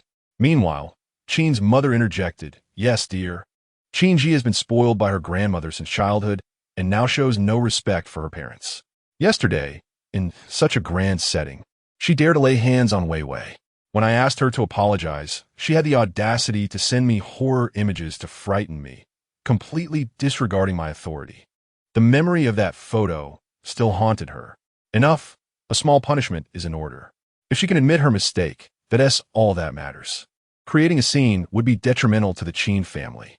Qin's father, a man who understood the balance of interests, knew his daughter's character well. If Qin Wei did not provoke Qin Yi, would she have attacked her without cause? With daily matters to attend to. He stayed in the hospital room for only 10 minutes before departing. Qin Wei took the tablet, her fingers injured and cumbersome, forcing her to use her knuckles to operate it. She located the video from the previous night. Mom, you've been tired all night. You should go home. I can manage on my own. But your hands. With Sister Zhang's presence, there is no cause for concern. While Qin's mother remains apprehensive about Qin Wei being alone, her presence here serves little purpose. She can only repeatedly remind the assistant and Sister Zhang to take good care of Qin Wei. Lying in bed, Qin Wei instructed her assistant to locate a camera that could capture the hallway leading to the bathroom and provided a rough time frame. After playing the footage at double speed for a while, she spotted herself alongside Qin Yi in the frame. Unfortunately, there was no camera in the storage room to document the incident of Qin Yi striking her. All that could be seen was Qin Yi grasping her hair and dragging her into the storage area. This was sufficient to condemn Qin Yi.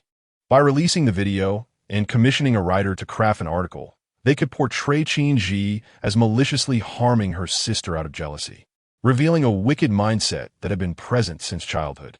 It is far easier to spread rumors than to dispel them.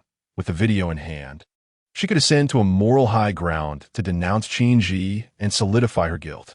Having just taken over the food company, such negative press would certainly hasten its demise. Qin Wei saved the footage, resolved to hand it over to professionals for further enhancement. After preserving this segment, she found herself idly browsing through that day's videos. What began as casual viewing unexpectedly led her to a scene of Jiang Yu and Qin Yi standing in an inconspicuous corner. A tightness gripped Qin Wei's heart, as if barbed thorns had sprouted on her skin, her mind swirling with agitation. She magnified the video. Due to the lighting, the image was not very clear, and she could not discern their conversation, relying solely on her imagination, which only intensified her initial suspicions, thereby affirming her accusations. What were they doing? What were they discussing? Suddenly, in the video, Jiang Yu leaned in close to Qin Yi, extending his hand as if holding something. Qin Wei pressed pause and asked her assistant if the image could be clarified. The assistant, upon recognition of Jiang Yu and Qin Yi, could sense her doubts regarding their relationship. Let me give a try, he said, connecting the video to his computer. Qin Wei waited quietly, the sound of his typing gnawing at her fingertips, causing her discomfort. She thought to herself, how she wished Lin Che were here. He was the best at caring for others. After an indeterminate amount of time, the assistant returned with a computer. Miss Qin, I have adjusted the image to the highest clarity. Please have a look. Qin Wei glanced at it and inquired, could it be clearer? The assistant shook his head. My skills only reach this level. Internally, Qin Wei muttered a word of disdain, then instructed the assistant to enlarge the object in Jiang Yu's hand. What is this? The assistant scrutinized intently. It appears to resemble jewelry, possibly reflecting diamond light. With the image maximized, the object in Jiang Yu's hand became faintly visible, vaguely resembling a serpentine shape. In that fleeting moment, Qin Wei recalled that Jiang Yu had mentioned a necklace last night. Jiang Yu had purchased a necklace, which he had not gifted to her during the birthday banquet, but had instead secretly given to Qin Yi. Observing Qin Wei's increasingly pale countenance, the assistant recognized the gravity of the situation and tried to reassure her. This is merely a blurred video. Without audible dialogue, it cannot substantiate anything. Is it truly incapable of proving anything? As Jiang Yu returned to the country, a myriad of peculiarities began to emerge, which, upon reflection, Qin Wei realized had long been foreshadowed. In Chapter 69, she finally grasped the essence of her emotions. There exists a type of person who, in defining themselves, tends to project their perceptions onto others. She could permit herself to seek solace in the company of a man. Yet she could not abide the thought of her boyfriend harboring ulterior motives. Due to a vague video, Qin Wei's impression of Jiang Yu had developed a fissure. Those previously overlooked matters surged forth like a flood, obliterating all the good that had existed before. Qin Wei seethed internally. Initially, it was merely a pain in her hand, but now it had escalated to a throbbing headache. Propping her head up, she gradually reclined, instructing her assistant to set aside the computer and tablet. As she wished to cease her viewing, she was reluctant to unjustly accuse Jiang Yu without concrete evidence. If he truly had feelings for Qin Yi, it might drive her to madness. She pondered, why should it be so? Qin Yi already possessed so much. Why should she emerge from nowhere to steal away her childhood companion? In the hospital room, her assistant and Aunt Zhang observed as Qin Wei closed her eyes, mistakenly believing she had drifted into slumber. The two of them dared not utter a word, instead sitting in silence, lost in their own thoughts. Suddenly, the sharp ring of a mobile phone shattered the tranquility of the ward. Qin Wei, feeling irritable, was on the verge of throwing something in frustration. Who could it be? Aunt Zhang, startled, located the source of the sound, and upon retrieving the phone, said, "Miss, it's your phone." Suppressing her anger, though her expression remained grim, Qin Wei took the phone, glanced at the contact, and her countenance shifted slightly before she answered. "Miss Qin, Mr. Jiang Yu placed an order with me last night, requesting an investigation into Lin Che." Qin Wei's expression soured. Why had Jiang Yu suddenly decided to investigate Lin Che? Did he know something? Few were privy to the arrangement with Lin Che, and while she claimed to be indifferent, she was genuinely concerned about Jiang Yu discovering the truth. Consequently, she had discreetly engaged local detectives, reaching an agreement that they would inform her immediately should Jiang Yu commission them to investigate Lin Che. What began as a precautionary measure had unexpectedly materialized into a reality. In circumstances where both parties bore fault, one must find ways to deflect blame onto others. Qin Wei did not wish to be caught in error by Jiang Yu. Thus, she said into the phone, "I'll increase your fee. Simply provide him with superficial information. Remember to keep your lips sealed.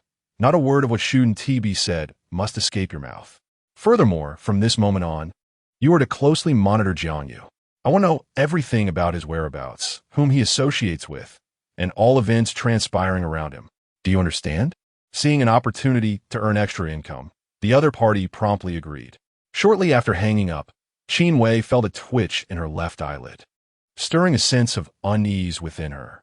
Meanwhile, in the office, Qin Yi was reviewing the latest test reports when her secretary entered after receiving a phone call. "President Qin, the chairman has arrived." "Oh," Qin Yi replied, her focus unwavering as she adjusted her glasses and continued to scrutinize the documents in her hand. After a moment, she sipped her coffee. "Has he already made it upstairs? He should have arrived by now. Where are the security personnel? Arrange for more to be on duty." Qin Yi does not engage in battles without preparation. She had long anticipated that her father and mother would come knocking, hence security personnel were stationed both upstairs and downstairs, while the public relations department and lawyers were in the adjacent room, ready to address any potential damages. Upon hearing footsteps outside, Qin Yi set down the documents in her hand and leisurely took a sip of coffee from the table. The door was left ajar, and her father, exuding an imposing aura, strode directly into the room, his presence radiating authority without the need for anger. While an ordinary person might have been intimidated, Qin Yi had encountered far fiercer individuals abroad. Her father had come to defend Qin Wei, but unexpectedly, he found himself incensed first. Upon seeing him, Qin Yi cast a languid glance in his direction, remaining seated and slightly turning her body towards him. "What brings you all the way here? Could it be for Qin Wei? Are you here to support her? Qin Yi, where is your upbringing? You don't even call me father when you see me." With that indifferent demeanor, do you still believe you haven't erred? Was yesterday's incident a place for your wild antics? Not only did you vandalize my reception room, but you also assaulted your sister. What has emboldened you to behave so arrogantly? He glared at her, punctuating his words with a fierce intensity. Qin Yi's expression remained unperturbed. "Decorum is reserved for the cultured, and do you possess such qualities?" Her father, exasperated, contemplated taking action against her, only to realize that the office was brimming with security personnel, making it evident that she had been anticipating his arrival. Qin Yi, I instructed you to apologize to your sister. Will you comply? Qin Yi twirled the pen in her hand. I will not. After a moment of silence, her father let out a laugh. Very well, since I cannot discipline you, let the law take its course. Qin Yi set down the pen, and her father assumed she was frightened. However, she reached for her computer and opened a recording. Listen to this first. The recording captured words spoken by Qin Wei in an attempt to frame her the previous evening, its clarity revealing the malicious intent behind her voice. Sister, isn't it better to stay abroad? Why must you return to vex me? I've heard it's dangerous there, with frequent shootings. Why haven't you perished there? There are no outsiders here. If I were to go out now and claim you bullied me, what would our parents think? How would others perceive you? The office fell into a profound silence as the recording resonated clearly in everyone's ears. Qin Yi's father widened his eyes in disbelief, while the others, fearful of offending anyone, averted their gazes to feign ignorance. The seemingly gentle and cheerful second Miss Qin harbored such a side beneath her facade. Noticing her father's lack of response, Qin Yi pressed the play button again. Did you not hear clearly? Let me play it once more. There are no outsiders here. If I were to go out now and claim you bullied me, her father interrupted with a thunderous voice. Enough. The surveillance cameras only capture me bringing Qin Wei into the storage room. But who knows what transpired inside? Where's the evidence that I struck her?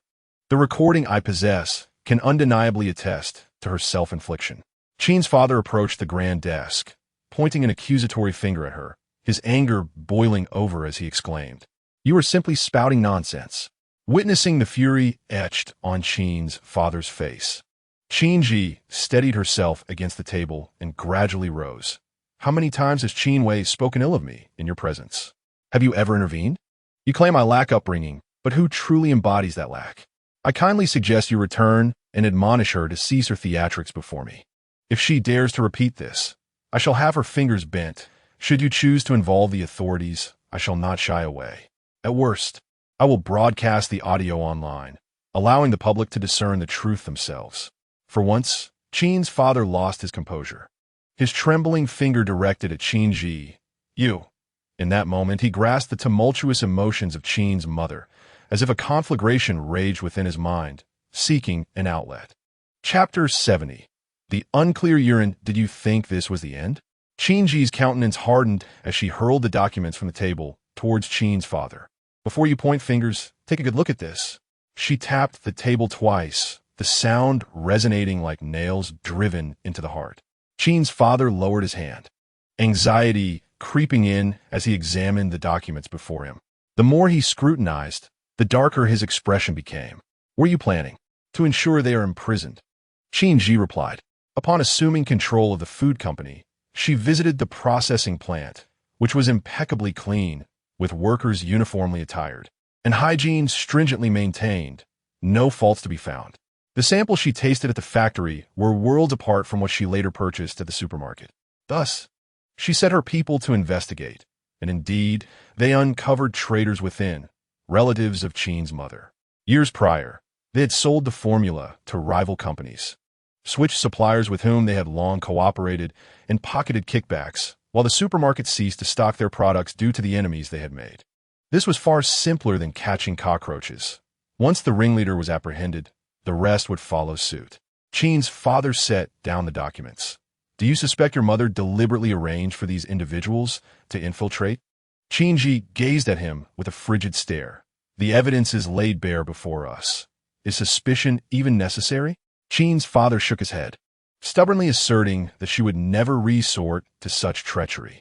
Qin Yi scoffed. That may not necessarily be true. For Qin Wei, she would go to any lengths. Qin's mother was not devoid of maternal love. Rather, she had allocated all her affection to Qin Wei, unwilling to spare even a fraction for Qin Yi. Qin Yi coldly remarked that the company's profits had been on the decline in recent years. Had there been earlier intervention, salvation would not have been impossible. Both of you have chosen to turn a blind eye, deeming it insignificant. In this wager between Qin Wei and myself, you have favored her from the outset, arranging for infiltrators within the company, replacing workers, skimping on quality, and selling the formula to competitors while exposing product quality issues. As she spoke, Qin Yi's gaze sharpened, devoid of any semblance of familial affection, neither maternal nor paternal. Since her birth, she had never been anticipated. Qin's father viewed her as a mere obligation, while Qin's mother regarded her as a burden. Why did her parents harbor such disdain for her? Perhaps it stemmed from their own psychological issues, and thus, Qin Yi concluded the following reasons. Qin Fu harbored profound resentment towards the elder Qin, believing that his father had imposed excessive restrictions during his lifetime, depriving him of freedom. Qin Mu detested the old matriarch, influenced by online narratives that magnified their mother-in-law conflicts, feeling that the elder did not accord her the respect she deserved. Qin Yi, raised by both elders, bore their shadows.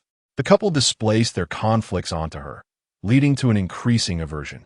The will of the grandfather explicitly stated a fair competition. I shall manage the food company, while Qin Wei oversees the film industry. Whoever excels shall have the right to claim 40% of the shares. Our wager agreement was equally clear, yet now you question where fairness lies? Qin Yi was no longer the child who was treated differently and wept quietly in her room. Since they were incapable of treating her justly, she resolved to fight for her rights. Qin Fu understood that Qin Yi was inherently decisive in her actions. A mere glance would reveal her intentions. Are you truly going to report this? It could implicate your mother, he warned. Qin Yi shrugged with an air of indifference. I have already reported it. I expect I am now the proud recipient of a silver bracelet, enjoying a ride in a police car. Upon hearing this, Qin Fu was momentarily dumbfounded. Yet being seasoned in such matters, he quickly regained his composure. She is, after all, your mother. And so what? Qin Yi retorted sharply, her demeanor cold and unyielding. Any issues can be discussed with the police. Secretary Liu, please show him out. Qin Fu was incensed, unable to fathom that he would be at a disadvantage before Qin Yi. He sought to exert paternal authority over her, yet Qin Yi remained unafraid. Having already executed the necessary agreements, must you escalate matters to such an embarrassing degree, disrupting the peace of the family? Qin Fu's agitation grew, and in a moment of instability, he attempted to strike Qin Yi. However, his hand was swiftly intercepted by the bodyguards and security personnel. Qin Yi raised an eyebrow in feigned confusion. Chairman Qin, who truly appears foolish? Perhaps you should consult a mirror. Oh, I forgot. Your early indiscretions have compromised your health, rendering it difficult for you to see clearly. This remark elicited stifled laughter from everyone present, save for Qin Fu, whose face flushed crimson with anger. Unable to vent his frustration physically, he resorted to throwing the documents on the table to the floor, attempting to assert his authority as Chairman Qin. Qin Yi felt no fear, as her father's impotent rage resembled a monkey leaping about in Maname. You act with such disregard for familial bonds. There will come a time when you regret this. After delivering his parting threat, Qin Fu departed, fearing that remaining would cause him to faint from fury. The secretary knelt to gather the scattered documents while the security guards gradually exited. Qin Yi stood before the floor-to-ceiling windows of the office, gazing down at the bustling crowd below, resembling ants in motion.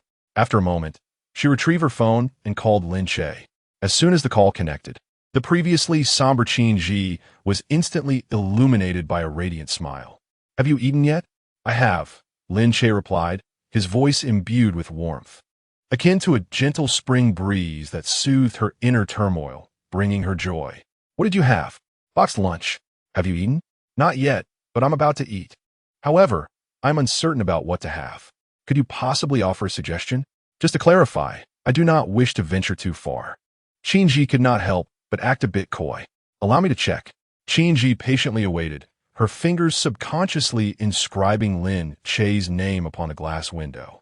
After a brief moment, Lin Che remarked that there was a decent restaurant serving Min cuisine nearby, just a 10-minute walk away, no reservation needed. Then I shall have Min cuisine for lunch today. I will hang up now. Lin Che suddenly called out to her, Ji, are you feeling down at the moment? Qin Yi was taken aback, a wave of bitterness rising within her. Why do you say that? Lin Che replied, I sense a difference in your tone today compared to usual. Is it significant? Qin Yi, a master of concealing her emotions since childhood, wondered how Lin Che had noticed. Not particularly. So, you're not happy at present? Initially, she had felt a bit disheartened, but now she was quite content. Would you care to share the reason for your unhappiness? I encountered someone unpleasant, but I have since dealt with him, and the trouble is resolved. Qin Yi laughed, wishing to spare him the details of matters she could manage on her own. That is good. If you have anything bothering you, feel free to share it with me. Speaking about it may lighten your heart. We are not just lovers, but also partners, and we can find ways to resolve things together. I understand. I shall end the call now and go have my meal. Qin Yi reluctantly hung up, her hand resting over her heart, that lingering acidic sensation still present. It was not unbearable. Rather, it was a curious blend of sweetness and tang. Chapter 71. A little brag about my husband once the call concluded. Qin Yi shed her earlier indifference, her entire demeanor radiating vibrancy. A smile graced her lips, her cheeks flushed, and her eyes sparkled as if they contained rippling waves of sweet wine. Secretary Liu observed her discreetly. From the moment she first laid eyes on Qin Yi that morning, she sensed something was notably different about her. She was positively glowing. It is worth noting that Qin Yi was renowned as a formidable businesswoman, as a boss. She was more industrious than anyone else, diving into work the moment she entered the office, often forgetting to eat or leave, requiring reminders from those around her. However, of late, Qin Yi had begun leaving the office early and even indulging in distractions on her phone, showing an interest in fashion bloggers.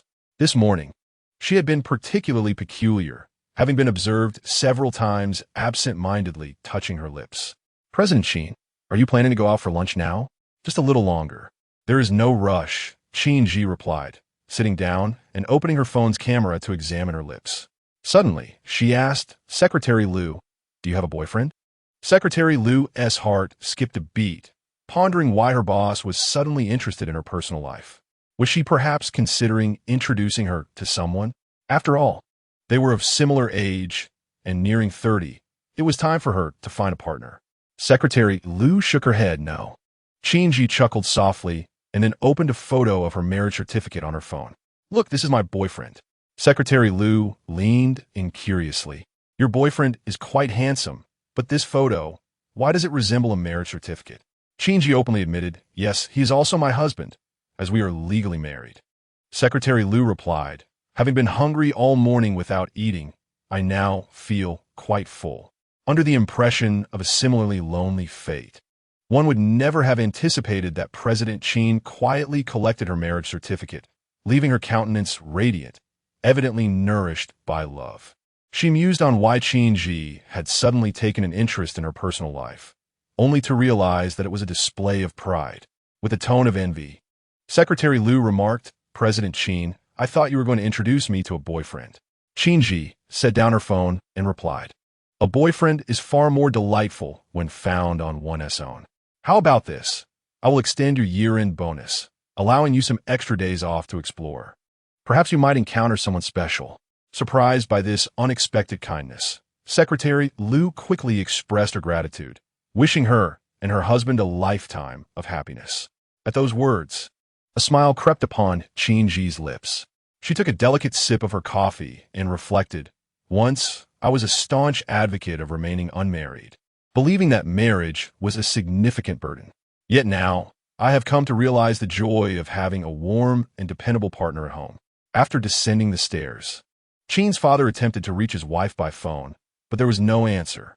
He then called his daughter, Qin Wei, at the hospital, directly inquiring, where's your mother? I sent her home to rest, Qin Wei replied, sensing an undertone of displeasure in his voice. Dad, what has happened? Weren't you supposed to meet with Qin Yi? What was the outcome? What was the outcome? It was utterly disastrous. Qin's father, reluctant to share the truth with Qin Wei, believing it would be futile and embarrassing, found himself choked with frustration, as though a lump of concrete had lodged in his throat. Let's not speak of her. The familiarity of this phrase struck Qin Wei, recalling her mother's words. A wave of foreboding washed over her. Why can't we mention her? Dad, weren't you supposed to stand up for me? Stand up for you? I am filled with anger right now, Qin Wei.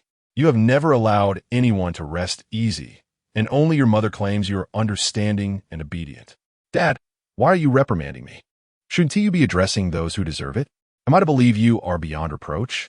Qin's father, consumed by anger, found fault with anyone within reach, especially Qin Wei, for she was the root of these troubles. You are deserving of this reprimand. If not for your provocation of Qin Yi, would she have laid a hand on you? A lesson must be learned. Refrain from provoking her. You have yet to surpass her in any endeavor.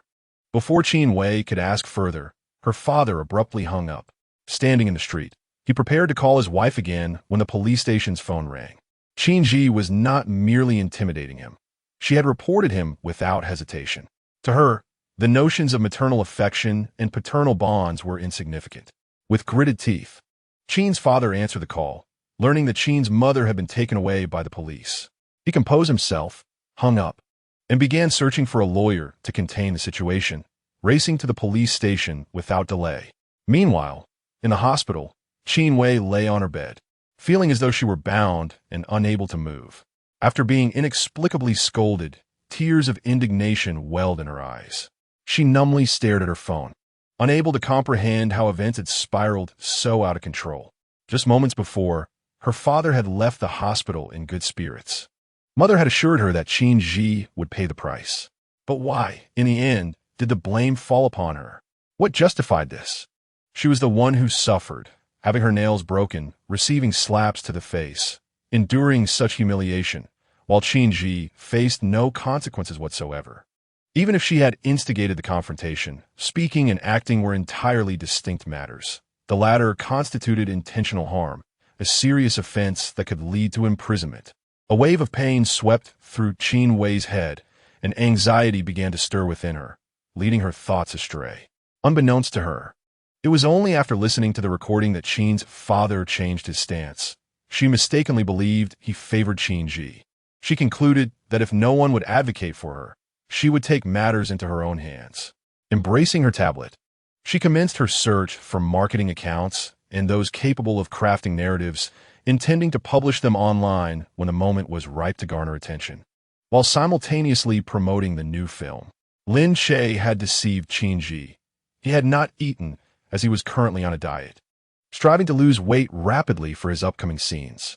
The regular demands of filming were already taxing enough. From here on out, he would forego meals, relying solely on nutritional supplements for energy, and would endure sleepless nights to present a haggard appearance befitting his character. Producing an exceptional work often necessitated a degree of sacrifice. While others indulged in boxed lunches, Lin Che sat aside, sipping on glucose electrolyte water. Jiang Yu, unable to bear the sight, approached with 3 eggs in hand. Lin Che, you should eat something. This dieting is unhealthy. It will ruin your body, she urged. Lin Che declined her kindness, insisting, I am not hungry.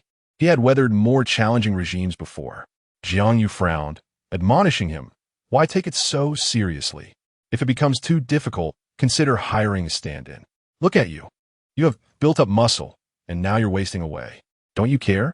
An actor must be adaptable. Why work so hard? If the director asked you to portray a cripple, would you truly go so far as to break a leg? Although her words held merit, Lin Che countered. If I possess the ability, why not utilize it? I earn a salary for a reason. It is my duty as an actor to deliver the best performance within my capabilities. I cannot let the audience down or deceive them. Losing a few pounds and enduring a few days of hunger is hardly insurmountable. If I choose this profession, I must possess the fortitude to uphold it. His tone was marked by a calm nonchalance. I cannot argue with you. Jiang Yu reluctantly withdrew the eggs, remarking, regardless, please take care of yourself. Do not let illness hinder the entire production. Though her intentions were caring, her words sounded awkward when spoken. Chapter 72. Spring dreams entangle the heart thus far. Lin Che was the finest actor Jiang Yu had ever collaborated with. Talent is essential for an actor, and he possessed both innate ability and remarkable diligence. Jiang Yu found it impossible to keep pace with him. People tend to be somewhat self-destructive. Upon learning of Lin Che's weight loss efforts, Jiang Yu sat before him, relishing her boxed meal, making exaggerated sounds of enjoyment. Today's meal is simply divine. Look at this chicken, so tender and juicy, and these mushrooms, so smooth and succulent. And this egg, what a delightful double yolk, large and round. As for the broccoli, ugh, not tasty. A bit of fruit to finish, and it's perfect. Lin Che's expression was one of incredulity. Eat your meal, but why must you chatter so much? Mind your own business, she retorted. Jiang Yu peeled a shrimp. And while you cannot indulge, I shall partake on your behalf, meticulously articulating each flavor to tantalize your senses. Yet, there is no temptation to speak of. To claim one is not hungry would be a falsehood, yet Lin Che can endure. He unscrewed a bottle of water and took a couple of swigs. Jiang Yu found herself unconsciously fixated on the movement of his Adam's apple, a sudden flutter of desire igniting within her. Biting into a piece of egg, she confidently proclaimed, "Someone like me would surely thrive as a food broadcaster, wouldn't I?"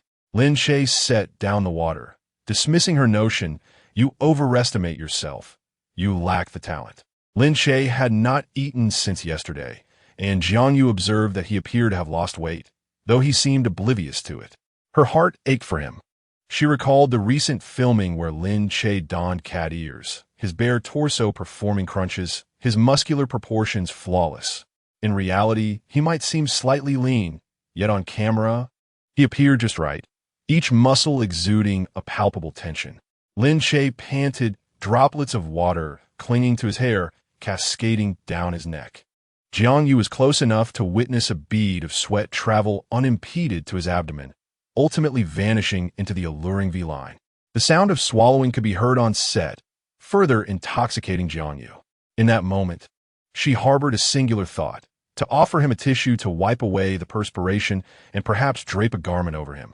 Jiang Yu considered herself a rather reserved individual, capable of distinguishing between reality and performance, unwilling to let the emotions of acting seep into her life. However, that very night after filming, she had a bold dream in which Lin Che performed push-ups before her, resembling the scene they had just shot, breathless and glistening with sweat, droplets falling on her heart, igniting a fervor within her.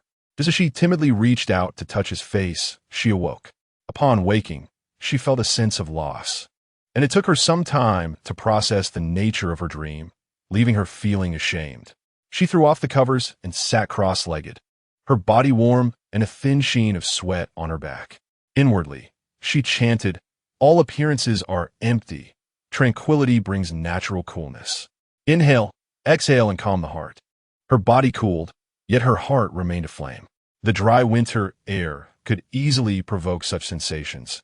It was merely a consequence of the weather, certainly not indicative of any personal failing. Jiang Yu attempted to rationalize this to herself, yet each day spent filming with Lin Che drew her back to that dream. The mere thought left her throat parched and itchy. Observing Lin Che's stoic demeanor as he drank water, she yearned to see him flustered, just as he had been on set. Lin Che's character was deeply affectionate. He would constantly attend to his girlfriend whenever she was near, often blushing from her playful teasing. He would leap with joy at her declaration of wanting to marry him and would be utterly devastated upon learning of her demise. His emotions would often sway her, compelling her to laugh and cry alongside him. Jiang Yu couldn't help but ponder what Lin Che was like in real life when it came to romance. Did he gaze at someone he cherished with such intensity? He appeared so serious and rigid. Who could truly stir his emotions and leave him flustered? Jiang Yu gazed at Lin Che's profile, lost in thought, chewing a mouthful of rice for an interminable half-minute. "Why are you looking at me?" Lin Che, possessing a keen sensitivity to the emotions of those around him, could somewhat discern Jiang Yu's feelings towards him, yet he brushed it off. After all, acting often leads performers to immerse themselves so deeply in their roles that they conflate the emotional experiences of the characters with reality. This was not genuine emotion. Rather, it was an illusion. Such instances typically resolve themselves after a month of wrapping up filming. Still momentarily dazed, Jiang Yu instinctively remarked, "I was just wondering when you would film a shower scene." Upon uttering this, she was jolted back to reality, flustered and anxious that Lin Che might misinterpret her as a lewd individual. "No, I'm not anticipating it, nor do I want to see it. I'm just curious." "Well, not really curious. It just seems like that scene is quite significant though not all that important. The more I explain, the more convoluted it becomes. Perhaps silence is preferable.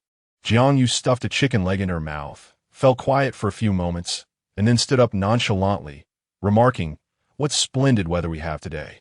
Lin Che raised his gaze to the hazy sky, which hinted at impending rain, pondering whether Qin Yi had remembered to bring an umbrella. Suddenly, Jiang Yu inquired, "Lin Che, have you ever been in a relationship?" Lin Che paused, his expression shifting slightly as memories of Qin Yi surfaced in his mind, and he nodded affirmatively. Upon hearing Lin Che confess to having had a girlfriend, a wave of disappointment washed over Jiang Yu. Yet, upon reflection, it was hardly surprising. With Lin Che's looks and amiable personality, it would be unusual for him to remain unattached. "What was she like?" she asked. "She was wonderful," Lin Che replied after careful consideration, emphasizing particularly wonderful. Jiang Yu instinctively replaced the notion of a girlfriend with that of a former partner. Lin Che was still young and on the rise in his career. With his attributes, once his film was released, he would undoubtedly achieve great fame. If he had a girlfriend now, it would be a significant loss. Lin Che could harness his popularity to earn more money, and for celebrities in the limelight, being in a relationship could equate to a downfall. Insufficient fan loyalty could adversely affect future engagements. Lin Che, what was it like being in love? Was it like the characters you portray in movies? Why the sudden curiosity about this? Lin Che was reluctant to delve into subjects beyond work. Jiang Yu's expression grew slightly awkward. "I just see you often wearing a serious demeanor, appearing unapproachable, and I'm curious about what kind of woman could capture your heart." Though she was the one questioning Lin Che, an inexplicable pang of discomfort surged within her, a bubbling jealousy, desiring to hear about Lin Che's past while simultaneously fearing it. Lin Che, seemingly uninclined to share, stood up and brushed off the dust from his trousers, declaring, "It's time to get to work. Less gossip, more focus on the script and acting." Jiang Yu trailed behind him, muttering softly, "No gossiping on the job, but can we gossip after work?" Noticing Lin Che's indifference, she pressed on, "Lin Che, I'm having a feast with large lobsters and king crabs at my place tonight. Would you like to join? Eating seafood, one tea, make you gain weight." Like a little bee buzzing around, Jiang Yu flitted about him.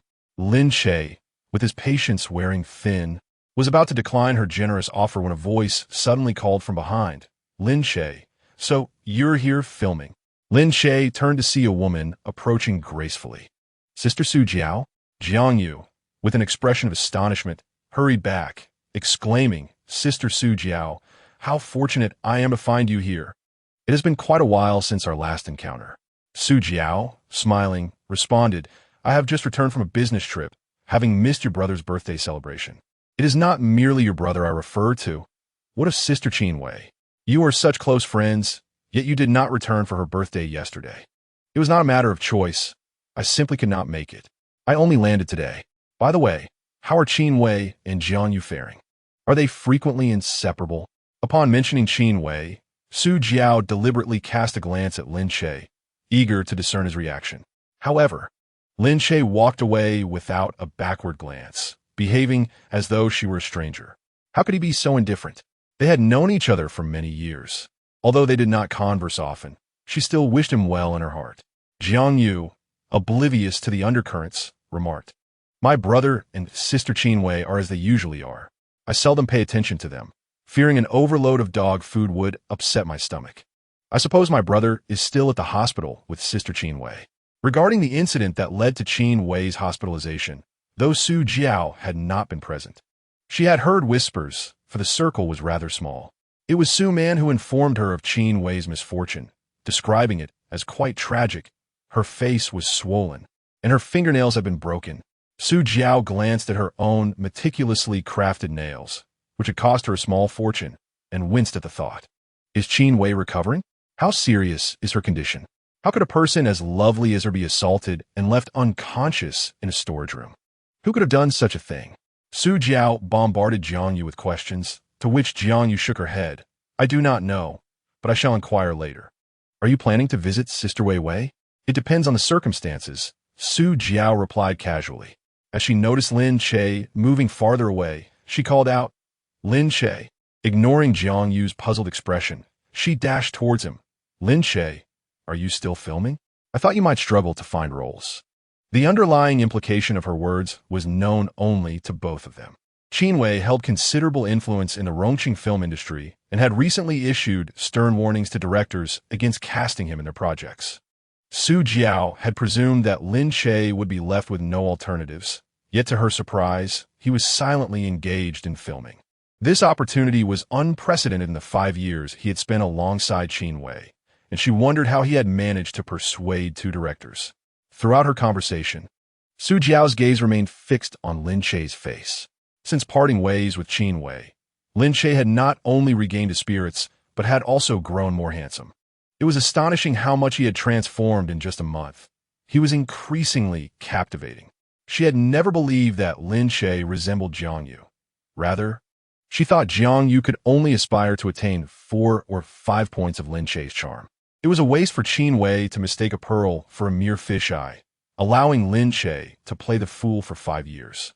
Realizing that Su Jiao's gaze was unusually intense, Jiang Yu slowly came to understand that Su Jiao was acquainted with Lin Che. How had two seemingly unrelated individuals crossed paths?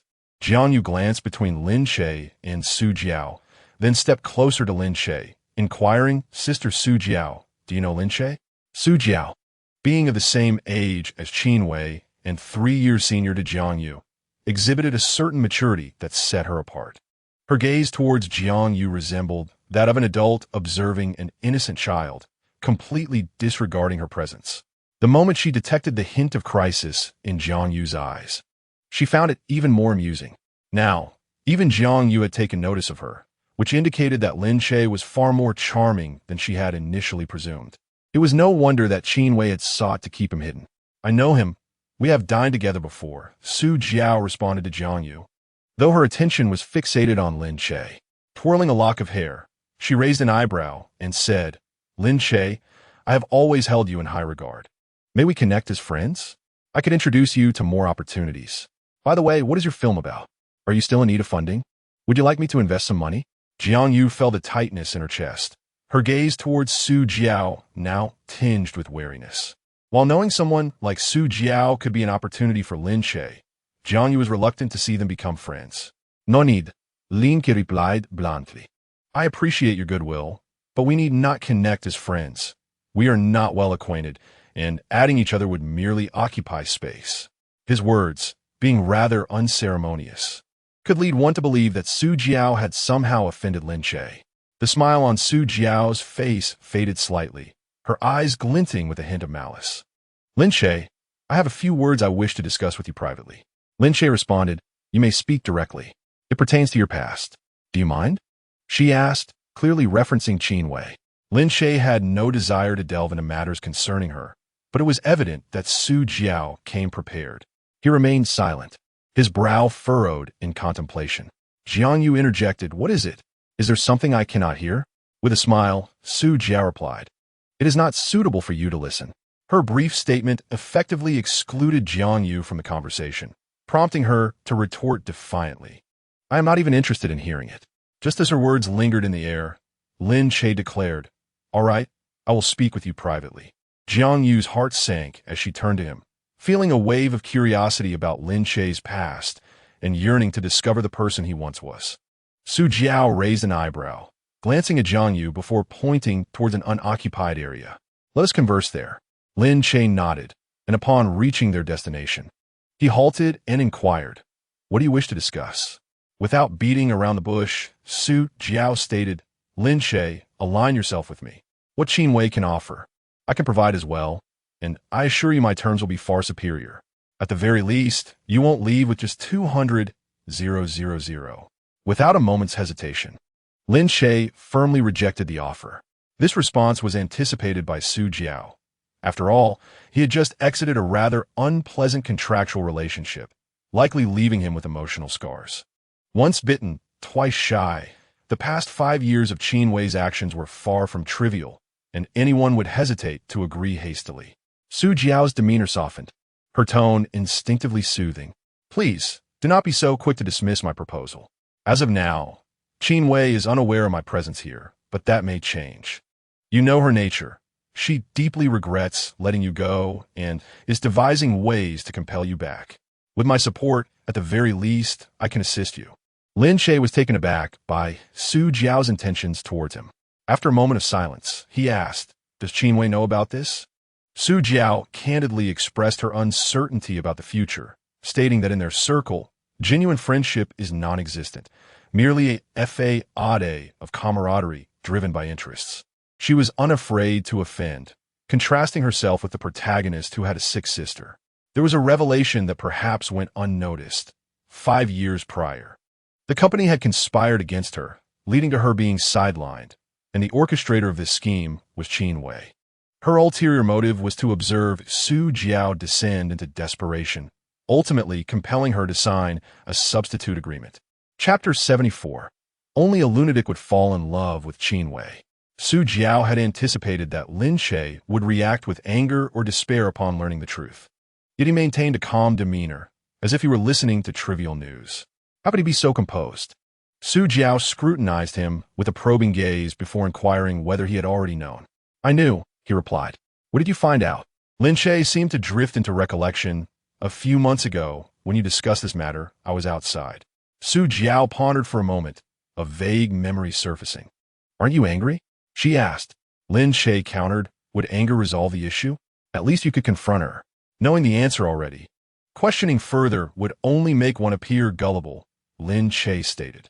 "Regardless of the circumstances, as long as the outcome remains unchanged, it suffices. My sister's life has been preserved over these 5 years. I have settled my debts and earned money, and now the substitute agreement has concluded."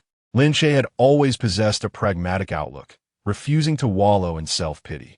Recognizing the impossibility of altering his current predicament, he chose to embrace the flow of life, striving within his environment to seize opportunities for personal growth. With sufficient strength, he would no longer be vulnerable to external threats, learning from failures to avoid future missteps. Thus, he deemed it unnecessary to invite trouble in the final months.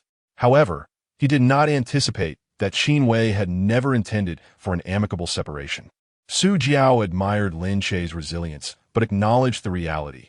Qin Wei was relentless, intent on keeping him tethered as her obedient follower. 5 years earlier, she had coerced him into submission, and she could do so again. He had vulnerabilities, his attachment to his sister and his acting career, and he needed to realize that one cannot wrestle against greater forces. "If you were with me, Qin Wei would at least hesitate to target you. You could act freely, and I would gladly assist with your sister's needs. Have you truly considered this?" Su Jiao's gaze lingered on Lin Che's face.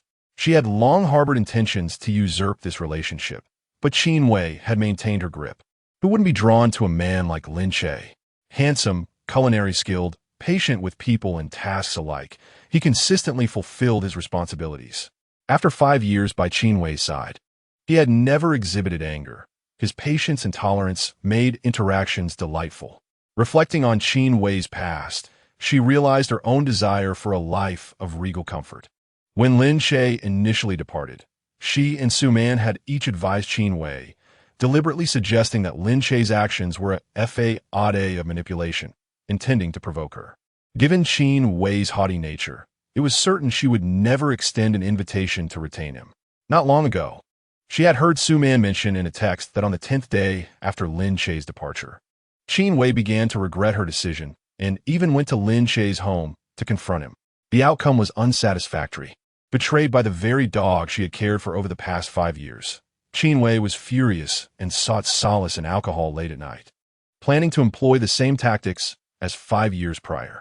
Since Lin Che was impervious to soft approaches, she decided to resort to harsher measures, covertly undermining him and ensuring that she would not receive treatment at the hospital.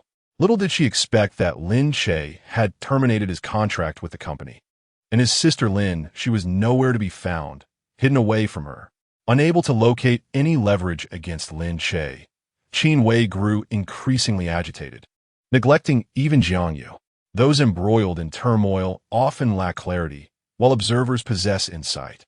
Perhaps Qin Wei herself was oblivious to the fact that her concern for Lin Che far surpassed her feelings for Jiangyu.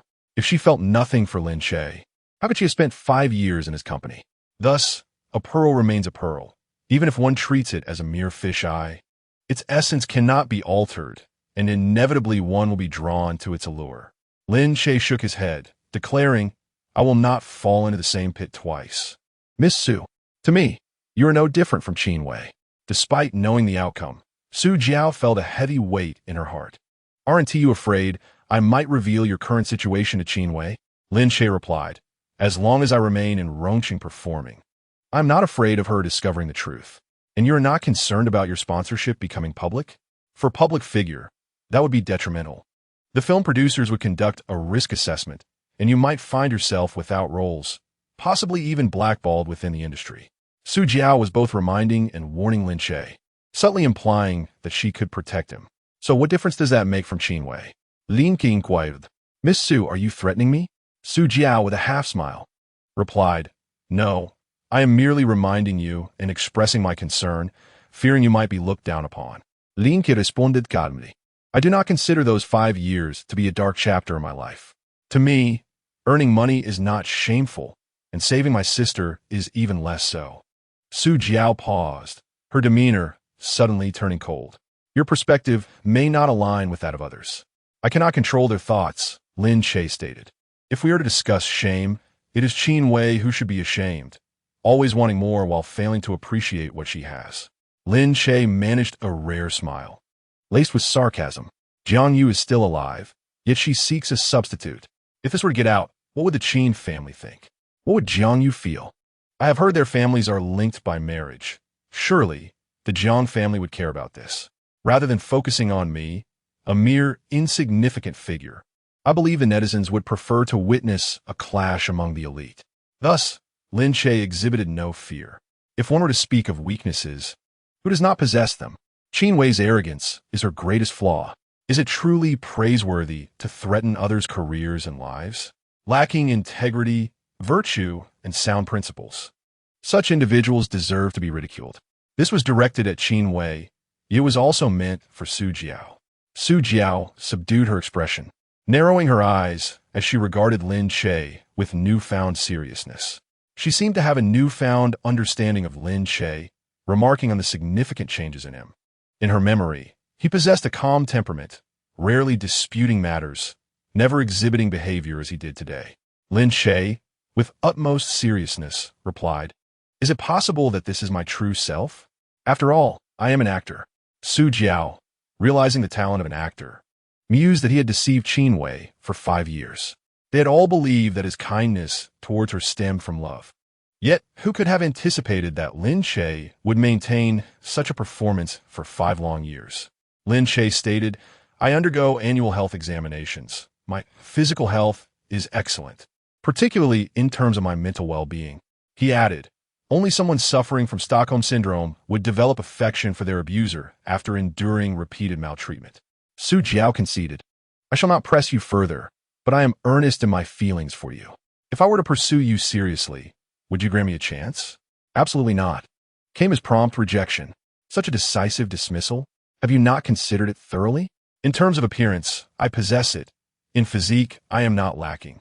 I also have wealth and influence, comparable to Qin Wei.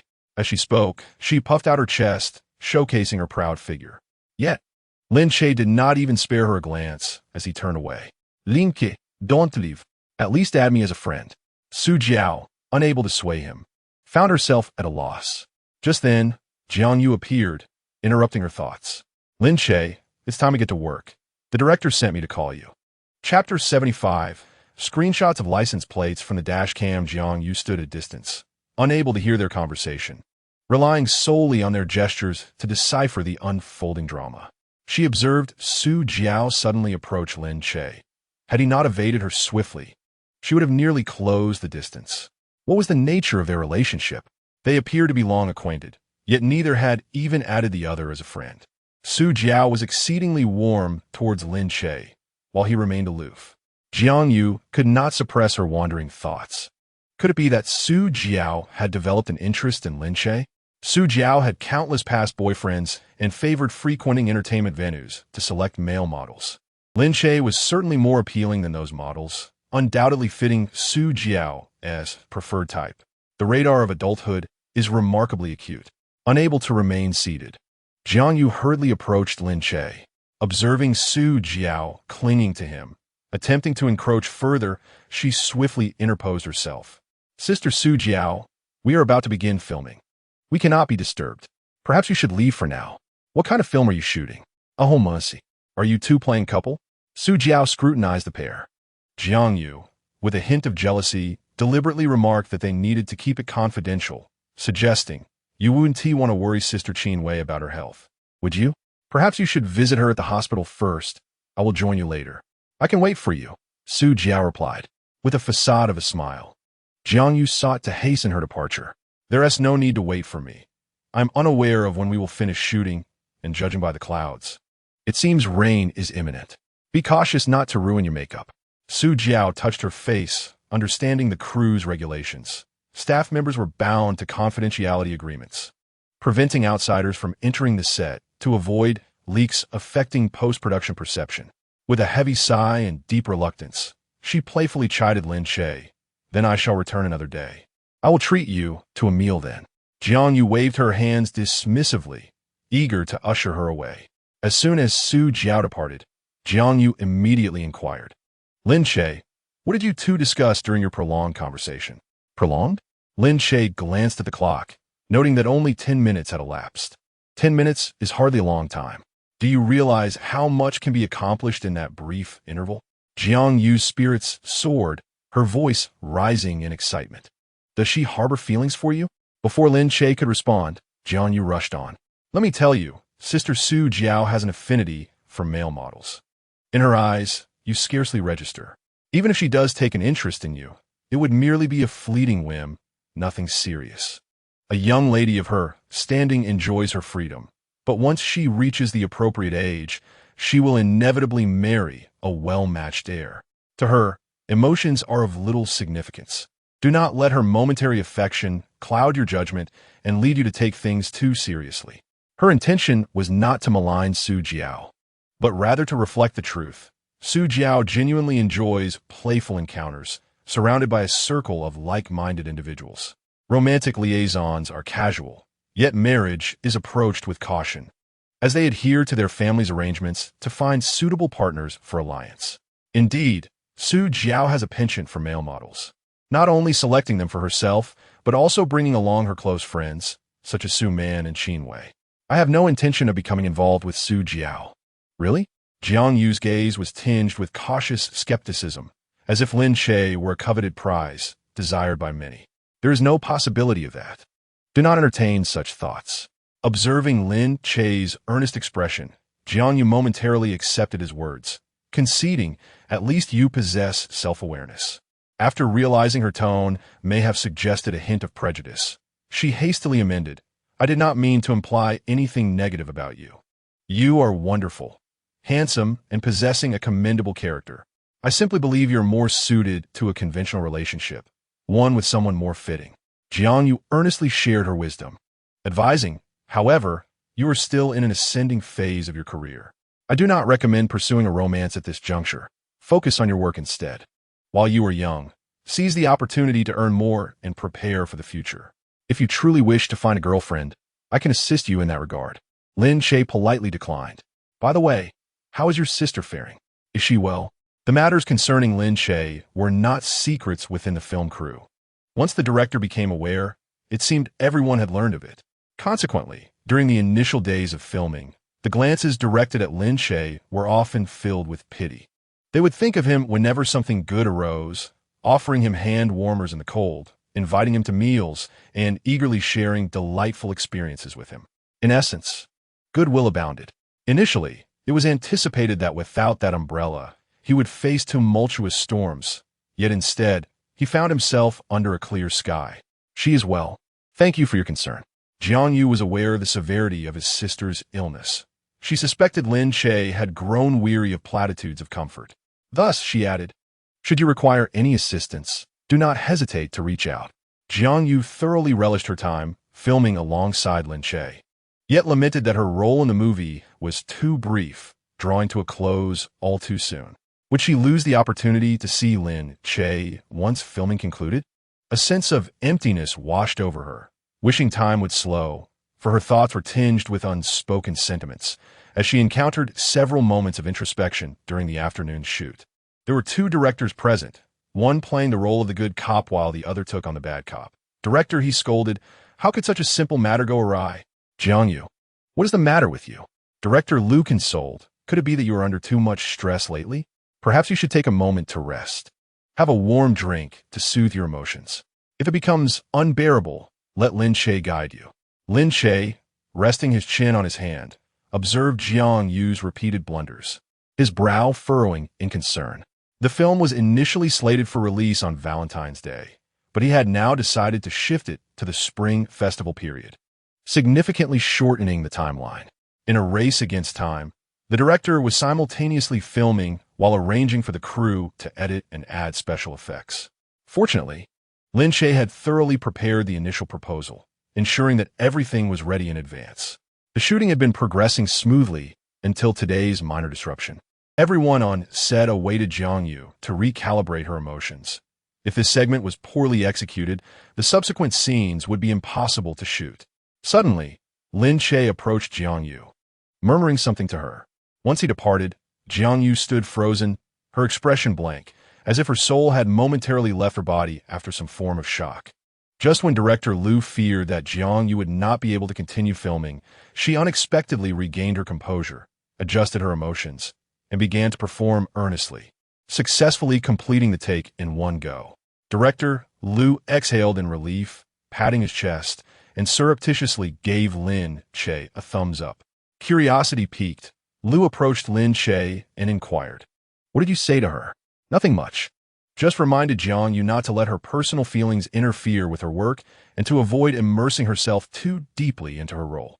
With that, Lin Che was confident that Jiang Yu understood the balance between personal and professional matters. She was a competent actress. After finishing the scene, Jiang Yu appeared unaffected on the surface, yet internally, she was tumultuous, exerting all her strength to maintain composure.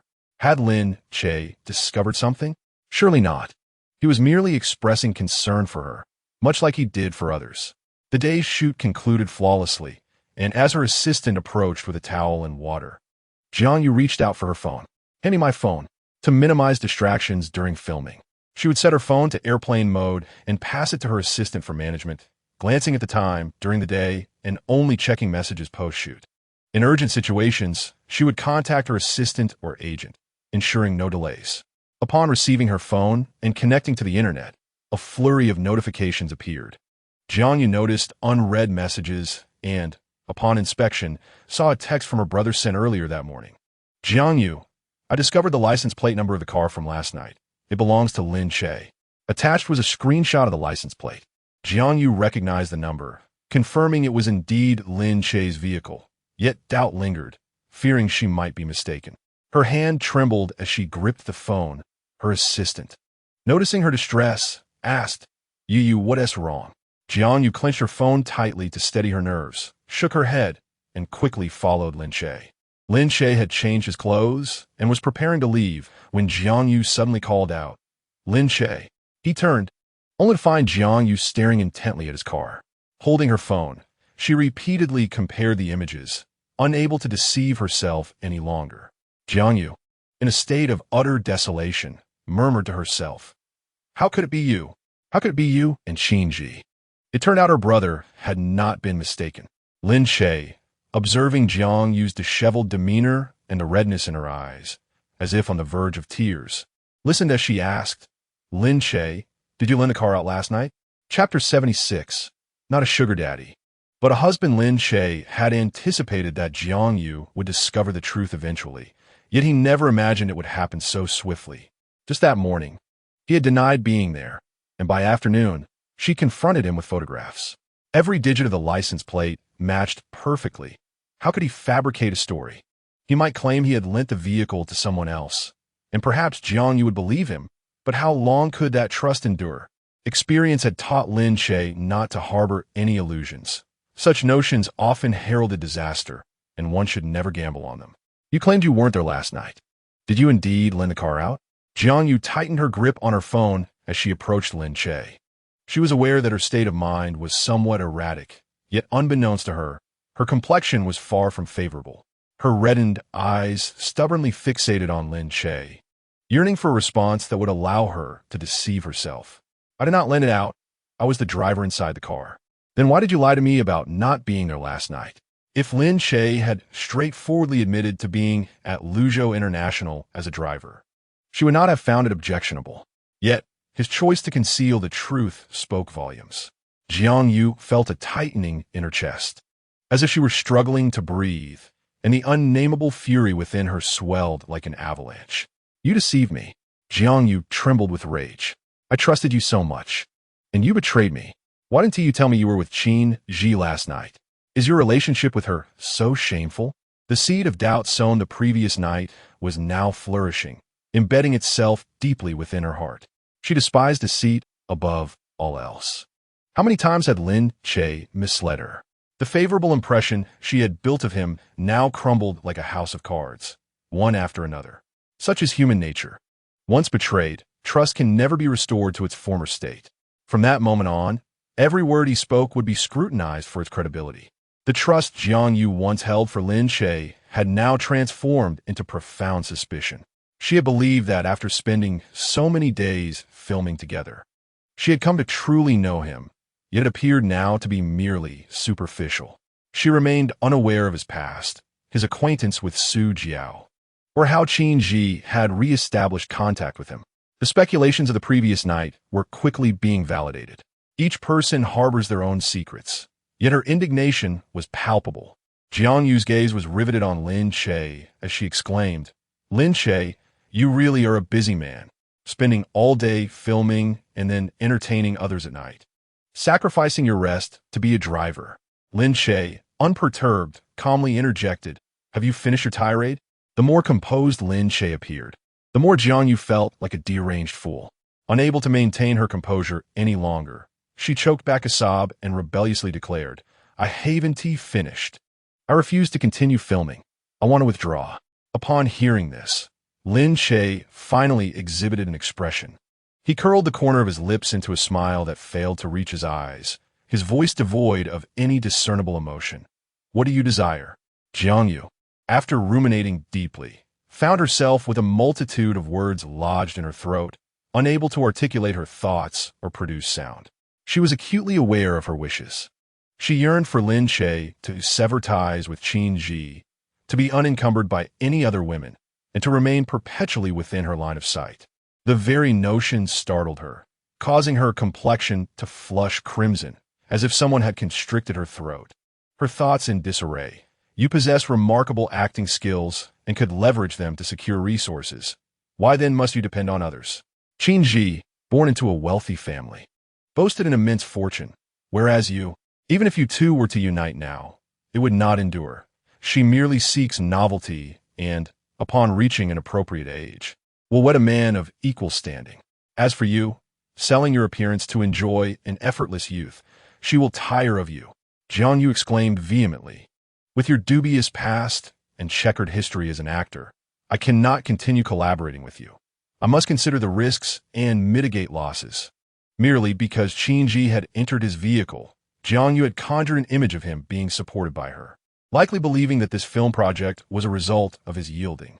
Given the rumors and history, her thoughts were understandable, especially from her perspective. Assessing the risks was a prudent course of action, particularly as it pertained to her interests. Lin Che quickly grasped the situation and inquired, so, as long as I'm not being supported by Qin Yi, you are willing to continue our collaboration? Jiang Yu paused, then nodded, yes. After a moment of contemplation, Lin Che responded, please wait, I will send a text. Why not call? A phone call would be swifter, allowing her to hear the outcome directly. She articulated her thoughts clearly. Surely, Lin Che would cut ties with Qin Yi. Jiang Yu, unable to contain herself, mused that if Lin Che were in dire financial straits, she could assist him. She could also introduce him to additional resources, enabling him to earn money for his sister's medical treatment and acquire a spacious home. As she awaited the result, Jiang Yu appeared tense, as if a sword of Damocles hung above her, ready to descend at any moment. Lin Che retrieved his phone and sent a text to Qin Yi. At this hour, she was still at work. He presumed she would take a while to respond. But to his surprise, the moment he sent the message, she replied almost instantaneously with an emoji. Was she able to comprehend it so swiftly? Qin Yi promptly sent a photograph of their marriage certificate. Lin Che set down his phone and articulated each word with utmost seriousness. Qin Yi and I are already married. This is not a matter of being supported. Chapter 77. Before it even began, it had already turned into heartbreak. Jiang Yu stood frozen, as if struck by two blows. What did you say? It is not a matter of support. It is a marital bond. Lin Che reiterated succinctly, his expression and tone earnest, his captivating eyes fixed intently upon her. Those 7 words lingered in her mind, refusing to dissipate. Jiang Yu felt suddenly drained of strength. As though a lever had lost its fulcrum, she stumbled slightly and, after a moment, forced a smile that was more grotesque than tears. How could you and Qin Yi possibly be married?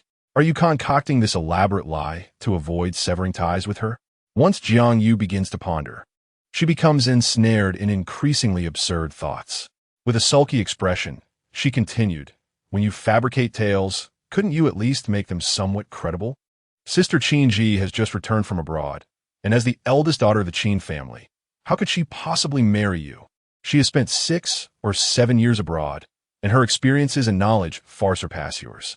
Having known Sister Qin Yi for so many years, I can assure you that she has never even had a boyfriend, let alone married you. So when did you two even meet? You expect me to believe that you became acquainted right after her return and hastily wed? Are you jesting? Jiang Yu's mind was a conundrum. It was hard to determine whether it was advantageous or not. On one hand, her imaginative musings could easily rival those of a marketing guru. On the other, she often unveiled undeniable truths, her radar astutely attuned to the subtleties around her. We indeed married shortly after meeting, Lin Che replied. I cannot articulate why she has chosen me, but she has, and I have chosen her as well. As for your claim of deception, what do I have that is worth deceiving you about? He then revealed the marriage certificate, presenting it clearly before Jiang Yu. Her immediate reaction was one of disbelief. As she scrutinized the certificate, she noticed that Qin Yi's smile was warm and genuine, in stark contrast to the distant and cold demeanor she had observed just the previous night. Qin Yi had always given the impression of being aloof. Her smiles polite yet formulaic, rarely showing affection, making it difficult for anyone to draw near her. However, in this photograph, Jiang Yu could palpably sense Qin Yi's heartfelt joy, tilting her head as she leaned towards a man by her side. Jiang Yu's mind raced, desperately searching for a flaw to disprove this reality. Yet she knew that such easily dismantled lies rarely posed a risk to anyone. Lin Che set down his phone. If you still doubt, you may call her directly. You know her. I should have her contact information. With her eyes stinging, Jiang Yu bit her lip to swallow back the tumultuous emotions threatening to spill forth. After a considerable pause, her voice finally broke the silence in the quiet garage. Why didn't you tell me from the beginning? Lin Che replied. Qin Yi and I are in a secret marriage. No one knows. If news of her marriage were to leak, it would surely cause quite a stir. Moreover, why should she demand that I inform you of our marriage? We have only known each other for a short time, and in essence, we are merely colleagues. In the crew, I treat everyone equally and do not overly concern myself with anyone's affairs. Your personal turmoil has little bearing on my straightforward work. As Jiang Yu lowered her head, tears streamed down her cheeks. She quickly turned away, attempting to conceal both her gaze and her distress. After a long silence, Lin Che finally spoke. I have already demonstrated that I am not being kept by Qin Yi. Now, can you stay and continue filming? Jiang Yu remained silent. Her head bowed. Lin Che furrowed his brow and tentatively inquired, do you still not wish to proceed with filming? Jiang Yu remained silent. In truth, her role was nearing its conclusion. Neither her sense of morality nor her emotions would allow her to abruptly withdraw. This film was not solely her endeavor. Every member of the crew had dedicated their time and energy, and she could not afford to act so irresponsibly. From the outset, she had been drawn to the script, and the longer she performed, the deeper her attachment grew. A work of art, for an actor, is akin to a child you have painstakingly nurtured. The more love and effort you invest, the harder it becomes to let go. Moreover, given her extensive experience in the industry. She suspected that this film would be a resounding success upon its release, potentially becoming the box office champion of the year. Jiang Yu had come to terms with her thoughts, yet she needed someone to offer her a way out. Lin Che seemed to discern her inner turmoil and patiently counseled her. For over 20 days, you have risen early to memorize lines. Discuss the narrative and shots with the director. If you abandon this now, it would render all your previous efforts futile. Can you truly bear that? Besides, there are so many crew members present, all of whom wish to complete the filming smoothly and see the final product in theaters during the new year. Finally, Lin Che revealed his trump card. Moreover, this script was crafted specifically for you. Do you not wish to meet the original author? Jiang Yu was touched. Yet she stubbornly replied, Then tell me, who is the screenwriter? How can I be certain you are not merely placating me? I'm a screenwriter. Jiang Yu abruptly lifted her head, the tears at the corners of her eyes still undried, her gaze shimmering with disbelief. You mean to say that the script of this film is yours, and the character I portray was shaped by your own hand? Her eyes widened, seemingly struggling to accept his words as truth. Lin Che nodded, recognizing that there was no longer any need for concealment. Jiang Yu felt a deeper ache in her heart, as if it had been pierced with countless wounds, only to have salt and vinegar poured over them. Why did you not tell me this from the beginning? She asked, her voice tinged with grievance. Lin Che replied candidly, Just as you did not trust me, I too had my doubts about you. Furthermore, this matter was not solely mine to decide. It involved director He and director Liu as well. After all, Lin Che had written the script, chosen the female lead, and was now acting in it. If word got out, it might lead to unfavorable assumptions and speculations. Then why now? Lin Che gazed at her with clarity in his eyes, stating earnestly, Because I've come to trust you completely, I am willing to share this with you. Lin Che may not have realized the profound impact his words had on Jiang Yu. The heart that had been so battered seemed to be gradually filled with soft cotton. She fought to maintain her composure, though her eyes betrayed her with a tremor. Reluctantly, she acknowledged her feelings for Lin Che. Her affection for him had birthed dreams. It was the same affection that instilled a fear of losing him to Su Jiao. And it was precisely this fondness that made it difficult for her to depart. While emotions may have blossomed from their shared work, it was his honesty, kindness, and gentle demeanor that endeared him to her. He understood her, and he was truly exceptional. After countless struggles and mental preparations, she had finally confronted her heart. However, fate played a cruel joke on her. Before she could take that fateful step, she found herself heartbroken.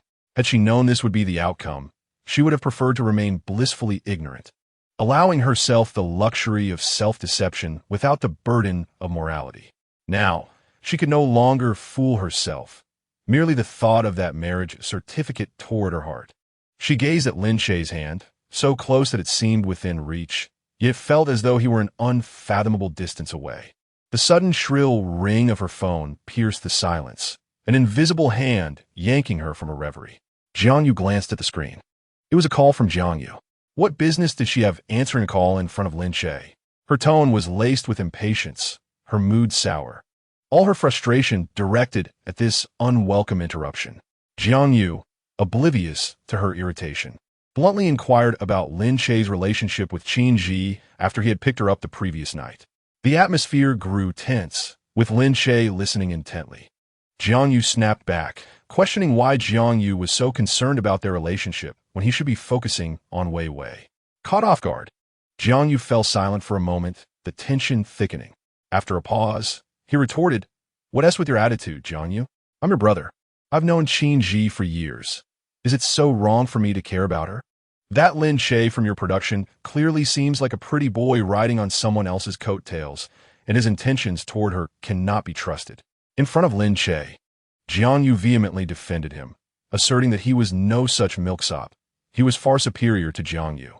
In her eyes, Lin Che was a multifaceted talent, capable of both acting and screenwriting. Had the director revealed on the first day that the script was penned by Lin Che, she feared she might have fallen for him even sooner and become hopelessly entangled. Realizing Lin Che was still present, she glanced at him briefly before averting her gaze. "He has no connection to Qin Yi.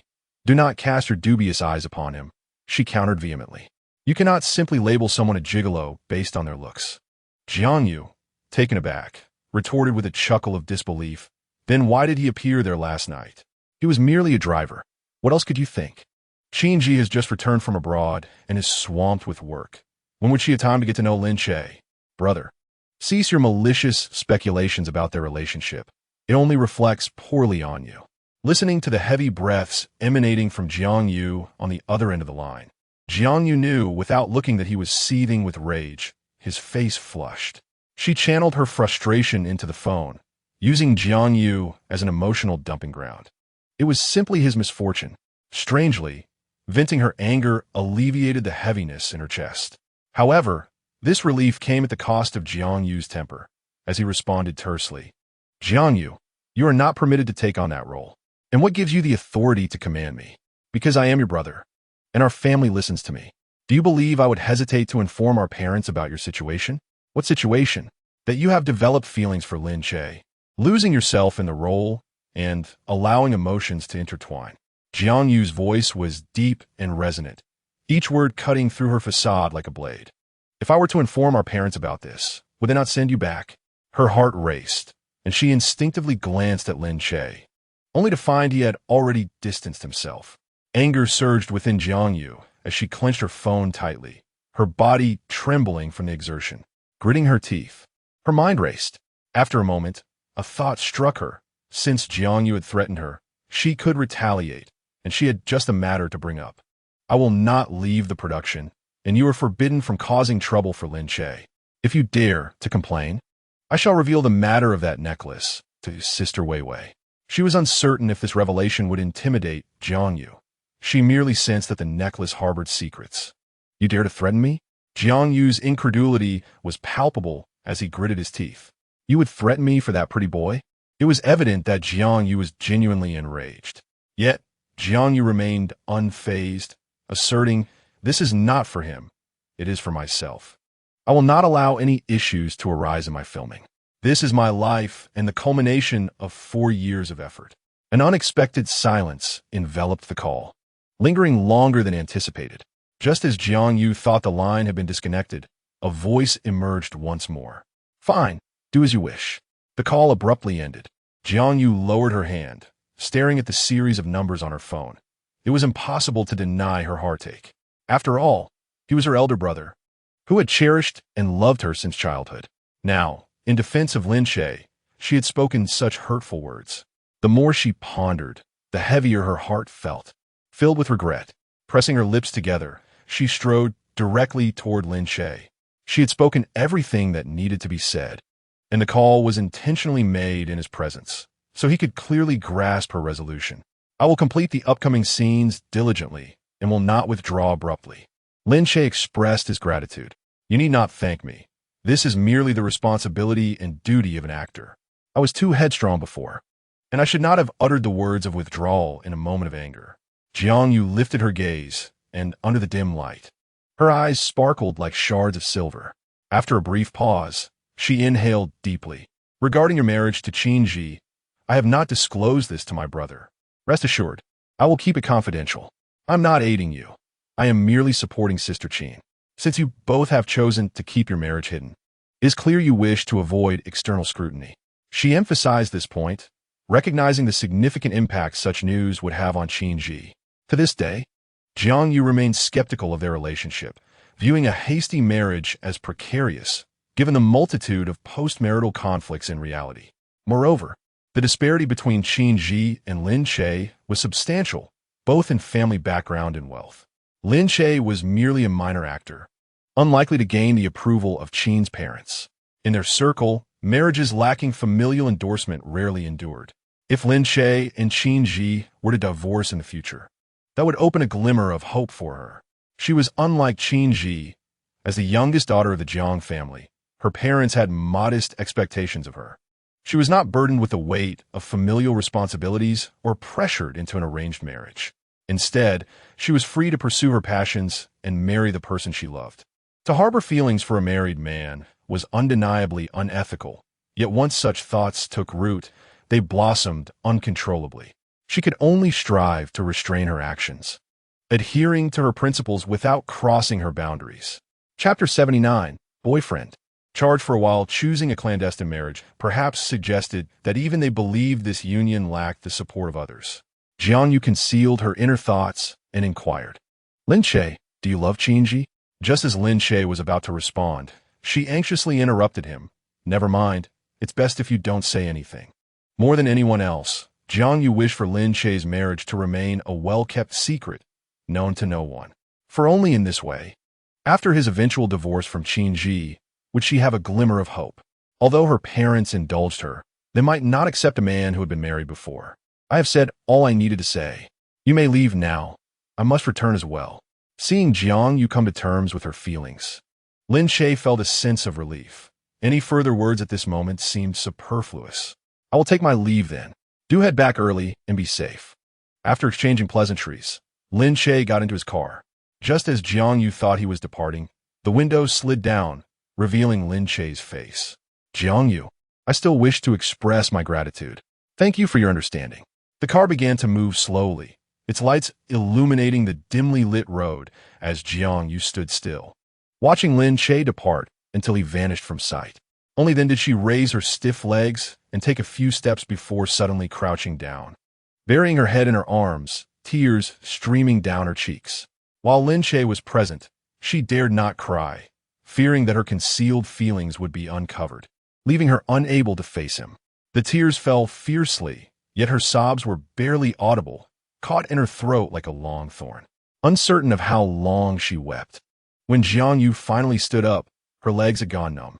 She wiped her tears, her cold hands pressed against her burning eyes to alleviate the swelling and maintain her clarity. She was still young, 6 years her junior compared to Qin Yi. She could endure and wait. As the car traveled midway, a misty rain began to fall, the windshield wipers moving incessantly. Inside, the air conditioning created a stuffy warmth, a stark contrast to the damp chill outside. Qin Yi, who was sensitive to the cold, had adjusted the temperature to suit her comfort. It was just right for her, though somewhat warm for Lin Che. He turned off the air conditioning and noticed a box of mint candies resting on the car door, left behind by Qin Yi. Alongside the mint candies, there were also a safety talisman hanging in the car, a gardenia flower in the vehicle, a pillow in the back seat, a small blanket, as well as water and an umbrella in the trunk. Unbeknownst to him, the items associated with Qin Yi had accumulated, and even a casual glance would evoke memories of her. Lin Che popped a mint candy into his mouth and called Qin Yi. As soon as the call connected, Lin Che asked, "It's raining outside. Did you bring an umbrella?" "Ah, I forgot."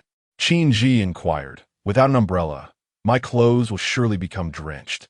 On such a cold day, I might catch a cold. And what about my shoes?" A person in charge, even without an umbrella, would have their employees procure one for them. Furthermore, her car was parked in the company's underground garage, with direct access via the elevator. How could she possibly get wet? Listening to Qin Yi's voice, a vivid image of her delicate expression surfaced in Lin Che's mind, softening his demeanor. "Shall I come to pick you up?" "That will be quite a task for you," she replied. The phone remained connected, the sound of rain intensifying as it pattered against the carport, resembling the crackle of firecrackers resonating through the phone. "Are you driving?" "Yes. I should arrive in about half an hour. The rain outside is quite heavy, so please drive carefully." "Understood. Has the issue with Jiang Yu been resolved?" "I've clarified everything with her. She has chosen to keep our secret. Thus, they remain in a state of concealed marriage." Qin Yi expressed a hint of regret. "I had thought I would need to intervene personally." Lin Che couldn't help but chuckle. "Drive safely. I won't disturb you any longer." Familiar with the route, Lin Che navigated without using GPS, leaving his phone in the holder unattended. He assumed Qin Yi had hung up until a melodic voice emerged from the device. "Am I entangled in the kiss of spring breezes? Am I entwined in the kiss of tulips? Is it you? Am I caught in the embrace of poetry that celebrates love?" A woman sang delicately. It was a Cantonese song he had encountered in a short video. Yet Qin Yi's rendition was far more enchanting. Through the phone, Lin Che listened to her footsteps, her voice, and even the sound of her washing her hands at the sink. It took a while before Qin Yi realized. "You haven't hung up?" Lin Che cleared his throat twice. "No, I thought you would. I sensed a hint of tension in my voice just now." leaning back in his seat. Lin Che rested his hand lightly on the steering wheel, her song echoing in his mind as his fingers tapped rhythmically. You sing beautifully. Qin Yi laughed softly. Upon reaching their destination, Lin Che parked at the company entrance. The receptionist, already familiar with him, approached. Mr. Lin, President Qin has instructed you to go directly upstairs to find her. Thank you. Lin Che had visited a couple of times. It was not frequent. Qin Yi had given him an elevator card, and he ascended directly to the top floor, encountering few people along the way. The door to the president's office stood ajar, and as he knocked, there was no response. He was about to call when a figure flashed by the crack of the door. Lin Che discreetly set down his phone. Speaking to himself with a hint of curiosity, the door is not closed. Shall I simply enter? He pushed the door open, expecting to surprise Qin Yi, who thought she was cleverly hidden. He pretended not to know, searching around. Where is everyone? Footsteps echoed from behind, and Lin Che instinctively raised the corners of his mouth. Hey! Qin Yi, sneaking playfully, sprinted up behind him and leapt onto him. Lin Che caught her securely, turning to face her. Qin Yi wrapped her arms around his neck, her cheek brushing against his shoulder. Did I scare you? Lin Che's breath was warm against her. You startled me. What if I hadn't caught you and you fell? Fear not, for I have faith in you. With her calves gently wrapped around his sturdy waist, Qin Yi leaned against his shoulder, requesting to be carried to the sofa. As they neared the sofa, she subtly indicated for Lin Che to set her down. The moment he released her, a sudden force pushed him onto the sofa. And in an instant, Qin Yi mounted him, straddling his legs. Clad in a dress that cascaded in layers over her thighs, beneath it she wore black stockings. Concerned for her safety, Lin Che firmly grasped her waist. Their proximity was intoxicating, their breaths intertwining. She had not dyed her hair. It flowed like dark seaweed, and he had witnessed her after washing it. This natural curl formed effortlessly. Her complexion was fair, and her lips bore the hue of crimson velvet cake. Qin Yi balanced herself on his sides, leaning forward to kiss him, tracing her lips from the corners to the center, deepening the lingering sensations. Lin Che steadied his breath, tucking her hair behind her ear, his fingertips gently caressing her sensitive earlobes. Outside, the rain intensified, thunder rumbling in harmony with their heartbeats, creating a symphony of sound. In Chapter 80, titled Mini Fresh, Qin Yi soon found herself devoid of strength, the dominant force shifting to Lin Che. His kisses were fervent, reminiscent of the relentless raindrops, showering her lips, the tip of her nose, her earlobes, and neck. His hands were at her waist, tightening and relaxing intermittently, like a gentle flame slowly consuming her reason. Qin Yi felt a tightening in her breath. Her legs pressed closely against Lin Che's tailored trousers, the thin fabric revealing the tautness of his thigh muscles. Unable to resist the mingling of their body heat, she tilted her neck back, her hair cascading like a waterfall. She gasped for breath, akin to a fish caught on land, the overhead lights glaring down upon her, slightly blinding. She squinted, her lashes fluttering, the corners of her eyes glistening with unshed tears. Though Lin Che's hand remained still on her waist, she yearned for him to move. Both were caught in an uncontrollable fervor, yet the nature of their surroundings, the office, with its unlocked door, rendered them unable to act with complete ease, aware that anyone could interrupt at any moment. Thus, amidst this tense atmosphere, their bodies remained somewhat rigid. Despite the anxiety, there was a thrill to it. Lin Che considered himself not one to be easily swayed by desire. Engaging in such acts in an office setting had never crossed his mind. Kissing, once initiated, beckoned for repetition, becoming addictive, embedding itself deep within one's being. His gaze remained locked on the woman before him, eyes dark and profound. Qin Yi placed her hands on his chest, her fingertips unknowingly probing the warmth beneath his shirt. Time seemed to stretch, and as she leaned back to catch her breath, the scent of mint lingered. Lin Che, slow to grasp her words, finally responded. I had mint candy before coming up. Then did you contemplate kissing me before indulging in the mint candy? She inquired. Lin Che pressed his lips together, his gaze trailing after her ruby-red lips. Qin Yi shifted her legs, inching closer, her right hand gently lifting the man's chin. "Have you tasted the flavor of my lips?" she inquired. "No," Lin Che replied in a hoarse voice, gripping the back of her head and kissing her again. This time, his movements were less forceful, as if he were savoring a delectable cake. Qin Yi's lips, reminiscent of red velvet cake, bore a sweet, creamy flavor that left one yearning for more. After a moment, Lin Che released her, stating earnestly, "It tastes like cream." With a dazed expression, Qin Yi blinked and replied, "No, try again." At times, she truly wished to abandon all restraint and simply sink into this moment. Yet, Lin Che's remaining rationality held him back as he pressed her head into his embrace, remarking, "It seems the door isn't locked." "It's fine," Qin Yi hummed, pressing her hand against Lin Che's abs. "No one is coming in." Lin Che seized her wandering hand, saying, "The door might not be securely closed. Rest assured, no one is watching." Just as Qin Yi continued to nuzzle against Lin Che, the ringtone of her phone interrupted their intimacy. They exchanged glances, and Qin Yi, visibly disheartened, grumbled unhappily. With a tender touch, Lin Che caressed her hair, saying, "Answer the call first." Qin Yi picked up her phone from the sofa, glancing at the caller ID. Without checking the contact, she answered the call. She remained nestled on Lin Che's lap, holding the phone in one hand while the other toyed with the buttons on his shirt. On the line, her father's slightly fatigued voice came through. "Qin Yi, you need to go to the police station and sign the reconciliation document. Your mother's health is deteriorating, and with the weather so cold." After making the rounds, her father had returned to Qin Yi.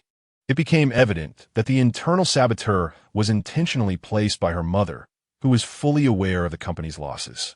In her relentless pursuit to pave the way for her precious daughter, she resorted to any means necessary. "Is she really unwell? She seems quite capable of causing trouble." Qin Yi retorted with sarcasm. "If you want me to let her off the hook, then follow the proper procedures and compensate for the losses over the years. Whatever the amount, if I'm satisfied, we can settle." "That would require at least $1 billion, her father exclaimed, coughing in frustration. "That's your mother. Can't you make some concessions?" Qin Yi responded, "You should give that large project you are bidding on to your competitor. Mr. Wang is 15 years older than you, has worked hard for many years, and has many employees under him. Don't you think it is excessive to compete against an elderly man, leaving him bald, wrinkled, and gaunt?" Her father countered, "Is it the same? We are a family, and it's all our business. Why must we draw such clear lines?" Qin Yi suddenly laughed, her patience waning.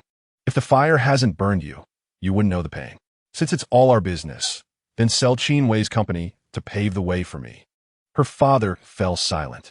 "Being kind to others only means being cruel to me. Being a family means I must be the one to suffer, right? Perhaps we should sever our ties."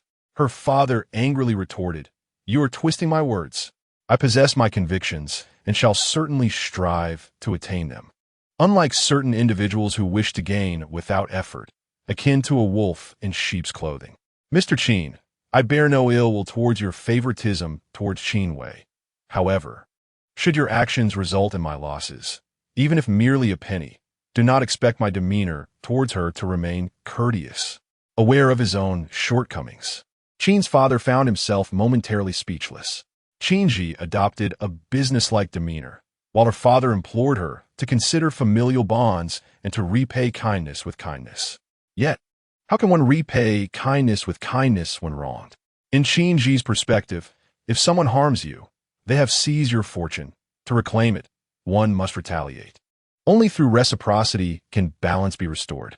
If one continually endures indignities, over time, their fortune will wane, leaving them vulnerable to the whims of others. Realizing his words held no weight with Qin Yi, Qin's father, in a fit of anger, exclaimed, "Qin Yi, you are utterly irrational. Do not forget who truly holds dominion in the Qin family. It is not your prerogative to act unilaterally. To put it bluntly, although the food company is under Qin Yi's name, it remains merely a subsidiary of the Qin group." Listening to her father's irate tone, Qin Yi absent-mindedly traced circles on Lin Che's chest, an unconscious gesture that served as an implicit seduction. Considering she was on a call, Lin Che refrained from interrupting her or making any overt movements. This, in turn, facilitated Qin Yi's actions as she deftly unfastened a button, revealing hints of her physique beneath the fabric. Her hand ventured down, brushing against Lin Che's chest, feeling the rhythmic thumping of his heart beneath her palm. Lin Che's breathing grew heavy, perhaps sensing an unusual ambience, just as another man's voice resonated from the phone. "Sister Ji, where are you now?" It was Jiang Yu, who was currently with Qin's father. He inquired further, "What is that noise on your end?" Chapter 81. Do not attempt to impose moral obligations upon me, for I possess no morals. The phone emitted a series of heavy breaths, not belonging to Qin Yi. The speakerphone was activated, allowing Jiang Yu to hear distinctly. As a man, he was all too familiar with such sounds, making it difficult to avoid lewd conjectures. Qin Yi was not alone. She was in the company of a man. What could she be engaged in? Jiang Yu's expression darkened as he seized Qin's father's phone, accusingly demanding, "Qin Yi, what is that noise? What are you doing, and who are you with?" His tone resembled that of a husband confronting an unfaithful wife. Qin's father stood by, taken aback. At 60 years old, his hearing had diminished, leaving him oblivious to the underlying tension. He was astonished by the intensity of Jiang Yu's reaction. As the sounds continued to emanate from the phone, Lin Che paused, feeling an unwarranted warmth despite the absence of heat, beads of perspiration trickling down his face. Tasting salty on his lips, one hand grasping the phone, Qin Yi used the other to unfasten his button, with Lin Che allowing her, gazing at her with a hint of indulgence. Concerned for her stability, he supported her waist with one hand while the other rested casually on the armrest of the sofa. His gaze lowered. Beneath the facade of ease lay an undercurrent of tension. Upon closer inspection, one could discern the faint flush at the corners of his eyes and the throbbing veins at his neck, not to mention the irregularity of his breath and heartbeat. Observing Qin Yi's hand descending further, Lin Che gently grasped her wrist. Her expression soured at the interruption, and with a curt "get lost," she conveyed her displeasure. Though it was merely a single word, it resonated with formidable authority. She had no desire to squander her words on those irrelevant to her. Qin's father, with a haughty demeanor, reprimanded, "This is Jiang Yu. How dare you speak that way?" "You two get lost," Qin Yi replied coldly. It was no longer a matter of her demeanor, but rather a demand for sincerity if they wished to enjoy a peaceful new year. What was rightfully hers could not be diminished by a single cent. The notion of parental affection held no value for her. Mistakes made must be borne by the one who committed them, and the idea of reconciliation through mere words was utterly fanciful. Before ending the call, she issued a final warning: "Do not attempt to morally bind me, for I hold no moral obligation towards you. Think carefully before you call me again. Do not waste my time." With that, she abruptly hung up, offering no chance for a response. Her gaze returned to Lin Che, and noticing the disarray of his shirt, she exclaimed, "How did your buttons come undone? Look at my hand. It seems to have a mind of its own." During the call, in just a brief conversation, 3 out of 7 buttons had come undone. If this continued, he would be left entirely unclothed. "Why didn't you stop me?" She feigned annoyance as their eyes locked. Lin Che placed her hand on his shoulder. "Feel free to touch, but do not overstep." What constitutes overstepping? Qin Yi pretended not to understand, her hands daringly exploring downward, eliciting responses from him with every caress. "Is this overstepping? How about here?" Her fingers traced the contours of his abdomen, gradually descending to his waist. "Why do I feel you've lost weight?" He had only fasted for 2 days, hardly enough to shed pounds so quickly. Yet he confided, "I need to lose some weight for a role." "You're already so lean, and you still wish to lose more?" Lin Che nodded in affirmation. Qin Yi tugged at his shirt. "Wouldn't that mean losing muscle as well?" "I can regain it later," he reassured her. Since moving in with Qin Yi, she had purchased a scale, concerned that he was too slender and needed to bolster his nutrition. Thus, she insisted their housekeeper prepare lavish dinners. After much effort, he had finally gained some weight, only to be told he needed to lose more. Qin Yi felt a pang of sympathy for him, while Lin Che's heart softened, akin to the warmth of a hot spring. Suddenly, she wrapped her arms tightly around his waist and pressed herself against him. "Now that we are undisturbed, allow me to recharge for a moment." Lin Che's physique was pleasing to her, appearing slim in clothing, yet muscular beneath. Each muscle was evenly distributed and beautifully defined. Once he achieved his weight loss goals, such form would be at risk, thus she intended to take full advantage of the moment. Lin Che gently embraced her, his movements exuding tenderness. A man's body naturally radiates more heat than a woman's, and as Qin Yi drew near, she felt enveloped in warmth, radiating from within. Young men and women in their 20s and 30s are in the prime of their youth, and after a few initial encounters, they begin to crave each other's bodies. Particularly, Lin Che, upon discovering a pattern, slowly delves deeper. Understanding Qin Yi's adaptability, he embarks on an exploration, kneading, grasping, tugging, and competing like a tempest, creating a cacophony that leaves the surroundings in disarray. A sudden knock on the door interrupts them. "Mr. Qin, the tasting samples you requested have arrived downstairs. Would you like them sent to your office or the cafeteria?" The abrupt halt leaves both feeling uneasy. Lin Che swiftly drapes his coat over Qin Yi. With sultry eyes, she bites her lip, her voice husky. "Let them come up." "Understood," replies the staff as their footsteps fade away. Qin Yi rises from Lin Che's side, her legs a bit unsteady. Attempting to maintain her composure, she adjusts her clothing. "I need to use the restroom." Although she initially instigated the flirtation, she remains shy and passive in such matters, especially as events unfold. Lin Che supports her gently. "Are you all right?" "My legs feel weak. I can't muster any strength." He gestures as if to embrace her, but she blocks him. "I'm fine. I can manage." Watching her tremble as she scurries to the restroom, Lin Che takes a deep breath, striving to calm his restless heart, though it proves largely ineffective. The lingering warmth and fragrance from her continue to assault his senses. As he fastens the buttons of his shirt, he notices his belt has loosened slightly. Indeed, he had been rather reckless moments ago, losing himself in the moment. Within 10 minutes, the staff brings up the tasting samples. The office is spacious and well-equipped. The assistant methodically places the assortment of food on the table.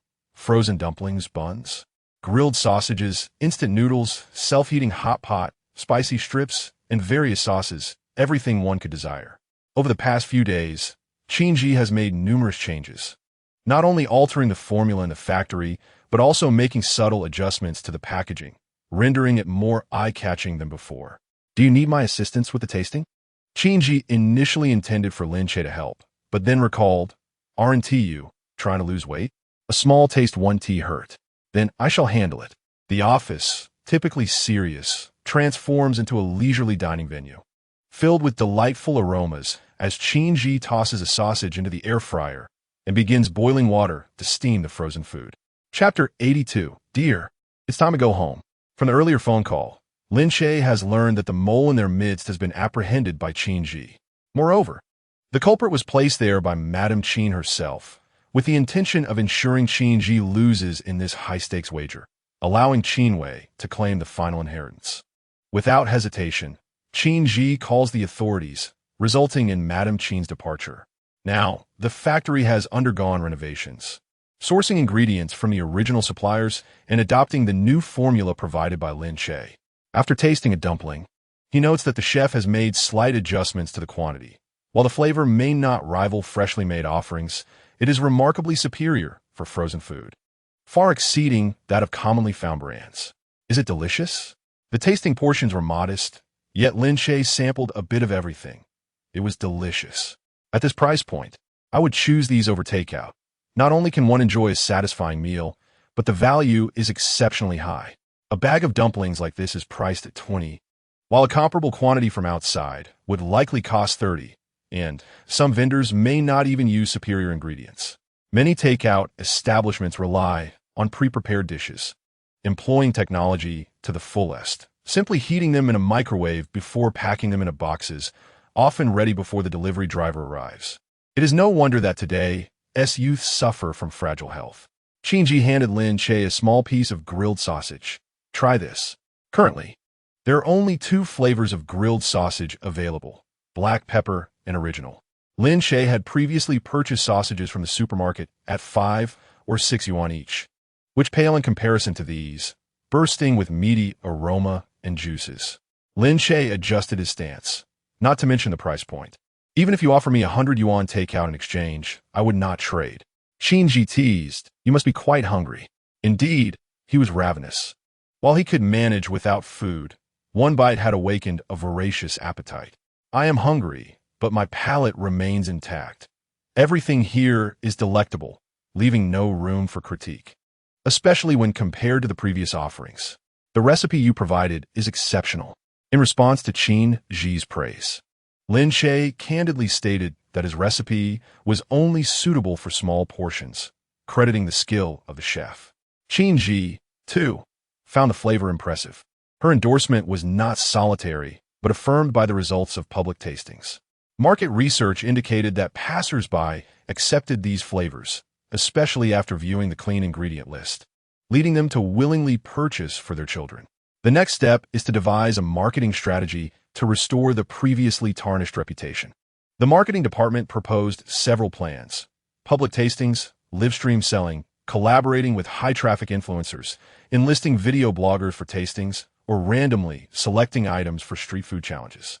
However, all these initiatives invariably require funding. While Qin Yi was affluent, the betting agreement stipulated a limited budget, which she had allocated to ingredients and facility renovations.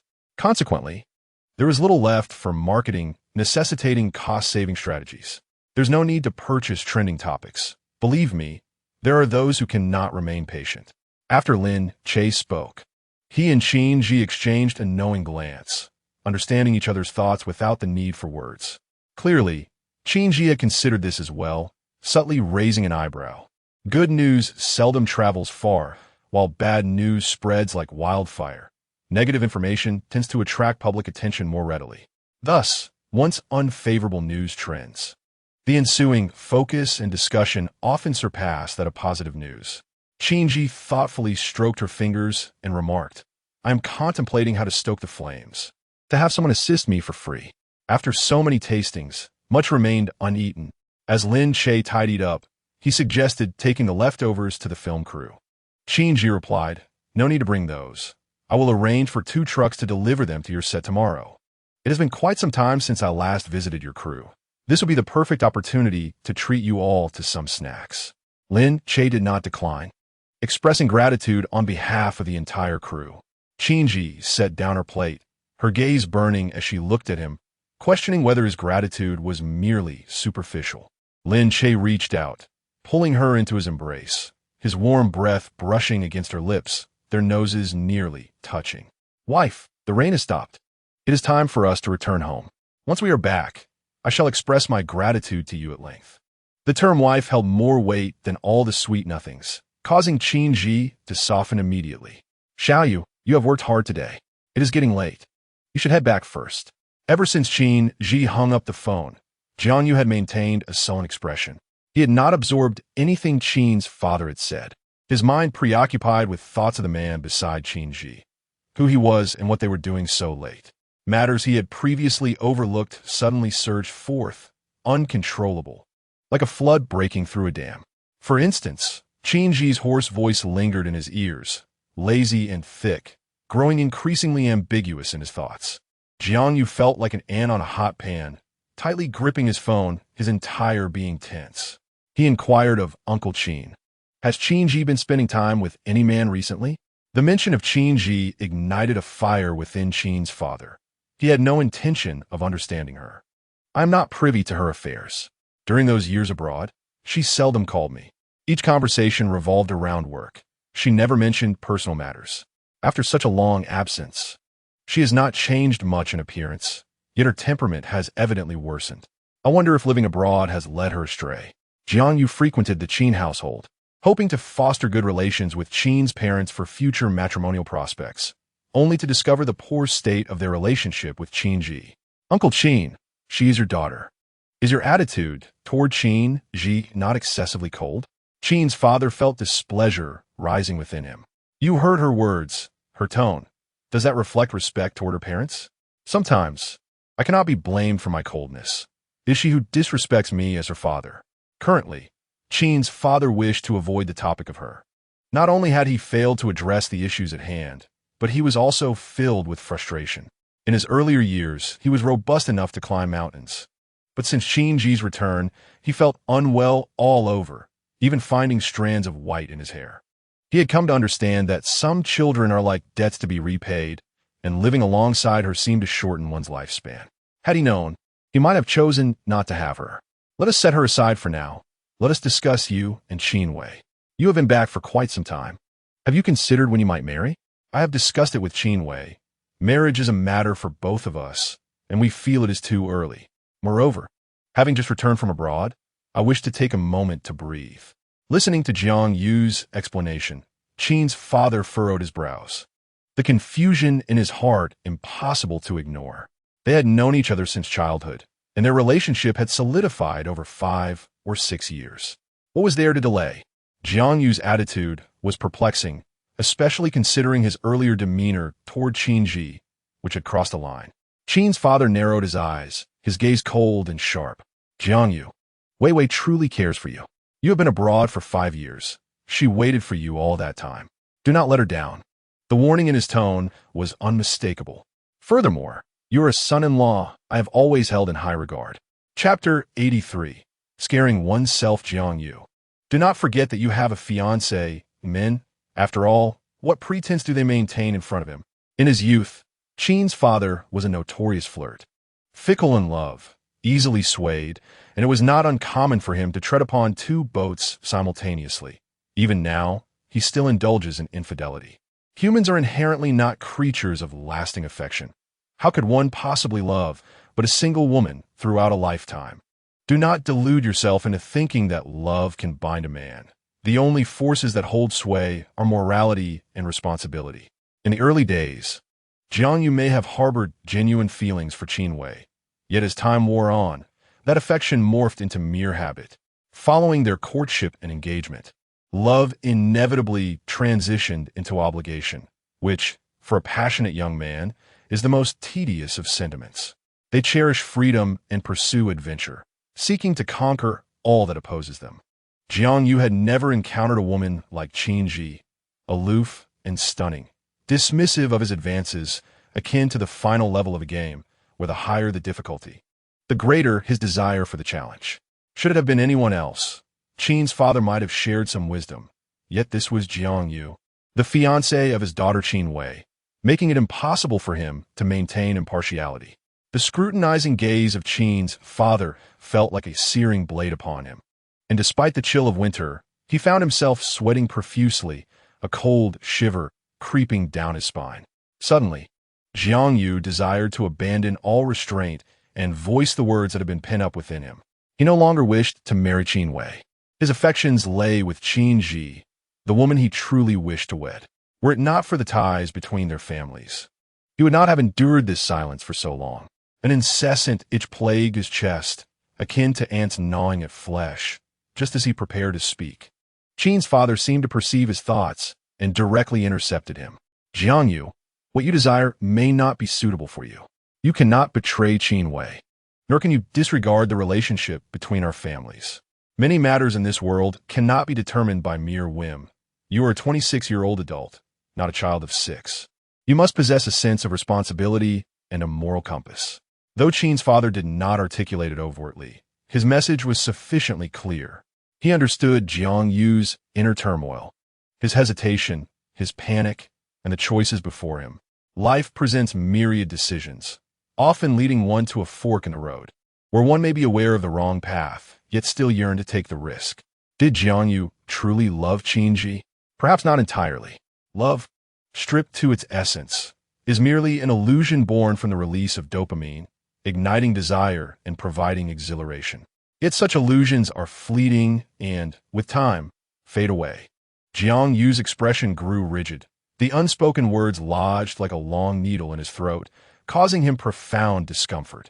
If his earlier thoughts were mere speculation, he was now certain that Qin's father had discerned his intentions. The intensity of his feelings for Qin Yi had raised suspicions, which were not unwarranted. However, he had not anticipated that Qin's father would issue a direct warning, asserting that he and Qin Yi were ill-suited and that no one would support their union. Yet, he had no need for anyone's approval. All he desired was to attain her. If he were to win Qin Yi's heart, Would their families truly become estranged over this matter? After all, she was a daughter of the Qin family, with whom she chose to be which should matter little. Qin's father's vehement opposition stemmed from his favoritism towards Qin Wei. Ultimately, the choice of marriage belonged solely to Jiang Yu. It was his decision to make.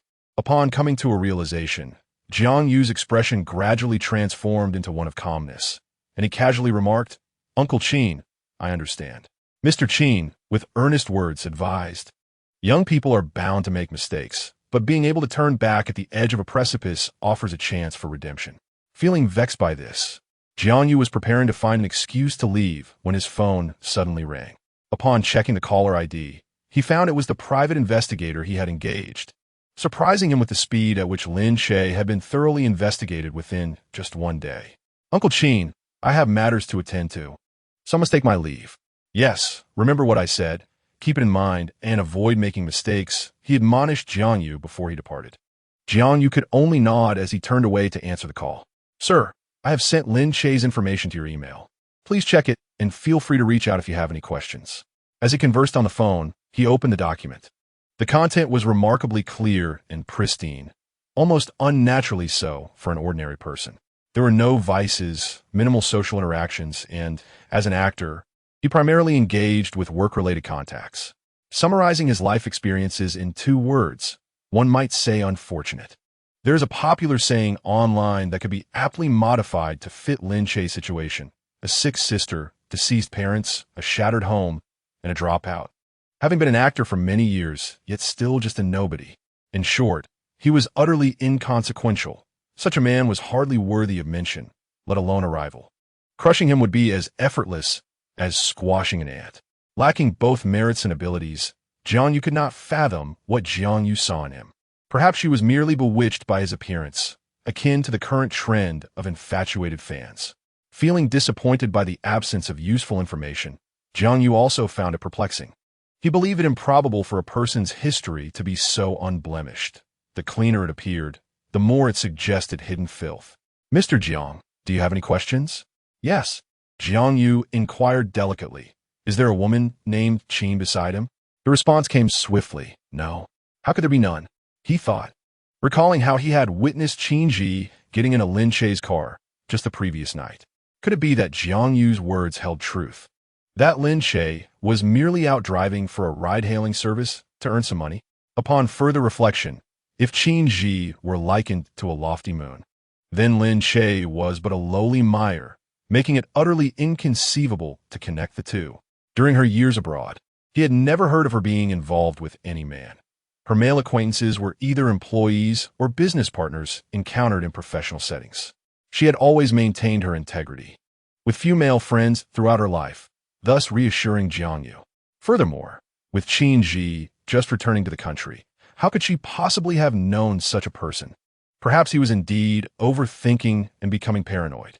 As for the breathing he heard on the phone earlier, it might have just been a figment of his anxious imagination. Jiang Yu exhaled deeply, calming himself after unnecessarily frightening himself. After notifying Jiang Yu, the investigator promptly alerted Qin Wei. "Miss Qin, I have successfully managed matters on Mr. Zhang's end."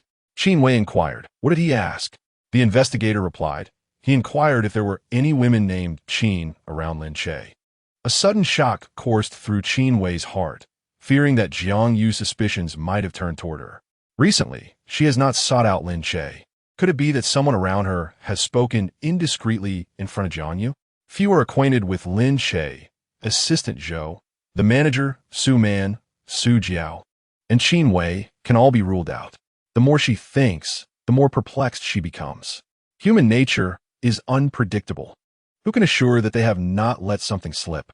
A secret is only safe when known solely to oneself. It seems she must exercise caution in the coming days. With a heavy heart, Qin Wei pondered for a moment before saying, "Continue to keep an eye on him and report his itinerary to me. I want to know whom he has been in contact with and where he has been visiting." Chapter 84. A play starring 3 women not long after Qin Wei finished her phone call. Su Man and Su Jiao arrived. Upon learning of her injury and hospitalization, as good friends, they felt compelled to come and offer their condolences, especially Su Jiao, who entered the ward with exaggerated exclamations.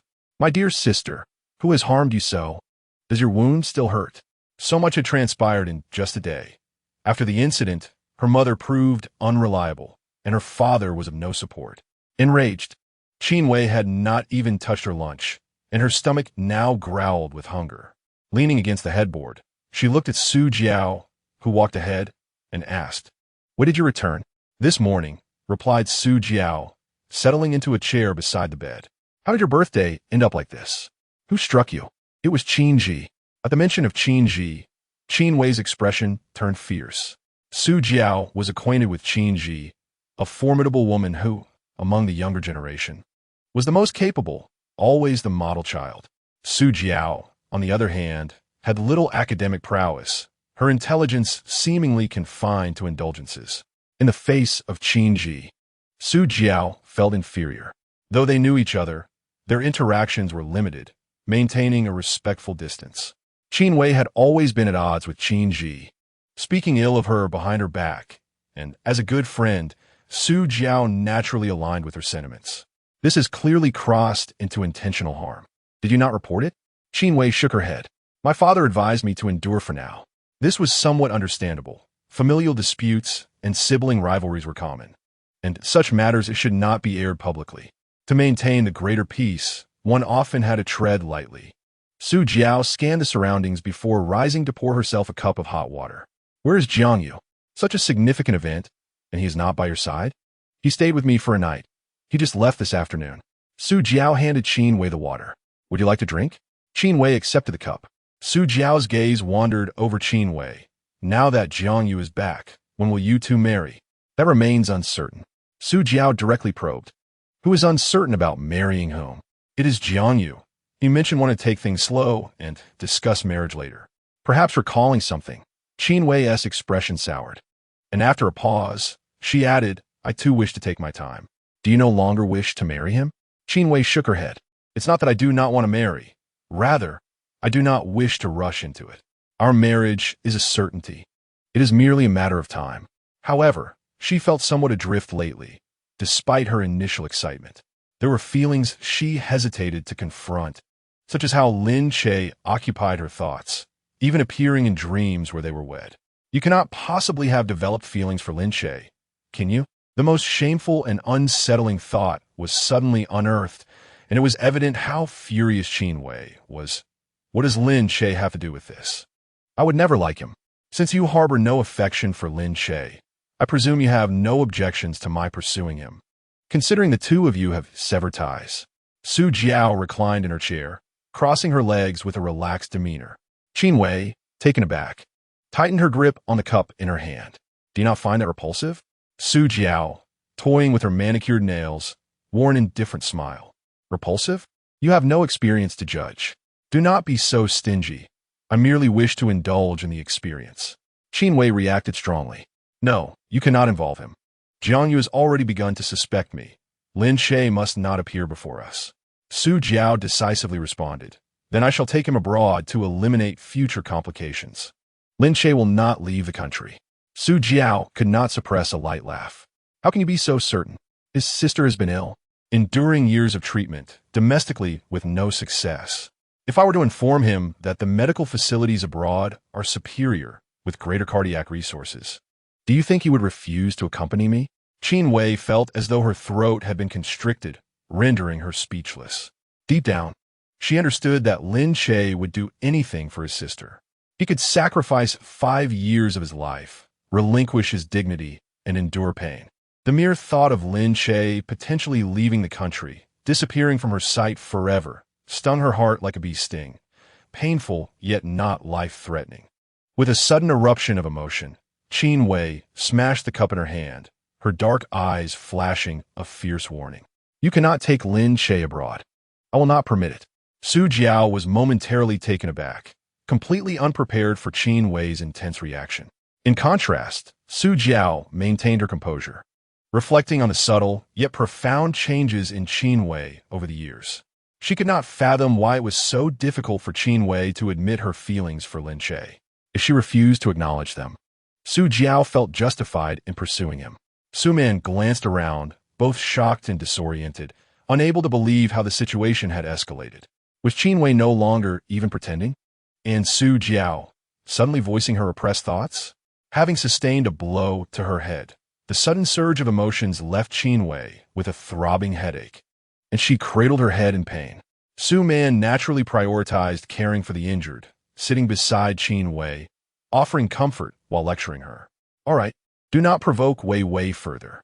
She has endured much. Allow her to rest. And Wei Wei, do not overthink it. Su Jiao is merely teasing you. Su Jiao scoffed. I'm not playing games. If I can voice it, I can act on it. I have harbored an interest in Lin Che for a long time. When he was with Qin Wei, I refrained from pursuing him. However, now that they're no longer together, what do I have to fear? She pursued him openly, unashamed, finding it far more disgraceful for Qin Wei to straddle the line between two relationships.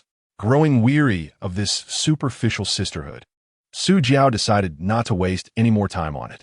Amidst the chaos, Jiang Yu arrived, her voice echoing before she even entered. Sister Wei Wei, I have come to see you. Upon entering, she sensed the tension in the air and wondered if her timing was off. Sister Su Jiao, Sister Su Man, what are you discussing? Another person concerned about Lin Che. Su Jiao stood up lazily, a smirk tugging at her lips, and replied nonchalantly, nothing of consequence. Su Man entered casually and asked, what do you have in your hand? I bought some cherries, Jiang Yu replied, carrying the fruit inside. Sister Wei Wei, would you like some? I'll go wash them. Qin Wei, recovering from headache, declined. Then I'll just set them down here. Upon entering, Jiang Yu did not take a seat but stood by the bed, expressing her concern. Does the wound still hurt? Not at the moment. Where is my brother? Where has he gone? On her way to the hospital, Jiang Yu had contemplated apologizing to Jiang Yu if she encountered him. He had something to attend to, came the reply. Jiang Yu muttered, with so much free time, what could he possibly have?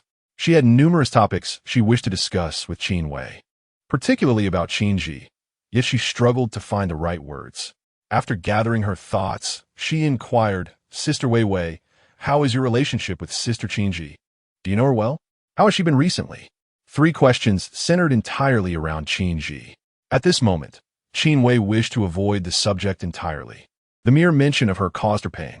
Not much, she replied curtly, effectively halting Jiang Yu's forthcoming remarks, leaving her standing awkwardly beside her.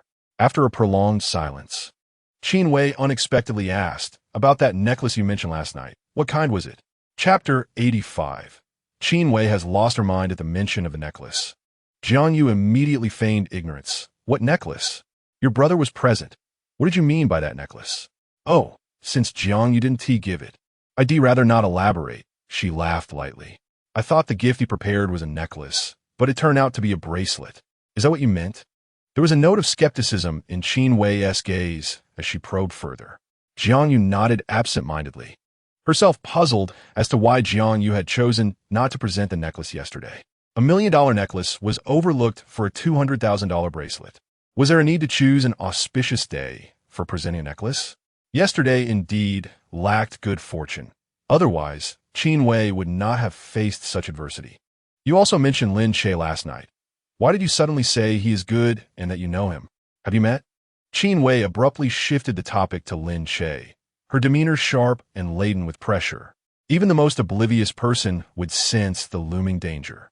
Although Qin Wei masked her expression well, the hostility in her eyes was unmistakable. Jiang Yu, uncertain of what had irked her, felt a twinge of anxiety as Lin Che's name escaped her lips. You're interested in Lin Che too? Qin Wei scrutinized her, every word dripping with sarcasm. Jiang Yu's heart skipped. She felt the shame of having her privacy invaded, leaving her disconcerted. With a stiff expression, she endeavored to maintain her composure. I am not. Unquestionably, Jiang Yu cared for Lin Che, and her visit was motivated by a desire to glean information about Qin Yi through Qin Wei. Then tell me, how much do you know about him? Jiang Yu hesitated, contemplating whether to reveal details about the filming. Just as she prepared to speak, Su Jiao coughed a couple of times. Jiang Yu lowered her head. I don't know much about him. From that point onward, no matter what Qin Wei asked, Jiang Yu remained silent. Qin Wei simmered with frustration, seeking an outlet for her pent-up irritation. She is currently in a dreadful mood. feeling that everyone around her has wronged her. Her parents are unable to reprimand Qin Yi. Jiang Yu is concealing something. Su Jiao, upon her return, is intent on encroaching upon her territory, and Jiang Yu is also playing tricks with not a single honest word to share. Qin Wei's psyche is pathological, marked by sensitivity and suspicion, with an overwhelming desire for possession and control. Even her discarded refuse, she would rather destroy than relinquish to others. In the past, Qin Wei had a cat, a beautifully bred ragdoll, affectionate and approachable by anyone. One day, upon returning home, she found the cat drawn to Qin Yi, circling around her, being playful and lying on the ground with its pristine belly exposed. That very night, she cast the cat from the upper floor. She could not abide outsiders coveting her cat, nor did she appreciate her beloved pet showing affection to those she despised. If she discovered such a thing, she would prefer to end the cat's life. Qin Wei is a person of considerable malice, and those around her are somewhat aware of her temperament. Thus they avoid provoking her. However, today, Su Jiao crossed the line. She had developed an interest in Lin Che, fixating on someone she ought not to. How dare Su Jiao have such thoughts about Lin Che? How long had this sentiment been brewing? Qin Wei narrowed her eyes, recalling how Su Jiao had always belittled Lin Che in her presence. It now seemed she was attempting to sow discord. Jiang Yu felt uncomfortable, sensing the peculiar expressions on everyone's faces and the oppressive atmosphere. Within 10 minutes of arrival, she yearned to leave. Jiang Yu clutched her phone.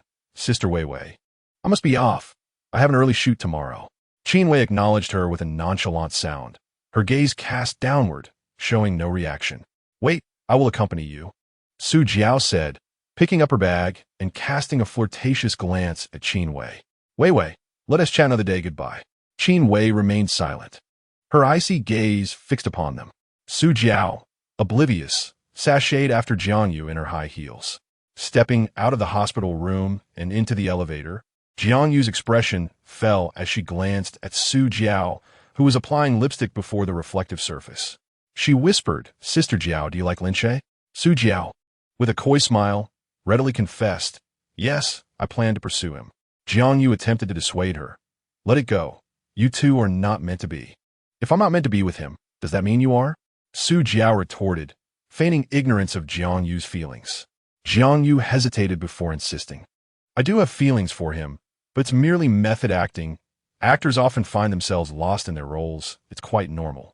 Once filming wraps in a week or two, I will move on. Su Jiao raised an eyebrow with a teasing smile. Isn't that a bit exaggerated? You film every year. How many people must you fall for throughout the year? If you start dating, one to your boyfriend, be perpetually wearing a green hat? Jiang Yu's face flushed with indignation. I don't feel this way for every project. Only this one, then? Su Jiao crossed her arms. Admit it, you like Lin Che. Liking him is nothing to be ashamed of. The more people who like him, the better he is, and we can compete fairly. I won't hinder you, so do not obstruct me. Jiang Yu clenched her fist and said, He will not like you, Su Jiao. I am merely offering you a word of caution. Su Jiao scoffed dismissively, retorting, Your well-meaning advice makes me uncomfortable. That cannot be considered kindness. Jiang Yu found herself momentarily speechless. Su Jiao's unapologetic demeanor was both unsettling and enviable. Jiang Yu couldn't help but ponder whether, had Lin Che not been married, she would have had the audacity to pursue him as boldly as Su Jiao did. One by one, the occupants of the hospital room departed, leaving only the restless Su Man. With everyone gone, what of her? Who would take her away? Qin Wei's expression darkened ominously. Su Man, are you aware that Su Jiao has feelings for Lin Che? Su Man quickly shook her head, feigning ignorance. It wasn't that she was unaware. Rather, she dared not admit her knowledge, for she too harbored feelings, and if Qin Wei were to discover this, a storm would undoubtedly ensue. Qin Wei gripped the blanket tightly, entirely oblivious to the injury on her hand. Extreme anger dulled her senses to pain, and it was only when her fingertips bled that she released her grasp. Suman, who else can I trust besides you?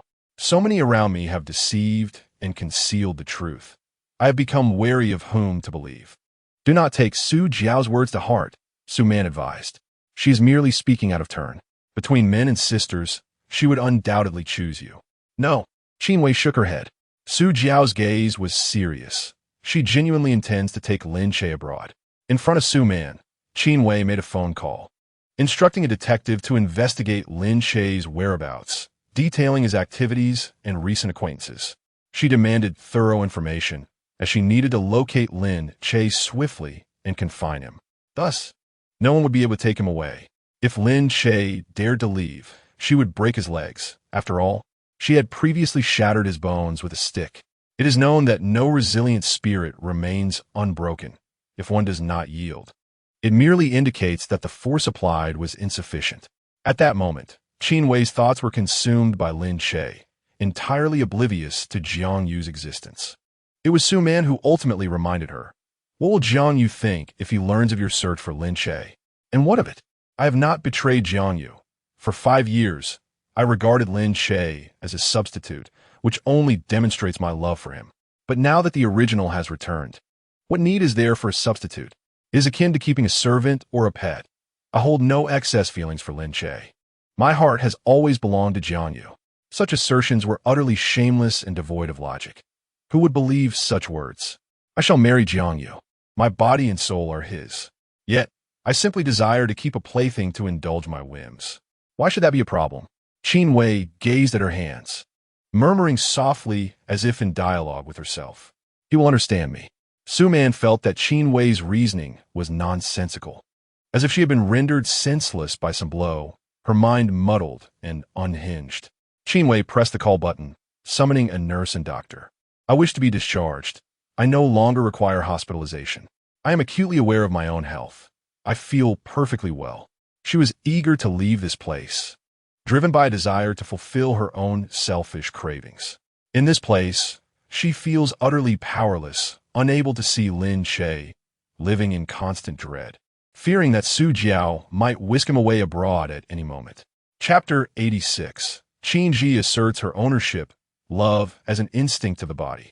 Lin Che and Qin Yi are married, while Su Jiao pursues Lin Che. Qin Wei exhibits a peculiar attitude toward Lin Che. Why did Jiang Yu not present a necklace? How did Lin Che and Qin Yi meet? And what led to their whirlwind marriage? These thoughts plagued Jiang Yu throughout the night, leaving her restless. The next day, upon arriving at the film set, she noticed 3 delivery trucks in a vast, empty space, adorned with banners proclaiming the box office success of Coward. The most striking among them was Lin Che's support poster. Staff members were boiling water for dumplings, steaming buns, and cooking noodles. Upon seeing Jiang Yu, Director Liu warmly invited her to join for breakfast, urging her to eat dumplings. Jiang Yu approached, asking about the brand Jia Jia. Had she heard of it? Director Liu, stuffing a dumpling into his mouth, scalded his tongue with the hot broth, trembling as he spoke. The newly appointed boss is a fan of Lin Che. Upon learning he was filming here, she arranged for 3 trucks of food to visit the set, ensuring everyone received a box. They brought all the cooking equipment, starting early in the morning to prepare a fresh breakfast. Jiang Yu was taken aback. She certainly knew Jia Jia, and she was aware that the new boss was Qin Yi, not merely a fan of Lin Che, but his wife. This so-called visit was merely a declaration of ownership. Biting her lip, Jiang Yu gazed at the boiling dumplings, their enticing aroma wafting through the air, yet she felt no appetite, her heart heavy with unease. I'm on a diet and have no appetite. Are you really not going to eat? Just try one. It won't make you gain weight. When one announces their intention to diet, countless temptations arise. Jiang Yu turned and fled, fearing that if she lingered, her troubled expression and concealed worries would be laid bare. The brand Jia Jia had garnered significant attention, albeit mostly negative. Complaints about the meat being foul, spoiled, tasting of gasoline and plastic rather than food itself proliferated. Thus, when Jia Jia offered food, even if it was free, no one was inclined to accept. Some speculated that Jia Jia was a sponsor sought by the director, lamenting that the brand's poor reputation would tarnish their own image. Even before the film's release, pessimism began to circulate. People tend to group perceptions together. If one party is flawed, the other inevitably suffers as well. It wasn't until the dumplings were ready that the atmosphere shifted. The enticing aroma enveloped the room, and the 2 directors were the first to partake. Without speaking, they exchanged a knowing glance, a silent agreement, before eagerly indulging, as if they were starved. The group that had intended to avoid the food found their appetites piqued, and soon they could not resist trying a bite, which led to a consuming desire for dumplings, noodles, and even grilled sausages. In the midst of winter, savoring a steaming bowl of dumplings warms one from head to toe. The flavor is simply delightful. Listening to the accolades around him, Lin Che revealed a satisfied smile as he approached the director and inquired, "How does it taste?" The two directors raised their thumbs in approval. "How has this brand become so delectable? Has the recipe been altered recently?" Lin Che recalled a recent remark about the meat used by this establishment being sourced from deceased pigs. Referred to as zombie meat, Lin Che candidly stated his intent. "I plan to insert a few advertisements." Director Liu was taken aback. "How would you do that?" Lin Che gestured toward the dumplings and buns before him. After a moment of contemplation, Director Liu responded, "It is feasible, but is there no issue with this product?" Lin Che assured him earnestly, "I can guarantee that both the food and the brand are impeccable." This brand, a venerable national treasure, had once prospered and engaged in philanthropy, repairing roads, building bridges, and establishing schools. Although its charitable endeavors had diminished in recent years, they still made appearances during disaster relief efforts. This film was an investment of Lin Che's, and, as the principal investor, his word held weight. Yet, there was a flicker of curiosity in the director's eyes. Director Liu, with a hint of gossip, remarked, "Lin Che, you truly are a man of mystery. You even know such a prominent figure. I am curious. What is your relationship with her? Is she genuinely your fan? It doesn't seem that way. If she were a fan, why would you promote her?" Director He's eyes sparkled with intrigue as he playfully suggested, "Could it be that you two are?" Lin Che neither confirmed nor denied, merely wearing a faint smile. "I shall prepare for the next steps," he stated before departing, leaving the two directors astonished, exchanging glances. Could it be that our suspicions were correct? A lack of denial often signifies acceptance. They had speculated that Lin Che might be involved with someone, having frequently observed him grinning at his phone. Directors are adept at noticing subtle expressions, and while Lin Che was a commendable actor, such instinctive reactions could not be feigned in reality. However, they had not anticipated that Lin Che's partner would be someone of significant stature, a prominent figure indeed. This revelation clarified why Lin Che had the audacity to finance a film. Talent was one aspect, but confidence stemmed from having support. During the filming, Jiang Yu noticed the food props on the table and immediately grasped Lin Che's intentions. To promote Qin Yi, he had covertly replaced the film's props with these items. The more one cares about something, the more they notice it. Jiang Yu observed that the refrigerator was filled with dumplings and buns, while snacks and spicy strips adorned the sofa and coffee table. She expressed her discontent openly. "Director, why change the props to these? Are you not aware of the poor reputation of this brand? It will surely tarnish our image when the film is released." Turning to Lin Che, she whispered a warning. "How can you engage in such underhanded tactics for personal gain? This is not solely your film. If something goes awry, can you bear the consequences?" Lin Che had not even disclosed this matter to Qin Yi, intending instead to present her with a surprise upon the film's release. As for Jiang Yu's concerns regarding reputation, while her apprehensions were understandable, Lin Che chose not to dispute them. Instead, he sent her the meticulously prepared information he had gathered. "We conducted an investigation, and the ingredient list is impeccable, with no issues concerning the product. This has been clarified online. Jia is a time-honored brand with a history spanning over a decade or two. It is not solely associated with negative news. Each year, it engages in charitable activities, disaster relief, and donations without fail. As for the food's reputation, it has only recently come under scrutiny, primarily due to internal betrayal that has harmed the company's interests. Now that these issues have been resolved, there is no credibility problem," Lin Che earnestly explained, while Jiang Yu focused intently on the data displayed on her phone, an exceptionally clear investigation report. However, halfway through, she found it increasingly difficult to absorb the information. The effort Lin Che invested in reaching this point for Qin Yi was indeed commendable. Director Liu added, "Jiang Yu, this decision was made by the investors. Everyone has agreed upon it. So what more can she say?" Jiang Yu inquired of Lin Che, "Is the investor Qin Yi?" Lin Che shook his head, no. Jiang Yu did not associate this with Lin Che. To her, he appeared both impoverished and pitiable, and his marriage to Qin Yi seemed a mere stroke of good fortune on his part. However, his relationship with the investors must be quite strong, considering he was both the screenwriter and the lead actor, and his suggestions would likely be taken into account. Is Qin Yi aware of this? Lin Che replied, not yet. It is meant to be a surprise for her. Upon learning of Qin Yi's gambling agreement, he resolved to assist her. You have gone to such lengths for her. Jiang Yu scoffed, but what has she done for you? Much, even more than you might imagine. Both significant and trivial matters. Many hidden within the details. Some may seem inconsequential to others, yet they are profound for me. In matters of affection, it is unnecessary to weigh the contributions of one heart against another. Mutual joy is paramount. I understand your subtle games, and you comprehend my feigned reserve. I bow my head while you stand on tiptoe. You share laughter with me, and I engage in playful antics with you. You know my heart, and I grasp your intentions. In enduring companionship, we find no weariness. In casual conversation, we encounter no tedium. Never dismissive, never neglectful. The moment Lin Che mentioned Qin Yi, his eyes sparkled with brightness. Jiang Yu felt as if she had swallowed a handful of bitter pills, the bitterness lodged in her throat. To prepare for the upcoming scenes, Lin Che chose to reside with the crew, his suitcase packed by Qin Yi. The young couple, having just established their relationship, faced separation. Qin Yi, reluctant to part, could only embrace him tightly to recharge emotionally. Lin Che shared the news of his relationship with Qin Yi with Lin Che as if it were a joyous announcement. Upon hearing this, Lin Che remained remarkably composed, believing her brother to be the best in the world, his relationship status entirely subject to his own will. Lin Che asked, aren't you surprised?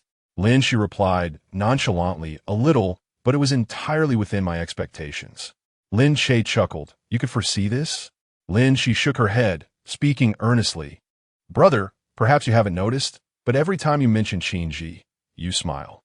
It has been a long time since I've seen you smile like that. Thus, Lin Che harbours feelings for Qin Yi, albeit unconsciously. Lin Che had also met Qin Yi and found her strikingly beautiful at first glance, assuming her to be aloof. However, upon interaction, she discovered a gentle nature, making her quite easy to engage with. There was no air of superiority, no disdain, nor pity directed at her. Qin Yi interacted as if with an ordinary person, creating a sense of comfort. Love is an instinct of the body, and Qin Yi finds herself irresistibly drawn to Lin Che, her gaze filled with his presence. Thus, upon discovering their relationship, Lin Che is not the least bit surprised. She feels joy for Lin Che, for he has finally found someone who loves him in return. If one day she is no longer here, at least her brother will not face solitude, for there will be someone to accompany him as he ages gracefully. On the first day Lin Che moved to the film crew, Su Jiao launched an ardent pursuit, showering him with flowers, milk tea, and banners, infuriating Jiang Yu to the point of being unable to continue her performance. Jiang Yu's mindset was considerably affected, were it not for Lin Che's domineering presence guiding her. She might have gone on strike within days. On the third day, Qin Wei was discharged from the hospital and simultaneously received the latest news about Lin Che. Chapter 87. Like grasping a mistress. Upon learning that Lin Che was filming, Qin Wei was momentarily stunned, then consumed by rage. She had clearly warned the producers and directors around her not to involve Lin Che in any filming. Why had he still secured such opportunities? Her gaze fixated on the production team details. Aside from the two directors, there was one unexpected individual, Jiang Yu. A cold laugh escaped her lips, her expression as frigid as ice. No wonder Jiang Yu's attitude towards Lin Che had so suddenly shifted, even beginning to speak well of him. How could she claim to know him well after merely a few days of acting together? Did she even know that Lin Che had been supported by her for 5 years? The one who appeared the most innocent was, in fact, the most cunning. She had pretended for so long before her, claiming not to know him while secretly playing the role of a couple with Lin Che. Qin Wei clenched her jaw tightly, her breath growing heavy. She had once sincerely regarded Jiang Yu as a sister, and her concealment was nothing short of betrayal in Qin Wei's eyes. Qin Wei took out her phone and sent Jiang Yu a message. "What are you doing right now?" After more than an hour, Jiang Yu finally replied, "I am filming." "Is there something you need? Where are you filming? What is the name of the movie? What is the crew like?" Qin Wei feigned ignorance, merely testing her. Jiang Yu did not answer any of her questions and countered. "Sister Wei Wei, why are you suddenly inquiring about this? I was discharged today and thought I might visit you on set." "There is no need. Our crew is very busy. It would be better if you didn't come." Jiang Yu politely declined, adding that she was still unwell and should rest at home. Upon reading this response, Qin Wei scoffed, her anger flaring. "Who is the male actor in your production?" Jiang Yu did not respond again. Her message seemed to vanish into silence. She had given Jiang Yu numerous chances for honesty, yet she chose to remain secretive. Qin Wei instructed Aunt Zhang to pack her belongings and handle the discharge procedures, while she simply departed. Upon learning of her discharge, Qin Wei's father called her, inquiring through Aunt Zhang if she was ready to go home, asking if she had recovered. "Yes, I'm better now." In truth, she was not fully healed. For instance, her fingers had just scabbed over, occasionally itching and stinging. Unable to come into contact with water, requiring assistance for personal hygiene. The palm print on her face and the bump on her head had yet to dissipate, necessitating concealer to mask them. "Since you are better, return home to keep your mother company. She has not been well lately." Qin Wei was not pleased. "If she's unwell, she should see a doctor. Why seek me out?" In the family, her mother is the most ineffectual, unable to accomplish even a single task assigned to her. Qin Wei spoke of her mother with a hint of annoyance. "Dad, I won't discuss this further. I am currently preoccupied with promoting my new film." Qin's father offered a reminder. "Regarding Qin Yi, you should avoid provoking her for the time being." "All right, I understand. Must you be so verbose?" Qin Wei interjected before her father could finish his sentence. Deep down, Qin Wei felt that her father was displaying favoritism in this matter. It was she who had been hurt and humiliated. Why should Qin Yi be spared? To seek to appease her by glossing over her grievances was nothing short of a delusion. Anxious to meet Lin Che, Qin Wei took nothing with her but her phone and summoned a ride, heading directly to Lin Che's filming location. Throughout the journey, she was far from at ease. Lin Che was like a fishbone lodged in her heart, incessantly tormenting her day and night. It had been quite some time since she had last seen him, and merely thinking of him brought back the harsh words he had spoken to her that night. Upon arriving at the filming site, Qin Wei scanned the crowd and quickly spotted Lin Che amidst the throng. He was carrying Jiang Yu, moving forward with a camera following closely behind. Witnessing this scene brought tears to Qin Wei's eyes. She understood that actors must immerse themselves in their roles and that physical intimacy, such as hugs, hand-holding, kisses, and even bed scenes are merely part of their profession. Yet, she found it intolerable. Even a simple handhold ignited a fierce jealousy within her. During the 5 years she spent with Lin Che, although he had been acting, she would never have allowed him to engage in such romantic scenes. She could not bear the thought of him loving someone else, even if it were merely acting. While filming together, Jiang Yu adapted to her role swiftly. Despite Lin Che's slender frame, he carried her with remarkable steadiness, not even breaking a sweat after such a prolonged duration.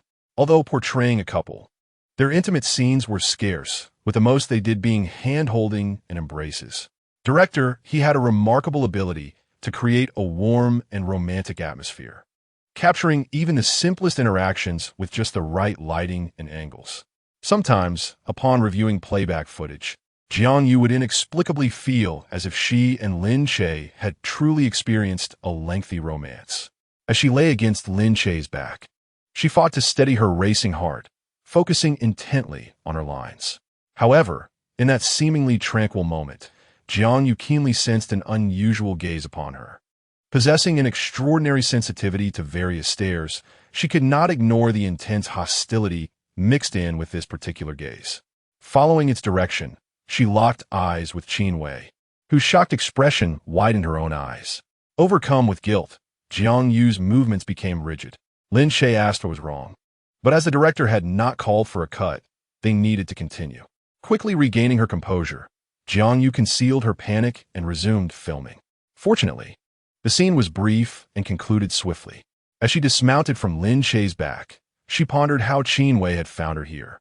She had clearly stated that she need not visit the set. Why had she come? Moreover, what did Qin Wei's hostile and disdainful gaze signify?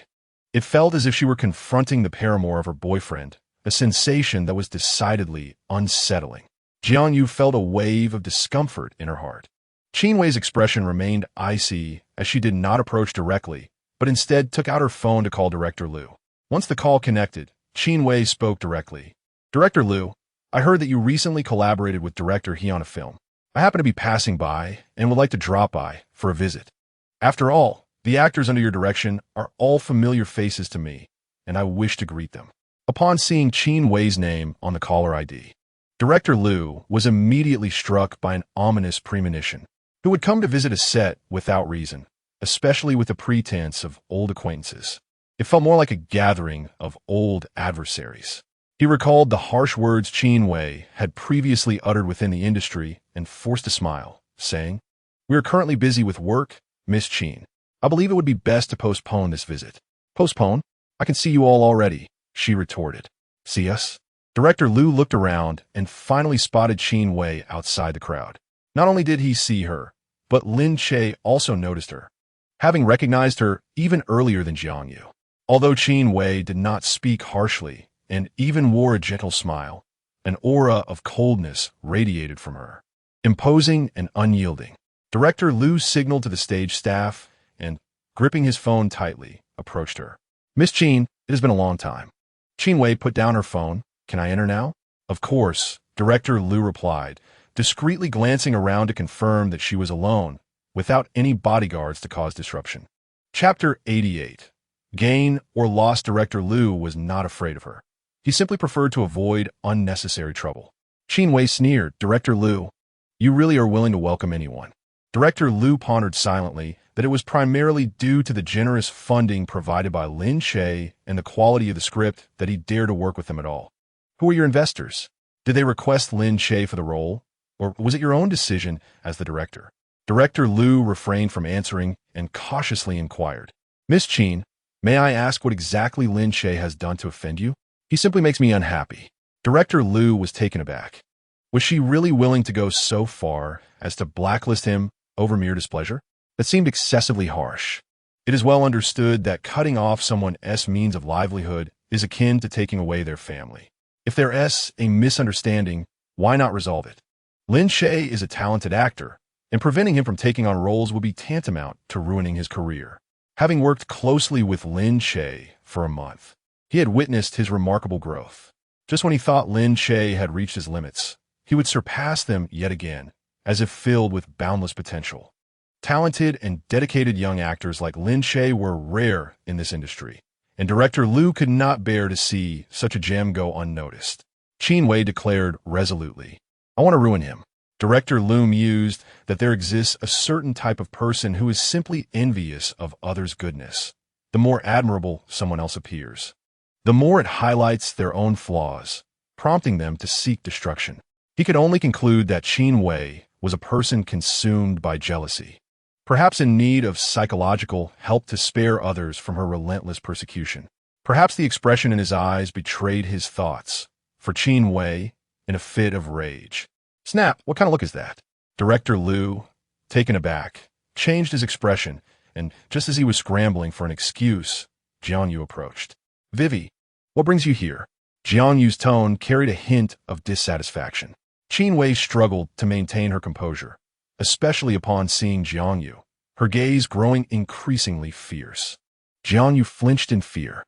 Without further ado, Qin Wei inquired, "How long have you been filming with Lin Che?" Jiang Yu mentally calculated and replied softly, "About a month." "Why didn't you tell me during such a lengthy period?" Jiang Yu was perplexed by her own guilt. Qin Wei was not Qin Yi, and her collaboration with Lin Che was merely a professional endeavor. Why was she being interrogated as though she were a mistress? As the youngest daughter of the Jiang family, Jiang Yu had been cherished since childhood, receiving treatment no less than that of Qin Wei. Suppressing her discomfort, she explained, "I considered discussing it with you, but your strong disapproval of Lin Che made me hesitant." This was the truth. She had intended to bring it up on Qin Wei's birthday, but her brother had interrupted. Qin Wei let out a cold laugh, openly slandering her before so many witnesses.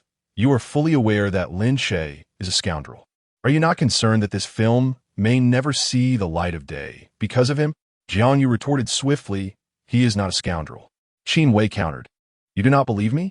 Jiang Yu replied earnestly, I trust what my own eyes perceive. You have only known him for a month. How much can your eyes truly discern? Qin Wei suddenly grasped Jiang Yu's hand, commanding, you are not allowed to continue filming this movie. Come back with me. Jiang Yu's eyes widened in disbelief, feeling that both Qin Wei and her brother were a perfect match, both quick to demand her withdrawal from her commitments. This was her affair alone. Why were they so eager to interfere? The more she pondered, the angrier she became, her demeanor growing increasingly frosty. I will not withdraw. I have signed a contract. If necessary, I will pay the penalty for breach. She forcefully shook off Qin Wei's hand. What do you mean by that? Qin Wei pressed. I am insisting you return for your own good. What future do you have acting alongside someone like Lin Che? Moreover, I have warned you repeatedly. Lin Che has wealthy backers. He is indeed a scoundrel. Enough. Jiang Yu interrupted. Sister Wei, why are you reacting so strongly? Even if he is a scoundrel, he is mine to deal with, which has nothing to do with you. Besides, he has not wronged me. We are merely acting together. I am a master of my own affairs. Do not cloak your decisions for me in the guise of goodwill. Even my brother has no right to dictate my choices. So what are you? Jiang Yu was exasperated, unable to comprehend what Lin Che had done to offend them all, why they all seemed so intent on trampling on him. Jiang Yu's disdain could be construed as a form of prejudice. But what of Qin Wei? You repeatedly claim Lin Che has wealthy patrons. Then do enlighten me about who they are. Accusers must provide proof. Otherwise, you are merely spreading rumors.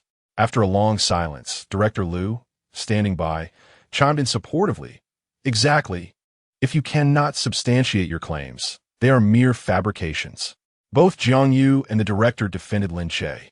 Meanwhile, what was Lin Che doing at that moment? He was seated a short distance away, sipping water, unable to discern their conversation, but observing their animated expressions from afar. When Jiang Yu was selected for the lead role, Lin Che had envisioned this very scenario. Were it another actress, she might have succumbed to a few threats and fled. Yet Jiang Yu is different. As the third miss of the Jiang family, she remains impervious to temptation and intimidation, possessing the prowess to confront Qin Wei. Moreover, as the biological sister of Jiang Yu, Qin Wei harbors a certain wariness towards her, refraining from meddling freely. Would Qin Wei dare to reveal the truth? Should she divulge it? The repercussions would undoubtedly fall most heavily upon her. Not only would it jeopardize the marital alliance between the Qin and Jiang families, but it would also obliterate the reputable image she has painstakingly cultivated over the years. From a pragmatic standpoint, the losses far outweigh the gains.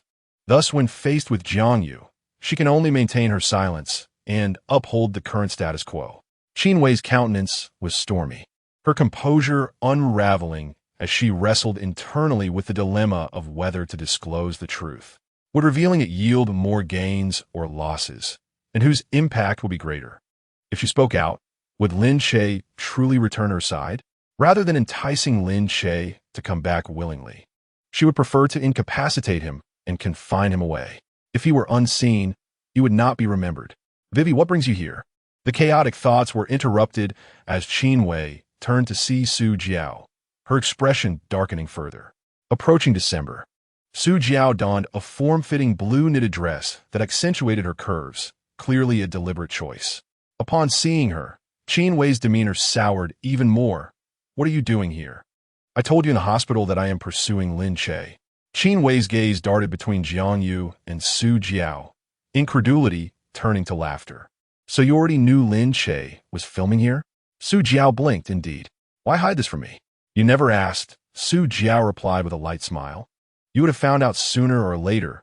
What difference does it make? I might as well take a couple more days to pursue my man. Su Jiao demonstrated her resolve, proving her commitment to chasing Lin Che by frequently visiting the set, treating the staff to milk tea and meals, and boldly presenting flowers as declarations of affection. Within a mere 3 days, the entire crew was aware of a wealthy beauty openly pursuing Lin Che. Previously, Su Jiao would have considered Qin Wei's feelings, but now she seemed to have completely liberated herself. Not only was she pursuing Lin Che, but she also encouraged Jiang Yu to join her, determined to stir the pot further. Do you truly feel you cannot live without a man? Why must it be Lin Che? Su Jiao inquired earnestly, because I have never dated a man like him. Chapter 89. The Battleground, Best Friends Entangled in Rivalry. Qin Wei's eyes widened in fury, her body trembling with anger. Why must it be Lin Che? You know he is mine. Qin Wei, are you certain you wish to discuss this here? Su Jiao interrupted, her expression shifting as they locked eyes in silence. After a moment, Su Jiao abruptly changed her demeanor. Turning to Jiang Yu with a smile, you both continue your work. I will take Qin Wei out for a stroll. With a scowl, Qin Wei followed Su Jiao, noting her familiarity with the surroundings, indicating she had visited often. When did you start having feelings for Lin Che? She used the term fancy instead of like. In Qin Wei's eyes, Su Jiao was merely caught up in a fleeting whim, regarding Lin Che as just a trinket displayed in a shop window. Su Jiao Punda, stroking her chin. Perhaps 2 or 3 years ago, though the exact time eluded her, it was clear that she often saw Lin Che by Qin Wei's side back then. Su Jiao glanced around and pointed in a certain direction, saying, "There's a CAF over there. Let us sit down and chat leisurely." Without waiting for Qin Wei's response, she headed over directly. Upon arriving at the CAF, the server presented the menu, and Su Jiao ordered an iced Americano along with the dessert. Qin Wei assumed that Su Jiao had ordered for her and coldly replied, "I'm not eating that." Su Jiao laughed. "I ordered it for myself. I'll have as much as I want. If I overindulge, I'll just be cautious." What was she implying? Qin Wei fixed her gaze on Su Jiao, asserting, "If I like something, I'll order it. If I can't finish it, I'd rather throw it away than share a bite with anyone." Leaning back in her chair, Su Jiao crossed her arms and slowly articulated, "No one is coveting your leftovers, but the crux is that you haven't even tasted it." When Qin Wei felt someone step on her foot, her temper flared. "Enough, Su Jiao. I've tolerated you for long enough. You know Lin Che is mine. What kind of men do you prefer? Why do you insist on stealing mine? Or do you particularly enjoy being a mistress, prying into others' relationships? Haven't you heard the saying, toothbrushes and men shouldn't be shared?" Su Jiao remained unperturbed and tilted her head at Qin Wei, stating, to clarify, "A month ago he was indeed yours, but he isn't now, and you never even dated. Thus, there is no question of me being a mistress. Please use more appropriate language. I merely developed a sincere affection for Lin Che, not a desire to compete with you." At this moment, Su Jiao's tone carried an unusual sincerity. Having encountered countless men, Su Jiao had sampled a variety of male models at clubs, yet in all her years, she had not found another like Lin Che, handsome, with a temperament unmatched by others. Those who were good-natured lacked his understanding, and while some could be charming, they fell short of authenticity. Qin Wei was seething with anger, her fingertips trembling uncontrollably. Overwhelmed, her mind buzzed. Just then, the server delivered the coffee and dessert, and before they even touched the table, Qin Wei snatched them and splashed the contents on his Su Jiao. Su Jiao was momentarily stunned before erupting with curses. "Qin Wei, are you insane?" Fortunately, she had ordered an iced Americano. Had it been hot coffee splashed on her face, it could have been disastrous. She had always known Qin Wei was unpleasant, but never anticipated such an outburst. Even when engaged in conversation, she would resort to violence. Qin Wei set down her cup, glaring at Su Jiao with disdain. "You, who so enjoy toying with men, think Lin Che would ever be attracted to someone as tawdry as you? Dressed so provocatively. Are you not ashamed, Su Jiao?" Su Jiao, no stranger to confrontation, had long been weary of Qin Wei's pretentious demeanor. With tensions running high, she saw no reason to maintain a facade any longer. Rising from her seat, Su Jiao swiftly grabbed a piece of cake from the table and hurled it at Qin Wei, following it up with a resounding slap across her face. Qin Wei was momentarily stunned by the slap, her body reacting more swiftly than her mind as she retaliated against Su Jiao. In a woman's brawl, slapping, hair-pulling, grasping, and pinching are commonplace. Unfortunately, due to her injured fingers, Qin Wei could not exert much strength and was thus overpowered by Su Jiao, who pinned her to the ground. Cake adorned Qin Wei's hair and face, reminiscent of her most disheveled state just 3 days prior. Su Jiao tugged at her hair, exclaiming, "Did you think I was the only one yearning for Lin Che? There's also Su Man. If it weren't for the Su family's business dependency on yours, she would have confronted you long ago. This colossal man-child, with his terrible temper, has been utterly spoiled by Lin Che over the past 5 years. You treat him as a mere substitute, mistreating him, discarding him at will, while using manipulative tactics to keep him by your side. Now, you profess to miss him. Are you feigning innocence? What about Jiang Yu?" Qin Wei's eyes blazed with fury, her pupils quivering. "Instead of worrying about others, perhaps you should reflect on your own situation. I have heard whispers about your recent wager agreement with your sister. Her food factory seems to be thriving.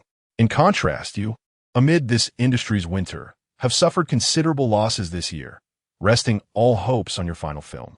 Su Jiao, with an unwavering stance, offered Qin Wei no opportunity to retort, her words flowing rapidly.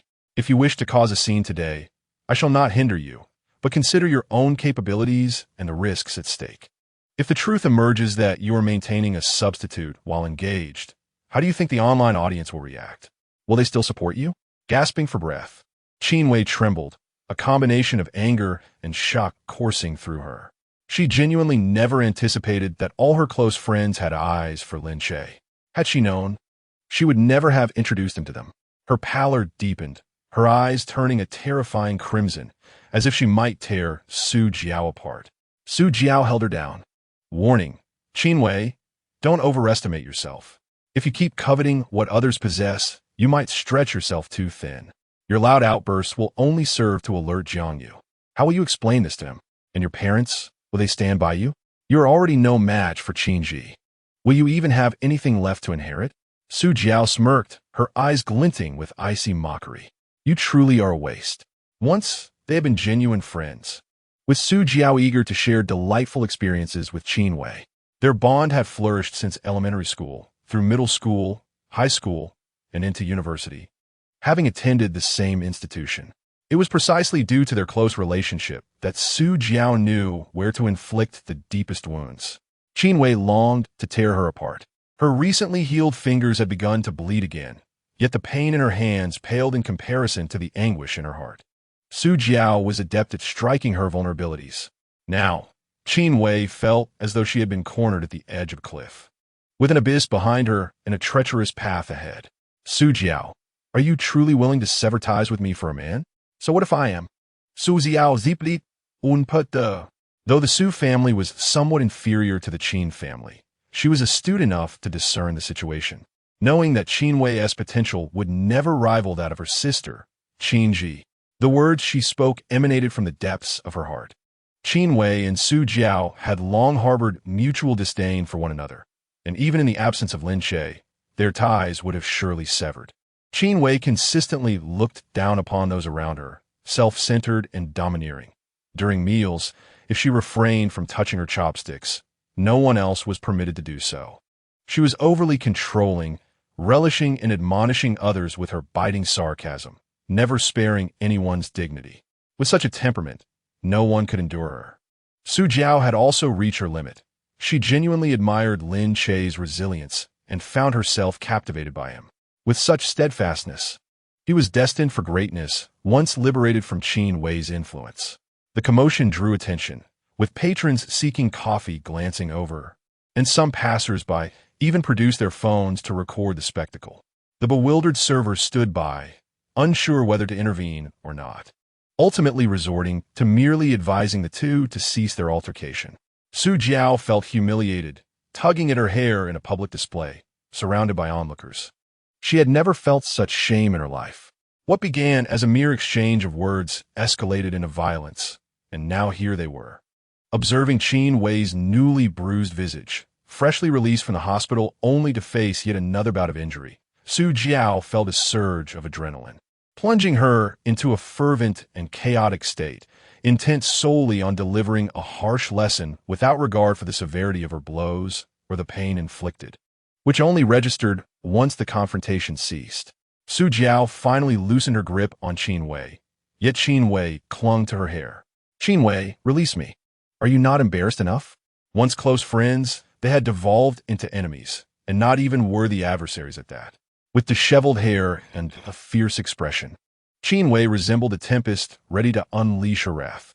Just when Su Jiao anticipated another strike, Qin Wei abruptly released her grip, hurling a meaningless threat. Just wait. You will all pay for this. Chapter 90. The incompetence of rage is truly ridiculous. Qin Wei departed, covering her face, her steps unsteady as if she might collapse at any moment. Betrayed by two of her closest companions, her spirits were understandably low. The once confident and proud visage now bore the cracks of despair. Never had she envisioned that her connection with a friend of over a decade would dissolve into animosity over Lin Che, transforming them into bitter rivals. Upon exiting the CAF, the cold wind struck her like 1,000 icy daggers, each breath a reminder of her pain. Qin Wei found herself engulfed in confusion, uncertain of her next course of action. She did not wish to lose Lin Che, nor did she want to part ways with Jiang Yu, and certainly she could not bear the thought of being looked down upon by Su Jiao and her ilk. Never before had Qin Wei felt such disorientation, as if mired in quicksand.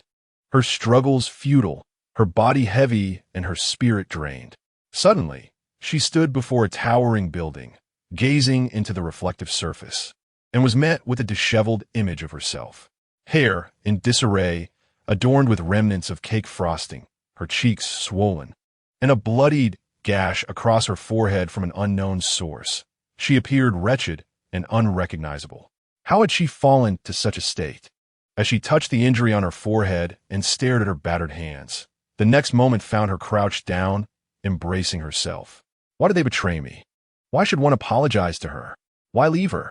At this juncture, can it truly be said that all the fault lies with her? Are they without any blame? The words spoken by Su Jiao echoed incessantly in her ears, and even when she covered her ears, they remained audible.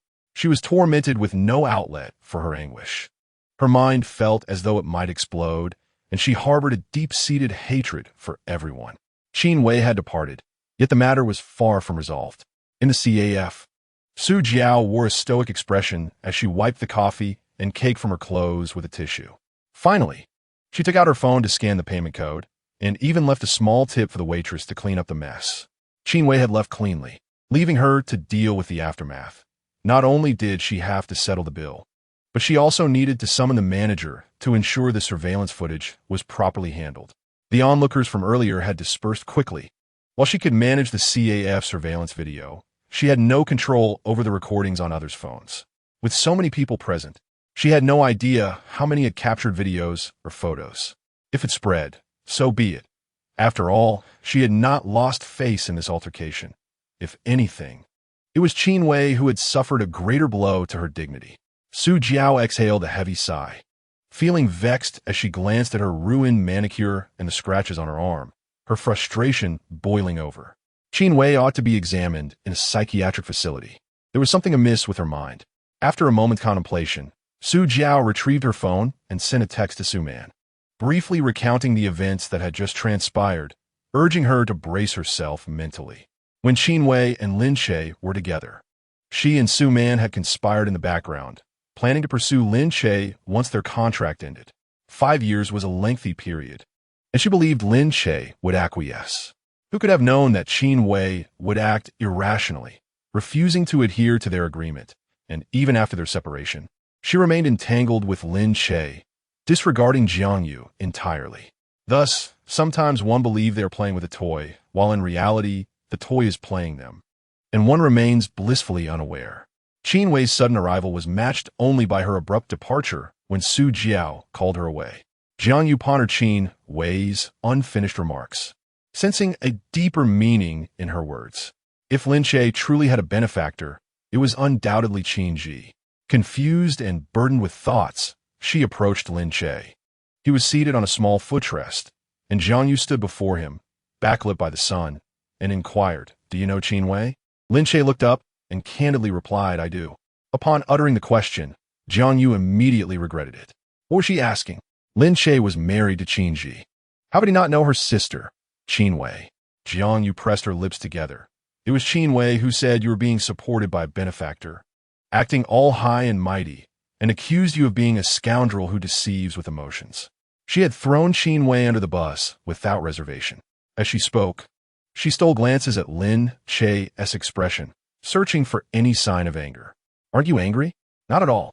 After all, getting upset only harms one's health. Lin Che remained unfazed, while she felt her own anger surging. If she were the subject of such slander, she would certainly confront the accuser. Yet Lin Che appeared indifferent, as if it had nothing to do with him. She continuously claims that you have a benefactor, alleging that you have been supported for 5 years, all while pretending to know you intimately. I truly wish to inquire about the identity of the benefactor she speaks of. After a prolonged silence, Lin Che said, "It's her." Jiang Yu was left bewildered. "What did you say?" Lin Che reiterated, "I said, the benefactor is her." "Are you joking with me?" Jiang Yu rolled her eyes, clearly skeptical. Qin Wei's mind was occupied with her brother Jiang Yu. They had been childhood friends with a deep bond. She had waited for him for 5 years while he was abroad. How could she possibly be supporting Lin Che? Was this some sort of narrative resembling that of a white moonlight and a substitute? Moreover, Lin Che was already married to Qin Yi. If he had indeed been supported by Qin Wei, would Qin Yi have consented to marry him? The rampant spread of rumors is astonishing, spoken without a second thought. Surely you are not so discontented by the slander that you wish to retaliate with similar unfounded accusations? It is a rare sight to witness someone tarnishing their own image. Jiang Yu was left speechless. She kindly advised, "You should really stop. No matter how you spin it, you are still Qin Wei's brother-in-law. Don't make things too awkward. After all, you will eventually see each other again." Lin Che remained silent. If they choose not to believe him, so be it. He would focus on completing the remaining scenes and then return home to accompany his girlfriend. The fewer troubles, the better. Fortunately, after Qin Wei departed, she did not return. In the afternoon and evenings, filming proceeded smoothly. By the time Lin Che returned to the hotel, it was already 10 o'clock. He had promised Qin Yi that he would text her upon finishing work. Just as he sent the message, Qin Yi initiated a video call. Lin Che answered. In the video, Qin Yi had her damp hair cascading down, wearing a seductive nightgown. Lin Che's first thought was, "It's 12 degrees tonight. Isn't she cold dressed like that? Aren't you cold wearing so little? I just got out of the shower, and the heating is on in my room. It's not cold." Observing the droplets still clinging to her hair, Lin Che imagined that if you're beside